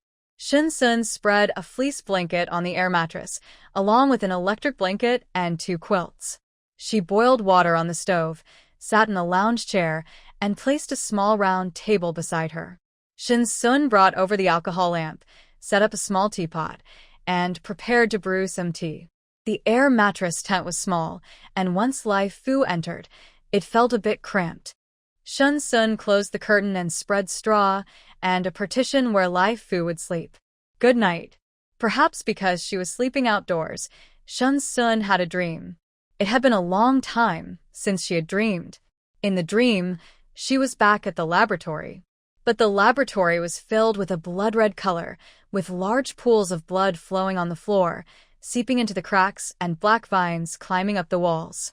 The strength of her mental power made Shin Sun instantly aware that she was in a dream. Let me go. Please. Let me go. I really know I was wrong. A man with an unclear face begged her for mercy. Shin Sun smiled brightly, and the black vines released the man. The man wore a smile of relief, but his body had not yet recovered and was trembling. Just as the man relaxed, the black vines pierced through his chest, and a red heart appeared before Shin Sun like a sacrifice. Shin Sun reached out and plucked the red heart from the black vine, as if picking a beautiful fruit. The black vine was embedded in the man's chest, and he hung there like a rag, blood pouring from his mouth. Holding the heart, Shin Sun poked it with her fingertip. What is this? I thought it was black. Turns out it's red. Gently squeezing, blood flowed from the heart's blood vessels, dripping through her fingers onto the floor, staining the white lab coat sleeves red. The heart fell from her palm to the ground, splattering the blood that was pooling. Vines wrapped around the hanging man, and the vines grew dense, sharp thorns that pierced his body. The man's eyes widened, lifeless. Shin Sun stepped in the blood, tearing out hearts from every experimenter she encountered. The long-lasting torment had made her mind different from others. Piles of bodies, drenched in blood, brought neither sadness nor joy. It felt as ordinary as eating or drinking. At the end of the dream, she opened the lab's door, but what awaited her was not freedom, but countless gun barrels outside. The black vines quickly covered the door as bullets rained down. Shin Sun opened her eyes to the sound of Life Fu's snoring. She got up from the bed and added some coal to the stove. Wrapped in her blanket, she sighed. I still don't know when Uncle Hao and Uncle Air will come to City B.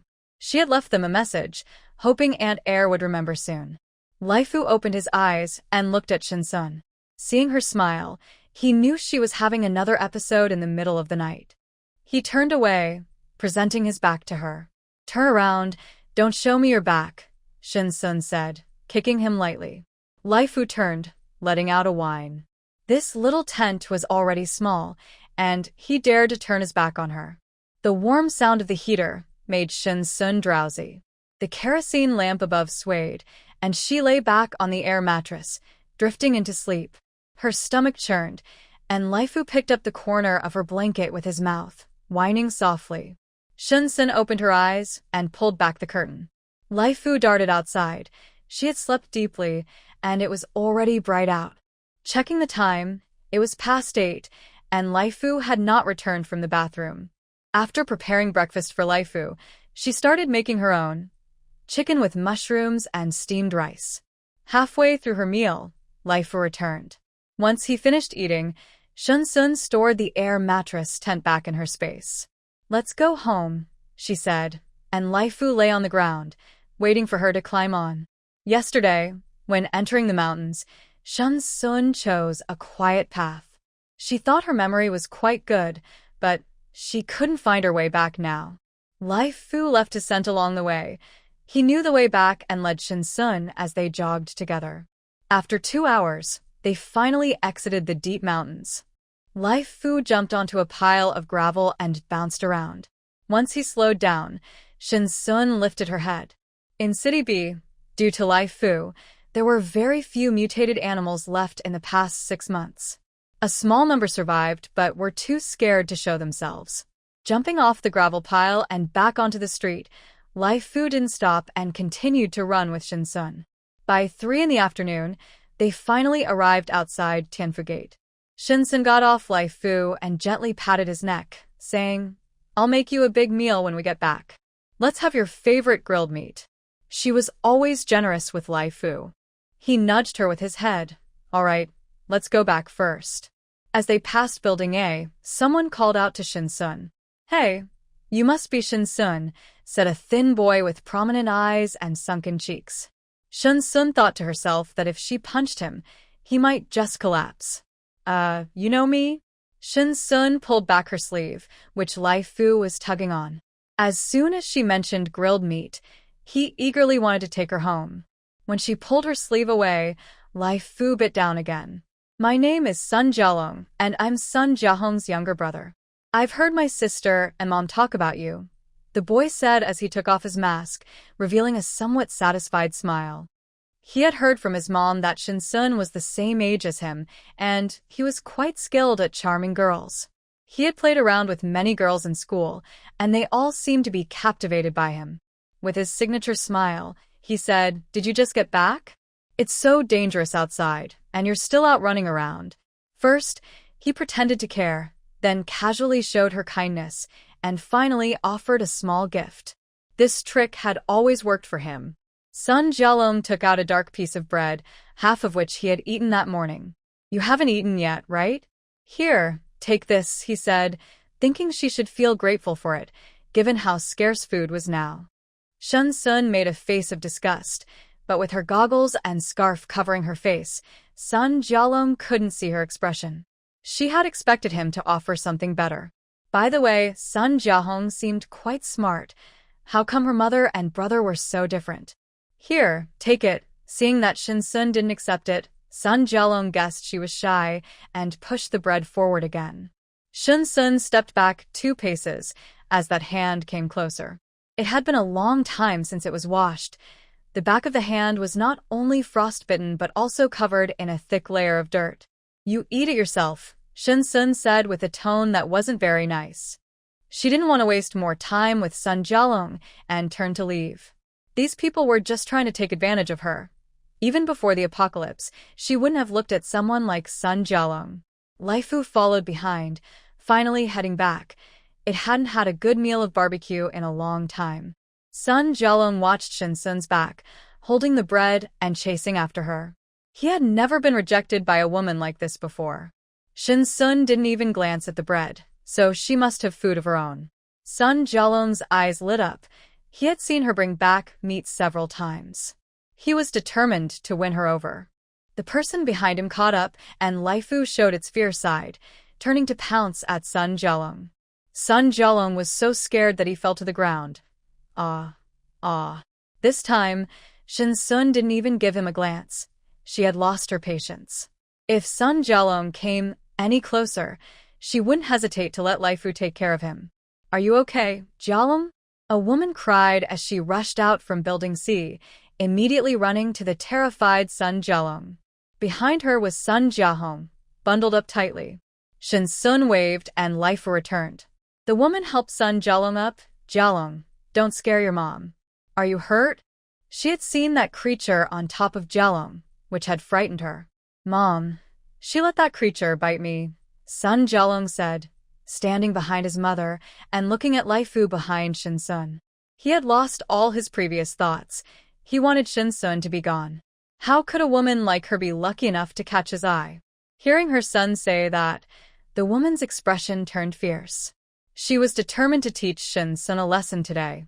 Shin Sun glanced at Sun Jiahong, who seemed oblivious to the scene, lost in her own world. "Life Fu, tear her apart," Shin Sun said lightly. Her patience had run out the moment the woman appeared. Unexpectedly, Shin Sun really dared to let that creature attack her. The woman crazily turned and ran. "Jiahong, Jiahong, help me. Shin Sun pulled out a long knife from her backpack. Sun Jiahong was good at archery. If she aimed at Shin Sun, she would cut her hand first. A woman was knocked to the ground by Lai Fu. Mom, let go of my mom. Sun Jiahong felt real fear at that moment. He could lose his father and sister, but he could never lose his mother. She had always cared for him as he grew up. No matter the storm or cold, he never worried about food. His mother took care of everything. With her, he felt safe. After waiting for a while, without seeing Sun Jiahong act, Shin Sun put away the knife. Lai Fu acted quickly, and the woman was already dead. Sun Jiahong looked at the torn body and felt only fear, not sadness. What would he do with this fear? Without his mother's protection, would his sister seek revenge? He knew everything his mother had done to her. Lai Fu walked over to Shin Sun, who removed the torn fabric stuck to its sharp teeth. Let's go, he said. The two of them, one person and one leopard, walked to Building C. Behind them, they heard Sun Jiahong's laughter. Ha ha. Shin Sun glanced back and saw Sun Jiahong crazily pinning Sun Jiahong to the ground, grabbing the half piece of bread from his hand. After getting it, Sun Jiahong stuffed the bread into his mouth, eating it greedily. Shin Sun frowned, wondering what was wrong with Sun Jiahong. Ah. Lai Fu squeezed through a window on the second floor.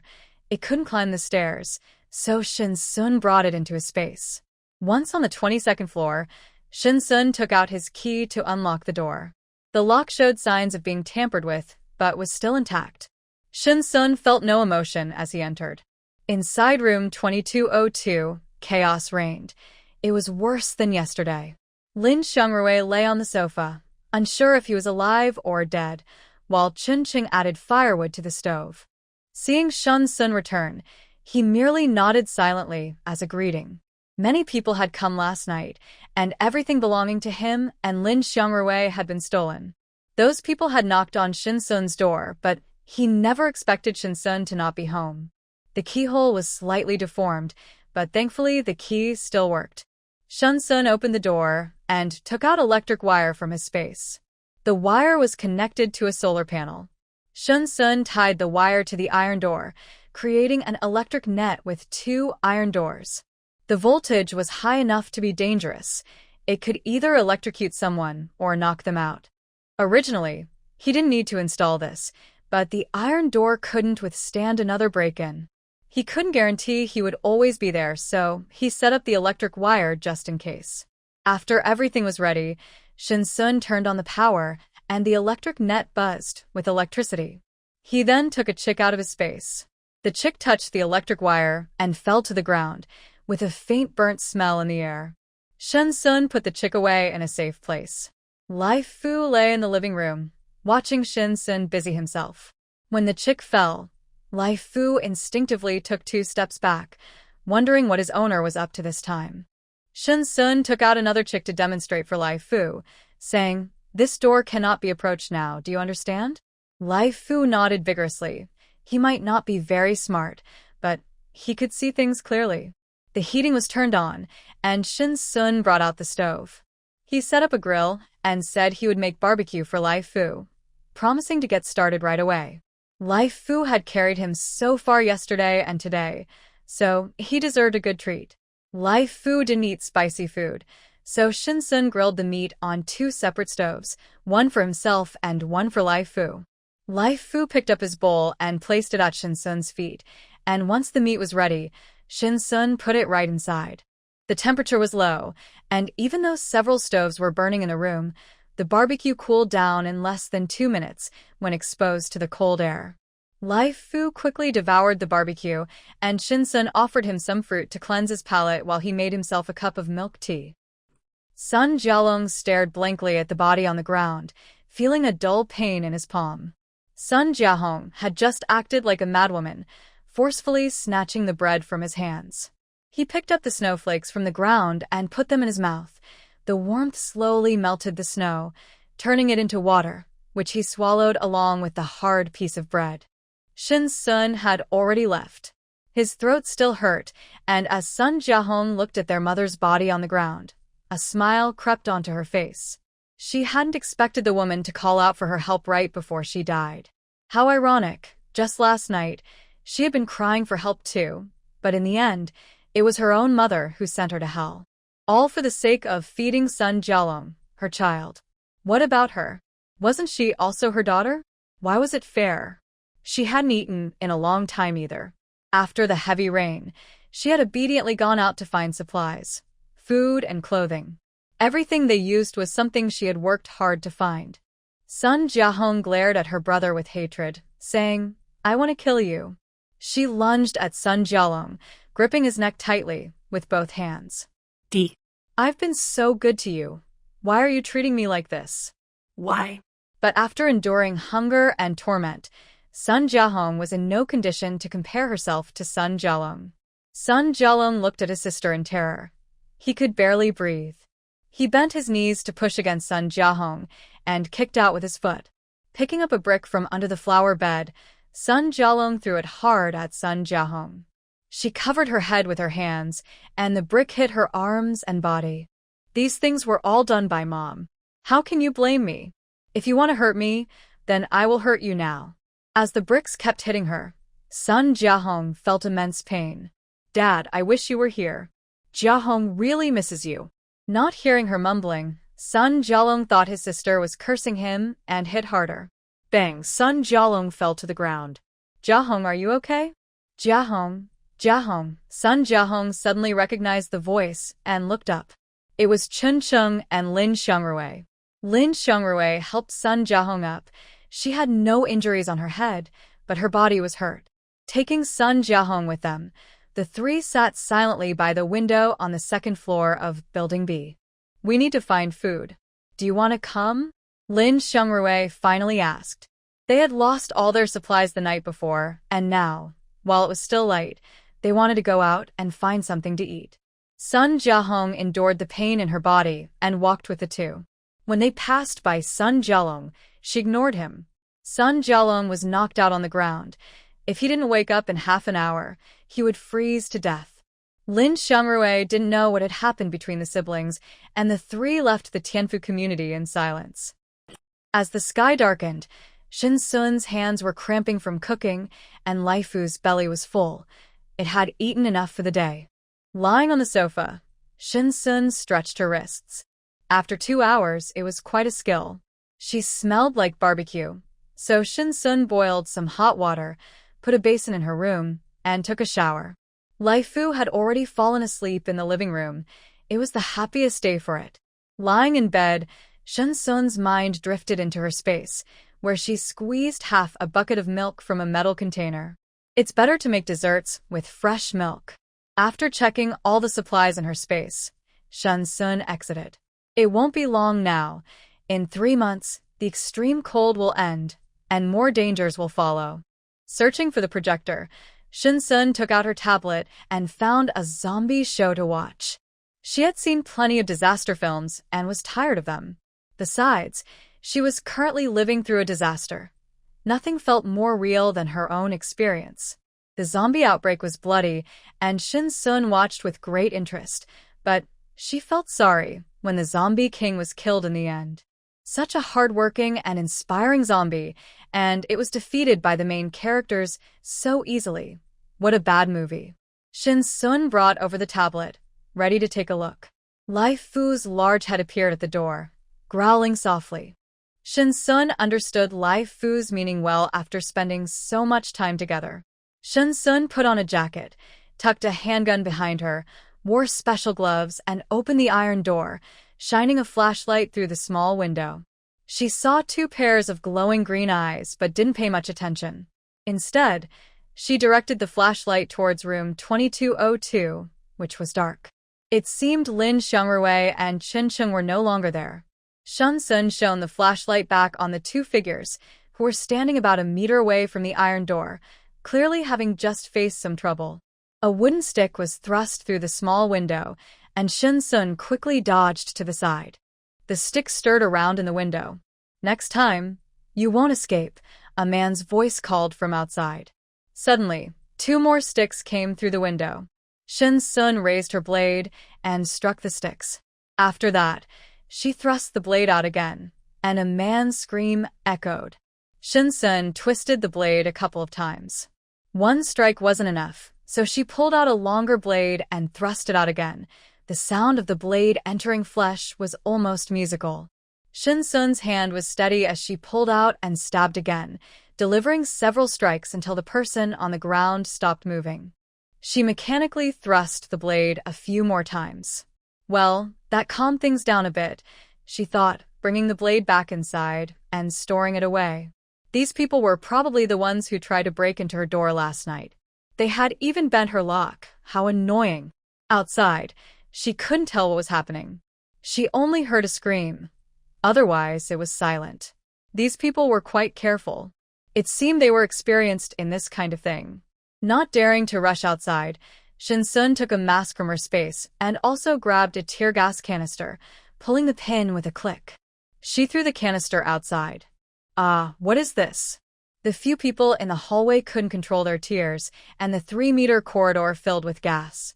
2 of them thought they had retreated to the wall, but they actually backed up against Shin-sun's iron door. With a crackle, they were hit by electricity and fell to the ground. Taking advantage of the noise from their fall, Shin-sun opened the iron door. The mask protected her from the tear gas as she pulled out her handgun from behind her waist. She stepped outside and fired, bang, bang. The silenced gunshots were not very loud, and she shot 2 people quickly. They were too busy wiping their eyes and holding their noses to notice Shin-sun, thinking she was still inside. After taking down the 2, Shin-sun kicked them aside. Her kick was strong, and the 2 bodies were pushed against the wall. The hallway wasn't very long, and someone had likely already made it downstairs. Shin-sun took apart a tear gas canister and a smoke bomb and threw them down the stairwell. In the darkness, there was no light, and the hallway was filled with smoke. Shin-sun leaned against the wall as she made her way down. A man was standing in the stairwell by an open window, getting some fresh air. Shin-sun placed her hand on the man's shoulder and pushed him down the stairs with force. There was a thud as the man landed on the icy surface below. Shin-sun continued down the stairs, unable to use a flashlight for fear of revealing her position, unsure of how many people had arrived. As she reached the bottom of the stairwell, she heard the sound of rushing wind above her. Shin-sun quickly dodged, but unexpectedly, there was someone behind her as well. She pulled out a handgun from her space and fired at both the front and back, with 2 shots ringing out. The people above couldn't escape and fell to the ground. However, the person on the 21st floor managed to evade the shots. Shin-sun switched on her flashlight and threw it to the side, making it appear as if she was moving. The opponent fell for the trick and fired in the direction of the flashlight. Shin-sun aimed at the spot where the person had appeared and fired again. That person dodged once more, and Shin-sun was intrigued. The wind blew through the window, clearing the smoke in the hallway and revealing the figure of a woman. She held a machete and a steel rod, and the sound of the wind was likely from the steel rod. Without hesitation, Shin-sun shot as soon as the woman was visible. She aimed for the woman's escape route and fired again.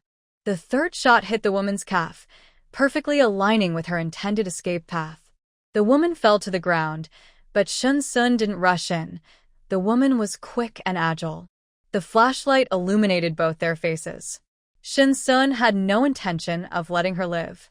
In the woman's shocked gaze, Shin-sun put away her handgun and pulled out a sniper rifle from her space.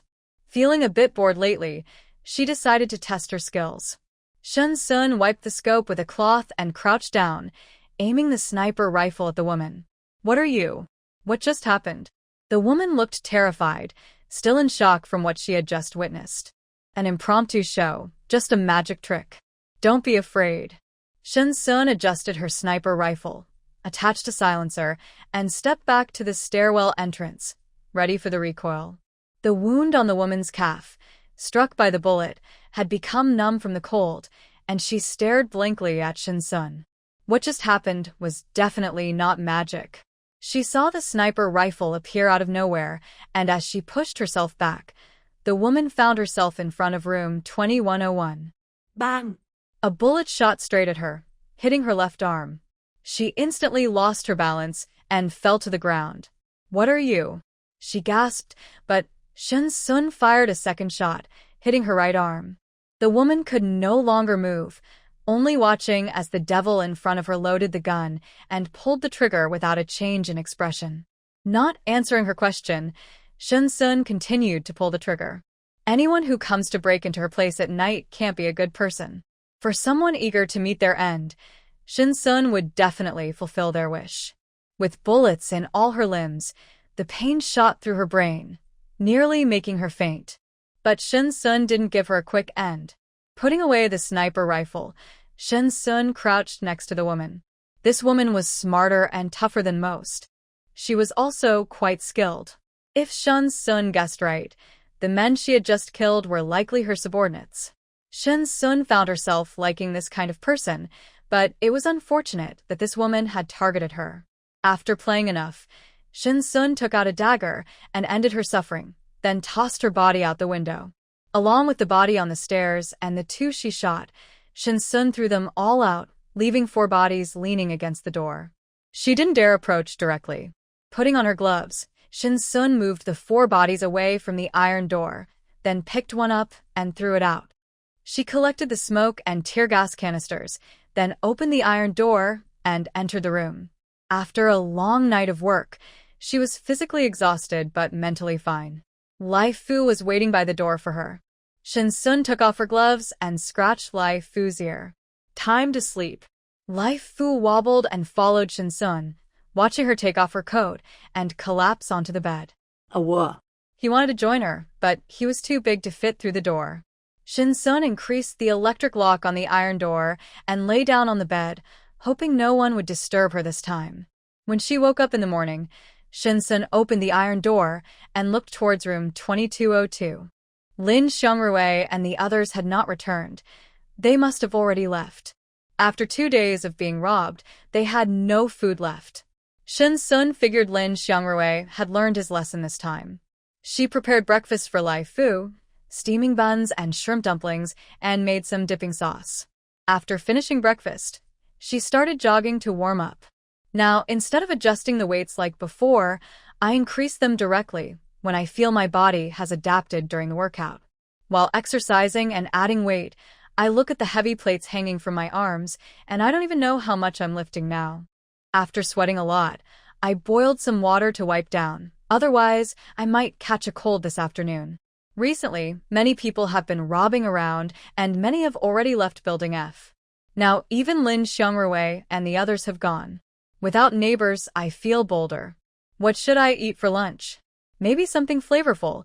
It's been a long time since I had anything with strong taste. I put on my fluffy pajamas, added a knitted sweater, and then a long cotton coat. After sitting by the heater for a while, I finally felt warm. I moved the stove to the living room and took out the stone potfish from storage. Who knows, I can only have a few bites when I'm outside. I had this fish before the heavy rain. I heated the stone potfish on the fire and washed some vegetables to cook with it. Delicious. I finished the whole fish and added some shrimp, which turned out tasty as well. I opened a can of beer and had a filling lunch. The smell of the stone pot fish lingered for half an hour, so I changed out of my scented coat. "Come here." I put on my shoes and tied them tightly. Lai Fu squatted in front of me, and I took out scissors to trim the long fur on its chin. The extreme cold has made many animals grow thick fur for warmth. Lai Fu's originally short fur has gradually grown longer over time, and I have to trim it every so often. "Don't move, I won't cut you this time. Trust me," I said as I caught its retreating body. Lai Fu leaned back hard, but couldn't escape my grip. Every time the scissors made a sound, it would shiver. "I told you last time was an accident. Why don't you believe me?" I snipped the last piece, all done. Lai Fu seemed to feel relieved and ran to hide behind the sofa. "Stop acting like that. Come here, I'll take you out to play." I put on my gloves and opened the iron door. As soon as I mentioned going out, Lai Fu walked over to me, but it didn't dare approach the door. "Not too bad," I said as I took Lai Fu into storage and closed the iron door. Now it really feels secure. Without professional tools, no one can pry it open again. On the 3rd floor, Shin Sun let Lai Fu out. Laifu jumped out of the second-floor window and ran off quickly, disappearing from sight, while Shin Sun followed him outside. In just one morning, the body that was left last night was already gone. Shin Sun stood on the blood-stained ice, where the body should have been. Now only a small amount of flesh remained. After leaving the Tianfu, Shin Sun wandered down the street, avoiding groups of 3 or 5 people. She was afraid that if they all approached her, she might end up killing so many that her hands would hurt. There were too many people in B City. She still didn't know when the official base would be built. The sound of ice being chopped echoed as Shin Sun stood in the shadows, watching 2 men and a woman with axes, chopping at the ice. Next to them was a pile of ice blocks, already half a person high, clearly dug out. Just a little more, keep digging, the woman said, taking the axe and striking the ice hard. This ice is too tough. Why don't we just chop off half and take it with us? One man replied, rubbing his hands together, feeling the cold. They were already exhausted. All right, we've already dug out most of it, the 3 agreed. The ice was too solid. If they weren't careful, the axe could get stuck. How about we dig a bit deeper? There's still a lot of meat underneath, the woman suggested, looking regretful as she picked up the axe. They had been digging for a long time. A little more time wouldn't hurt. Let's chop from the calf. It's softer here. We can make a few cuts and then push together to break it, the woman said, handing the axe to someone else to take over. After watching for a while, Shin Sun realized what the 3 were after. What could be under this ice? The shops on the first floor and the people who had frozen to death. She guessed part of it right. They were indeed looking for food. Expecting them to break through the ice was unrealistic. As the 3 pushed, there was a crack, and a male body in a short-sleeved shirt was severed at the calf. Shin Sun didn't watch any longer. She had seen enough similar scenes. Looking around, the ice was full of large holes, and the ice blocks piled around them looked like little graves. Most of the bodies were cut in half, with the lower halves left behind, and only a few were severed at the calves. As Shin Sun looked at the bodies in the holes, images of a feast flashed before her eyes. Humans are also animals, part of the food chain. If these people wanted to survive in a place with no food, resorting to cannibalism would be inevitable. Laifu had dug through these holes before, so Shin Sun avoided the areas with the most pits and chose a different path. With a loud clatter, Shin Sun dodged a small stone that hit the metal sheet by the roadside, making a loud noise. She looked in the direction the stone was thrown from and saw a child. The child threw another stone at Shin Sun and then turned to run away, but Shin Sun caught the stone in her hand. The muddy stone dirted her fluffy gloves, and she didn't chase after him, instead walking slowly through the alley. Where is he? Why didn't he come with you? The child met a man at the entrance of the alley, slightly out of breath. Every time he provoked someone like this, they would chase after him like mad dogs. Why hadn't that person reacted this time after being hit? You didn't hit her, did you? The man questioned the child. Of course not. I never miss. I swear I hit her just now, the child hurriedly explained. Well, you know, if you don't bring back someone today, you'll end up in the pot tonight, the man said coldly. The child trembled all over. He didn't want to be eaten. I'll go again. This time I can definitely lure her over. You have to believe me. The child struggled to break free from the man's grip. They exchanged glances. Let him go again. Shin Sun held the stone tightly in her palm. Only a fool would chase after him. She was in a good mood today and didn't want to hurt anyone, just wanted to relax. The child quickly caught up with Shin Sun, following her closely. He chose her as his target today because she was alone. It was easier to approach someone alone. He had succeeded several times before. Many people thought they could teach him a lesson just because he was a child. He just needed to lure her into the alley. The child pulled a stone from his pocket and threw it at Shin Sun. She heard the noise and sidestepped to avoid it. Turning back to look at the child, Shin Sun tightened her grip on the stone she had caught earlier and threw it with all her strength. This was the first time she used her full power. The stone shot from her hand so fast it left only a blur in the air. That hurts. Wah! The child cried out as he fell to the ground, feeling a sharp pain in his back and a chill all over. The impact of the stone was strong, and at such a close distance, Shinsun's full force had driven the stone through his jacket and into his body. His body temperature slowly faded. Without experiencing death, the child continued to wail on the ground, unaware that he was close to dying. He felt colder and colder, pain radiating from his back. Shinsun walked over to him, crouched down, and looked at his pained expression. "Is it fun?" Shinsun asked lightly, not intending to kill him. It was the boy who was rushing to offer himself up. "Don't kill me, I didn't mean to, I really didn't mean to." The boy curled up his body. Shinsun smiled brightly, raising her empty hands in front of him. The boy relaxed, seeing that she seemed easy to talk to. Shinsun didn't leave, her eyes fixed on the boy's face as he endured the pain, his complexion growing paler until his lips lost all color. Shinsun was unusually alert. "It's so cold." The boy trembled, feeling a surge of fear inside him. He dared not open his eyes to meet Shinsun's cold gaze. He knew he was close to death. "Goodbye." Shinsun stood up and brushed the snowflakes off her hands. "Help me. Please save me." The boy's eyes were red. He wanted to live. He didn't want to die, but the figure before him was gradually walking away. In his blurred vision, two tall figures approached him, and the desire to survive brought him back to some clarity. "Help me." As the two came closer, the boy finally recognized who they were. "Useless. It seems you're destined for the pot tonight." The boy felt even more despair, but he didn't even have the strength to plead for mercy. The two casually examined the boy's body and found a hole in his back. When they poked inside, they felt something hard. "Ha ha ha, let's take him back," one man drooled. The boy's flesh was the most delicious, more tender than that of older people. He had been eyeing this boy for a while, but the boy usually worked hard, making it hard to find an opportunity, especially since the team needed him to lure passers-by. Wasn't today fate helping him? The last time he had eaten a child was half a month ago. Amid the bumps, the boy had already lost his breath. Shinsun passed through the commercial street, climbing in through a window. She checked 2 malls, but found nothing inside. All that remained were a few empty metal racks. Everything useful and edible had been cleared out, even the wooden shelves had been taken away. City B had too many people, the heavy rain had killed some, extreme cold had frozen many, and surely many had starved as well. The number of those killed and eaten could only be estimated by the authorities. So far, many people in City B were still alive.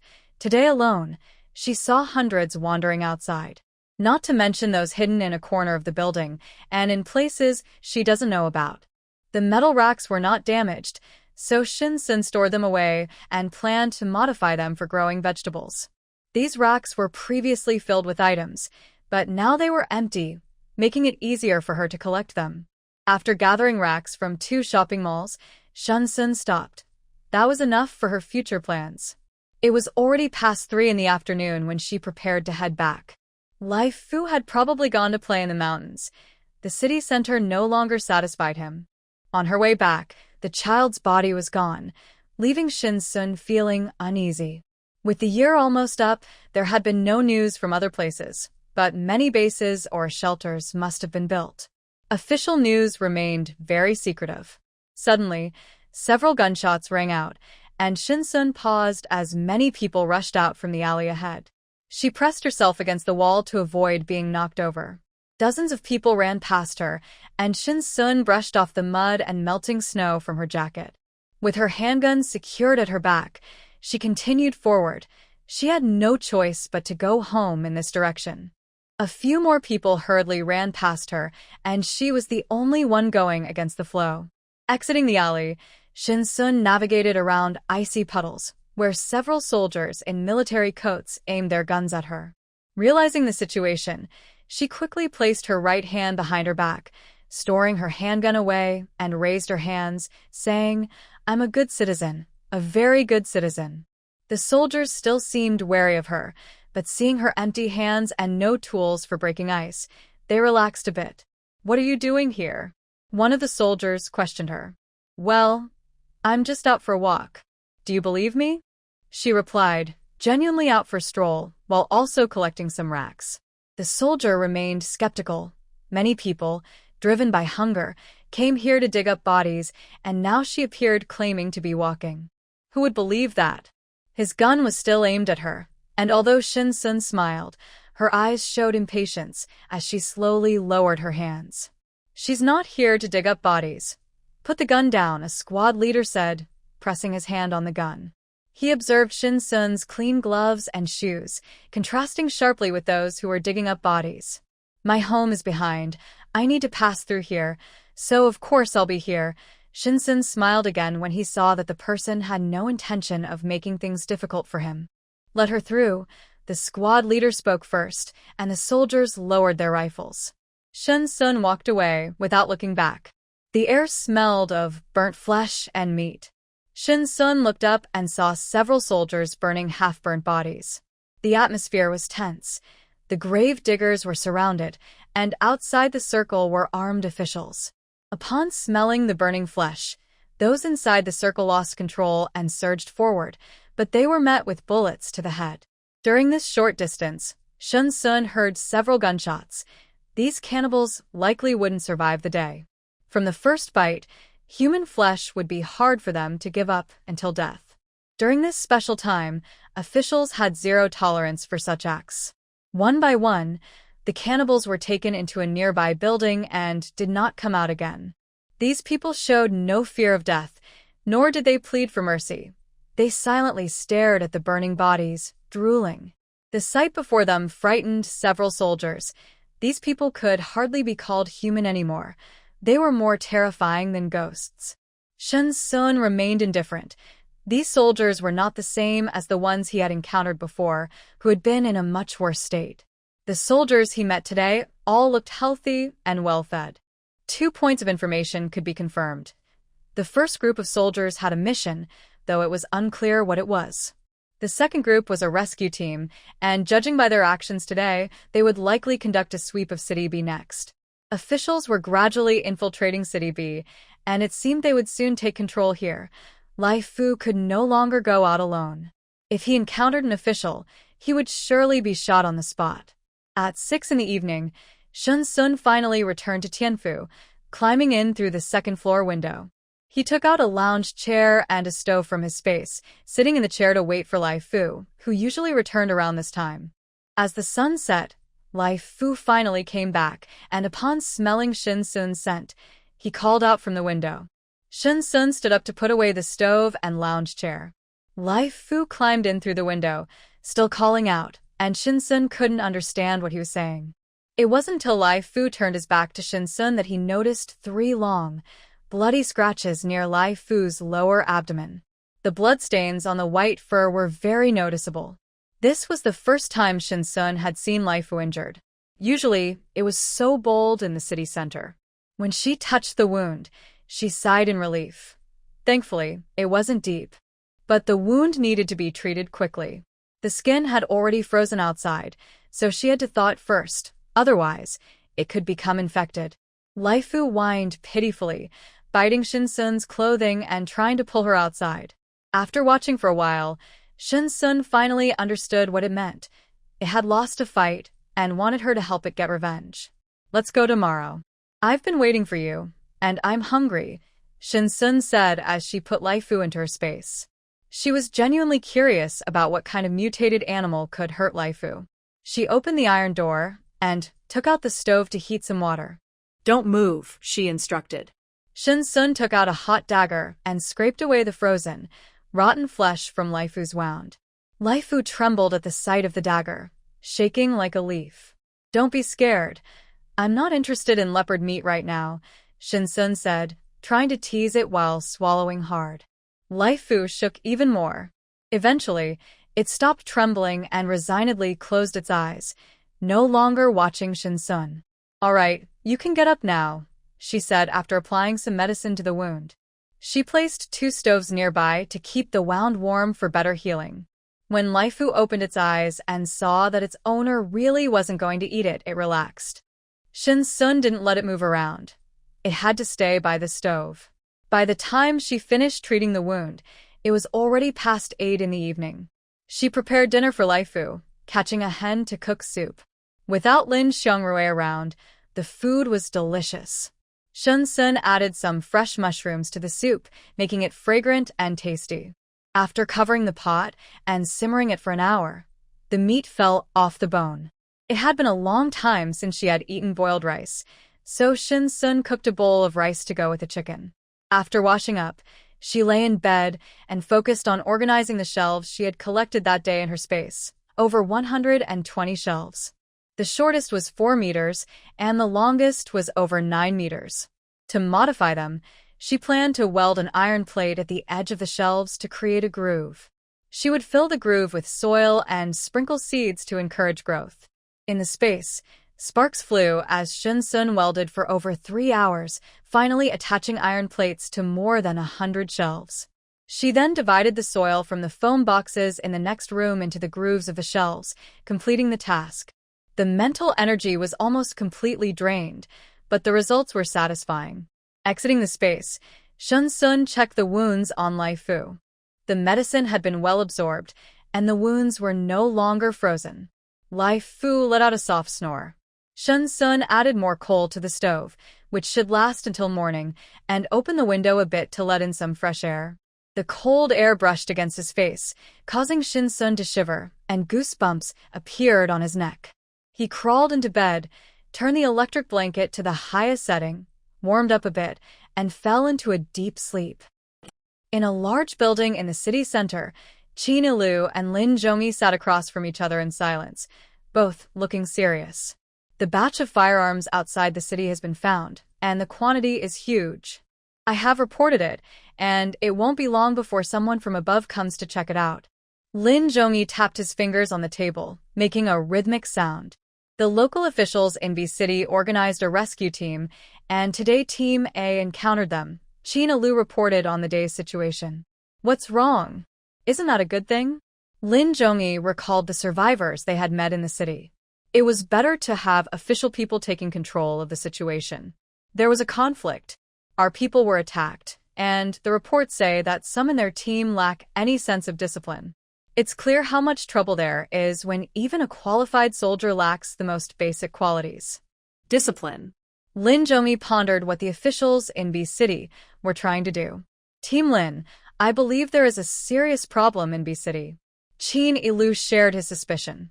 The survivors in B City were suffering greatly, starving and weak, and during this time, not only was there no help from local officials, but a large number of weapons were also found outside the city. You took a team to retrieve those weapons outside the city. Be very careful and don't get caught. I'm only suspicious for now. We'll wait for the higher-ups to arrive before taking further action. Okay, I'll take a team to handle it shortly. Team Lin, there's one more thing, Qin Ilu called out to Lin Zhongyi, who was about to stand up. What is it? The 3 researchers are having serious mental issues. The leader of Team A reported that when they were rescued, they were imprisoned. I'm aware of that situation. I've reported it to the higher-ups, and a military doctor will accompany them. I know what you're thinking. Don't worry, our brothers won't have sacrificed in vain. Qin Ilu knew he had let his emotions show, but after everything in B City, all 6 teams had faced losses, and his unit had been completely wiped out. It's hard to believe that after all this effort, if we still end up with 3 people who have issues, what's the point of our sacrifices? Lin Zhongyi slapped Qin Ilu on the shoulder. How long has it been since you had a proper rest? There's still a lot to do ahead. Don't forget the task I gave you. Go rest for now. By the way, inform the team not to clash with them for now. Let's see what the higher-ups say when they arrive. Qin Ilu understood that a strong force can't easily overpower a local one. Especially now, as long as the other side hasn't escalated the situation, everyone can still coexist peacefully. Let's hold off on today's events. I promise I'll make them pay for what they did to my people, Lin Zhongyi said, feeling some anger about his team being harmed. After they parted ways, Qin Ilu selected several soldiers for a brief meeting about handling firearms.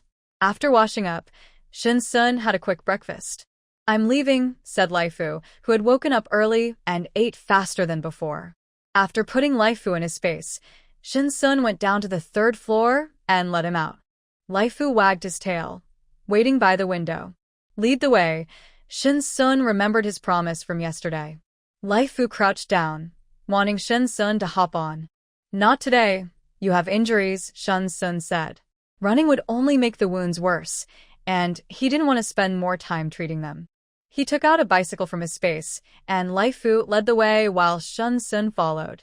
Before long, Lai Fu had dashed out of sight, and Shin Sun pedaled hard, making sparks fly from the chain. Ah! A monster. There's a monster. A man fell to the ground, trembling as he raised his gun. The dark barrel was suddenly aimed at Lai Fu, who stopped and cautiously backed away. Why aren't you moving? You were just running happily. Shin Sun wobbled down from the gravel, turning the corner. Seeing more people coming from behind, the guns that were aimed at Lai Fu now pointed at Shin Sun. The sound of bullets being loaded made Shin Sun's skin crawl. She wasn't invincible yet. Lai Fu, stand behind me. Shin Sun pushed her bike in front of Lai Fu. Lai Fu moved behind her, but his large size was hard for Shin Sun to shield.